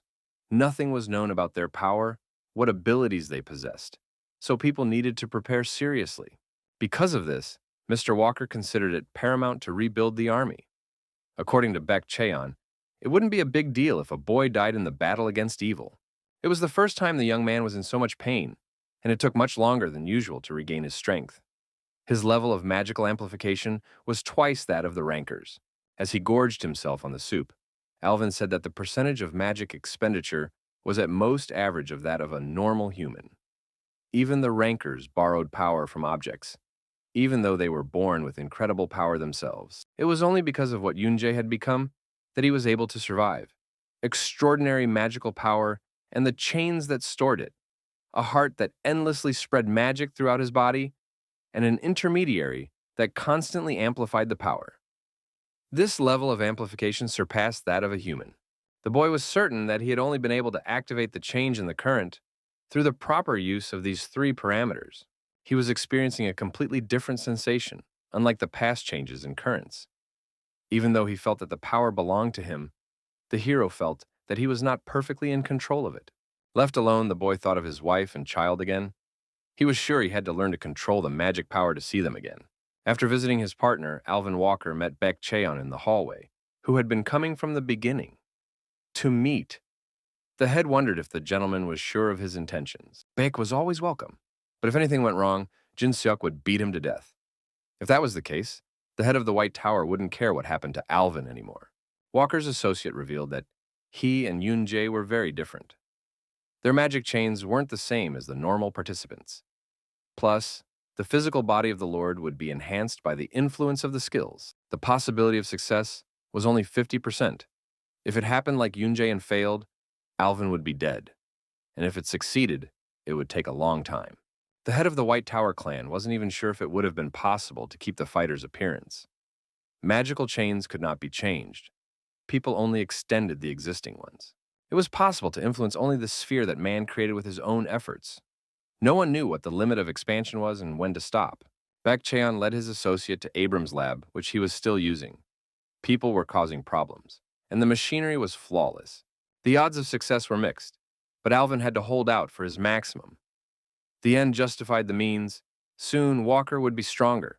Before starting, the gentleman asked Mr. Beck to keep everything that was going on a secret, especially from Miss Lois. The reason was that if the girl found out, she would try to stop it. Meanwhile, the head of the Skyscraper clan and Kim Jin-seok colored their evening with alcohol and waited for Baek Cheon. He hadn't been seen for a long time, so Arhan figured he had run away for the first time in a long time. The Lord said that Flitton's fire wasn't easy to heal from, so the hero needed a good recovery. He begged everyone to rest, but he never did. It was expected for him that Yunjae was still alive. Arhan assumed that the young man had become so strong in a short time because he was the key. Despite his serious injuries, the warrior continued his training even in the hospital room. He didn't have to stop, for he could rest even after the ordeal was over. The foretold day had come, the time had come. The day they had been preparing for 20 years was not the cause of their fear. The angels were determined. Gabriel and Michael may have lived there forever, but ordinary and young angels hardly crossed the threshold of 200 years. They gave their lives for this moment. It was the moment the angels had been waiting for a long time. Metatron was about to advance his army to the other world and retrieve the long-awaited Holy Grail. The angels finally gathered together and awaited the king's arrival. They hadn't seen each other for a long time. and completely hid their appearance behind their hoods. Uriel, Raphael, Anael, and Ragel had their faces completely covered by the shadows of their robes. Their ruler, Saint Metatron, reported that he had greatly succeeded in opening the gate between heaven and the netherworld and summoning an angelic army. The angels were immensely happy that they would finally be able to bat under the heavenly king. It took him 20 years to open the gate, and he also had to spend his strength in the heavenly world as well as in the opposite world. But now everyone was gathered. Humans, demons, and even dragons, none of them could prevent the angels from rising. It was no longer possible to stop them. After a few days, Yunjae's body slowly recovered, and he continued his training outside. Thanks to Bei Cheon, he was able to increase his magic amplification limit. After the hero approached the border, he needed a lot of time to recover. He could not increase it with the help of other people, so there was no choice but to endlessly train in an attempt to do it himself. Suddenly, the young man's training was interrupted by uninvited guests. Ms. Lois and Jung Kyu came to report Alvin missing. He left a note and went missing. Lois was extremely unhappy that the Lord was putting himself in danger again. But Jung Kyu reassured her. There was no more danger after defeating Fleeton and Satan, he said. Seeing that the young master was already practicing, Jung Kyu wanted to practice his skills a bit too. He needed to recover since he needed rest to get used to Berserk. Lois hadn't expected that there were fools worse than Alvin. She'd asked them to start since the time was already spent. The girl wouldn't have been able to stop them anyway. The training finally started. The young man became a berserker much faster than before. The boy was in better condition now and wasn't afraid to overexert himself, using his strength to the max. But just in case, Lois looked up information on Lamar, which referred to the demon swords. It was known to gnaw and consume the mind of its master, driving him insane. Its properties were enhanced after absorbing Bale's blood. Jung Kyu would torture himself to adapt to him, and when he did, he would have to fight stronger opponents. If he survived, the guy would have to get used to Lamar becoming even a level stronger. All the while, Lois was defending herself with a fence in case of berserk madness. Yunjae tried to stop his friend several times, but he still only listened to the girl. After thinking it over a bit, the hero passed through the protective wall and found himself one-on-one with the berserk. He was going to do something because his partner always wanted to be useful and hold on at all costs. This was the first battle between the companions. Jung Kyu was much stronger than one would expect. He held himself well and fought like a real pro. Yunjae decided not to hesitate and make the young man show his true abilities. He deftly swung his sword and struck hard. The possessed boy struck back, but was immediately struck again. The heroes were fighting on equal footing and wielding their weapons skillfully. When Jung Kyu was confused for a second, he was hit by a powerful punch that made him fall down. The boy immediately rose from his knees and wanted to continue fighting. But suddenly something began to happen to his body. The warrior twisted in pain, a voice and some kind of energy entering his head. It all seemed rather cruel. But Lois continued to watch as the young man squirmed in pain. It was incredible. He wasn't overpowering Lamar. He was trying to fight with him. Alvin didn't care about training. He was already in Abram's lab under full surveillance. His body was floating in the water at the same spot where Yunjae had gotten stronger. When he finally woke up and got out of the water, he looked absolutely amazing, as if he had been reborn. It was fantastic. Alvin had absorbed all the energy perfectly. To test the resulting result, Baek Cheon challenged the Lord to a fight. The goal of Walker's magic power was to expand. He just needed to increase it as much as the limit before. Mr. Walker had a great absorption ability, so Beck wasn't going to spare him and entered the battle. During the fight, the gentleman needed to give his best for once. Yunjae's battle was gaining momentum. The guy's strengths had equalized. Suddenly, the hero was in a better position and decided to pounce. He jumped into the air and was about to deal critical damage. 10 days later, the Golden Lion called the heroes to his office. It was time to move out. He said that they had to leave tomorrow and he was going to prepare everything that would be useful on the way. The boys had to be careful. Before the road, Arkan had told them that even though the Demon Kings were dead, it was still dangerous outside the territory. Someone below the Ranker level would die there. When all the heroes were finally assembled, it was time to move out. Someone had to stay behind and look after the guild, so Arkan wasn't going to go with them. The company of the guys was enough. If there were more people, it would greatly affect the speed of travel. Kim Jin-suk told the guys to be careful and promised to give details on the way. This time, the The guys reached the place faster than before. Suddenly, Kim Jin-seok handed the hero a bag containing a gift from the White Tower clan. Lois was delighted. Inside was a rare invention. It was said that this bag was infinite and anything could be put in it. There was no limit to the girl's admiration. It couldn't be bought for any money. The pouch was worth as much as an entire guild. When the heroes sat down to take a break, they shared with each other what they had been doing during their absence. Alvin didn't want to tell what he'd been doing. He was trying to distract the team with the stunning skies. This evening, all the guys were having a great time around the fire. They were joking and laughing, but only Kim Jin-seok was sitting separately. He was silent all night and was absorbed in his own thoughts. After capturing the demon camp, the clan leader celebrated the victory with his companions.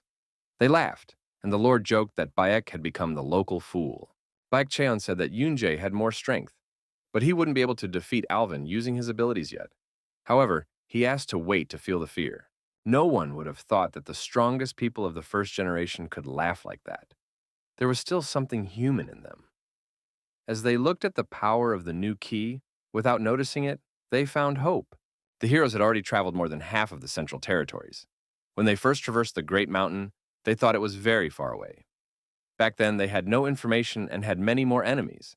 Suddenly, Jongyu noticed that the forest was suspiciously quiet and peaceful. It would be harder to follow them now, and Alvin knew that if he said it was deserted, people would start piling in from now on. Suddenly, a scary monster appeared in front of the heroes. Next time, Yoonjae needed to be silent. He decided to take on the Hell Snake. He wanted to see the results of his training. Alvin said that the snake's teeth and blood were poisoned with deadly venom, but allowed the young man to try himself. Jongyu had definitely gotten stronger. Something like this shouldn't have made him go into a frenzy. Activating his berserker skill, the young boy immediately rushed into battle. The Hell Snake was incredibly fast and threw itself at the living prey, but the boy was not afraid and was going to cut off its cold head. Using incredible striking techniques, the warrior managed to bleed the monster, but that wasn't the end of it. The Hell Snake was mad, its eyes filled with red flames, and it was about to pounce. It was too little to defeat such an experienced fighter. The boy kept his skill under control, but continued to strike the snake and drink its blood with his sword. Suddenly, the cold creature became even angrier and turned straight at the man. The snake opened its mouth wide and wanted to sink its venomous fangs into the enemy. Jongyu knew what he had to do and didn't hesitate for a second. He jumped high and flew down at a tremendous speed, cutting the snake's body into two pieces. The sword quenched its thirst and was energized. It seemed like it was over, but suddenly a few more cold heads appeared from behind the hero's back. He knew it hadn't been easy, and he was thankful that the fight hadn't ended so quickly. Jongyu worked perfectly and destroyed the wild forest creature. After defeating his inner berserker, the boy completely infused the sword with bloody energy. The heroes couldn't believe their eyes and stood stunned. The young man had killed the monster with his own strength and turned back into a man in a second. It seemed unthinkable. A month had already passed, but there was no end to the monsters. They had expanded the area of the intermediate lands far enough. The closer the heroes got to the demonic domain, the more monsters they encountered on their way. The monsters were very different. It was impossible to predict. In a flash, the hero was attacked by a skeleton that used oro, but the young man managed to repel its blow and destroy it. Jongyu fought desperately and destroyed all the monsters that were in his way. Even with his berserker strength, the boy was tired and wanted to take a break. He was a bit overexcited because of the berserk mode, but the guy was able to control himself. He could handle the monsters just fine, and then he would return to his original state. Suddenly, a huge stone monster that looked insane and was not comparable to the previous creatures came across the guy's path. Its size was enormous and its strength was amazing. This type was very strong. Not even a sword could take him. The brave Alvin Walker decided to run for office and destroy the enemy to test his new powers. The monstrous golem immediately pounced on his opponent, but Alvin had a plan. He used his angel wings to fly up and climb on top of the monster. The battle was very dangerous. The monster could crush the hero with its own weight or easily push him away with a stone arm. Using his abilities, Mr. Walker cut off the enemy's limbs. The last blow for the golem was the decisive one. The Lord cut its stone body in two, and the huge cobblestones rolled to the ground. Walker was absolutely sure of his strength from the start. The heroes wandered around in circles for a long time, but they couldn't find the exact spot. They began to suspect that the map had been corrupted, but Lois suddenly said that they were almost there.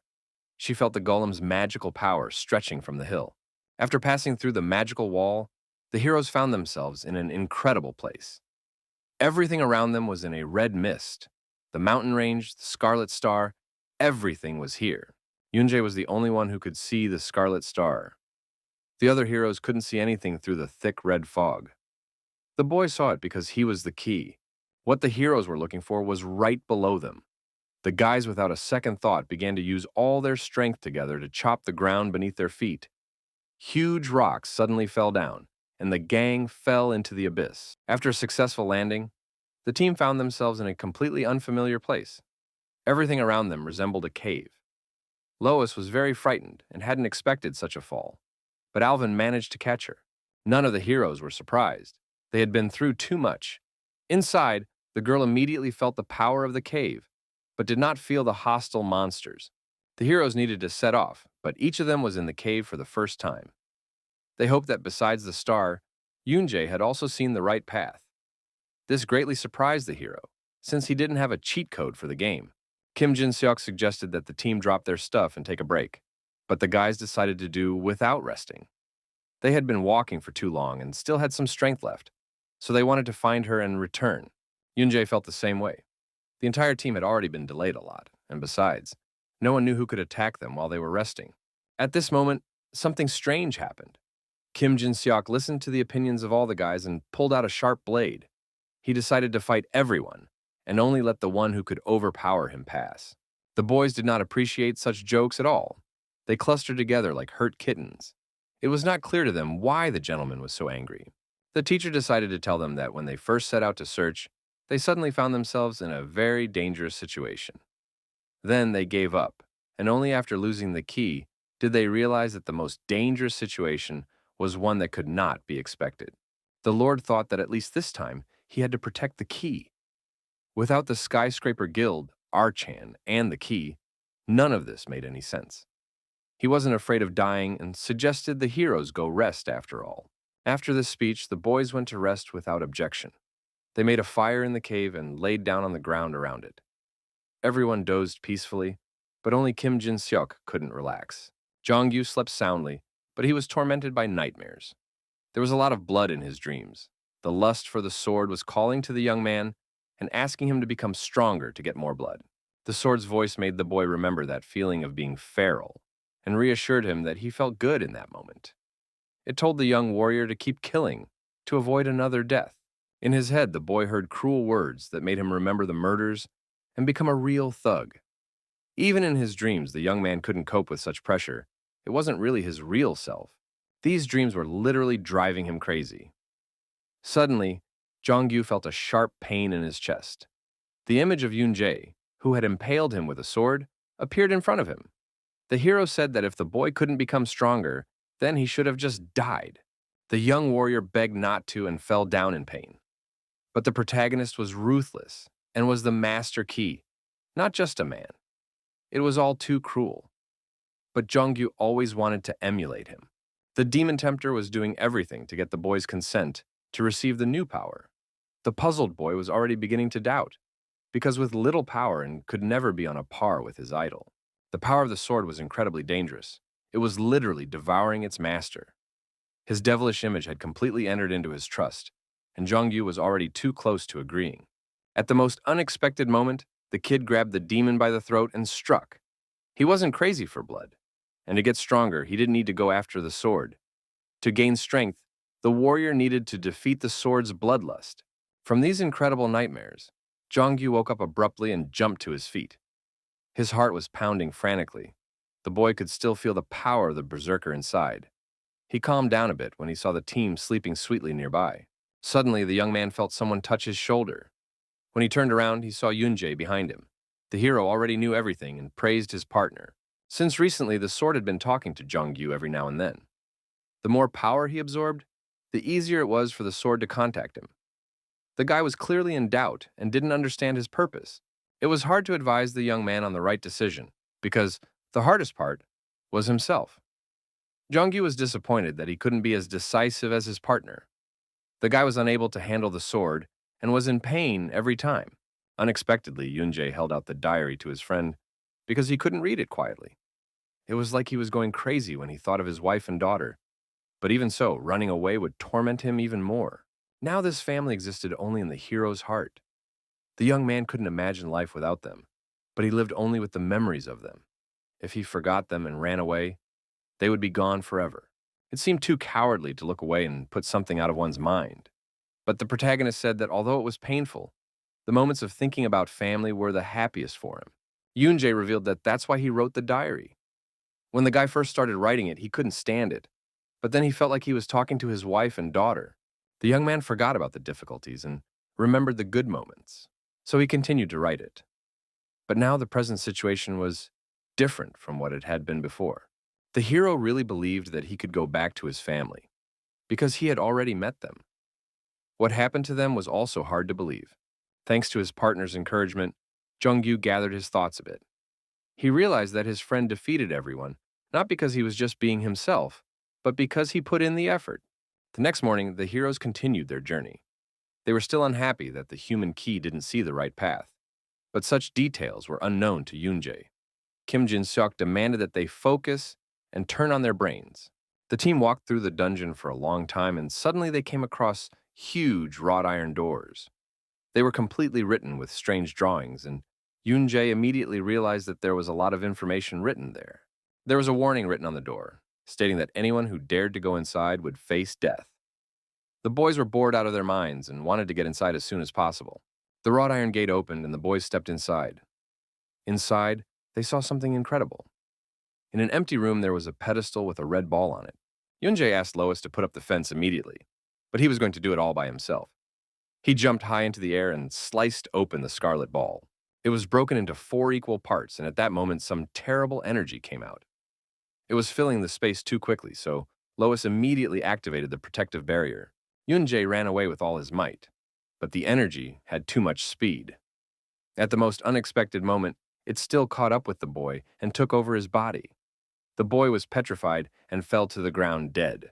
With his last strength, he jumped out of the energy and found himself outside the energy barrier. The young man was alive, but his body was slightly damaged by the poisonous fog. The hero didn't fall under the full effect of the poisonous fog. It made him angry, as he thought he couldn't just leave it. The guy didn't expect it was a trap and miraculously escaped death. There was nothing in the poison, so the wound was easily cured by the potion. Kim Jin-seok said that since she was cured by the antidote, it was probably just an ordinary acid poison.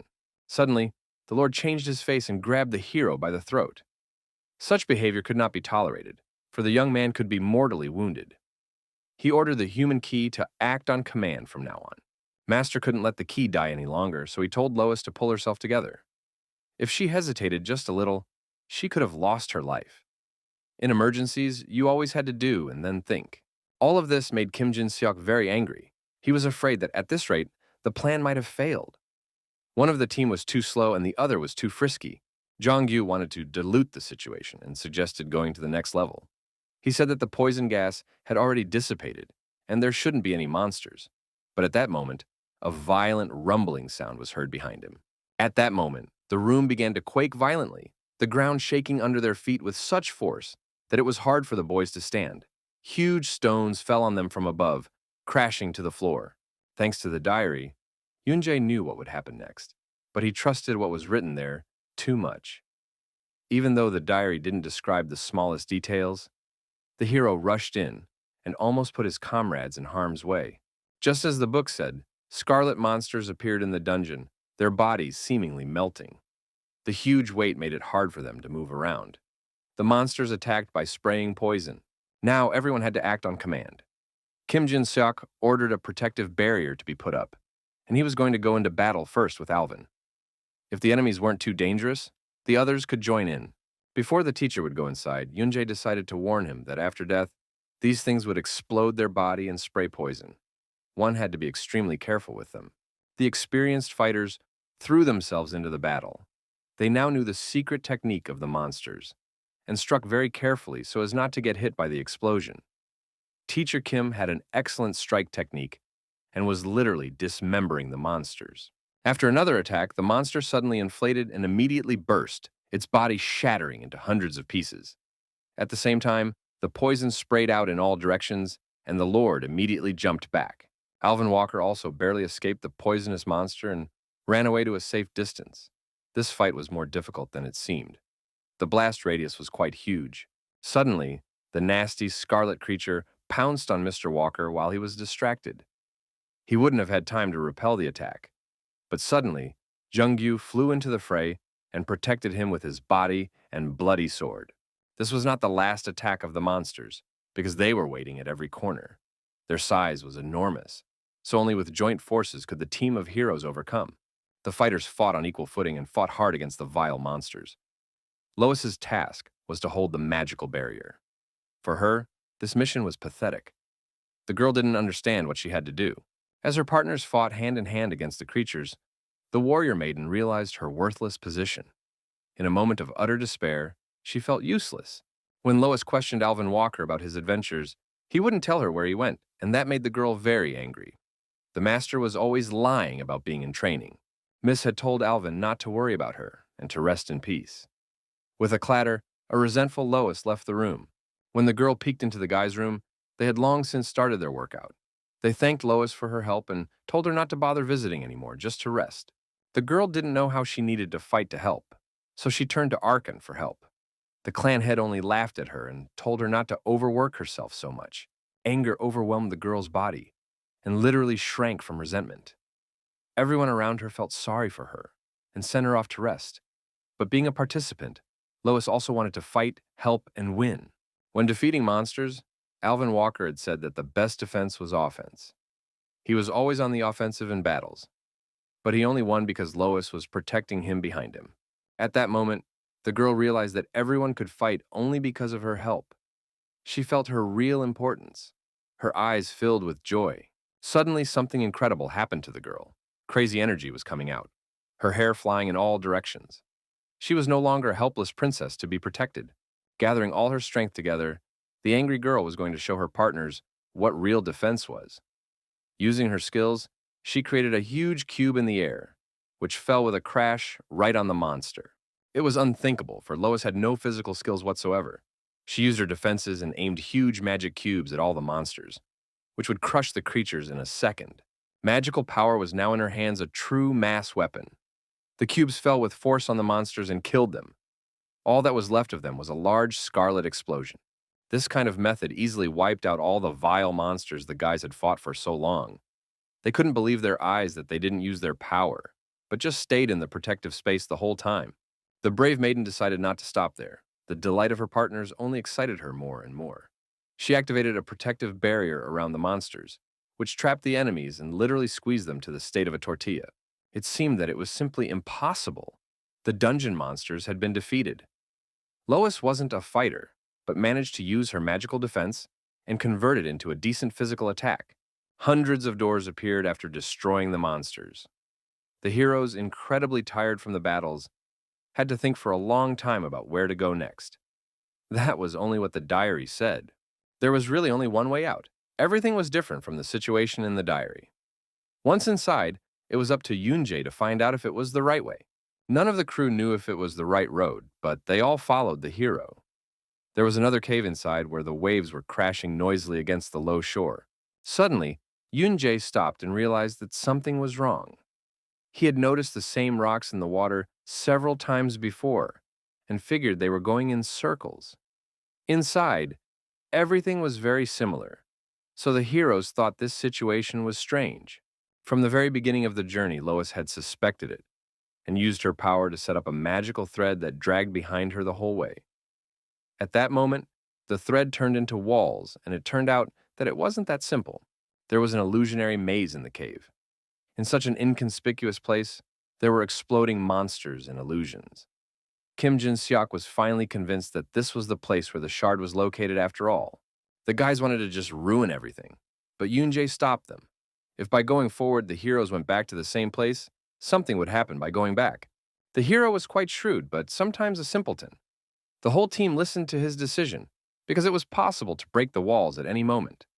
Soon the heroes miraculously came out of the dungeon.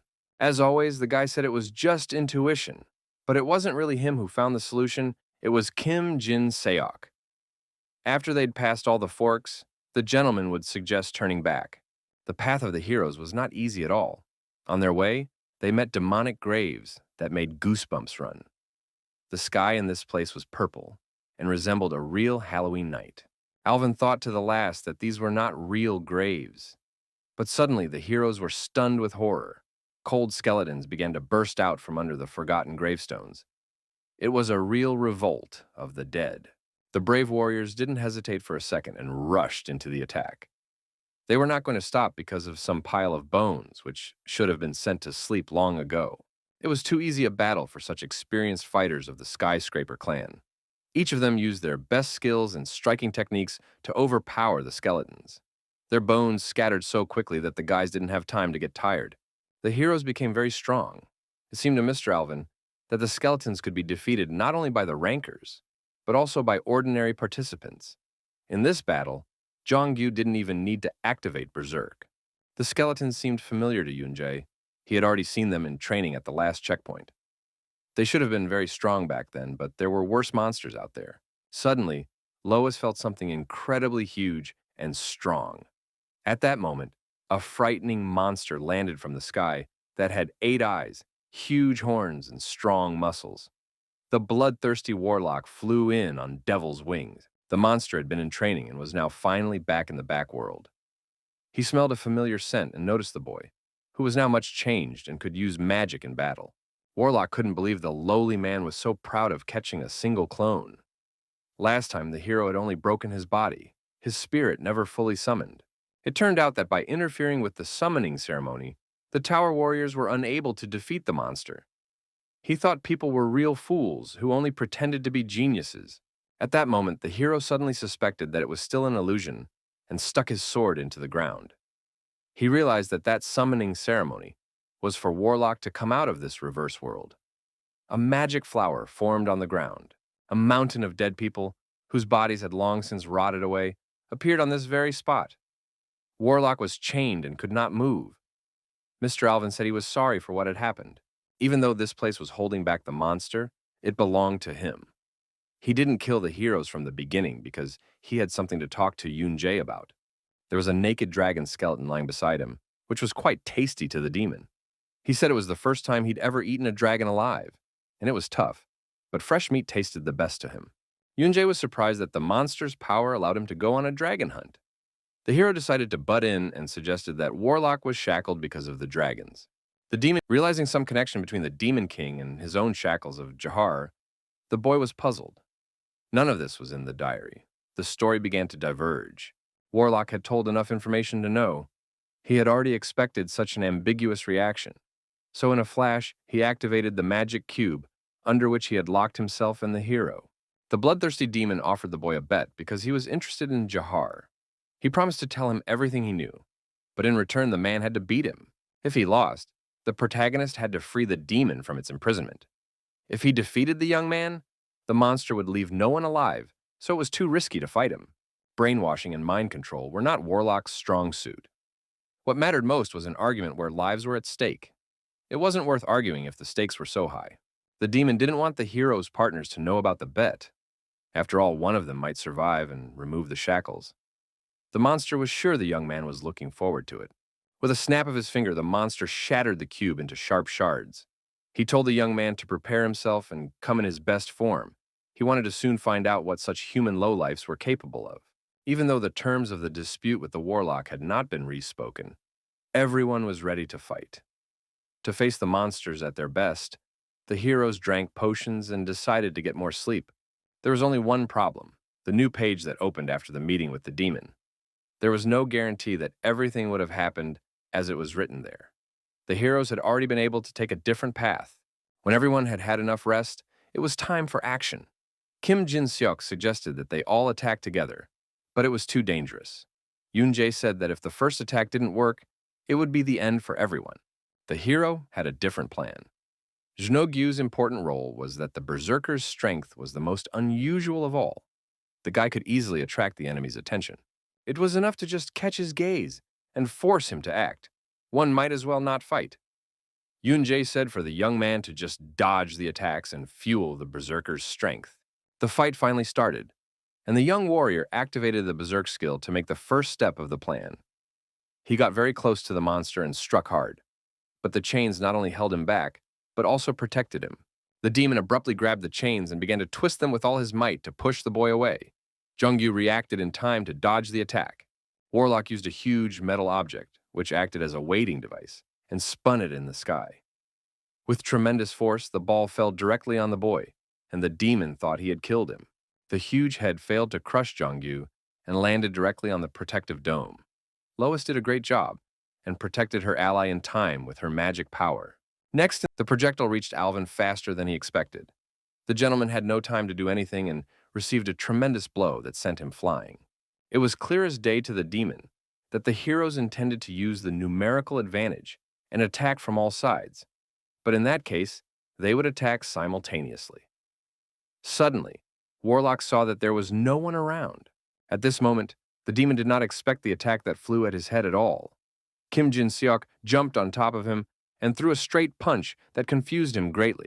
Immediately after that, Mr. Kim jumped to the ground and began entangling the monster's legs with chains at a tremendous speed. The warlock couldn't stand it and collapsed to the ground with force. Rising from his knees, the cruel monster decided to repeat the ingenious course of action of his petty enemies. He once again unwound his head on the chain and was about to hamstring every hero. The king was getting angrier and angrier, but the boys continued to defend themselves. Lois performed her protective functions to the best of her ability and let the heroes fight in peace.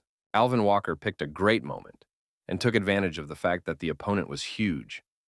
Usually, big cabinets fell loudly, so the Lord grabbed the chain and pulled the monster's legs over again. The warlock fell to the ground with a thunderous crash. The frightening monster wasn't going to give the victory to the ants that were stirring under his feet. He used the space technique, and the Lord found himself in midair, his body seemingly torn from the inside. The hero asked everyone to trust and buy some time. To save absolutely everyone, it is he who must fight.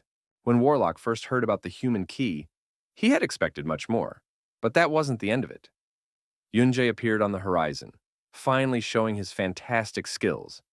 He thanked everyone for waiting and pointed his sword at the enemy. In fact, the heroes were just stalling, and now that the hero had activated the superpower, they were going to defend the human key altogether. Since the humans had decided to be smart, the Demon King used his strength to the fullest and pounced on his main opponent. Yunjae only advised him to prepare and flew forward without retreating. With his incredible speed, the boy deftly sidestepped the enemy from the other side and used his magical power to strike. The first thing Warlock did was to lose one of his horns. The team members immediately pounced on the monster and started hitting it with all their skills. They were smaller than the demon, so they stayed in a favorable position. The beast couldn't keep up with the agile and sharp movements of the men. He was like a huge mountain trying to turn around to catch them. While it was distracted, Yunjae once again flew as close to it as possible and forcefully stripped the second horn as well. With effort, the boy chopped Warlock's body into several pieces. It looked as if the monster had just been through a meat grinder, but incredibly, he regained his body in a matter of seconds. The monster's body glued itself together before his eyes. It was actually immortal, which was why Jahar had locked it here. The demon said that humans couldn't kill it, but offered them a little more time to twitch before they died. Yunjae decided to not just move, but to completely destroy the arrogant demon. He used fantastic energy and managed to dodge every strike from the enemy. The hero spewed energy with all parts of his body, creating a circle of magical energy capable of striking the enemy. Without a second thought, he viciously attacked the demon and dealt critical damage. It was at least something to excite Warlock's state of mind. He decided to show his opponent his true strength and opened his mouth wide and began to spew a huge stream of fire. This force was already quite close to the hero, but Lois's defense function immediately kicked in. She activated a protective barrier that stopped the demon's attack. The bloodthirsty warlock immediately became enraged and wanted to destroy the girl. But while his attention was distracted by his rage, Kim Jin-seok pounced from above and dealt a critical blow. The heroes clearly followed the plan and helped each other. They missed not a single opportunity to strike the enemy. As soon as the demon turned its attention to Mr. Kim, Yunjae immediately engaged and hit the king hard with his sword. One was for all, and all for one. The guys clearly executed precise techniques and gradually drove the enemy into a stalemate. Jongyu wasn't left out either, and flew up to the monster and let it feel the full wrath of the berserker. The demon was in a desperate situation where the humans had completely misled and tricked him. The final blow was dealt by P. Walker, who flew up very unexpectedly and cut off the demon's wing. From surprise, the Demon King immediately rolled over and collapsed to the ground with a clatter. There was no limit to his rage. The humans were too sharp. Now he had to gather his strength to resist their power. The angry monster immediately rose to his feet and spun his chain in the air. He wasn't going to die just like that because of some pathetic people, so he decided to unleash his berserk fury. He wasn't the only one with a fantastic berserk skill, so the monster was already stumped. Jongyu focused on self-control and awakened his hidden sword power to destroy the enemy. With one deft move, he managed to sever Varlak's limb, and the monster was left to fight on one leg. Now the most interesting part began. In a few moments, the bloodthirsty monster had already lost all of its limbs. The heroes were working harmoniously and wielding their weapons perfectly. Yunjae was about to deliver the final blow that would take away the demon's head. Everything went well. The brave hero used his improved strength and cut off the enemy's head. This was not the end, for Warlock could still talk and offered the boy to kill him. The boy's plan was amazing. He couldn't kill the demon, but he was capable of making it suffer. The warrior stabbed the monster's head through with his sword, and all of its body parts were sharpened piece by piece into Lois's protective shells. Continuing to thrust his sword into his head with all his might, Yunjae assumed that Warlock's immortality had been given to him, along with his devil power. But Lois's barrier was blocking her as well, so the monster had to do something.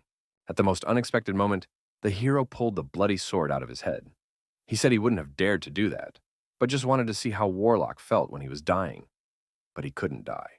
It wasn't easy for Lois to contain such a force, so the hero demanded all the information about Jahar. Warlock said that he would eventually rise when he shut his mouth and suffered through it, and then the heroes wouldn't be able to resist him. All of this was starting to displease Yunjae, because under the terms of the bet, everything was at stake. The Demon King wouldn't dare to chicken out and say that he knew almost nothing about Jahara, only that the Lord was similar to him. The lad Zahar was the one who had taken possession of the Grail, and the one who, just like Warlock, had the right to do so. The Lord had the first sword entitled to hold the Grail. The boy didn't expect that the Holy Grail was already in someone else's hands. He realized that if Jahar was the first key to get the Grail, then perhaps the young man would have to take it away from him. All this was an occasion for serious reflection. It was now clear that this was the key that had put Lucia and Abram to sleep. They had never been able to get their hands on the Grail. Yunjae wondered how long Warlock had been imprisoned. The demon said that he had been chained for about 200 years. Counting time had become meaningless to him. After that, the young man asked a couple more questions about the Grail and Jahar, but the demon knew almost nothing. Suddenly, the monster offered to help the heroes and promised to open the door leading to the shard. Such an offer was viewed with suspicion by the boy, for the monster could have fooled them. But the Demon King asked the young man to shut his mouth. With such a body, it would take him a lot of time to recover. After a little thought, the hero agreed to the deal with the demon. After Lois's defenses were removed, all of Warlock's limbs were in place. Now he was going to reveal to the heroes the right path leading to the shard. The bloodthirsty ancient monster whispered a magic incantation, and at the same moment, the ground beneath his feet parted in different directions. There was a huge hole in the ground, in which the steps leading to the dungeon were hidden. Alvin Walker still doubted the monster's words and feared a setup. Warlock would have been glad if that had been the case. What he really wanted was for Jahar the Freak to get what he deserved. The demon didn't want to stoop to the level of a watchdog.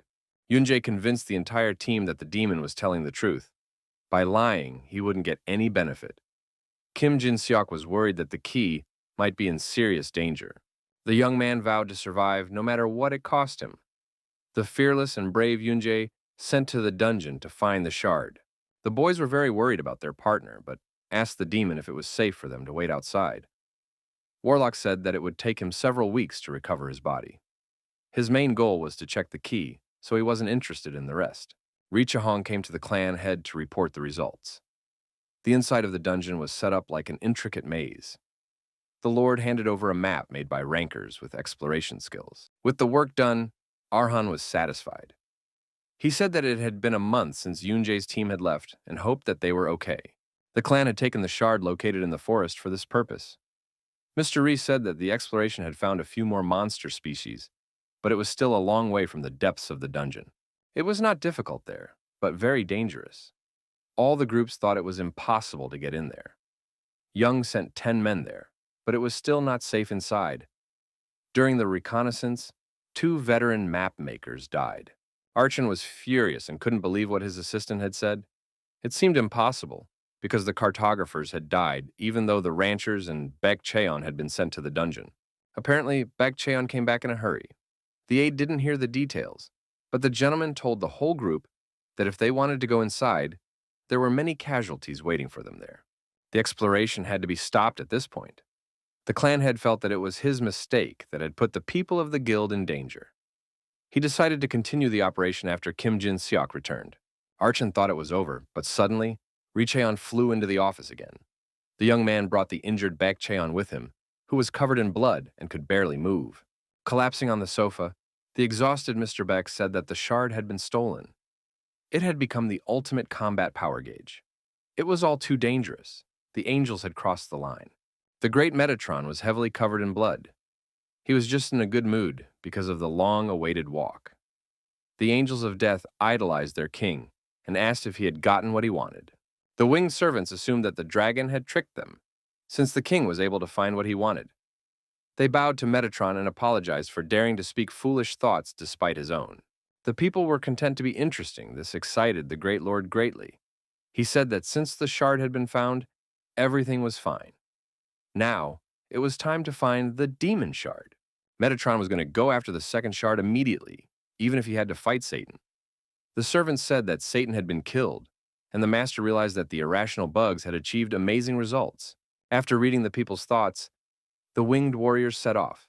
They had to be careful, for the people of this world were not the same as before. Now the angels were on their way to end the war. In the meantime, the protagonist had already gotten to the place where he could go, who had the right to do so. Inside, he saw a huge white hall with large columns and arches. The giant gentleman met the young man.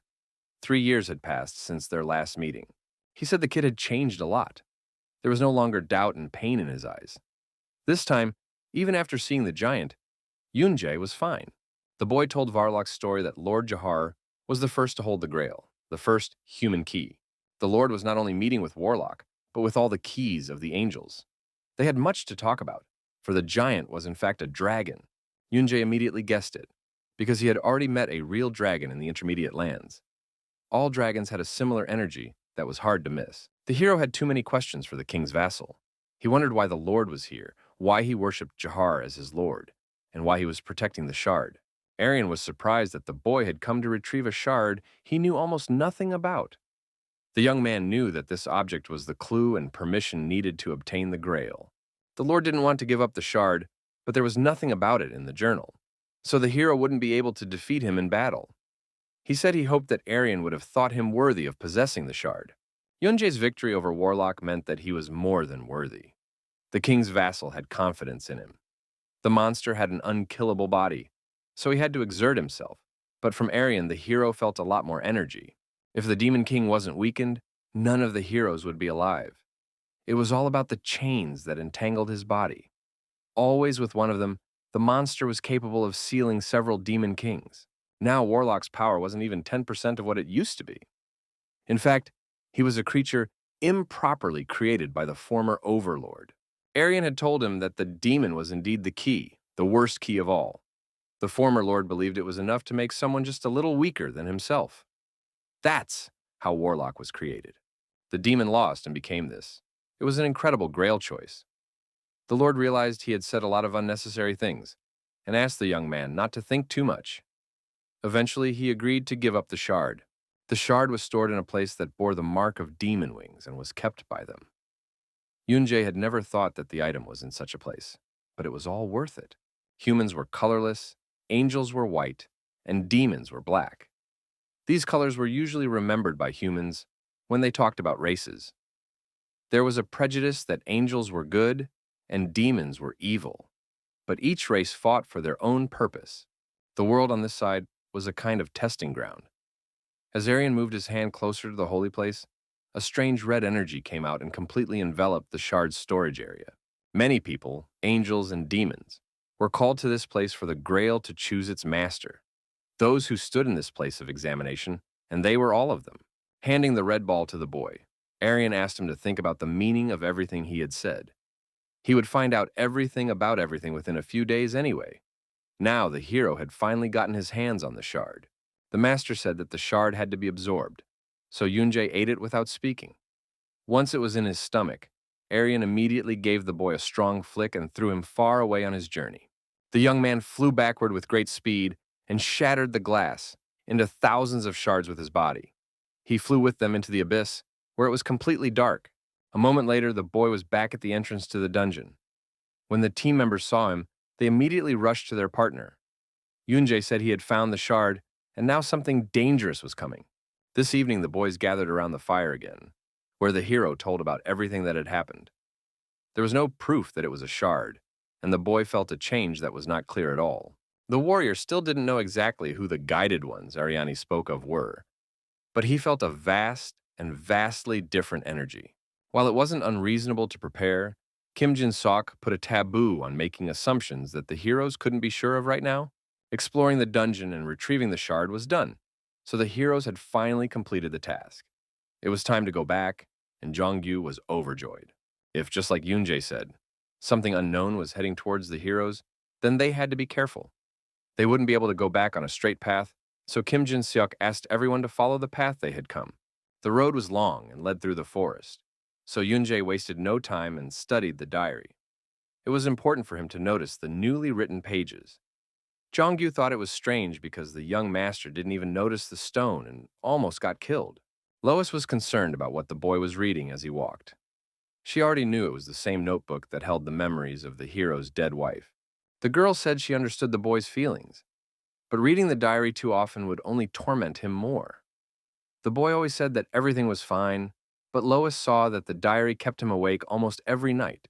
All this did not please Mr. Alvin very much. He told the girl to stop immediately, because everyone could think for himself. The conflict arose on an even ground. The partners fought like a cat and a dog, defending their opinions. The argument had to be interrupted. The heroes were attracted by the sound of a stream nearby. Lois offered to get some drinking water and wash up a little before moving on.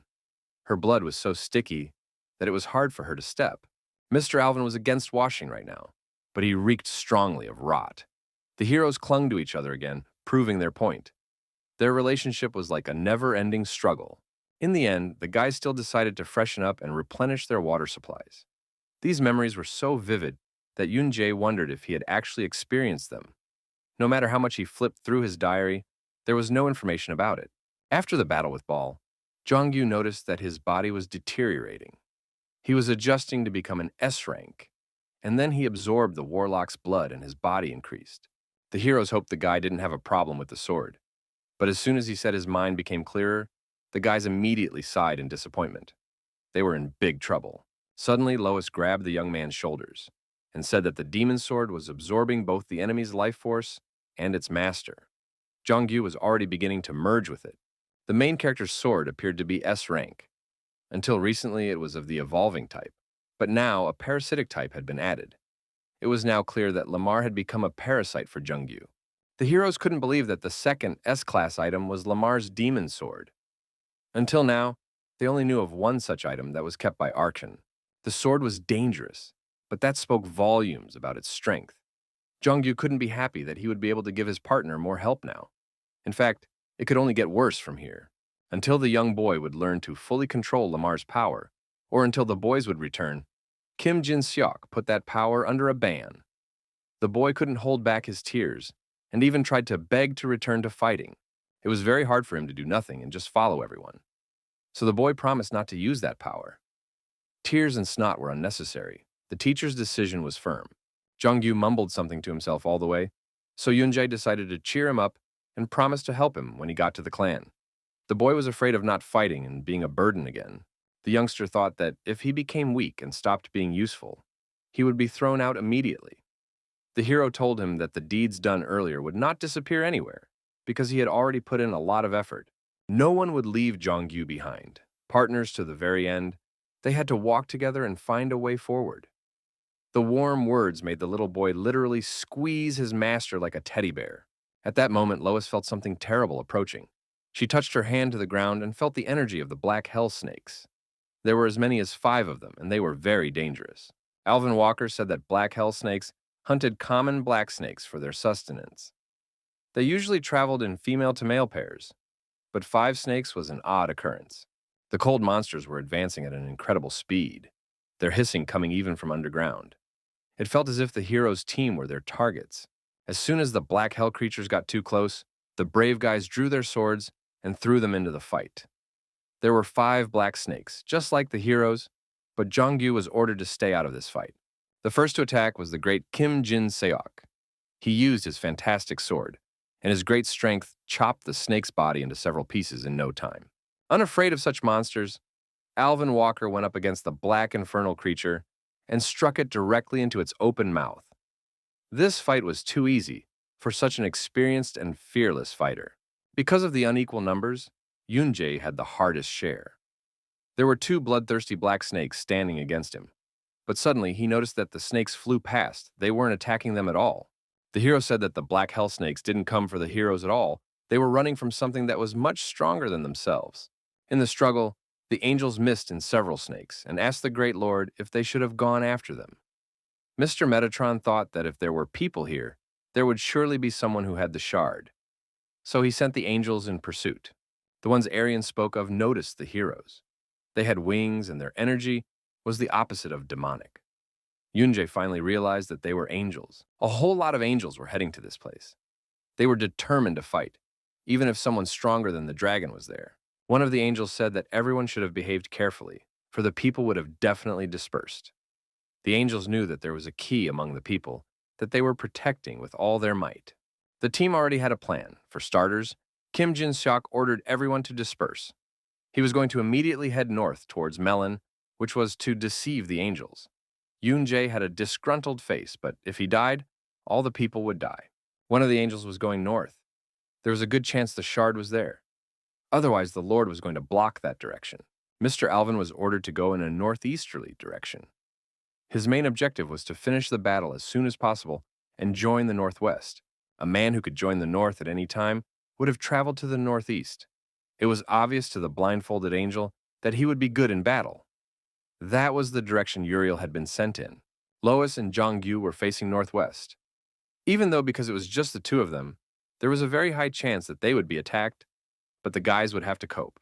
Yoonjae needed to head west. He would have to take a detour, but the likelihood of the angels attacking him was decreasing. That was where the weaklings were supposed to be sent. The roles in the angel team had been assigned. Everyone else was to head west. If the person heading there turned out to be a shard, the commanders who had sorted out their destinations were to follow there as well. One of the angels was not given the direction of the path. He was the sharpest and strongest angel. So at the last moment, the commander-in-chief ordered him to just kill everyone in his path. There was less and less time left, so the heroes had to get out of there as soon as possible. The only one who didn't run away was Lois. Jongyu had come to get her right away, but the girl had other things to do. The warrior maiden came here for the sake of saving the key and leading the humans to victory. She didn't want to just be a cowardly girl like the rest of the team. Gathering together the accumulation of her magical power, the girl threw the charged cannonball directly at her enemies. At that moment, a protective magical barrier formed, blocking the angel's path as well. Lois was no longer a defenseless little girl who could only defend.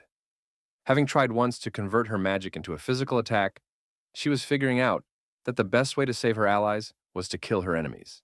Finding themselves near the protective barrier, the angels were in trouble. Lois immediately activated her ability and manipulated the barrier to gather all the angels together and send them as far away as possible. This wasn't the end, and a huge force was heading straight for the girl. The brave Jongyu was not going to leave her in trouble and promised to help. Apart from the 2 heroes, no one else dared to stand up to the angels. An unexpected charge of crushing energy hit the boys and exploded immediately. The tremendous energy from the explosion spread out in all directions, but Lois managed to get away. Jongyu had foolishly walked into the center of the explosion, and his body lay breathless on the ground. The cruel angel was having the most fun killing with a single blow, and he figured that was what the man thought, too. The girl had managed to kill many angels already, with about half of them left. The winged lord was sure that the nasty girl was very happy, even though she was not the key. Lois had said she had the shard, but she could have lied all she wanted. Angel didn't care at all. An autopsy could tell any truth. The master thought the girl was too boring and suggested she have some fun. Using his power, he immediately pounced on her. Now the brave lady was left alone on the battlefield. Uriel was greatly worried that Raphael would go on a rampage. The commander-in-chief only reassured her. He said that if there was a shard in the man, his friends would definitely come to the rescue. The man wasn't the key if no one would come to him. Suddenly, the angel had noticed a strange energy that flew straight at him. He managed to pull out his holy sword and repel the attack. It was not clear who dared to oppose him. After a moment, Michael finally spotted the enemy who had emerged from the flow of his power. The master was the strongest angel in history, controlling the flames of the heavenly world. Kim Jin-seok knew that his enemy was really just a garbage man cleaning up after the heavenly king. The teacher didn't believe in God and was going to kill his minions. Michael didn't like killing, so he only asked the master one question. It was important to him whether his opponent was the key. This question meant that only one dead could be enough, so Kim Jin gave an affirmative answer. Pulling out his sword, the experienced master was going to see if the angel would be able to ask such questions after he lost his holy wings. He used his magic power and attacked his opponent. The king's aide didn't wait for the enemy to get too close. He activated the fireball and launched that crazy energy straight at the man. Meanwhile, Uriel asked for forgiveness before the departed souls. There was no resentment in her. Despite her title, the girl had a very pure, angelic soul. Alvin Walker felt the same way. But he didn't like the way the good-for-nothing girl looked down on others. That insolence was an angelic trait. Angel thought that if the Great One said such a thing because of mere looks, then angels would be an arrogant breed. The Lord was a little offended by these words, so he offered to compare the levels of their gazes. Mr. Walker wasn't just a strong fighter. He possessed some sort of ability that mimicked angels. Gathering all his strength together, the gentleman activated his angel wings. He wasn't afraid of some pathetic girl in white robes, for he himself possessed incredibly strong abilities. Clenching his steel magic fists, the warrior was going to check who was inferior. The angels possessed fantastic skills. Closing her eyes, Uriel created a magical portal, through which a sharp arrow flew out. At great speed, the girl aimed it straight at her opponent. Meanwhile, Jongyu heard the voice of his demonic sword in his head again. He noticed that the master was in trouble and craved his power, so he offered to let the boy get some blood. The sword commanded to confront those who blocked the path and enjoy the fight. Only victory would be able to prove the boy's existence. At this moment, it was as if Jongyu's berserker's second breath had opened up. Once in the west, Yoonjae found himself in trouble. He ran and dodged the angel's magical attacks for a long time, but they still caught up with him. They had to make sure the guy was the key. In case the hero would turn out to be the key, the angels were to kill him at any cost. As servants of Metatron, they had no fear of death and were loyal to the king. It was only a sacrifice in the name of duty. The boy thought they were crazy bastards. It was foolish to think that someone who felt no guilt when others put their lives on the line for him, someone who insisted on those sacrifices, was not a true king. At this point, the angels realized that the boy was a human key and had to die. If they died, the remaining enemies would have to be dealt with by the head. To begin with, the hero was going to use clockwork to save the power of time regulation as much as possible. He was going to stop the angels and cancel all their plans. The fantastic clockwork energy completely surrounded the angels. They were very determined and were going to destroy the human key and get the shard. When Metatron's helpers were ready to stop the young man, they didn't have time to make the first move and were immediately struck by the enemy. Yoonjae was incredibly fast and strong. Running alongside the angels, he cut them in two. The weakest of all the angels who had traveled to the west were falling alive. If they were going to have to meet before more serious enemies came anyway, the warrior decided to reduce their numbers as much as possible.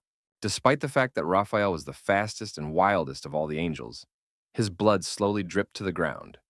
His opponents were doing fantastic things and had turned into a real devil in the flesh. Jongyu had drastically changed his appearance. No longer was it just a berserk skill. The young man had a demon mask on his face, with huge horns sticking out of it. His hands turned into the actual paws of a bloodthirsty demon. The warrior had to finish the fight before Lamar completely consumed his body and mind. But the boy wasn't going to finish. He pounced with renewed vigor on the already crippled angel. The fun was just beginning, so Jongyu jumped high into the air and pounced on Raphael with crushing force. It was the best the angel could feel. He wanted the battle to continue and easily repelled the attack. Suddenly, the angel swung harder and struck the young man on the part of his body that Lamar had already taken possession of.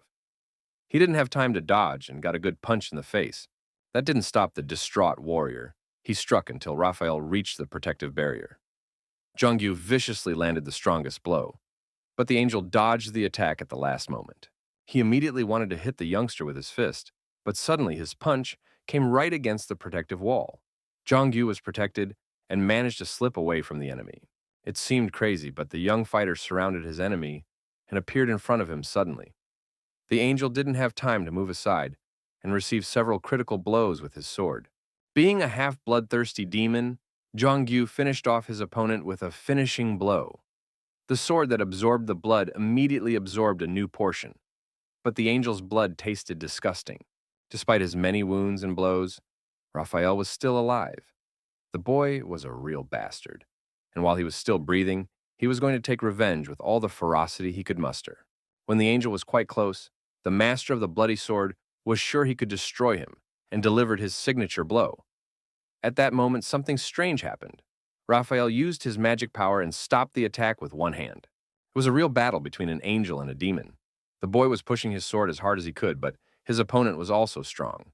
The enemies were going to fight to determine who was the strongest. At that moment, Lois suspected great danger and ran up to stop her partner. She shouldn't have gotten in the way because the angel had thrown her aside immediately, using his power. Raphael was sure that after hitting his comrade, his opponent got really angry, but all he heard was laughter. Jongyu said that he and his friend had a contract. They agreed that instead of taking the body, the young man would get something important. At the very last moment, the demon freed his hands from his sword and pounced on the enemy. The angel could not have even imagined such an attack. The young man's body was the source of his strength.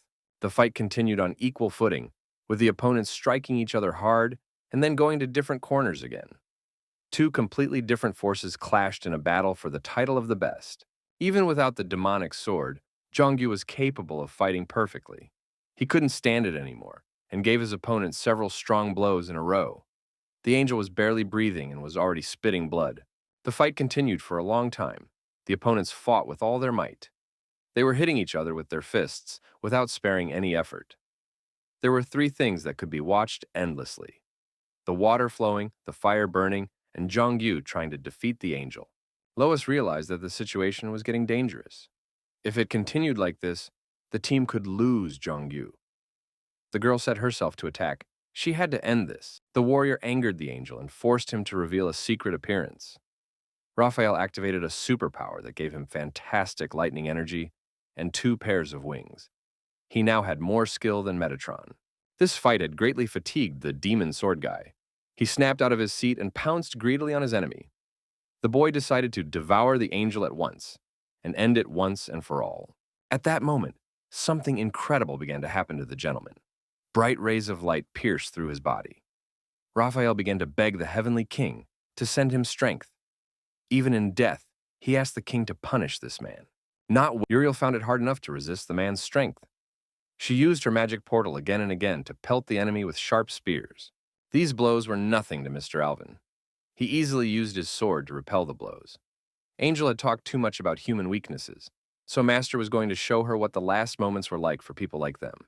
Uriel became even more angry. She teleported hundreds of spears from the portal, which immediately headed towards the Lord. Even in this situation, the Skyscraper clan member wasn't scared and repelled each of them with her energy. He had to finish with the king's aides, so Walker used all his speed and quickly got in front of the angel's face. He swung hard and pushed the girl back. Now the man was looking upward, as he should have. Uriel admitted that she didn't think there was another person who would have surprised her. She had once met such a person where the shard was located. The girl said that the man had killed 3 heads of angels and was strong enough to escape from her hands. Although he could not compare to Mr. Michael or Metatron, he was very strong. Mr. Alvin was not interested in these stories, for he was much stronger than the man from the dungeon. He grabbed his sword sharply and attacked the angel. The great Metatron had not expected that the heads could put up such a fierce fight. It turned out that the hero's comrades were surprisingly strong. Yunjae was already badly injured. His nerves were on edge. He didn't understand how the one who called himself a king, despite the deaths of a huge number of subordinates, continued to stare blankly at everything around him. The clockwork action was finally completed. The hero had only to try his luck. He decided to show the King of Angels something interesting and rushed into battle armed with a sword. At the most unexpected moment, Metatron waved his hand, and hundreds of spears fell from the sky. Each of them was capable of piercing the boy, so now he had to do his best to survive. Using his clockwork strength, Yunjae deftly avoided all the spears. He was able to perform such techniques with great speed that not a single spear even touched the tip of his hair. As the boy wanted to attack, he noticed that his opponent had suddenly disappeared. Metatron abruptly appeared behind him and channeled magic to attack, saying that the man was too slow. At this moment, an unbelievable thing happened. Yunjae was behind the back of the head of the angels at the speed of light and slashed his body. Things were much more interesting than Metatron had anticipated. In fact, it wasn't the end yet.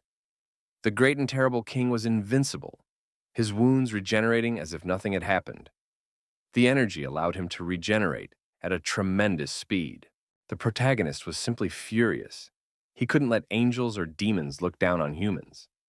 The guy awakened the incredible rage of the new energy he had received and snapped into action. At that moment, hundreds of spears immediately fell down on him from high, and the guy barely managed to get his feet away and avoid death. It was like a game of mousetrap, with the human key as the main prize. Yunjae knew that the king's doppelganger wasn't in front of him now, but it felt different. Metatron's body was not real, but he began to avoid the young warrior's direct attacks. The lad's guess was debatable, but if he was right, he wouldn't have to hold back any longer. The hero scattered and threw himself into the attacks, holding all the juiciest power for the enemy. There might not have been another chance, so Yunjae was going to fight the enemy to the fullest. His rage was causing incredible energy to awaken in his body, capable of destroying everyone around him. Metatron had lost his arm in a second, scarlet blood dripping to the ground, but now he was no longer recovering. At last, it was clear to the hero why the Lord was so cold to his subordinates. The Angel King said that he didn't regenerate. Therefore, he could fight against such a foolish person even without an arm. Coming closer and closer, Yunjae was sure that the Lord could revive endlessly. But now, he was clearly saving something. Every time the great head was mortally wounded, he would use life and be reborn. That was why his followers were only expendable. The hero thought it a waste to waste an entire life because of one hand, so he suggested that the Lord waste lives until one of them would die. Using his magical power, the King of Angels directed a stream of energy towards his enemy. All this only amused him, but his preparation time was different from a human's. The flow of energy created a whole army of fire angels on the surface of the earth, who were mere puppets. The king showed the boy how a real leader was supposed to use his subordinates. The angels immediately pounced on the hero and began to wrap their arms and legs around him, making his position difficult. The boy literally couldn't move and was in a difficult situation. Suddenly, one of the angels began to beg God for mercy and strength, and gradually his eyes began to pop out. Bright light was shining through every crevice, and the master would burst into flames. When the energy was already exceeding all possible limits, the angel exploded after all. And the huge explosion threw the hero aside. Bright flashes of flame engulfed the battlefield. A moment later, all of the king's other puppets exploded, and incredible explosions engulfed the entire space in fire. Watching his deeds, Metatron marveled at himself and was certain that the inferior being had perished. At this moment, a familiar figure appeared out of the thick smoke. The young dragon had shielded himself with a protective dome and had come to finally end this war. Metatron was furious when he saw the dragon. He wanted to strangle it right now, for he didn't understand why it had abandoned its role as watcher and sided with the humans. The dragon said he didn't take sides. In fact, the angels broke the rules and came to this world. It was obvious that the matter should have been handled by an observer. What had happened could no longer be undone. The tragedy was terrible. So the young man sent Metatron back. The master was ready to leave, but he wasn't sure if the other angels would. Meanwhile, under his berserk state, Jongyu was pouncing on Lois because he thought she had taken his prey. The Angel King was wrong. for the other dragons knew all about it and had already begun to act. If the young dragon failed to restore order, his partners would know about it immediately. The dragons had no choice but to intervene themselves. Metatron was seething with anger. If he attacked now, all dragons would become enemies of the angels. The Lord had had enough of everyone, so he turned around and strode away. After the battle with the king, Yunjae was badly hurt, but his old acquaintance arrived just in time. The boy was exhausted and vomiting blood, but even at this moment, he was thinking about saving the other guys. Meanwhile, Mr. Kim Jin-seok continued to fight with Michael. Their strengths were roughly at an equal level, and their swordsmanship was excellent. In this fierce fight, one of the warriors was bound to lose. The pressure from the angel was so great that at the last moment the master gave in and loosened his grip. Michael immediately took advantage of his weakness and ran past him, inflicting a fatal wound with his sword. The Lord didn't go in pursuit. He crouched on the ground and bowed his head in pain. Angel was enjoying this, and he turned around, about to stab his opponent in the back. When the angel was almost there, Kim Jin-seok jumped up from his seat and wanted to strike him with his sword. Michael laughed in response and dodged easily, but he wasn't used to such tricks. At that moment, a beautiful dragon lady appeared on the battlefield. She used her power and said that she had deigned to come for the sake of reconciliation, but got something else. A puzzled Michael could not believe his eyes. The young man realized that his enemy had sensed the girl's presence and attacked without him noticing it. At this, the friendly meeting of the boys was over. The dragon girl sent the angel back, for his master had already left. The brave dragons were not afraid of the angels and accomplished their mission. They managed to help every hero in trouble and carried them to safety. Now, everyone was finally all together. Lois had been in a very difficult situation, but she was fine now. She wasn't hurt at all. After the brutal attack and his altered consciousness, Jong-yu was sweetly sleeping it off. Alvin wanted to say that he was all right too. He said he could easily stand up to the angels, but his lies were exposed by the blood rushing from his mouth. The dragon realized that the Lord was only pretending to be strong. Kim Jin-seok was the only one on the team who was hurt the most. The master was in critical condition and was slowly dying. The dragon girl took charge and gathered to heal the master so that the others could rest. Not much time had passed since the fight, but Yunjae still couldn't recover. He couldn't believe that everything had ended so well. If it wasn't for the dragons, the whole team would have been dead long ago. Suddenly, one of the dragons approached the hero and held out his hand.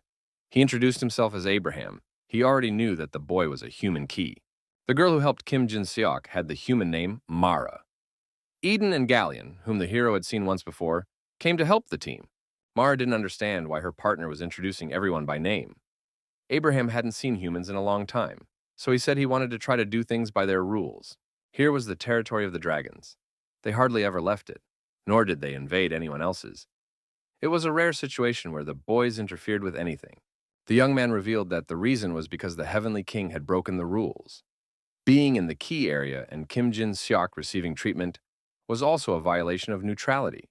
But what was scarier was that the Heavenly King had broken the order and personally summoned a huge army. No one knew how he opened the dimension, but it wasn't supposed to happen. Originally, the head of the archangels Gabriel and the archangel Michael may have been in the reverse world. But from the heavenly world, 4 more archangels came after them. Raphael and Uriel were defeated. Michael was different from the other archangels.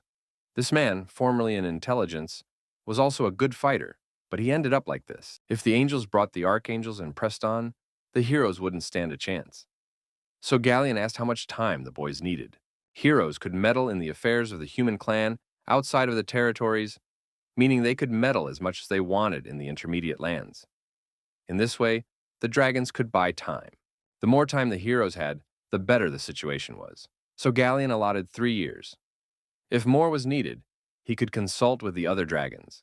Yunjae realized that most likely Metatron and the angels were avoiding direct contact with the dragons. It was the best of the worst, so after a little thought, the boy agreed and asked the dragons to take care of it. Now the guy's task was to clear all the monsters in the area, so the clan members could now rest easy and return. Their next meeting was to take place in 3 years.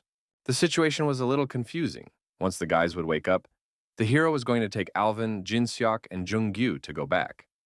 But he was still curious as to why Lois hadn't escaped. The girl's face grew sad. She thought she could at least reduce the number of angels. She was a very important part of the team, just like the others. Yunjae asked her to just try to survive next time, after all. That was what fighting was for. Lois was very pleased. She said that the guy wasn't a husband and father for nothing. The hero was always called a member or a key, but he had completely forgotten that he was also a member of the family. He missed being called husband and daddy. Meeting with the angels, Galleon informed them of the 3-year delay. The king saw it as a threat, but it all depended on how the Lord took the news. This made Michael very angry, and he drew his sword and was about to lash out at the dragon, who thought he was safe and was talking too much. But the king of angels stopped him immediately. Metatron promised to wait 3 years, and only then the dragon was sure they would fulfill their promise. There was nothing more to talk about, so Galleon disappeared immediately. Michael didn't understand why the Lord was so quick to agree to the dragon's words, since Uriel and Raphael were dead. In fact, if they refused, they would probably not be able to resist the dragon's power. The angels had been waiting for a very long time, so the king was going to wait a little longer for victory. Besides, he was sure that the humans had not killed the archangels by their own strength. The key was strength, but it was obvious to the Lord that the dragons had intervened in the battle. In 3 years, just as they wanted, the king was going to destroy first the humans and then tear the dragons themselves to shreds. Metatron has been alive for a long time, and his emotions have already been erased. Michael's comrades were dead, and for the first time he was given a sentence. The king had to hold out on this thirst for revenge for 3 years, for it was the way to create a new empire. When Zhongyu found out about what happened when the bloody sword possessed his mind, was very upset. The boy apologized to all the team members for his behavior. The young man felt very sorry, tears streaming from his eyes. He promised to give up that sword. Keeping it to himself, the boy would only hurt everyone. Everything was fine and Lois didn't hold a grudge, but Zhongyu considered it his end. He thanked his partners for everything so far and apologized again. All this time, Lamar had been talking to him constantly. He desired the young man's body and was about to consume his consciousness. All this was causing the boy great pain. In the battle with Raphael, Zhongyu had been thinking about the need to win by any means necessary. And because of that, he had teamed up with Lamar. It was obvious that if the young man continued to use the sword, everyone would be in even more trouble. Suddenly, Lois told him that she had heard his voice too, at the moment of joining forces with Loran. He was saying that, in exchange for the warriors keeping his body, the Lord was going to get his hands on something important. None of that mattered right now, so Yunjae interrupted their conversation.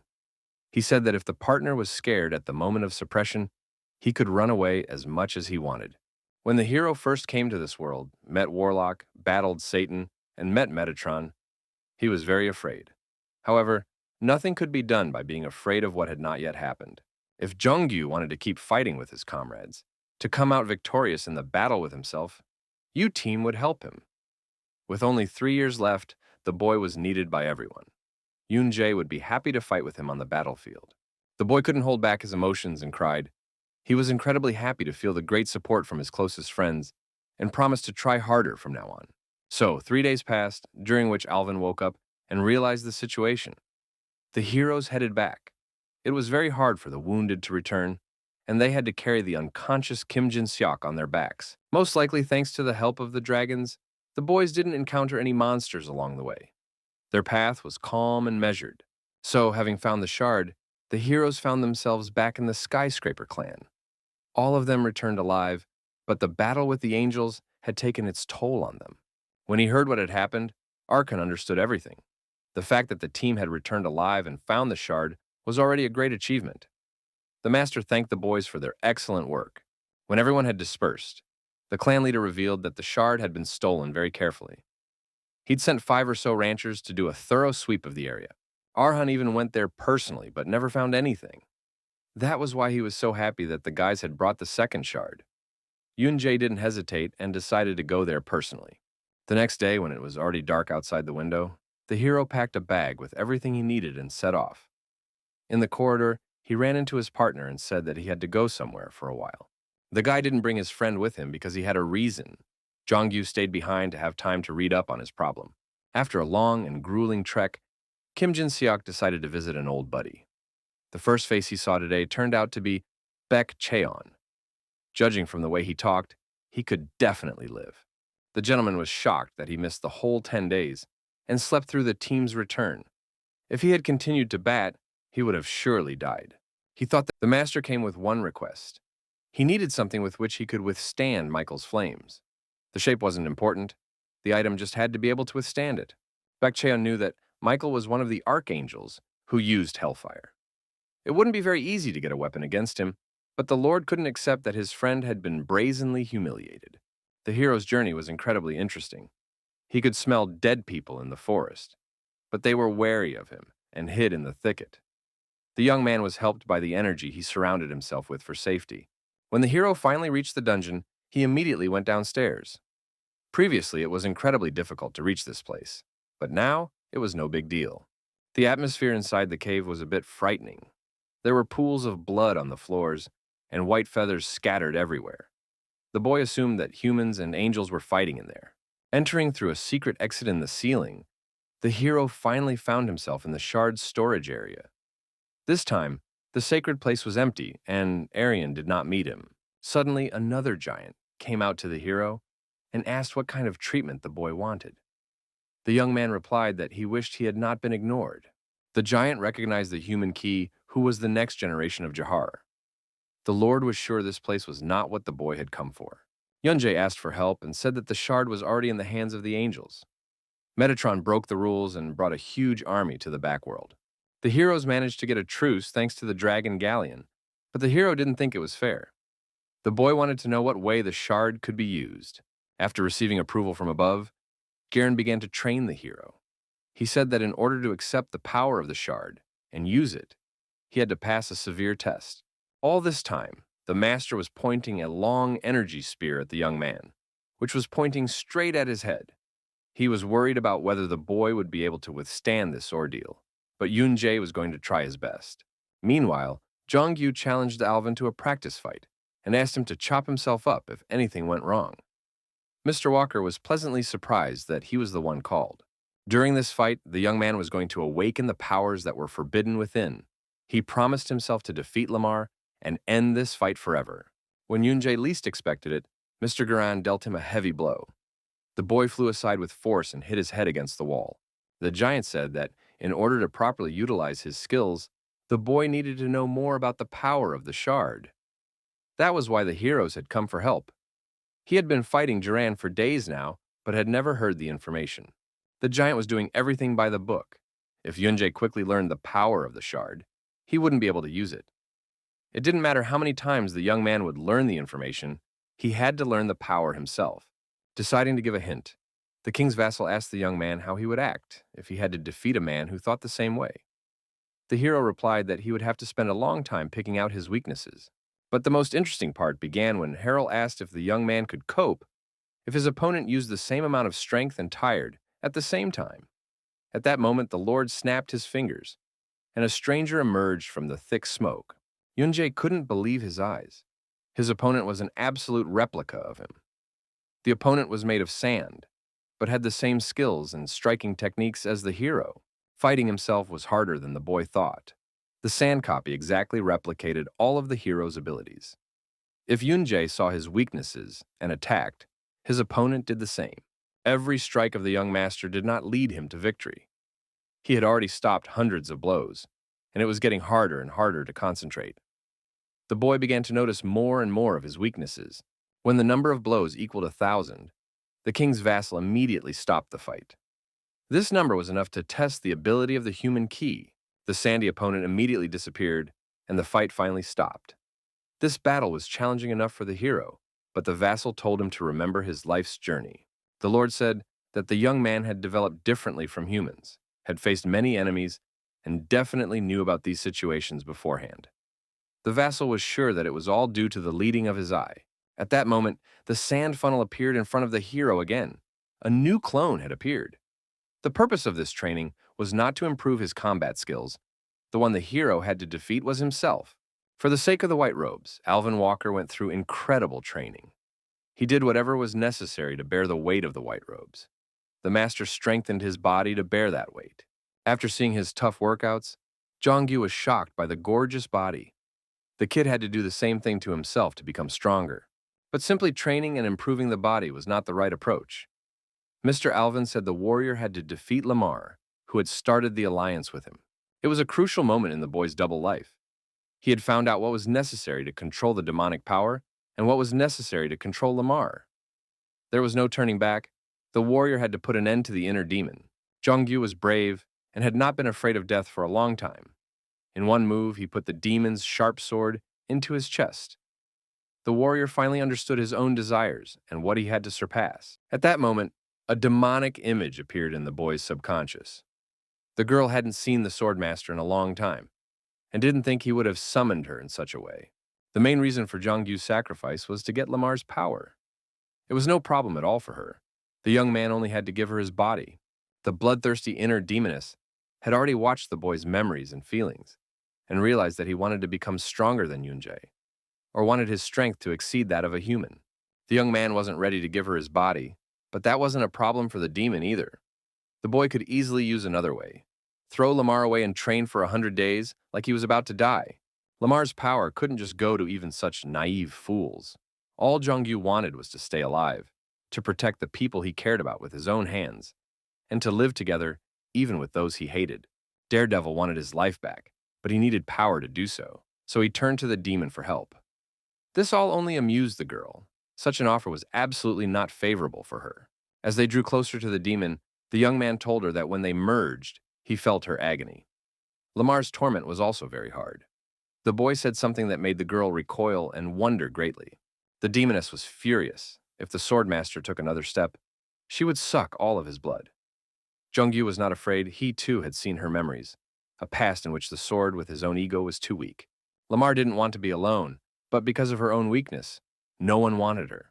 At one point, she thought that if she drank blood and hoarded her strength, she would gain value, and her loneliness would fade.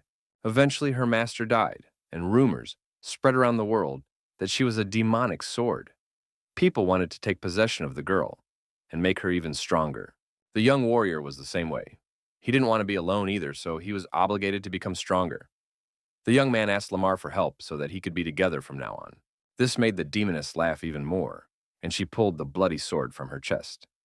She considered the boy to be the weakest of all the swordsmen who held it. That was why Lamar decided to do as her master said, to test his mettle in such a battle. She suggested that the boy try to defeat her. To defeat himself, Yunjae had to anticipate actions. At the most crucial moment, he began to think about what kind of punch his copy would use, a top-down or a cross-kick. At that moment, the hero realized that his enemy was going to use a direct attack. When the sandy youth was very close, the real boy dodged the attack in a flash and ran away. It seemed that everything was already behind him and the hero began to make steps towards victory. But suddenly, the boy was defeated. The enemy thrust his sword right into his throat. Suddenly, something happened that no one could have expected. Yunjae was back on the battlefield, where the enemy was about to strike a blow that the hero had literally just dodged. It was now clear to him that he had seen the future. Thanks to what he saw, the guy deftly dodged the already past attack and immediately made a fantastic strike. It was unthinkable. The head of the sand clone flew aside. The victory was on the side of the protagonist. Mr. Garen was satisfied. Finally, the young man understood what the power of the shard was. It was now known to Yunjae that it was a key that went against time. That is, possessing an ability. With the help of this power, the hero could foresee the future. The book did not describe in detail the new skill he had acquired, but now the young man was able to stand in the way of any sworn enemy. The power of the shard manifested differently depending on the user. In Yunjae's case, it was time. He could palpate the situation that would come in the future in advance. It was different from normal viewing. The warrior could experience what would happen a few seconds later as if he had already experienced it once. He could experience seeing, hearing, smelling, and even death beforehand. From now on, Duran was going to nurture those feelings in the boy. He ordered him not to use techniques like time reversal or time stopping. The hero was to rely entirely on the sensations of the shard within. The giant immediately engaged in battle with the human key. Yunjae had to fight not for life, but for death. After all, just the line between life and death would be a great training for him. The king's vassal brutally struck his opponent with a huge iron spear, but despite the difference in size, the hero managed to avoid the attacks. It was still hard for him to get used to the new sensations, but it was only a matter of time. Fully focused on what he had felt earlier, The boy bravely rushed at his opponent. He struck a strong blow with his sword, but it was as if the Lord had foreseen this moment and immediately repelled it. Losing control of the situation, Yunjae was unable to resist the giant and weakened his strength. He received the strongest blow that made him fly aside. At that moment, the timing skills that the hero had gotten were triggered. He found himself right in front of his huge enemy, and his head was immediately pierced by a sharp spear. One boy's death was already counted. The moment the hero, even though he didn't know the future, couldn't avoid it, he palpitated death. It was frustrating, but the guy didn't have to think about seeing the distant future. He was not a soothsayer.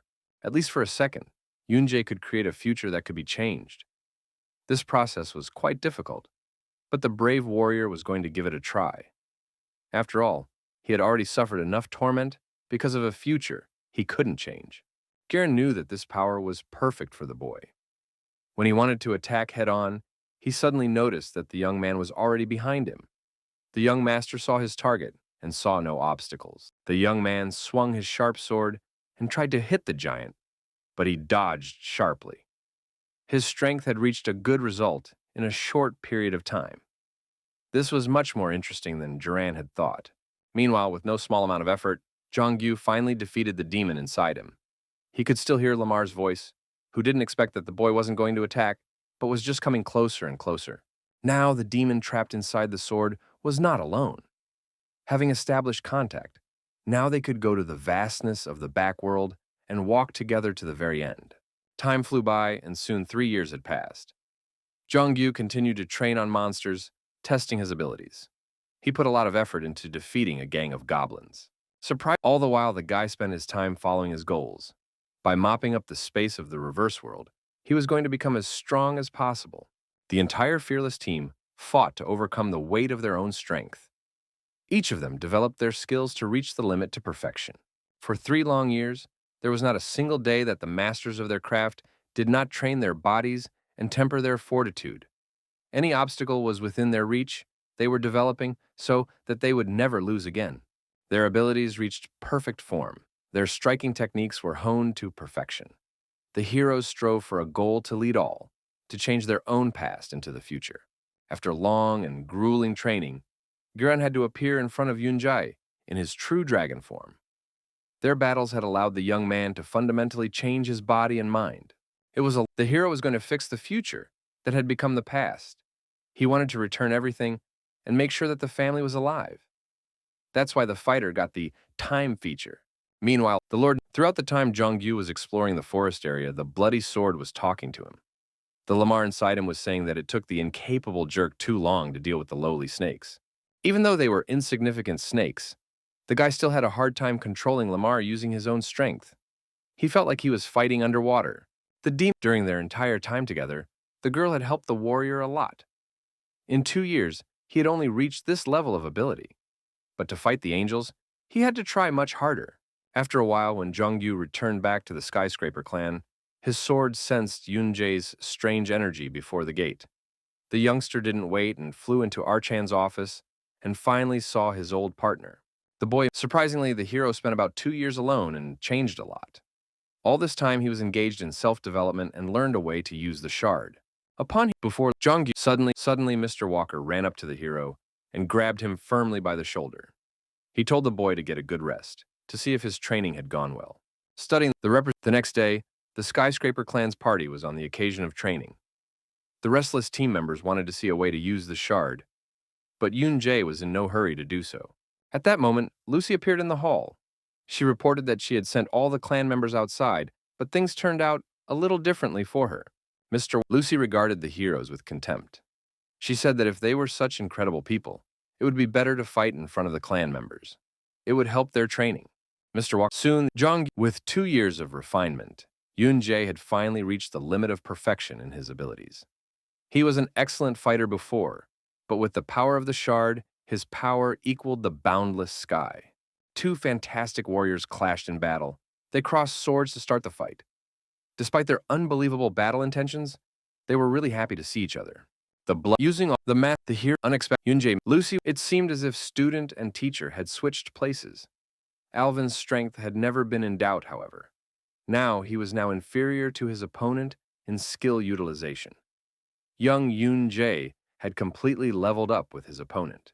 With all their strength, the heroes fought with all their combat power. Their magical attacks sent sparks flying in all directions. At all times, Mr. Elvin was the strongest, but now the opponents were equal. Seeing Arkan on the battlefield, Lucy was immediately frightened and bowed to him. The Lord said that the girl had too bad an attitude towards that hero, who was the same ranker, but only kept everyone waiting. Lucy and all the clan members were very strong, but the density of that man named Kim Yoon Jae's time-filling experiences was different from the rest. In the midst of the fight, the Golden Lion suddenly decided to stop it. That was enough. The Lord suggested that the guys put someone down after they arrived to calm down. Such a check was enough, but Alvin didn't really want to stop. He decided to hit his opponent one last time. Arhan ordered the fight to stop immediately because the guys wouldn't be able to cross swords every time they met. At that moment, Kim Jin-seok decided to join in and test his strength. The constant training was getting to Lois, so this time she couldn't take it anymore and yelled at the guys. She ordered the two of them to finish the fight immediately and calm down. When the whole team was already heading for the exit, Yoonjae suddenly turned around and noticed Lois figuring something out loudly with Alvin. They were arguing heavily, and some of the words could be heard. When he turned around the next time, there was peace and harmony between the guys. In a second, they were already smiling at each other and looking at each other with loving eyes. Their strange relationship always caused a storm of emotions. Lois had always been very reserved on positive emotions and was constantly rude, but at this moment, it was as if her heart had melted. Alvin gently stroked her cheek, and Yoonjae realized that he had seen something strange. Unexpectedly, the loving couple suddenly voiced that they were now boyfriend and girlfriend. The main character was surprised only because he thought they had been dating for a long time. The thing was, Alvin wasn't doing anything about it, and the boys agreed to meet again after returning to their world. If only for the sake of his family, for the sake of Jungyu, Lois, Alvin, and everyone here, the hero owed it to himself to go back. It was important for Archon to know if Jungyu had gotten better, and Yoonjae told him that the danger from before was gone. The young man had gotten stronger and had become a bit of a friend to Lamar. The young man was pleasantly surprised that his partner had bonded so closely with the demonic sword, even though he had fought very honorably himself. The power of the shard did incredible things to him. Arhan had known about it for a long time. Even though it wasn't very noticeable, the clan leader could see that the young man was moving slightly ahead of Alvin and Jongyu's attacks, and succumbing to them. The bloody sword wielder was also excited about such an exciting battle. The young man had a lot of new sensations that he hadn't encountered before. He felt like he was fighting in a different space. In any case, the clan head called the guys over to do something. While Yoonjae was away, Melon had changed a lot. A lot of clans had united, and for the sake of preparing for the battle with the angels, a lot of participants had gathered. So, an academy was founded to unite the people gathered there. But the people there knew almost nothing about Yoonjae. To them, he was just a ranker-level person. There were forces that did not trust the hero and wanted to hold him back. Therefore, the great Archon wanted to ask the boys for a favor. Before fighting his enemies, one needed to know about his allies. The clan leader wanted the boys to go to the academy. Since they were back, they would warm up, train, and help out a little. Training people was only a superficial goal. After a while, the heroes still came to the academy building that had been built in just 2 years. The task of the chapter was a bit tiring for Yoonjae. He didn't understand why it was assigned to him. At this moment, Jongyu assumed that this assignment was most likely to get rid of a person named Jung Sung-hoon. This was something the young hero definitely didn't expect. He had never heard this name before. This person used to be the master of the clan called Fate. But now he was absolutely against the Skyscraper clan in every way. The master was watching the situation and waiting for the moment to seize power. It was going to be over in a while, so Yoonjae didn't understand what kind of power Jung Sung-hoon wanted. It was obvious that Arhan wanted to take the chance to brag about an experienced warrior and punch the envious man on the nose at the same time. The former master of the Fate clan was unhappy that the master had asked to invite mentors to the academy, but after 3 weeks he replied that they were Kim Yoon-jae and Jung Gyu. The aide said that there were rumors that after the massacre of Jeffrey and the Demon King, Yoon-jae disappeared for 2 whole years. Jung Gyu was said to have used a sword that was mad with blood. The Lord had to add some rumors too, for all the news was only for the better. He asked to tell all the mentors to give a solemn welcome to the newcomers. At the entrance to the Hero Academy building, a serious burly man blocked the way. He stopped them to check their documents because they didn't let everyone inside. Recognizing the new recruits in the boys, Cho Wumong indicated that he was the head mentor and was now the boss of the newcomers. Even though one of the heroes was a key, the Lord thought they were pathetic brats with no experience. The boss was very harsh and didn't even treat young boys with ceremony. He didn't know how they got to the top-level coaches, but such tricks wouldn't pass in the academy. The heroes should have followed the mentor, but were stuck in a stupor for a while by this manner of communication. They didn't expect people at the academy to be so rude from the doorstep. Young-kyu said that they didn't have any information about the next steps, since it was their first time coming to this place. Despite the respectful communication, Jo Wumong replied that it was too noisy and asked the little brat to shut his mouth. Such rudeness made the young man furious, but Lamar inside the sword was even angrier. The demon was offended by such words, but the boy tried to calm him down by saying that what he said to him was not addressed to the sword. Since Yunjae wasn't going to be kind and obedient, his partner suggested that he get into trouble. If they were going to fight the person in charge anyway, it was possible to create trouble from the start. Lamar was a great provocateur, which is why he and the host became friends. The protagonist suggested to deal with what was about to end as soon as possible, and to leave the academy. The demon imprisoned in the sword was greatly confusing the young man's thoughts. He said that Jongyu had made the right choice, and had to follow other instructions from now on. There was a special bond between them. Suddenly, a young boy approached the mentor and asked what principle they used to choose their chief. Putting his sword to his throat, he was about to do something terrible. The possessed young man suddenly felt as if he had lost his mind and followed the sword's instructions. He asked if he could take over from now on, if he went after the chief and cut the throat of the chief. They both disliked each other, but Jo Wumong suggested the guy let the words pass his ears, as long as one of them wouldn't die. Even though the youngster wouldn't be able to kill all the people here, his plan was different. The demon sword wielder was going to make sure that at least the boogeyman couldn't stay with all his limbs. Jongyu spoke perfectly and had full confidence in Lamar's strength. Mr. Mentor showed the heroes the steamer to the restrooms. There at the end on the first floor of the building, in the leftmost room, was the place where they were to live. Rejoicing at the distribution, the partners went to their room. The warden realized that there would be a lot of trouble with these guys. On the way back, he had to be careful. When the boys went inside, they were literally stunned with surprise. The room was incredibly beautiful, with expensive furniture and jewelry glistening in the sun. It was obvious that the academy was rich in money. At that time, Jongyu wanted to land in his soft bed with a sprint. But suddenly, a member of the academy came to them. The higher-level mentors hadn't rested yet, but they were already being summoned. The academy was to hold a demonstration of the mentors, so the heroes were urgently led to the main one. Mr. Ruslick was already waiting for the members who had arrived from the Skyscraper clan. The boys came right after that man after they were summoned, but the master was not pleased. He said they should have come even before they were called. No sooner had they gotten inside than Ruslick immediately barraged them with insults and accusations. He said that they had become mentors, but didn't know the rules at all. In addition, he was not satisfied with the number of abilities of the newcomers. Unable to stand such nonsense, the guys laughed at the top of their voices. Jongyu told his buddy that they were too weak and should have practiced hard first. The whole thing was really hilarious to them. Mr. Wolverine was immediately angry because he took their laughter personally. He grabbed Yunjae by the scruff of the neck and wanted to hit him, but it didn't matter anymore. The hero asked why they had been summoned, because they couldn't stay in the dark. There was a class where the mentors showed their strength in practice. The high-level participants gathered here were stronger than other people, but they couldn't reach the ranker level yet. Ruslick said that in the process, the mentors showed on their own bodies what a truly strong contestant was.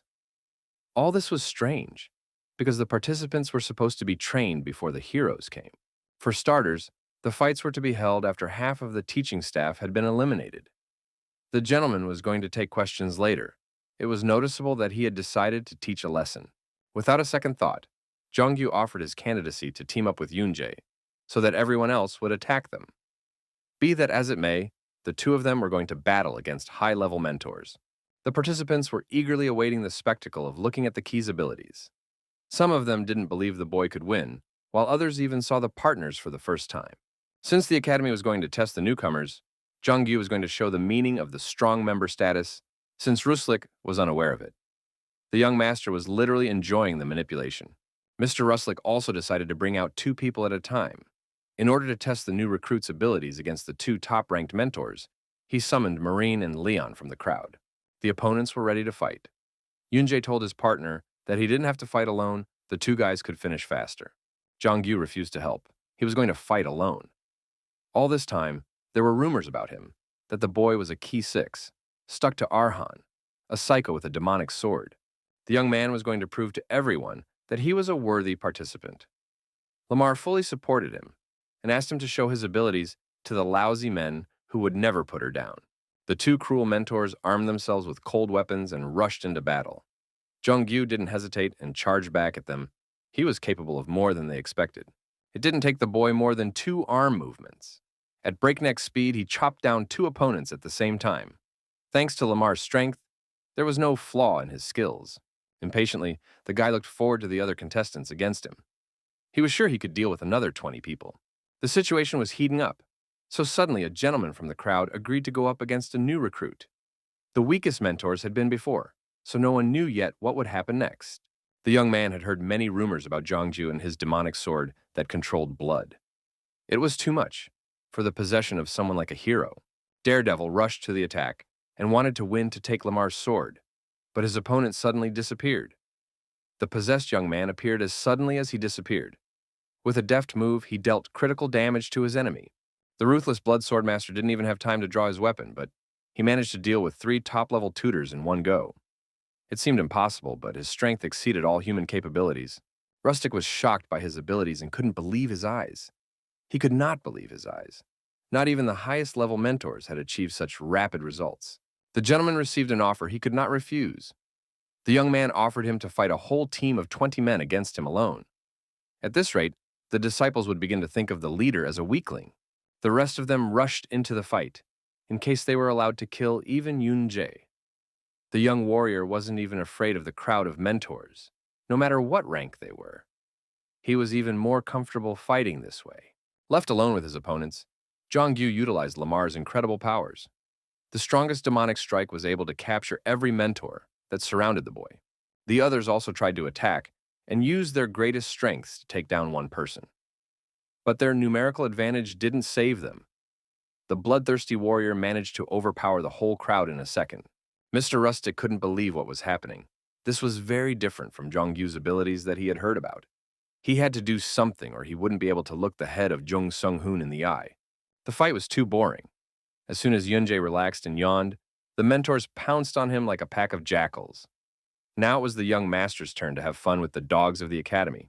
Ri Chahong didn't understand what would change if Jungyu and Yunjae went to this place. After all, this place was actually tantamount to an enemy camp. The deputy just hadn't seen them fight. Arhan told him that no one of Kim Jin-seok's or Alvin Walker's level could attack those 2. The master had given them something just in case, so everything was fine. All the heroes, whether knowing it or not, were under the influence of Jung Sung-hoon's brainwashing.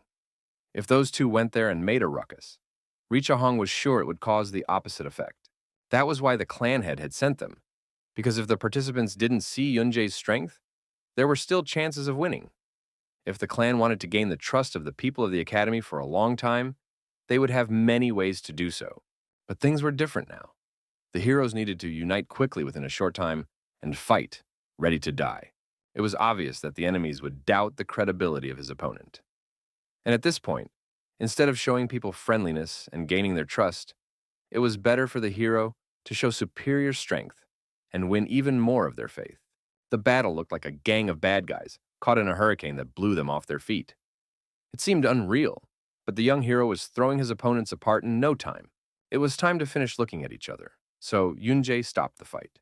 He extended a hand to his opponent and suggested that they stop their training there. Rusli had learned something from him this time. When the news of the loss reached the head, the Lord was furious. The Lord didn't understand how 20 people could lose without even fighting. He scattered the dice and ordered Rusli to just disappear. For this loss, Rusli was humiliated and insulted. He said that the opponent was very strong and the swords didn't even touch him. This nonsense was of absolutely no interest to Jung Sung-hoon. He yelled at the top of his voice and ordered to bring the results. The master said that his subordinates could have killed those freaks or brought them to a state of death. It was as if Rusli had been replaced, and he began to question whether it was really necessary to destroy the new arrivals. If they were that strong, then they were believable. After saying that, the academy head wanted to punch him. Suddenly, one of the chapter officers calmed him down and suggested his plan. He whispered that if the newcomers could not be defeated by force, they must have other weapons on them.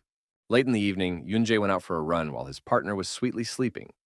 Yunjae chose a good time so that it would be quiet and no one would bother him with their conversations. Suddenly, the hero noticed a strange gathering of people where they didn't even hide their magical power. He hid behind a corner and overheard their conversation. His surprise was not limited when he found out that they went even to such a thing. The boy returned to his room at dawn, and his partner woke up immediately and asked him where he had gone in the dark. Yunjae closed the shutters of the windows and said he had gone for a walk and sent the boy to bed.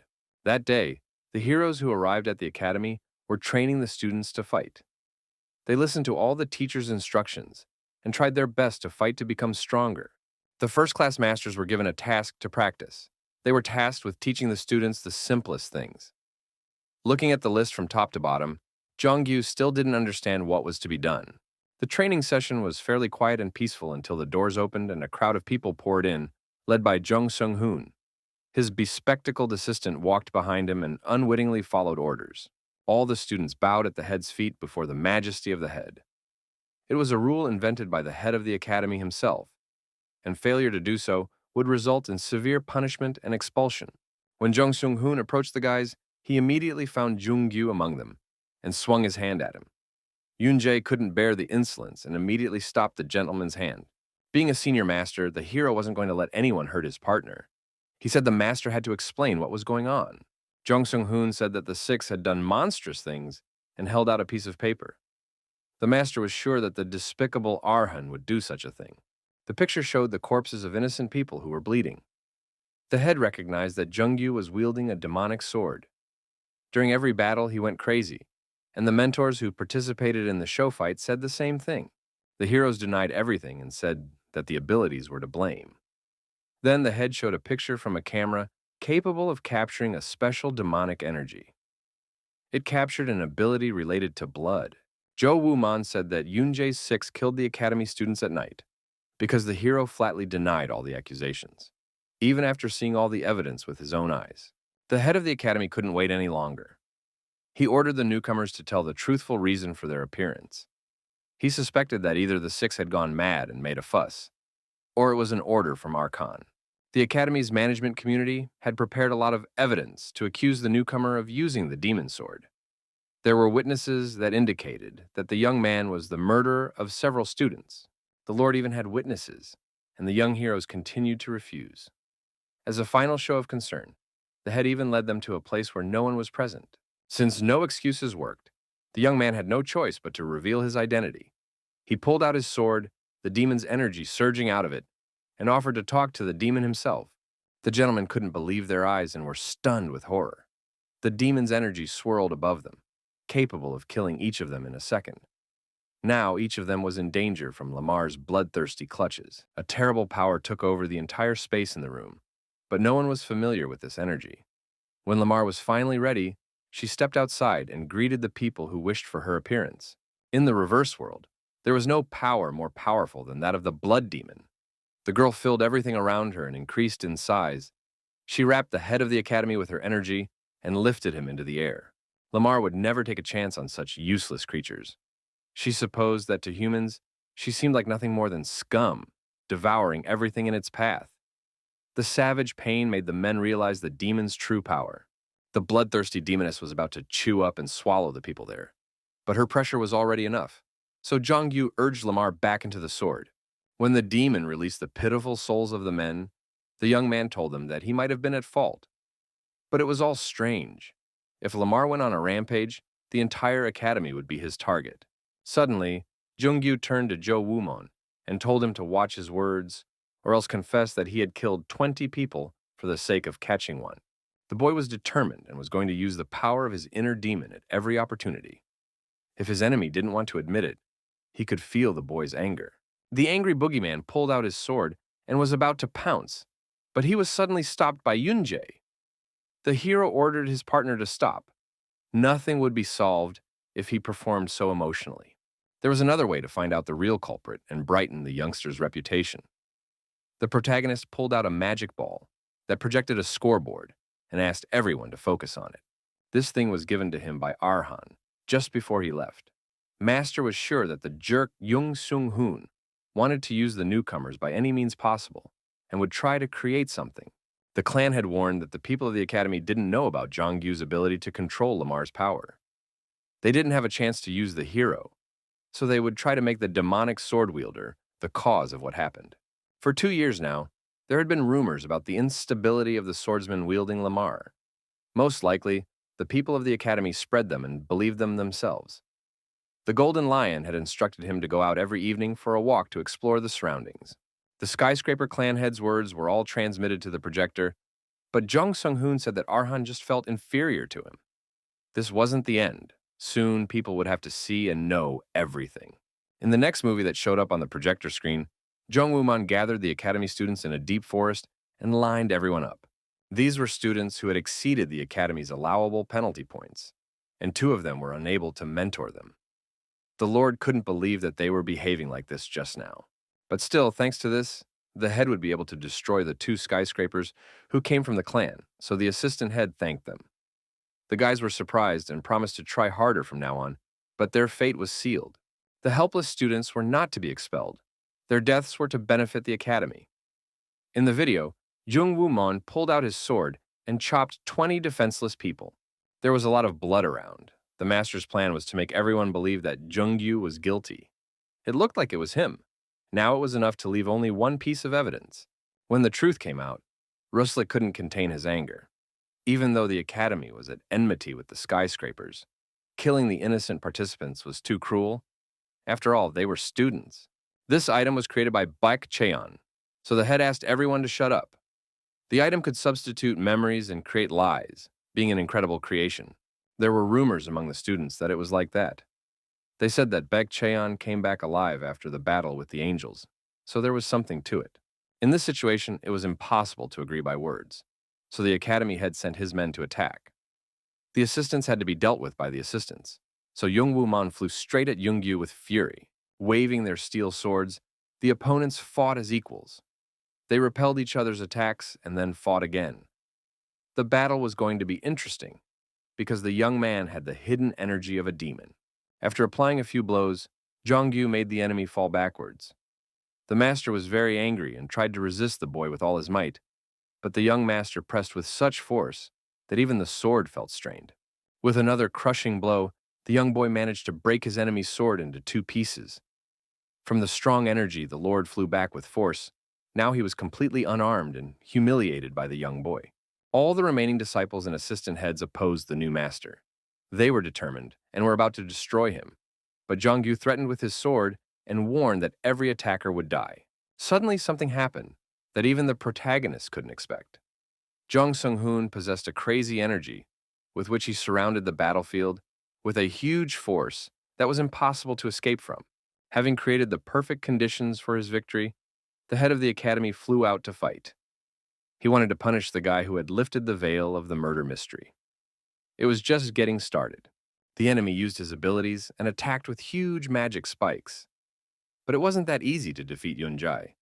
He easily dodged the attack and realized that his opponent had the ability to control space. This skill wasn't that threatening. The hero thought for a long time whether it was or not, but when he saw the ability, he immediately realized that he had once opposed such a one. The guy knew very well that the energy emanating from the enemy was the angel's magic power. When the Lord realized that he was finally exposed, he wasn't going to delay any longer. He decided to use his power to the best of his ability to destroy the guy. Huge magical spikes emerged from the ground and appeared in a millimeter from the hero. They were capable of destroying him, but the brave warrior steadfastly held on. The shard's skills allowed him to see the future, so the young man easily withstood everything.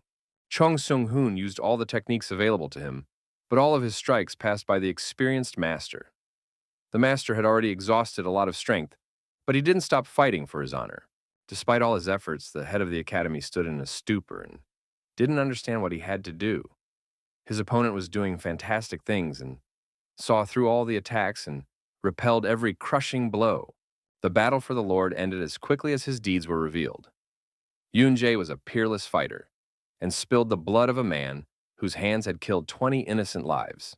Seeing the blood, the other disciples immediately bowed down to the strong fighters. They said that they had no choice because of Jung Sung-hoon's despotic nature that made them do all this. Before the hero left, Rustic suddenly called out to him.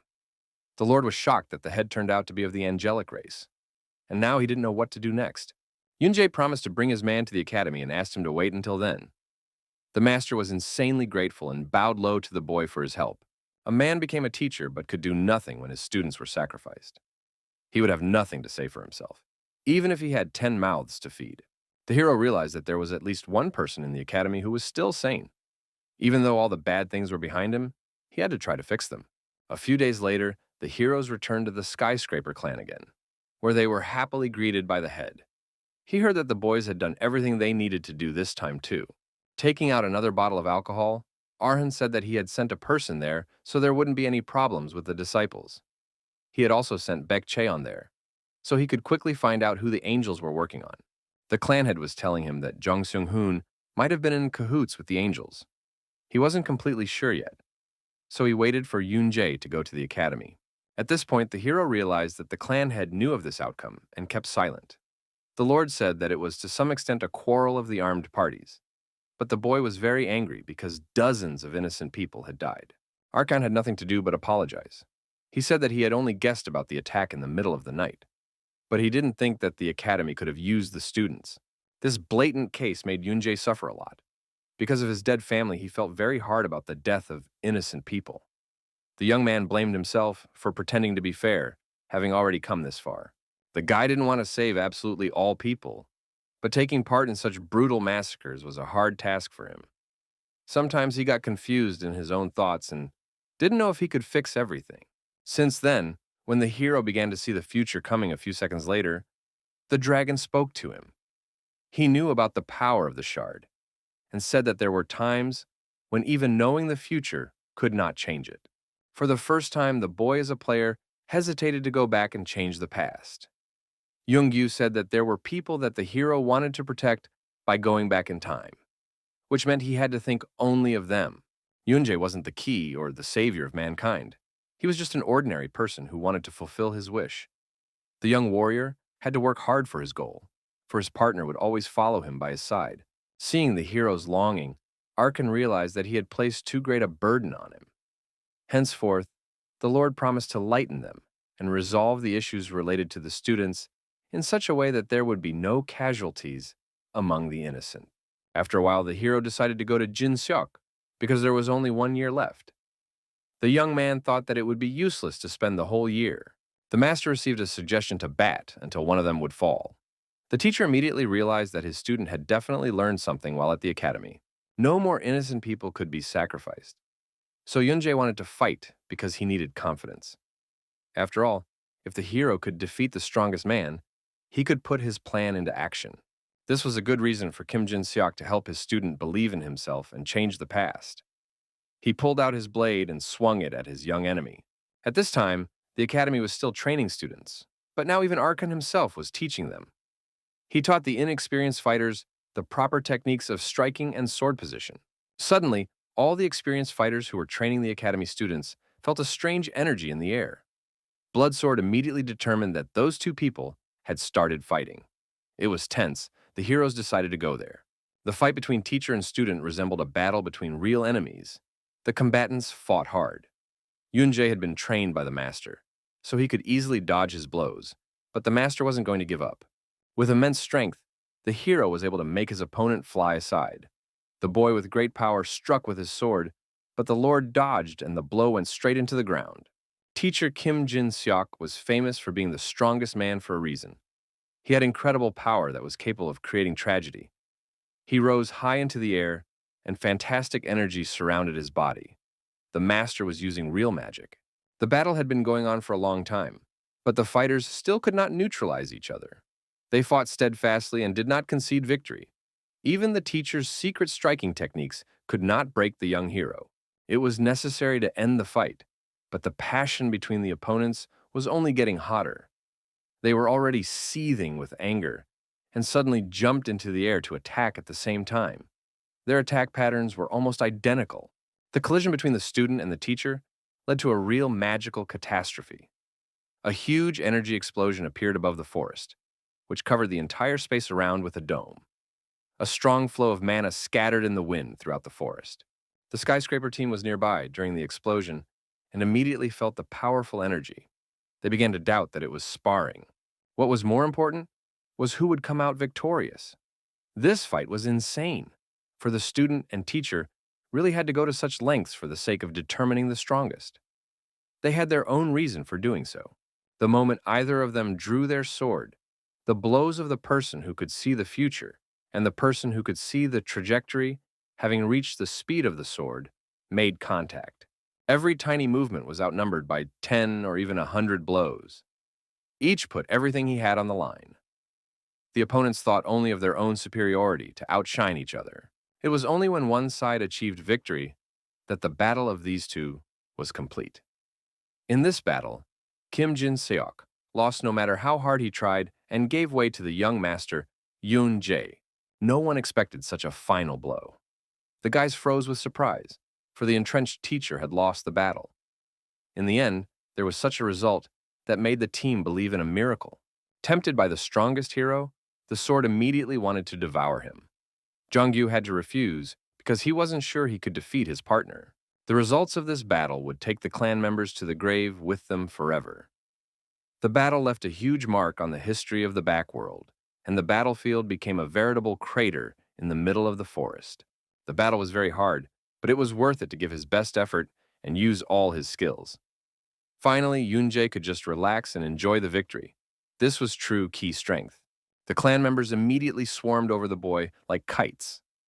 Bae Cheon arrived on the scene and asked the young hero to stay still. Even though he had won, he was also injured a lot. To begin with, the magician asked the young man to drink a strange potion.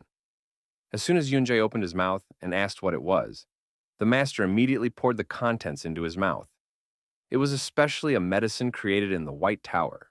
Now the young hero had to rest for a while. When he returned to the clan, he went straight to the academy, and after that he also tripled sparred with Jin Suk. This guy hadn't rested for a day, so Alvin carried him to his room.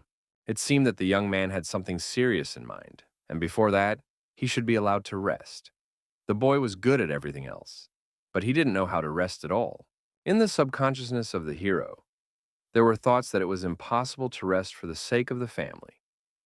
Suddenly, the image of his wife appeared in front of him, standing at the stove as before. She said that her husband looked very tired and asked if everything was all right. Suddenly, her mood shifted and she began to scream violently. The girl demanded that her spouse exercise more, live on a schedule, and stop going to corporate parties. The young man could only smile at his wife's words. His great joy in life was his daughter, who always welcomed and saw him off to work with joy. In her childish bright eyes, one could find any answers to difficult questions. Mina genuinely enjoyed every moment she spent with her dad, and Yoon-jae was happy to see her smile. Unexpectedly, the spouse handed the boy his present. Opening the box, he pulled out the diary with trembling hands. A lump in his throat prevented him from breathing. His emotions overwhelmed the boy more and more. Tears streamed from his eyes. The hero fell to his knees in pain and began to scream loudly. His heart was torn apart. He missed his family too much. After a while, the hero woke up to the sun beating brightly in his eyes. He did not expect to be in the room and suddenly felt that he had some roll of paper on his nose. On the paper was a message from Bae Cheon. It seemed to the Lord that the young man had not rested at all, so he wrote that he had made him sleep for 3 days.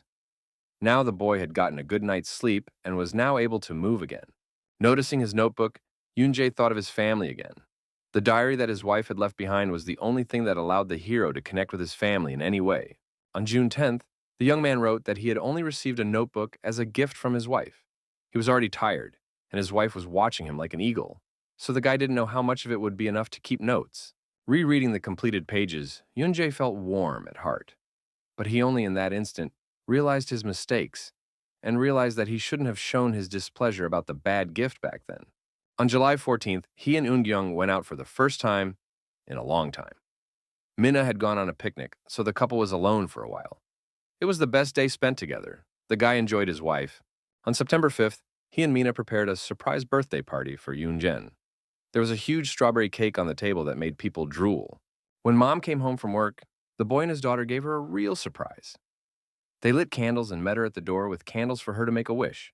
Since April 3rd, Yoonjae had missed his family. He tried to return to his normal life, even turning on the TV he hated before. As he continued to watch it, the young man slowly started laughing. The hero decided not to be sad much because of the thoughts of Yoonjen watching him. However, every day he spent alone, he missed her. The last page in the notebook contained horrifying information. Everyone the young warrior knew was dead. He was left alone and hid in the lands of the angels. The hero wanted to get a shard from their lands to change the situation somehow. The boy was discovered, but he continued to search for the location of the shard. He was hungry and had a hard time, but he was willing to endure it all for the sake of meeting Yoonjen. Yoonjae was tired of living in hiding all the time. He wanted to give up, because he didn't know what he was looking for in this place. So much time had passed that the hero didn't even remember Mina and Yoongen's voices. The battle he had gotten himself into had no end and no limit.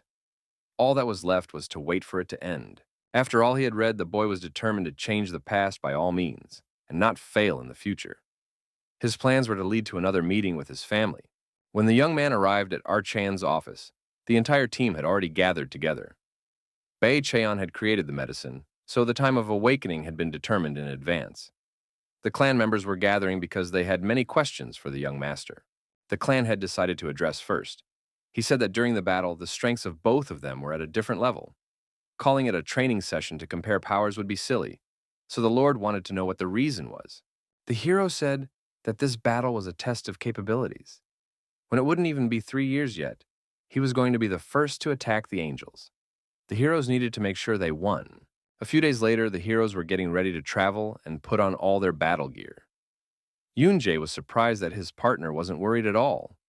In fact, Jongyu was calm because he was hand in hand with his master.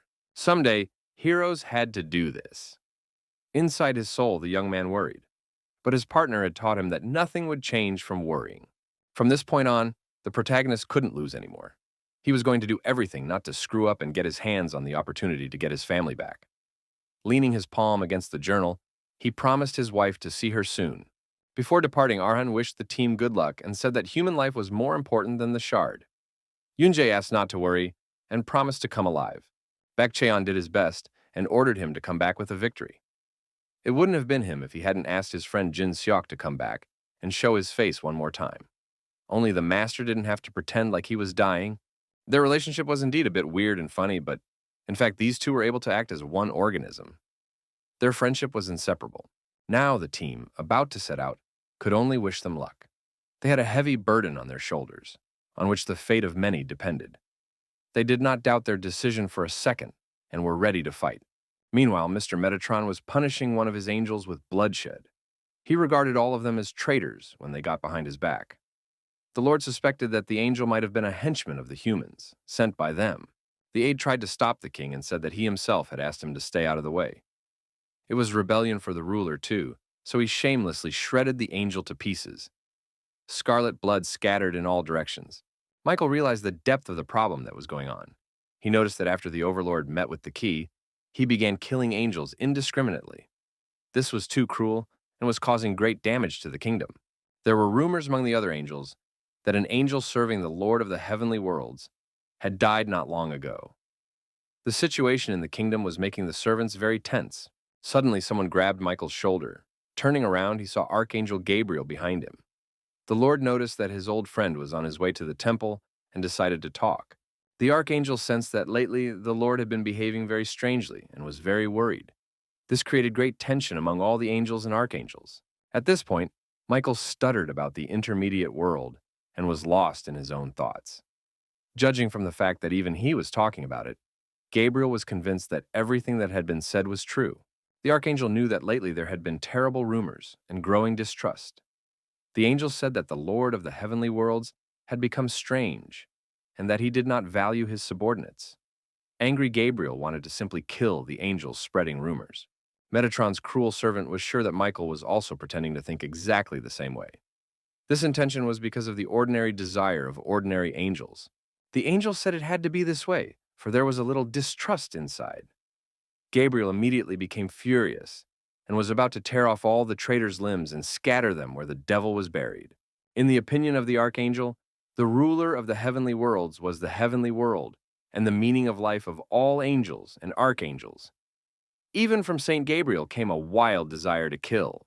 Inside the Lord was a great desire for revenge on all those who pretended to be angels, speaking evil against such a Lord. It wasn't even funny, but an angel with the intent to kill looked even more ridiculous. Upon reaching the temple, Michael realized that things were getting very strange. Over the course of a few years, many angels had lost their lives. It couldn't go on like this without someone stopping the killings. At parting, Gabriel said that he had thought hard and decided to follow the rumors and kill all those who spread them. All this was unthinkable, for the master was going to spill the blood of his brothers. On the way to the mission, the heroes passed through a dense forest, but it was suspiciously empty. Jong-gyu talked about the strangely silent area, but monsters always came out after his remarks, so it was dangerous to talk about it.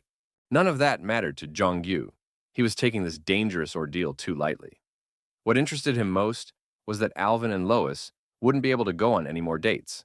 All the silly jokes had bored Mr. Walker immensely. He had said they were here as representatives for the battle with the angels. But Lois wasn't satisfied. Dating was more than important to her. The girl took great offense and said that Alvin always had no time for dates, for he was always busy with his training. She knew right away that it would be like that. The role of a fighter's girlfriend was not an easy one. Even Jin Seok chimed in and said that if the guys didn't go on a real date, then there was indeed a problem. The whole team was now discussing Alvin's failed relationship. Only the protagonist wasn't thinking about relationships. He felt rather strange. If the diary was to be believed, the monsters should have appeared a long time ago, but the guy felt as if the whole forest was watching them. It turned out to be just as Yoon-jae had thought. Ahead of the skyscraper team, the dragons were already waiting for them. They had long been aware of the people's intentions and had prepared the way for them. Their meeting was very unexpected, for the time had not yet come for it. The dragons asked why the humans had come earlier than 3 years, but the hero asked them in reply what was the reason for their visit. This was originally dragon territory, so there were no monsters. Galleon said that if humans had caught them, they would have died immediately, but they were all precious lives that the dragon had to protect. Mar assumed that the boys wanted to go towards places run by angels. The hero thought it was okay to do that, because the 3-year limit the dragon said didn't apply to humans. It was indeed allowed. Galleon said that they unilaterally bought people time unilaterally for the sake of equal combat, so there was no problem. The snag was that the dragon doubted the men's strength. He wondered if the 5 of them could fight. The angels were very strong, and not everyone was capable of defeating them. Jin Seok said that this was their tactic. Even though the dragons were neutral, the humans couldn't reveal their strategy. In that case, Galleon couldn't stand to see outsiders invading his lands either. He was ready to send his team of dragons on defense to send the humans back. At that moment, something happened that no one expected. The dragon suddenly turned around and said that the angels dwelt in the other direction. The young man was going to at least guide the people to their destination. In fact, the dragons were keeping the balance. Mar said that the heroes were at a disadvantage now, heading for the angels. That was why the dragons were only going to escort them to Metatron's domain. On the way to the angels' domain, Mar began to flirt openly with Alvin Walker. She hovered around him and asked why he had nothing to say to his savior. Lois had been patient until the last moment, but when she saw the ugly girl hugging her boyfriend, she literally flared with anger. Mar had saved Alvin last time, and this time she wanted to kill him because his girlfriend was capable of anything. Halfway down the road, the boys chatted, and the dragon girl told them that there were about 50 of them. They joked that Mr. Alvin would be ready to wipe them all out if anything happened. Soon, the team came to the place where the angels' lands began. From the looks of it, there was nothing scary, but it was obvious that the angels had put up barriers. Once the heroes were inside, it would be a completely different space. From that moment on, only the humans could decide if they wanted to know what was on the other side or not. The dragons couldn't go any further, so they wished the young heroes good luck and left. Now it was time for the skyscraper team to find themselves in a completely different world. They came as close to the border as possible, and at that moment, a strong wind began to blow. The bright energy blinded the heroes, and opened a portal that concealed something else. A stunning world of angels opened before the heroes. At the foot of the mountains, there was a small town, which was under the shadow of the mountain, hovering in the air. On the mountain was located the main temple of the ruler of the angels. This holy world was astonishing in its beauty. After seeing the Holy Lands, Yunjay finally found himself in the beautiful expanse of Lakia. The sight was breathtaking, for the angels had vast territories to fly. The temple was held by a golden sacred ring, which was chained to the ground. Now the heroes saw with their own eyes the goal they had been working so hard towards. They had a plan by which the lands of the angels would be attacked. Meanwhile, Gabriel still kept his promise and followed the traitors of the head of the angels. He began to shed the blood of those who had spoken evil against the ruler of the heavenly worlds. The cruel archangel did it in full view of everyone, so that the other disciples could see his ruthlessness and be afraid. All those who were sick at heart about the story of the murders were immediately killed by the Holy Master. Those who would oppose the words of the Lord of the heavenly worlds were to face immediate death penalty. Saint Gabriel was so cruel, in spite of his wings, that he was ready to kill even his own brother if he was a traitor. He said that only those in whom fear had been planted were afraid. It was the sin of the angels who kept silent, even seeing all their irreverent actions. The Master punished all those who stood up against his majesty. The terrible deeds of Gabriel reached Michael. The angel was furious because ordinary angels were dying. The king's subordinates said that other angels were dying in Lakia, all at the same time and in different places. It could be a rebellion or it could be an outside attack. The enraged angel ordered that the 1st through 4th squads be sent separately to the very borders on the 4 sides of the world right now. If it was a rebellion of angels, Michael gave orders to catch them and interrogate them. But if it was an invasion, the angel wasn't going to spare anyone. He was ready to deal with them personally. Meanwhile, Alvin Walker had cleverly infiltrated the angels' territory and was having fun with the employees. With his cold sword, he was chopping up anyone who got in his way. The Master was so ruthless that he did not fear even the Lord of the heavenly worlds. Suddenly, a whole crowd of angels guarding the temple ran out of nowhere. They were armed and were about to seize the intruder. Now Mr. Alvin would have to try hard to scatter the attacking angels. This was a true guerrilla invasion, so it would not be difficult for the gentleman to outmaneuver them. He decided to act in a more unusual way than just going for a frontal attack and ran away. Yunjay's plan was that the heroes were going to go in as guerrillas. In order to enter after defeating the many angels scattered throughout the village, they had no other way. The heroes were to split into 4 teams, travel east, west, south, and north. And then, when they found the shard, they would meet again in the forest.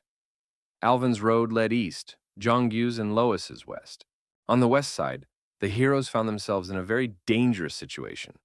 An angry angel flew straight at Lois. The girl was completely defenseless because she had only magical protection and was unable to fight. Concentrating the energy into a magical core, the girl launched an attack at the enemies. Her power created a huge platform in the sky, which could easily crush all the angels.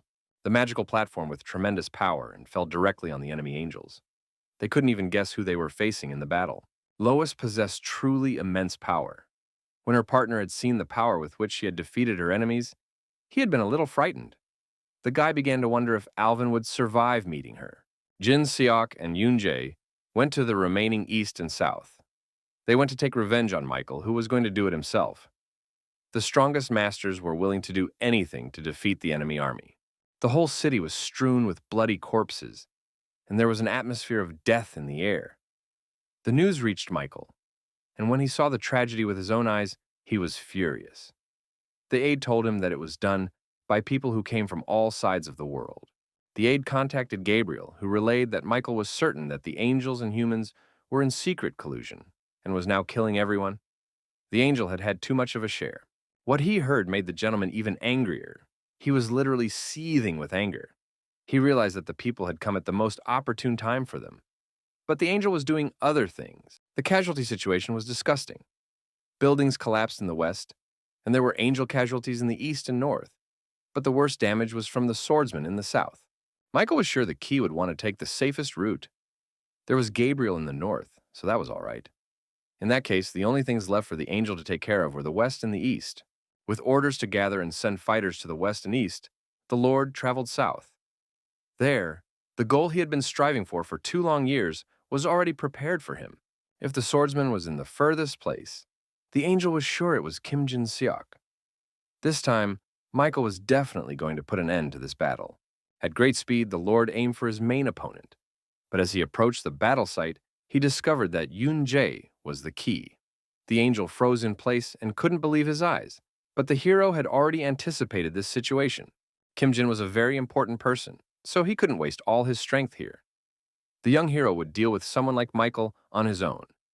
Since the key revealed itself on its own, the angel immediately snapped out of his seat to destroy it. The Holy Lord was heading into battle again and again.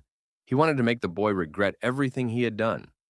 But the brave hero was so strong that each time he pushed his winged enemy away with force, the master's blow flew straight at the angel. But he managed to dodge at the last moment, and the attack went straight at the innocent angels. The man's strength was far more powerful than he could have imagined. Michael ordered everyone to get out of there immediately, for the young man was not someone to be resisted. While he was busy giving orders, his young adversary had already escaped, but the Lord was not going to leave him alone. After sending everyone as far away as possible, the angry angel rushed in pursuit. He was not going to let his prey get away, so he flapped his wings with all his might. Thanks to his skills, Yoon-jae ran very fast and made maneuvers in the streets of the city so that the angel simply couldn't catch up with him. Michael was already very angry, but he had no choice but to keep chasing. At one point, the Lord simply couldn't stand it and used his magical powers to launch a stream of crushing energy at the fugitive. Anger wouldn't let him stop because the human key was an important item. The powerful celestial force flew straight ahead at great speed, the angels scattering in different directions to avoid being hit by it. Only the young hero remained cool. He didn't move from his seat and just waited. At the most unexpected moment, the guy deflected the attack, and it boomeranged back to the starting point. Michael was hit hard and fell to the ground. Now Yoon-jae seemed like a real villain, but angels seemed like that too. The young man could never forget the cruelty of the angels again. It was a nightmare to him that the minions of the Heavenly Lord were chasing and killing people who had escaped. They were advancing and crushing people. War was something a warrior had no choice about. But it was also something that made someone shed bloody tears. The guy wasn't ready to put up with that choice. He wanted to put an end to all the evil deeds of angels and archangels. A man who possessed unimaginable magical power and a man who was a heavenly creature clashed in one battle. Both of them carried enormous energy and were now ready to pounce on each other. The warrior tried to do his best. For the sake of the people he loved and for the sake of those he had to protect, the boy raised his sword into the air and was going to finish what he had started. With a sharp sword, the hero cut the angel in two, scarlet blood gushing to the ground. Now Michael was finally punished for mocking God's innocent creatures, and there was no fear of his punishment. The cut place immediately began to glow with a bright flash that enveloped the angel. He didn't even have the help of heavenly powers to defeat it and stay on the dark side. Michael shouted loudly and tried to stop the lad to deal with the rest of the battle, but Yoon-jae was already unstoppable. Without looking back, he ran with all his legs from the battle scene. When the angel was completely sure that the enemy had escaped, Yoon-jae immediately appeared behind him. The angel's blindfold had long since come off. He was blind and stupid, so the hero easily outsmarted him. In one deft movement, the young man struck Michael with his steel sword, and the angel flew backward with force. He hadn't expected such cunning from the young key, so he didn't have time to dodge his blow. The main character took the angel by surprise and kept him on a short leash.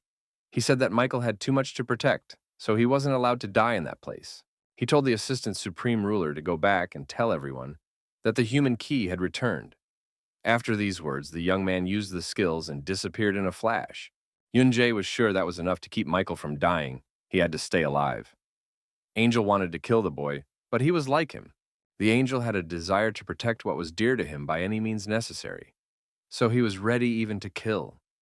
He didn't have to give up those feelings, but to continue on this path. The hero wanted to move on to the most important part of the plan, but the other guys were waiting for Alvin to arrive.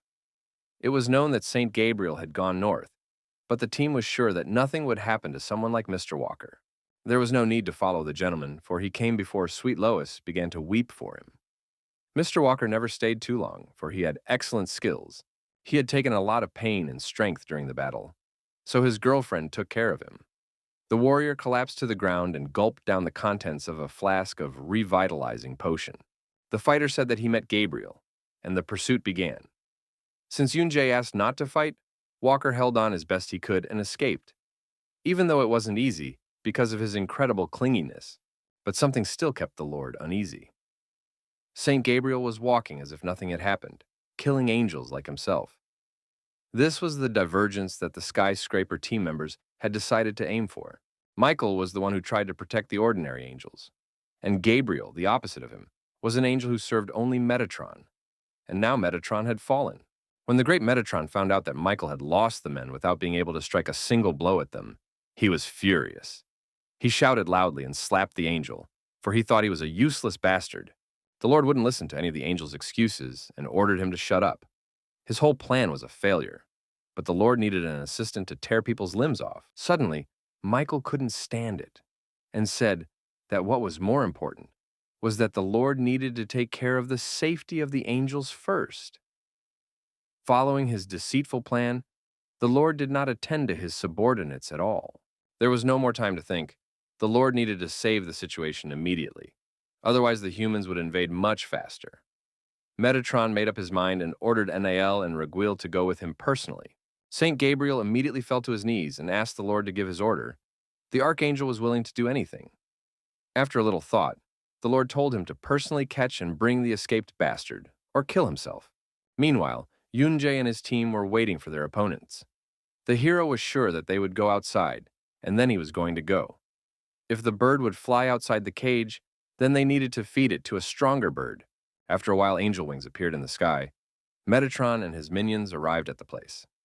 The Lord did not expect to see people here. He doubted that they could have come on their own. It was surprising that the Lord was not angry, but smiling. Both the shard and the key had come to him personally, so he should have welcomed them with all cordiality. His plan was even easier than expected. Yunjae didn't fall before his greatness. He was capable of destroying even such a strong lord. The boy said that he was just fodder for the Lord, even though he flattered himself so much in front of the dragons. The great and terrible Metatron did not know how the humans managed to get the help of the dragons. But this territory was in the domain of the angels.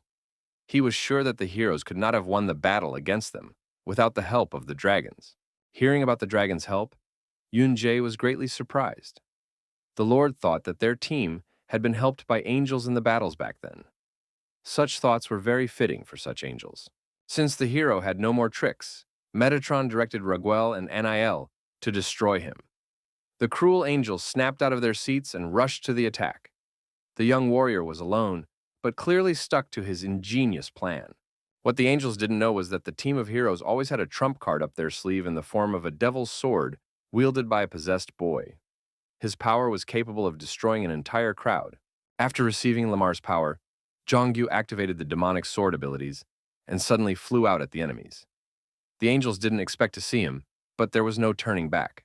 The angry boy was amazing with his fantastic wrestling. His powerful strength allowed him to become invulnerable. The boy grabbed the two angels by the heads and pushed their foreheads together like two rams. Even the numerical superiority gave the angels no chance to fight against Lamar's peerless power. Jongyu was the best at what he did, and his body was completely imbued with the demonic sword's energy.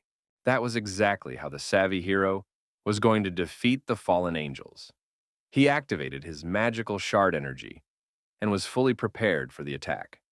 For 2 long years, the young man waited for the moment when he could stand up to Metatron.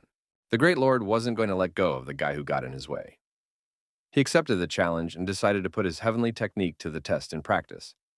The Lord gathered all the energy inside him and grew stronger and stronger before his eyes. The bright flash of heavenly lightning was heading straight for the hero at a rapid speed. Its power was enormous. Yunjae didn't chicken out, as he had been preparing for this fight for a long time, so he flew straight towards the enemy without looking. The experienced fighter used a powerful magic armor technique with which he made his way through the air. Thanks to this technique, he was able to evade the angel's attack. In this fight, nothing would stop the boy anymore. Metatron wanted to get the victory at any cost. He did not stop even in front of such stubborn people. The Lord got even angrier, and in a flash, he directed 3 magic lightning bolts, which had a huge charge at the enemy. To the protagonist, these attacks were just dust. Even though the Overlord thought his skills were brilliant, the kid was stronger. Using his defensive path, he deftly bypassed all the lightning and continued on his way. This obstacle course proved to be too easy for the boy, so he quickly reached for his grand prize of wings. The boy soared into the air and swung his sharp blade to chop the Lord of Worlds to pieces. One member of the skyscraper team was still inferior in strength to his enemy. The bloodthirsty and ruthless angel used the strongest striking techniques and forced the pitiful man to duck his head to the ground. Angel said the end of an inferior species was too pathetic. In spite of the humiliation, Alvin Walker held himself perfectly and said that the winged men knew no other words but these. Bloodthirsty Gabriel merely said an appropriate thing, so he got very angry and decided to finish off the nasty man. He used heavenly power and delivered a crushing blow that resembled a huge arrow. Mr. Alvin wordlessly launched his counterstrike and repelled the rushing magical flow.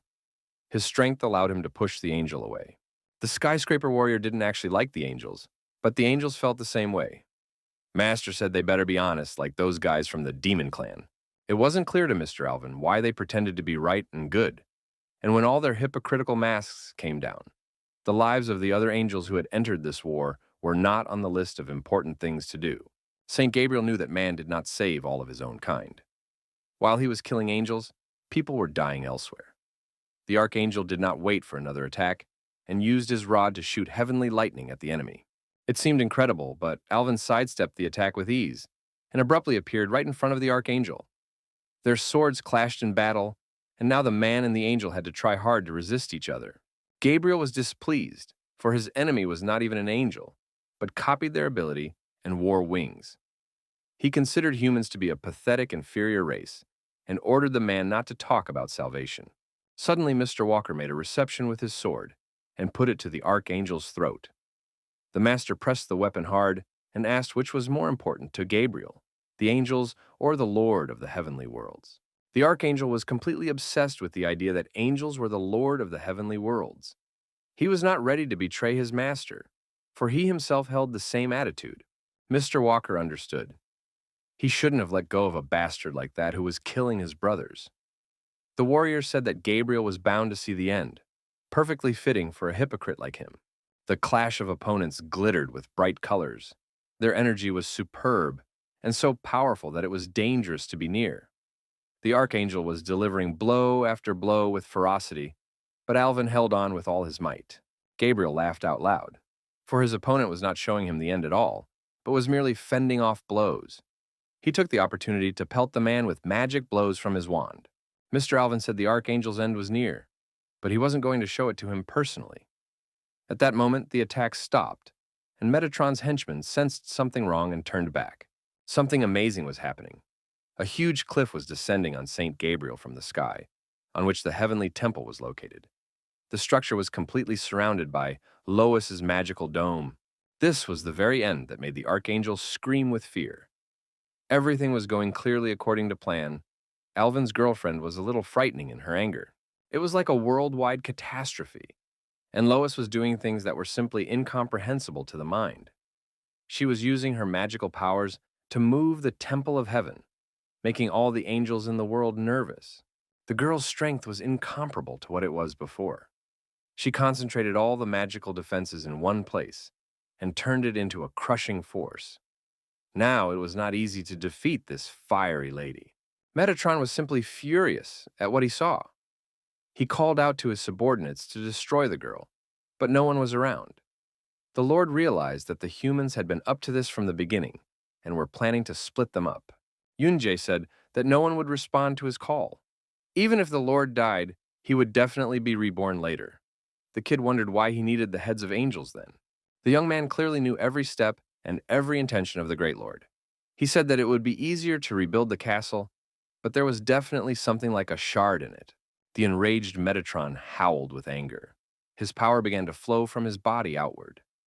The Lord could not accept the fact that the nasty boy had dared to reveal all his plans and ruin a plan that had been years in the making. The young boy said that if the Lord didn't want to see his castle destroyed, he could try to stop it all right now. Pointing his sword into the fray, the boy leapt at his enemy to fight back. The fight was fierce, for the Lord was the strongest angel, and the hero was the strongest man. Their swords smashed into each other with great force. Suddenly, Raguil, fighting nearby, noticed their battle. The angel shouldn't have been distracted because his opponent was a demonic sword wielder. Jongyu spared no one if he went into battle. He swung hard and wanted to spill his enemy's blood with a sword that would consume it. When the young man was very close and almost killed the angel, Anael covered his partner with his body and deflected the possessed man's blow. Even though they were angry, the angels clung to each other. The angel's staff was strong enough, so Jongyu couldn't break it so easily with his blood-absorbing sword. But no one had ever been able to defeat Lamar's power contained within the sword. When Anael was about to run out of strength, he was about to succumb to the power of the sword and lower the rod. But he was saved from imminent death by Raguel, who leaped from behind him and repulsed the possessed boy's attack, throwing him aside. It was unbelievable, but Jongyu didn't dodge the attacks at all. It was as if he was teleporting from place to place and making his enemy let his guard down. This way, the angel was within range. Raguel was fully focused on striking while the enemy was still near. But suddenly, the boy disappeared and appeared elsewhere. Using his strength, the warrior grabbed the angel and slammed his head into the ground with great force. At that moment, Anael picked a perfect moment and pounced from the back. He swung his staff in the air to deal critical damage and destroy the guy wielding the bloody sword. Jongyu was incredibly strong. He had managed to capture Lamar's power for a reason. The young man anticipated this attack and grabbed the angel's throat at the last moment. In one motion, he threw Anael into the ground so that the partners ended up in a mass grave. The angels begged for mercy. But the hallmark of the possessed man was that he never listened to the pleas of his enemies. Swinging his sword, he struck his opponents with tremendous force. They would never know how hard the heroes had worked to become stronger. Meanwhile, Metatron was struggling to resist Lois's power. He alone wanted to stop the destruction of his castle, and was stopping it with his own hands. The tension in his muscles was growing. The Lord could no longer control this kind of power. Even his third eye was bulging outward from the weight. This kind of energy could not be defeated by the physical body alone. Letting out wild cries, the Lord summoned all the angels who were in Lakia. He ordered them to protect Ratel. Introducing himself to the celestial world, Metatron called the angels to die, protecting the sacred Ratel. Since the Lord had behaved inappropriately from the beginning, Yunjae couldn't forgive it. He arranged for the Lord to have a real trial with fire, to be reborn within the tongues of flame if he could. With her best effort, Lois did her best and returned to the ground. The hero had also given his best, but it wasn't over yet. Soon he was going to come. The angels did not follow the order. Here they were powerless. With great force, the sacred Ratel toppled off the cliff and crashed to the ground. Huge clouds of dust filled everything around. The building was completely destroyed. Leaving even his adversary behind, the Archangel Gabriel rushed to the rescue. Amidst the dusty ruins, he was going to save his Lord, who could not be allowed to die. Creating a platform in the dusty air, with the help of magical protection, the hero found himself on the same level with the angel. He stood in his way to fully punish all those who were involved in the murders. Gabriel struck the boy with his spear and ordered the inferior and cowardly human to get out of the way. Yunjae didn't bother to leave and immediately repelled the attack with his sword.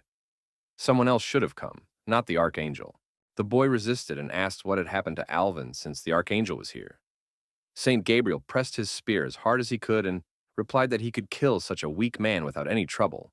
Such a misunderstanding might have happened, for the hero had asked Mr. Walker to stall a little longer.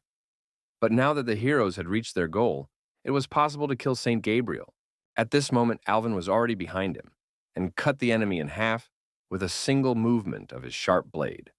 The Lord spilled the Archangel's scarlet blood and praised his excellent expression. Now Gabriel had to die, for he had annoyed everyone. As he fell down, he prayed that he might follow the Lord of the heavenly worlds. The guys from the Skyscraper clan thought that this type was no longer a danger, but suddenly his body seemed to swell. The Archangel was turning into a real time bomb. It seemed like a hopeless situation, but Lois had gotten there in time. She put the enemy in a magical protective orb that would hold it back for a while. The girl helped so the heroes would go and deal with the rest. Deep down, Alvin was a caring guy and worried about the girl. She brushed it off and said she was fine. The warrior maiden had already survived an explosion of her own once. At this time, the last member of the team was holding on with his last strength. His opponent was very strong, so the gentleman was hit by his magic powers. The brave heroes massacred all the angels in the world of Lakia, and Michael was the last one left alive. He suffered greatly, for his enemy had not long ago been the strongest man. Despite his injuries, Archangel Michael wanted to put an end to this fight and prepared his weapon. But suddenly, Yunjay stood in his way and stopped him. The young man said that the Archangel had already lost already, so it was enough to fight. Michael wasn't going to give up, no matter what happened.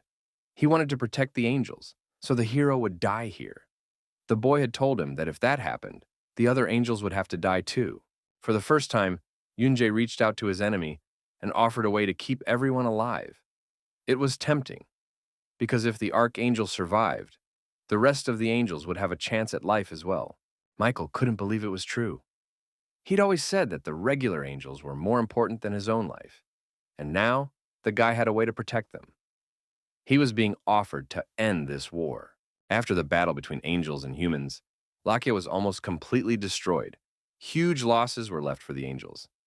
An act of truce was made between the two sides, so everyone else remained alive. Even though the Archangel had accepted this situation, he wasn't too pleased. Next time he was going to finish the fight, the result of which had never been obtained. Yoonjae and Kim Jin-seok shook hands, the young man thanking the teacher for stalling for time, which allowed the heroes to avoid heavy losses.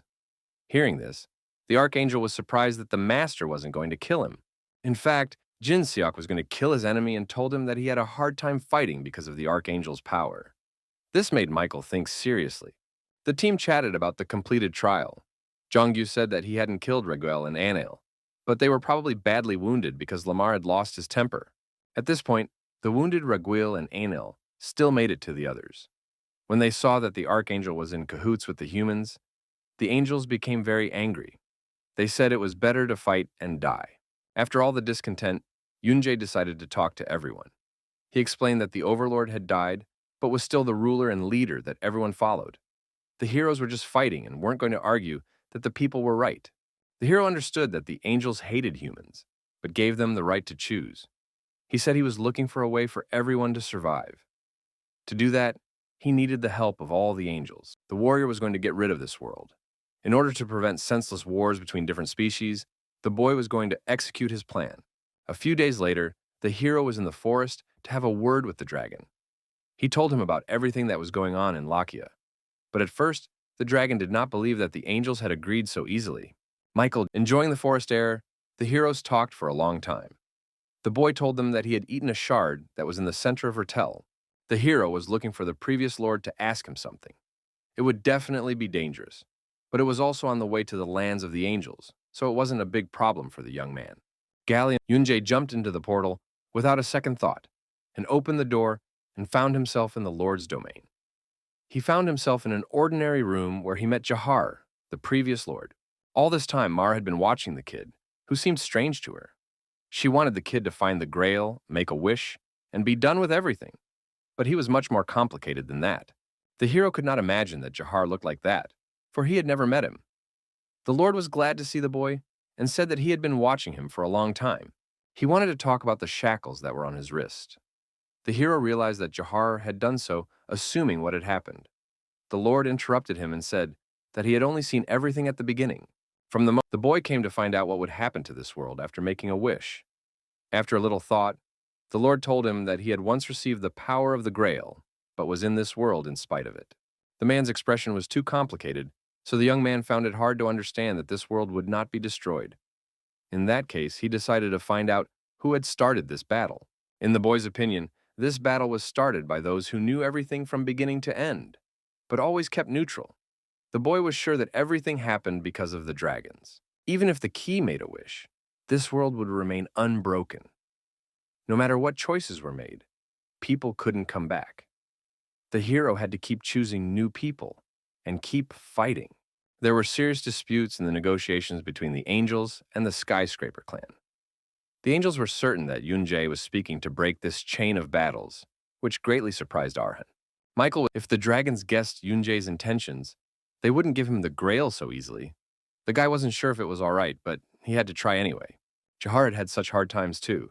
Suddenly, the expression on his face changed. He hoped the boy could overcome human greed. The power of the Grail was close to omnipotence. Jahar could create what he wanted, and he could also deliver it. The Lord was different from the hero. He was more interested in enjoying this power than returning to the original world. It was the final test of the wandering journey from training to the present moment. The Grail contained an omnipotent power that could not be wielded by man. That was why the hero wanted to know the way to control the shard and the way to defeat the dragons as soon as possible. Having obtained valuable information, Mara came to the old man to tell him about the danger. The girl said that the human key had opened another door. Her grandfather's eyes became furious, and he was literally seething with anger. This was a real problem for her, because the key had dared to do this without knowing its place. If the guy could control that near-infinite power, he could also fight dragons. But in proportion to that, his life force would also begin to decrease. Jahar told me that the boy could replenish that life force with a life shard. It was an undeniable theory. On top of that, the hero could still control time. In combat, the warrior was also close to infinity. Since there were no more nuances to the controls, the old man said there was training to be had. The hero had hoped for personal training from Jahar, but the Lord didn't have the same abilities as Jurayan. But there was another way that would help learning. So the old man swung his hand and used his powers to open the space of the dead. All this was a first for the young warrior. Jahar had worked true miracles. Finding himself in total darkness, the old man lit a lamp, being near which the hero would be all right. He would not be able to die. But he had to be very careful, for danger could be waiting in every dark corner. There were ghosts swirling around Yunjae. They were the dead, the souls of those who had fought and died here. They were once humans, angels, or demons. They could be rid of them with the power of the shard. The souls who entered the netherworld for good could not return even with the power of the Holy Grail. They wandered in the space of the dead for as long as the other world existed. Suddenly, one of the ghosts pounced on the old man, but he used his magic power and immediately stopped the soul of the dead man. They could not be defeated by ordinary strength. The only thing left for the young warrior to learn was how to control that very power against ghosts. He had to figure out how to do it. But at that moment, Jahar let go of the lamp and deftly stepped through the portal. In parting, the gentleman said that the flame of the lamp was fading little by little, so the boy had to be extremely careful. After all, in this world one could only survive in the light. Immediately after the master left, the young man was a little confused. He was alone in the darkness, in the dim light of a lamp, in a room filled with sinister souls. It was up to the shard to tell him the rest. Yunjae had no choice but to fight in his usual way. They used their crushing energy and drew their sword to fight the wandering ghosts. The boy managed to land the first blow, but it had no effect. The ghost's body glued itself back together, as if it were made of a viscous substance with a tightening property. Everything was much harder, but suddenly a strange energy wrapped his sword around his sword with a magical ribbon. The young man didn't realize what had happened at all, but he was going to do something to deal with the crowd of souls. At this time, Jahar had a visitor. Lord of Dragons sounded too grandiose, so the old man introduced himself as the oldest dragon. The Gaon asked how the Lord had fared without him. The old man did not want to go inside, for everyone had their own place at a safe distance. He said it was ideal for everyone to be in their own place. Jahar had not expected to see the old man at this late hour. He didn't quite understand his words, so he assumed he was threatening him. It wasn't like that at all, but the face of the ancient dragon himself immediately changed. His voice cooled, and he said that he was simply asking me not to cross the line. The Gaon said that there was one who was to be behind that door and one who was to be outside. Their places were determined with absolute certainty. Such an exhausted old man could not threaten Jahar. He had only come because of the need to do something for him. The elderly dragon had said that originally the key only opened doors that fit his body. So far, there had been more than one or two people crossing the line. Now, here stood the Gaon, and there instead of all of them stood the Lord. The old man hoped the Lord would have taken that into consideration. Jahar was very unhappy with the old man's words. He realized that he was strongly opposed to the invasion of his lands. The elderly dragon was silent, turned around, and, turning away from everything, strode away. Meanwhile, the entire netherworld was filled with ghosts wandering in the darkness. Yunjae desperately tried to destroy them using his usual sword strike techniques. No matter how many times the hero chopped them down, the souls of the dead kept reappearing. They flew like gnats to the light of the lantern and immediately attacked the defenseless man. The boy had no idea how to defeat them. While the kid was thinking about how he could confront the ghosts, he was in the wrong place. Suddenly, there was a huge ghost under his feet, about to swallow the warrior standing on his tongue. It was unthinkable. Yunjae had overcome many trials, but had never encountered something like this. The giant ghost abruptly snapped its teeth together and wanted to take a bite out of the man, but the hero managed to jump into the air. In the air, the boy wanted to run away from the enemy, but suddenly he felt a ghost grab his arm and pull him toward him. The spirit resembled a cyclops, but it was rounded and intimidating in shape. Suddenly, the ghost saw the glowing fire in the lamp and immediately took off from his seat and flew to the light like a night moth. The bite left a mark on the hero's arm, which hurt and baked badly. Yunjae found himself in a hopeless situation. He didn't know at all how he could resist the ghosts, and the lantern flame was slowly fading away. There was less and less time left, so the hero couldn't procrastinate any longer. The souls of the dead hovering in the netherworld completely surrounded the boy. He was surrounded only by the light of the lantern, which they clung to on all sides. The warrior was all alone, and his only weapon was his own wit. The time shard was a magical power. Back then, the shard used the power of angels, while the life shard was the power of endless rebirth of demons. The sensation of attracting the power of angels was very different. After a bit of thought, the hero finally understood everything. It was a completely different power, different from the magical power or demon energy that filled him. Something suddenly flashed in the guy's body, the energy of the life shard spreading through his body. His sword shone with an unknown flash of light, and now the warrior had to show his strength first. Realizing the full essence of using the power of the shard, Yunjae swung his energy sword and struck the ghosts. A huge, crushing stream of energy captured the hundreds of souls that had gathered together. When the protagonist thought they were finished, he suddenly choked on blood and fell to his knees. He had this fantastic shard power coming from him, but the damned souls surrounded him again on all sides. The sliver of life was connected to the power of demons. The boy had been controlling the demonic power for so long that he was already nauseous. Gathering together the concentrated energy core, the boy was going to force the shard to manifest. In one motion, the hero submerged all the accumulated demonic energy into himself and ordered the life shard to act. It was the only way to finally seize its power. A bright flash of light surrounded the boy, and all the evil energy that had built up inside of him burst out. The power of the shard flowed through his veins, and the warrior attacked his enemies with great fury. Yunjae was like a real demon in human form. He was deftly wielding his sword, and his attacks were now filled with demonic energy.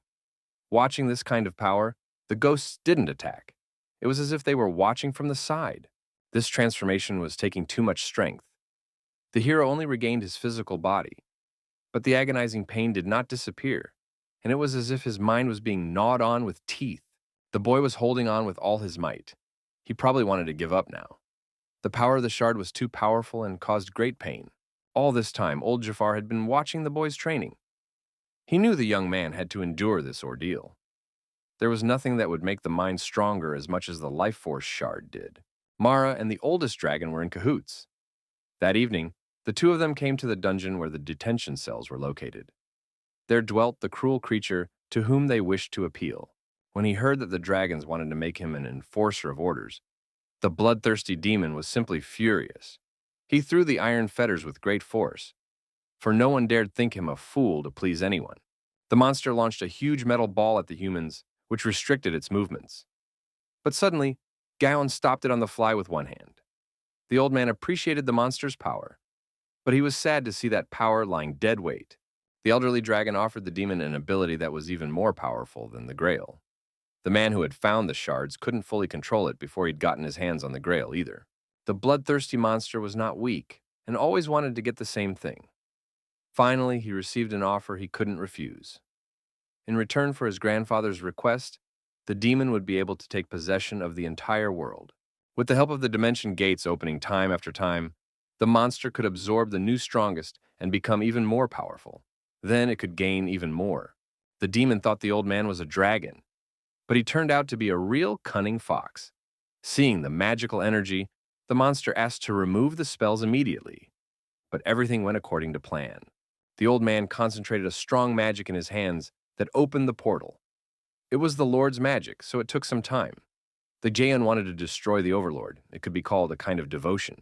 At that moment, strong magic penetrated right into the shackles, and suddenly they shattered right before his eyes. It was the best the old man could offer the demon in confinement. The monster was free, but he didn't understand what killing because of loyalty meant, because even the demon race didn't do that. They had natural selection too, but in return, they were honorable because they wanted to kill, because of not liking someone just because they didn't like them, whatever the reason, but the demon said they weren't lying, that it wasn't like that, and they weren't pretending to be close so they could kill later. Before leaving, the demon was going to take with him a heavy core on a chain. In order to lock it up, the Overlord made the object very strong. No matter how hard the monster tried, it wouldn't break. He liked the core because of its amazing strength. The demon had better preferences than pretend humans. Now that the old dragon was getting involved, the bloodthirsty warlock was going to have some fun for the first time in a long time. At this moment, Jahar felt the evil energy and immediately realized that warlock was on the loose. This led to imminent doom, so the Lord had to act urgently. The hero managed to hold out and not give up. He was in wild pain, but continued to use the power of the shard to master it. He had now acquired the skills that one could only dream of. Kim Yoon-jae's key had been awakened. The lower lands, where chaos and discord always reigned, smelled of doom and cruelty. The demon lands were full of miserable creatures who killed each other, even though they were related. Suddenly, the madness of the demons was stopped by a huge shadow that lay right on top of them. The demon race froze with horror. Not long ago, they were having fun, but now the huge devil horns made them shake with fear. Natural selection was the perfect logic. After returning, the ruthless warlock was glad to meet these weaklings. He forcefully spun a heavy core in the air and began to destroy every vile bastard of the demon race. The demons spared no one. He had been imprisoned for too long, and now he was going to restore order, where his hand had not touched for a long time. The sheer force of his weapon made the demons fly away. When Yoon-jae returned after training, he learned that Warlock had been released. The hero couldn't believe the horror, because he was absolutely sealed. It was all too bad timing. Jahar said that while the boy was training, the dragons came. They had guessed the hero's plan and had called Varlock to stop him from carrying it out. But even so, the grail could only be gotten by the key. The Lord already knew that the demon's body was immortal, but it was also still the key for now. The young warrior was very excited to hear such news. He realized that he had to hurry. The clocks in the place where Yoon-jae was and in the normal world ran differently, so a lot of time had already passed. However, before the hero was to go into battle, there was something he needed to learn. Jahar was going to tell him the way to resist Varlock that he himself had used. At that time, Raguel came to Archon to tell him that the energy of the demon race was gathering in one side. A strong demonic force was felt there. Angel could find no other explanation than that it was Warlock. He was sure they wanted to start a war again. The Archangel Michael came to confirm these words. He said that they had gathered men and angels to make the army look impressive. Now it was up to everyone to decide what was to be done, but there was no word from Kim Yoon-jae. The head of the Skyscraper clan only accepted the angels because of his faith in Yoon-jae, not because he trusted them. The master was going to stall for a while and endure by any means necessary. Arhan was going to prove that he wasn't a man sitting back either. But Michael wasn't amused. He wanted to prepare separately. It was his personal right to choose, after all. He was brought by Yoon-jae anyway. The Archangel was not happy with such conditions, because he thought that the young Ki could easily abandon them and conspire with the demons. Human trust made him laugh, because leaving all the right of choice to the Ki alone was foolish. These words made the head of the clan very angry. He grabbed Michael by the scruff of the neck with force and ordered him to shut up. The Archangel was not going to take back his words. He thought the ruler was an incapable man who hid behind everyone.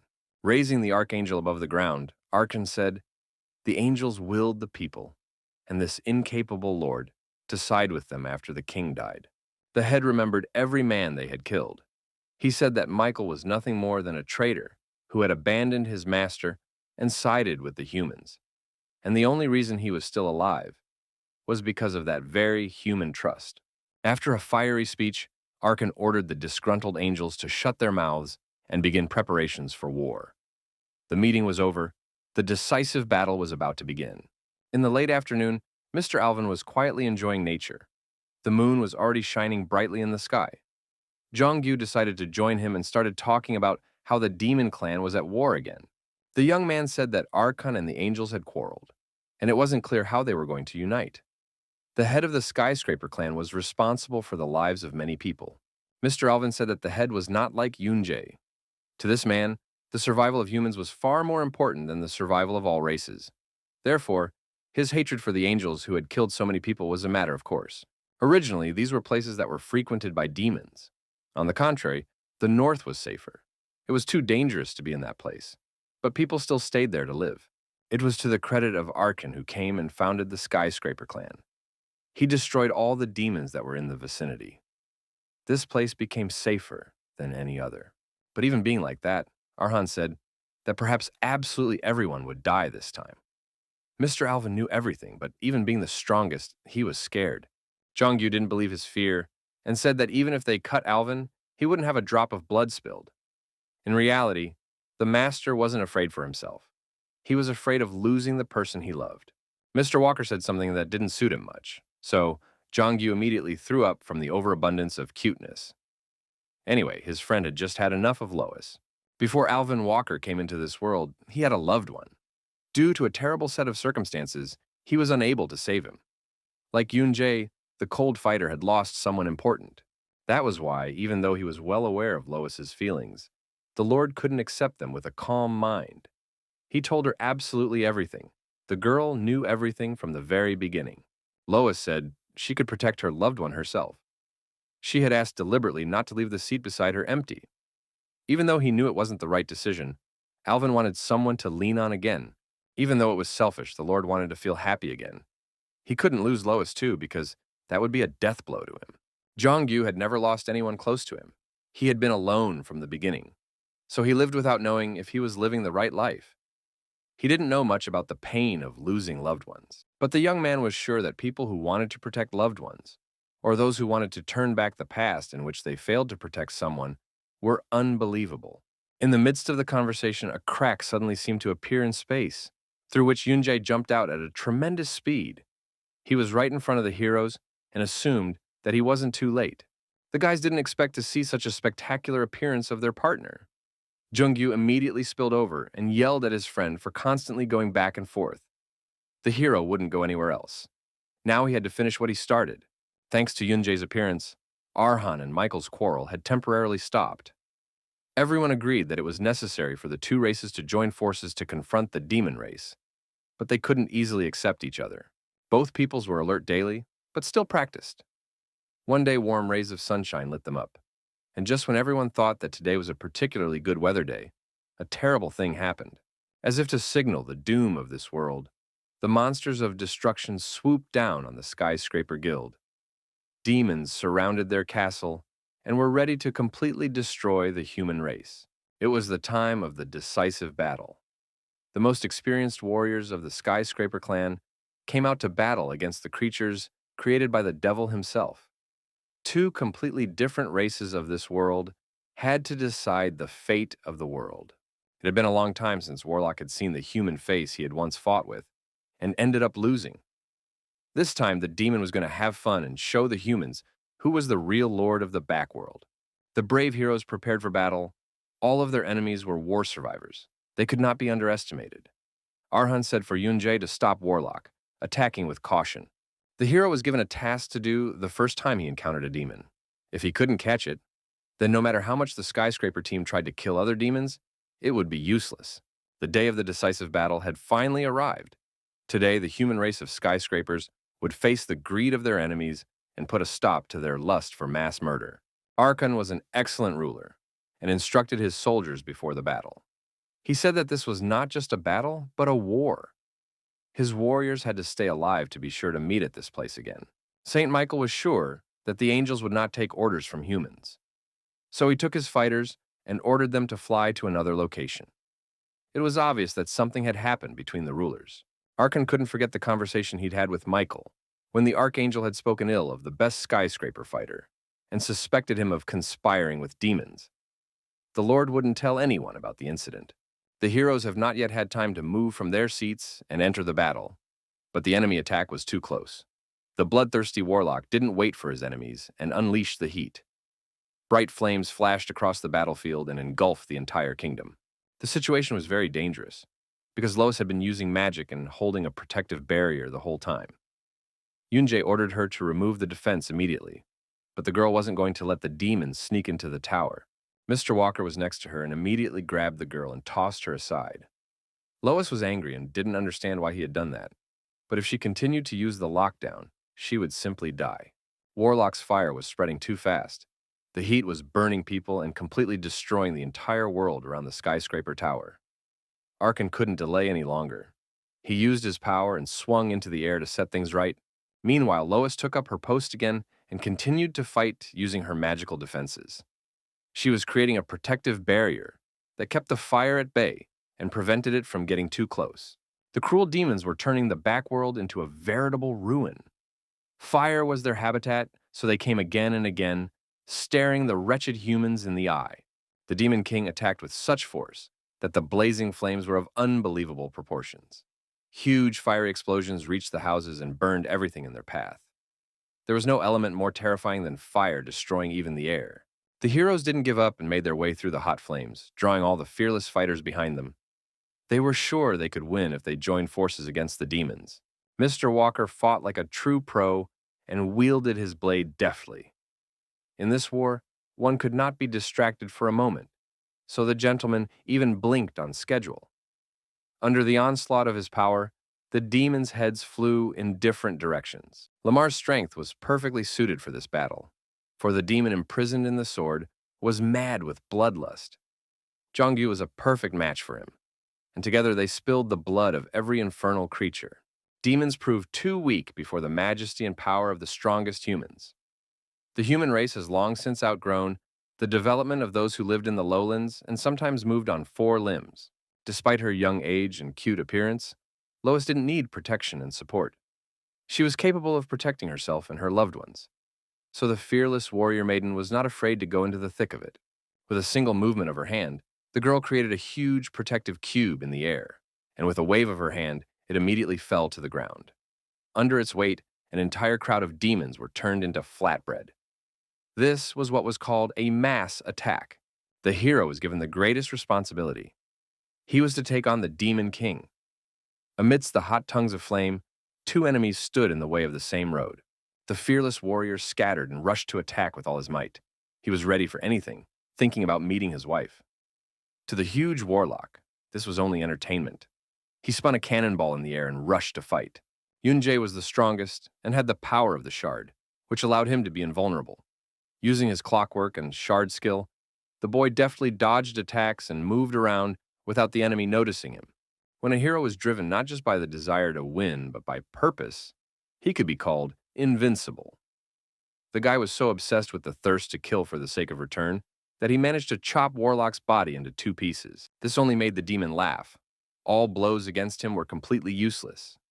His distinctive ability was regeneration, thanks to which the monster could literally glue his body back together. Warlock offered the boy to kill him several times until he would die himself. The hero was not going to stop and used the power of the life shard he used in the other world and pounced on the demon. The hero's blow created a huge energy blast. All this was reminiscent of the battle in the world, where the guy fought against ghosts capable of regenerating. But this time, the opponent was more powerful. A huge fire blast dome covered the entire battlefield. Bright flashes of fire flew in all directions, making a war of large-scale proportions. It seemed that in this battle of 2 worlds, everyone would be burned. Yunjae managed to survive even in such a disaster. He used his enhanced defense and created a platform in the air that held his weight. The guy didn't have a case where he couldn't find a suitable skill. The brave boy was not even afraid of his own death. His main goal was only his family.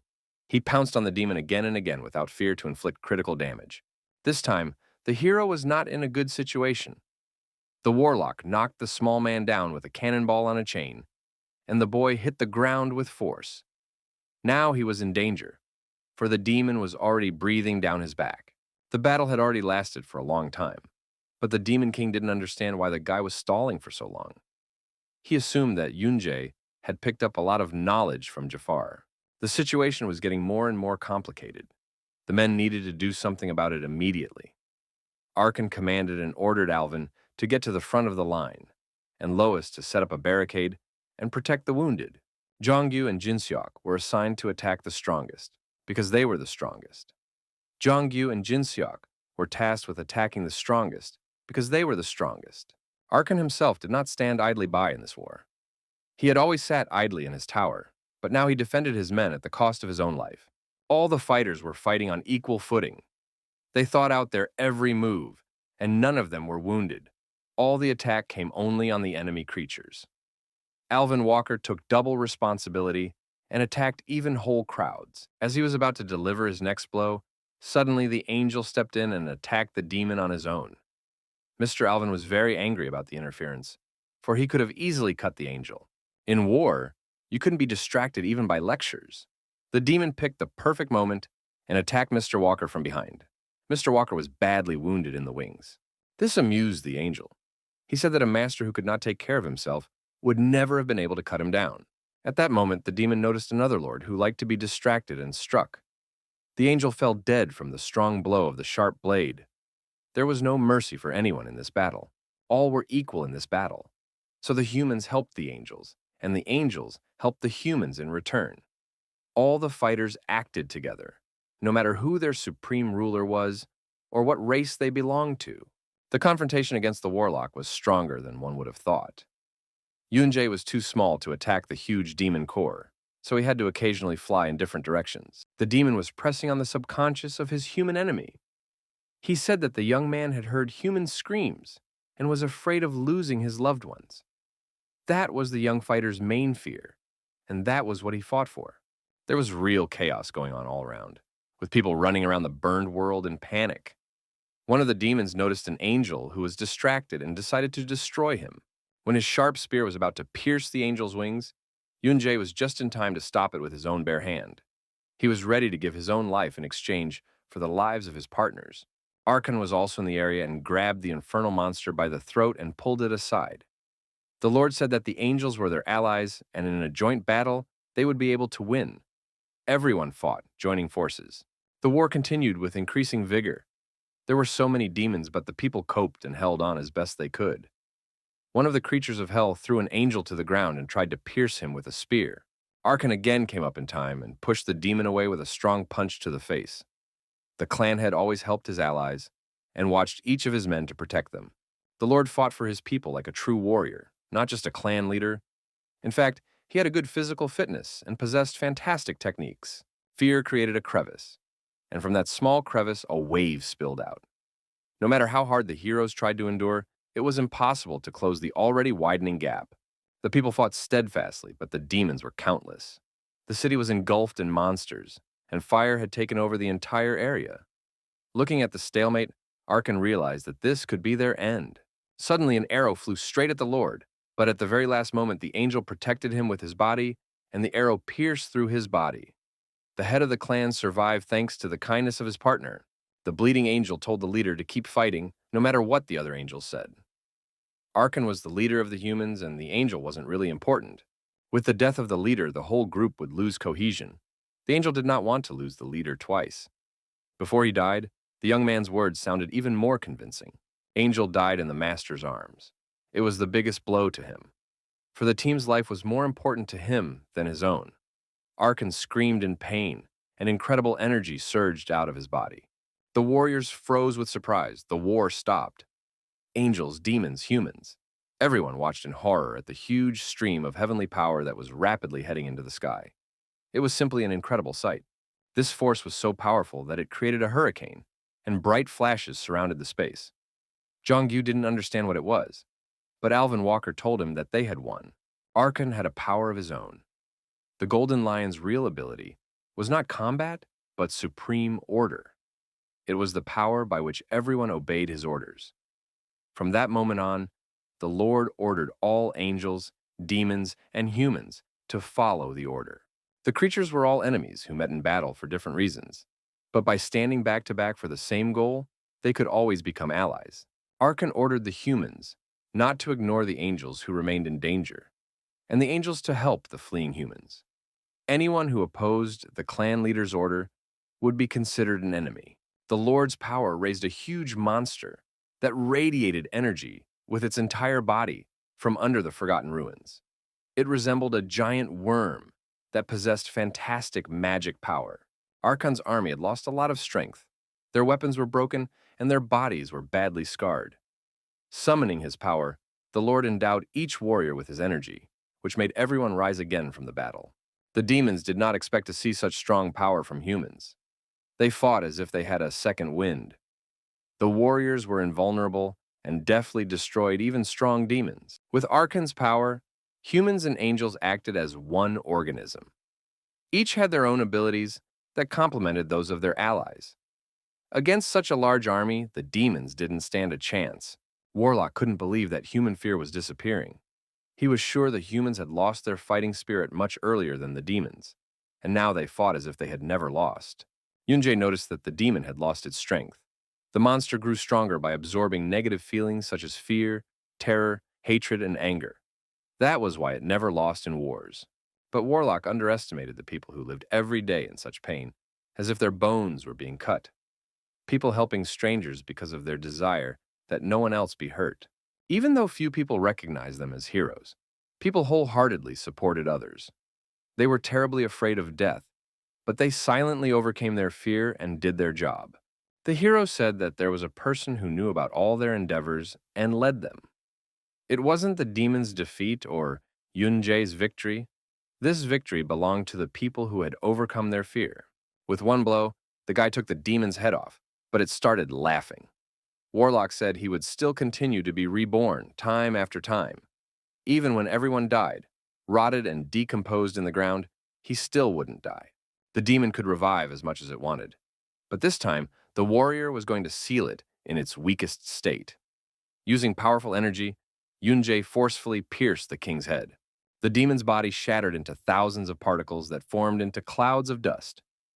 If Warlock wanted to return, it would take him a long time to do so now. Glowing with happiness, Yunjae said that everyone had done a good job. Both Arhan, who led everyone, and Michael, who believed in him, as well as the angels and humans who fought alongside him. They were able to win all together. The war with the demons was over, but it turned out that it was not the end. At that time, the whole sky was filled with winged dragons, led by Gaon. He said that it was better for the people to stop. Jafar had warned that the hero would have to fight the dragons. The Lord did not know the way to defeat them, for he had never fought them. Dragons, unlike other species, lived long lives, and for all that time, they could enjoy enough peace, security, and prosperity. Then, with a beginning created by someone at some point, dragons became creators. They believed that the way they created new lives was a noble dragon mission. With the help of their powers, many new species of living creatures appeared. However, this ability took away the life force of the dragons themselves. Even though their existence was long, they were filled with a thirst to live longer and longer. Eventually, to gain more life force, they had to find a way. So the dragons created a single holy grail and the shards symbolizing its power. If all the shards were gathered together with the grail, their possessor would gain power akin to that of a dragon. They made those who wished for this power fight, gathered many lives of the dead, and transformed them into the dragon's life force. That was the system of this world. At this point, the hero realized that it was more profitable for the dragons to let people die rather than survive. Besides, both the grail and the shards existed for the sake of the dragons. The young man realized that the dragons had created a place where they could control time and space, and even having the power to fulfill their desire. It was all done because of the desire to live longer. They led many races to ruin, because there was no limit to greed. Aryan and Garan were the dragons who opposed this method. Eventually, the dragons called the need to show the way to the shards and the key and abandoned them. However, they still felt that it was imperative to restore those senseless sacrifices and endless killings. Therefore, as a dragon, Garan asked the key to destroy their clan. Yunjae was incredibly angry and was going to destroy Old Man Gaon, who had been playing around with Changi. He had to die for everything he had done to the reverse world. The old man wasn't scared at all. He pointed out to the dragons that the man was no longer a creature they had to protect. Saying that the boy was evil, Gaon ordered the dragons to kill him. The humans still had a chance. The head of the Skyscraper clan had gathered all the angels and humans together to confront the dragons. The warriors weren't going to back down, they needed a victory. The bloodthirsty dragons rushed to attack. It was time for a sweep. Their power was incredibly huge, so the human race was in danger. The humans had to try their best to destroy them. The heroes just had time to finish their battle with the monsters, and once again found themselves on fire. The fire-breathing dragons attacked the men viciously and crushed everything in their path. The brave warriors ran away in terror. The situation was really critical. The humans couldn't keep the dragons under control. Now was definitely the final battle. Mr. Alvin realized that there was no longer any need to hold back. It was necessary to end the war. Despite the fact that the protagonist was on great terms with the dragons, now he had to fight. He didn't have to save his strength until the very last moment and spew absolutely everything at them. The merciless dragon didn't want to let the boy go forward, so it opened its mouth wide and hot flames came out. Yoonjae was ready to fight to the last and jumped into the air to strike. At that moment, Kim Jin-seok flew towards the dragon and thrust his sharp sword into it. The dragon was incredibly large and had magical powers, but it could not withstand the power of the sword. The protagonist was absolutely certain that the target was on the island, so his companions told him to move forward quietly. They were going to clear a path for Yoonjae, while a possessed young man wielding a demon sword and an archangel fought against the dragons. The protagonist used his enhanced defense skills and made his way to his goal. After traveling a long way, the guy finally found himself in a completely different place. Two huge dragons stood in his way and were about to destroy him. But the warrior was not afraid at all. He had the real power of a shard. With all his energy, the boy attacked the dragons and struck them with numerous blows. The bloodthirsty monsters roared in pain, wounded by a power they could not resist. Yoonjae's path was not as easy as it seemed. Suddenly, he met the most elderly dragon who had been aiming at him for a long time. The old man was surprised that the boy had made it this far. The guy didn't want to have a long conversation. He was interested in the whereabouts of the middleman. He wanted to find him and destroy him immediately, to end it all. Before doing so, the old man wanted to ask the boy something. He tapped his staff on the ground, and the energy of the dragons immediately came out and surrounded the entire space. The old dragon was interested in the young man's wish. He asked it because dragons were like them in their denial of their fate. Resurrecting someone with a wish was a denial of fate. Dragons were the same way. It was normal for living organisms to go against their given purpose. The old man had dragon wings but a snake tongue. The protagonist could not listen to the old man's ravings any longer and with particular cruelty attacked him to kill him. The Gan laughed, for the boy behaved and spoke exactly as befitted a lord. The elderly dragon was a real monster. He realized that humans had outstanding potential after all. That's why he liked them. Yoonjae was fed up with the stupid talk, so he jumped in the air and was about to chop off the old man's head. The guy asked him to stop talking because there was no use in talking. At that moment, something happened that made the warrior very surprised. The elderly dragon's head exploded, and all the energy inside burst out. Suddenly, his image reappeared in front of the hero. The Gan truly knew what those traitors had told the boy. He said that among humans, angels, and demons, the people who had been killed just before the height of their potential were the ones who prolonged their lives the most. The elderly dragon said that the boy was just an ordinary human, but thanks to the shards, he became almost equal to a dragon. He suggested the young man to think, if he had the Grail, he could get back everything he wanted in this space. Yoonjae was confused by the old man's words. He could resurrect not only the people he loved, but also the warriors who died here. But he would also be able to fulfill absolutely any wish. The Gaon decided to show the boy the life he wanted. The old man tapped his staff on the ground, and black energy poured out, taking the hero with it.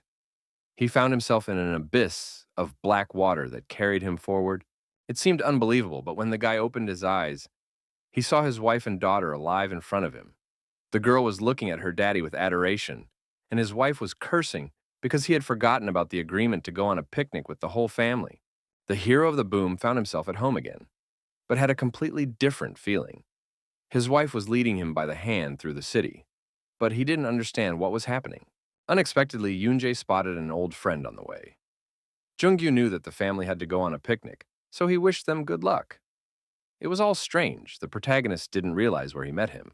After a while, his wife brought him to the camp where all the members of the Skyscraper clan team were. Mr. Walker and Lois were there, as always. Everything looked exactly as if the world back home was finally at peace. It was the best time he had spent with his family in the last few years. It was as if he was feeling his daughter's touch for the first time, walking with her through the butterfly meadow. Yoonjae listened to Mina's funny stories and rode her around his neck. The weather was beautiful, so the hero enjoyed every moment. On this day, his daughter said that she loved her daddy, and those words stuck in his mind. Tears flowed from the young warrior's eyes. He loved his daughter too. It was all unreal, just an illusion created by the old man, in which the young man was in his place. The memories brought the hero too much pain, so he decided to act. After breaking the energy space, he got out of the illusions on his own and promised his daughter to return. The elderly dragon was surprised at the boy's determination. He asked to evaluate his illusion and said that it was a mirage. But if the hero took possession of the Grail, he would be able to realize everything he wished for in this place. Yoonjae didn't even bother to finish listening to the old man's story. He was determined to realize his dream on his own. Swinging into the air, the martial artist swung around and struck a strong blow with magic power. People had two things that could not be touched. The first was family, and the second was loved ones. The angry warrior was going to show the old man what happened when someone touched them. Hot flames engulfed the boy's body, a strange energy coming out. Some kind of transformation began to happen to him, destroying his clothes and his former appearance. It was a real miracle. The boy acquired his appointed appearance. His clothes changed to a strict suit and tie, and now the hero became the owner of the indestructible power of the dragon. All the anger of the newly converted dragon fell upon Gaon, who had no idea what he had done. The strong hero struck blows that had never been seen before. Before his greatness, the old man had only turned his cheeks. There was no mercy for such a nasty dragon. He got what he deserved for his deeds and bad deeds. It was not a dragon, but it was a dragon that had been beaten to a pulp. To complete the punishment, Yoonjae threw the old man straight into the ground with force. The Gaon was critically injured and could barely move on all fours. He was still a short distance away from death. The old dragon did not want to give up, no matter what it cost him. With his last strength, he managed to get to his feet and knocked his staff to the ground. All the dragon power inside him burst out and illuminated the entire battlefield. The core of the staff split into many pieces. A powerful energy permeated the world. Mr. Gaon was going to leave the lives of humans right here. He awakened the power in the land of dragons, the great Topia. The unthinkable had happened. It turned out that the Grail had been hidden underground and had now awakened a huge dragon to the light. Its size could be compared to the entire universe. But Yoonjae tried to escape using magic steps. The situation was very dangerous for the hero, because the dragon could easily eat him whole. The guy was very lucky that he had time to use the reinforced defense and deftly climbed up the stairs, running away from the monster. The dragon's eyes burned through him, shining brighter than the glowing sun. The dragon's eyes burned through him, shining brightly in the sun's heat. The monster was one that even dragons feared. One who, along with his birth, destroyed the powers of his kin and caused them to take power from other creatures. It was Pafnir's most ruthless dragon. It was a battle between a dragon with power that went against the laws of this world, and the head of a family for whom the laws were not even visible behind his love for his family. Pafnir reached the size of huge mountains. His power was so immense that other dragons could not even be his servants. The dragon was not just fire-breathing, but spewed the strongest energy in the world of Topia. Yoonjae deftly dodged the crushing stream of firepower. He used his skills to once again utilize platforms capable of helping him escape from the enemy through the air. The fact that the dragon possessed such a huge body could mean that its weaknesses were just as huge. At the most unexpected moment, the old Gaon emerged from the tongues of flame and finally showed his true appearance. The old man's appearance exactly resembled a fearsome dragon. He had a human body, but huge wings, horns, and dragon abilities. The old man was not going to die as easily as his young enemy wanted. It was all too difficult for Yoonjae. He hadn't expected to face such strength in the face of Gaon. The enraged dragon was delivering the blows he himself had experienced from the boy with great force. The beaten and wounded hero found himself on the very spot where he had recently fallen the ugly old man. The boy could barely hold on and tried his best not to drop dead. Garen had once told him about the impossibility of dodging, even knowing the future. Yoonjae found the strength to rise up when he realized the point. He was getting the feeling that all the fights before were just a warm-up. This whole adventure brought Gaon much joy. After creating a core of energy power, he realized that his enemy was not that powerful. Therefore, even after becoming stronger, the humans had to die. When the dragon was about to release a magic core directly at the young man, it suddenly received a strong blow and flew off to the side. Jaren arrived just in time and decided to destroy the dragon race by being a dragon. The young dragon turned from his kinship with the others and could no longer tolerate all their evil deeds. These were ridiculous statements to Gaon, so he directed all the energy he had accumulated directly at him. At that moment, Alvin Walker flew up from behind and gave the dragon a mighty blow that drew its blood. The Lord was going to end the evil and destroy the dragons that had created all the chaos in the world back home. The heroes completely surrounded the elderly monster to destroy it. Now Gaon was trapped. He had to urgently look for a way out of the situation. The dragon wanted to pounce and attack, but the fearless fighters immediately wounded him with all their weapons. The old man was literally chained with sharp swords and spears. The assembled angels and humans began beating the dragon to death with every means at their disposal. The monster wriggled in pain, its body a wreck from the stab wounds. When the dragon was already completely exhausted, the skyscraper team threw it to the ground. From the violent impact, the rocks on the ground rose up, and a huge explosion filled the space. Suddenly, the old man stood up as if no one had hit him. The strength of the ancient dragon could not be underestimated. He was a very powerful enemy. Yunjae decided to destroy him and quietly crept up from the back. But at that moment, something terrible happened. The Gaon awakened all the devilish powers within him, which came out in a huge stream of fiery energy. This force had great power and pushed the hero aside. The power of the bloodthirsty dragon was incredibly huge. The people should not anger such a strong enemy, because it was able to lift even huge stones from the ground. At this moment, Jongyu abruptly appeared beside him and pierced his body with his blood-absorbing sword. The dragon didn't even have time to take its last breath, and Lamar finally got the desired power of the strongest. The demon encased inside the sword could taste it perfectly. Perhaps it was designed to resist the dragon's power. Once inside the Gaon, Lamar felt rather strange. He felt that the blood was not being absorbed, but instead it was him who was caught. From such nonsense, the most ancient dragon could not die. The bloodthirsty Gaon struck the boy very hard with his hand. Jongyu was literally folded in half, and the sound of his skull cracking was heard. The possessed boy immediately fell lifelessly to the ground. The guy's body was lying motionless on the cold ground in a pile of sand and small stones. Seeing that his loyal partner had lost, Yunjae couldn't believe that he had lost someone close to him. The protagonist immediately decided to take revenge on the old man and attacked him. But for such a strong dragon, it was not a problem. He concentrated all his energy and exhaled 3 streams of fire in the direction of the enemy. This crushing force caused Alvin and Lois to fly aside at breakneck speed. It seemed that in this battle, the heroes could not have survived and confronted the dragon. Roaring like a real dragon, Yunjae ran straight at his enemy. His eyes were burning with vengeance, and his mouth was filled with the smoke of fire. No one could stop the warrior. His momentum was unstoppable. The hero grouped up and swept past the dragon in a flash. With 2 sharp swords, the boy slashed at Gaon several times and made him feel the power of a real dragon. This attack didn't break the enemy, so the warrior attacked him with renewed vigor. The sword that belonged to Jongyu was now in the hero's hands. Lamar, imprisoned inside, said that the master was his only friend. The battle between the 2 dragons continued. The sword demon assumed that it was created to restrain the bastard and asked Yunjae to use his strength. Someone like him would be able to absorb Pafnir's power and surely win. Lamar, with his immense power, believed in his master's comrade, so the hero was determined to destroy evil at all costs. Using his matchless sword and blood-absorbing sword, the desperate warrior swooped down on the dragon, and with one swing, sliced off its horned head. The enemy's blood spilled onto the sword, and it was silenced forever.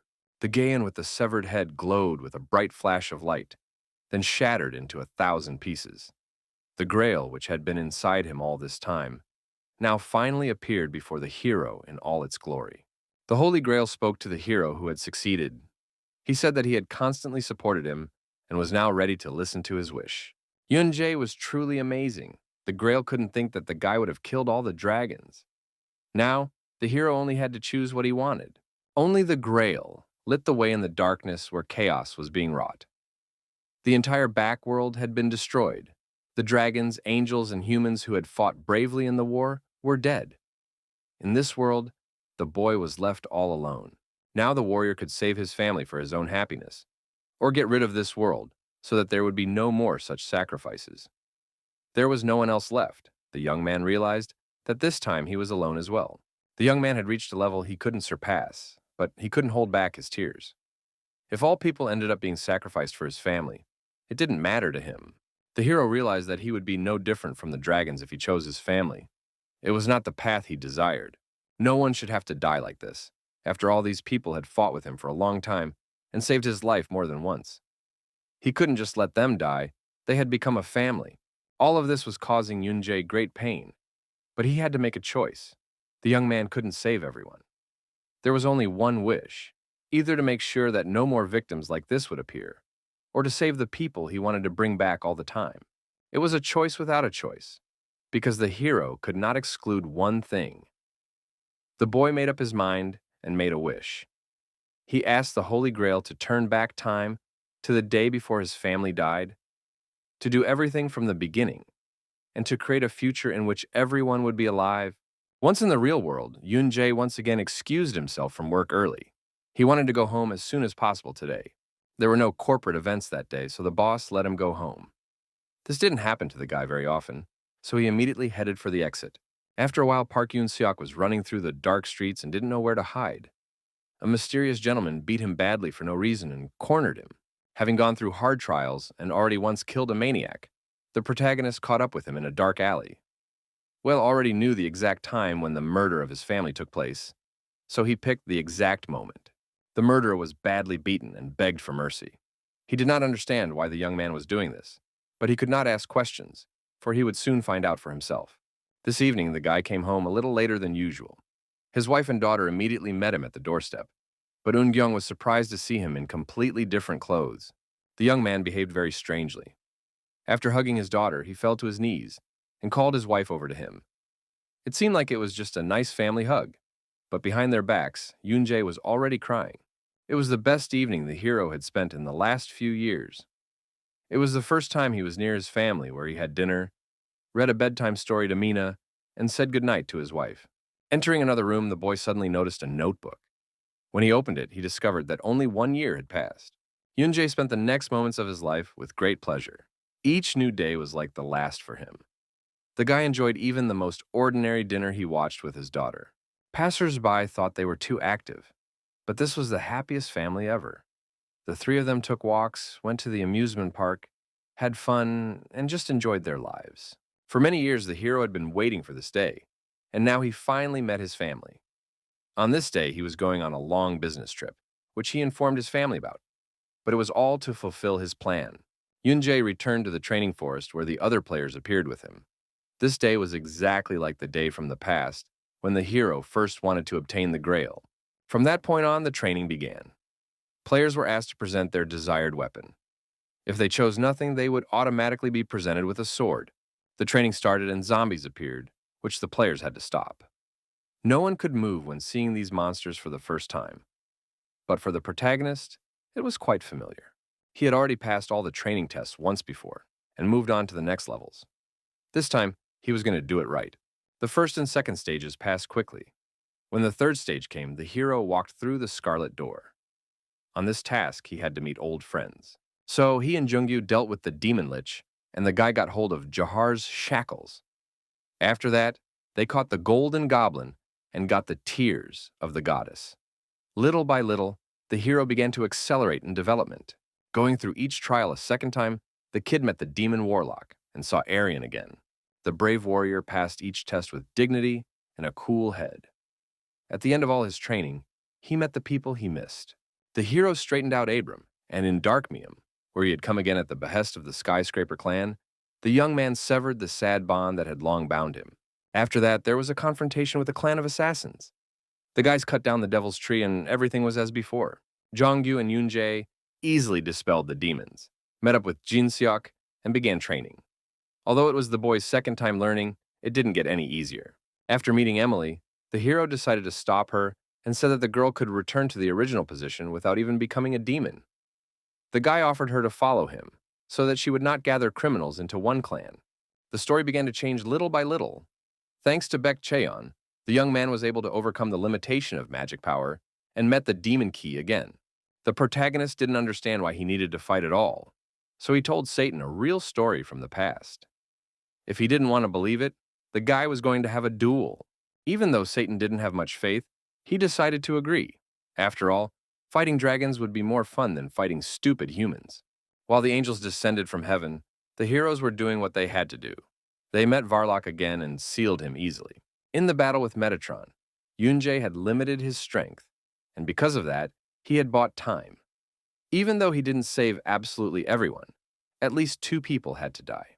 The evil king of angels, Metatron, and his fanatic Gabriel were finally brought before a young man who suggested they end the war. It didn't take long for things to change. Demons, angels, humans, all gathered for a common goal. The hero said they had to fight, get hurt, and even die, but not for anyone else. After going through all the cruel and hard tests a second time, Yoonjae could have died 100 times fighting in them. And after a while, he finally reached the most important one, where Gaon was waiting for him. Everything was happening exactly as it was the first time. The brave hero perfectly coped with all the enemies, knowing their disadvantages and weaknesses.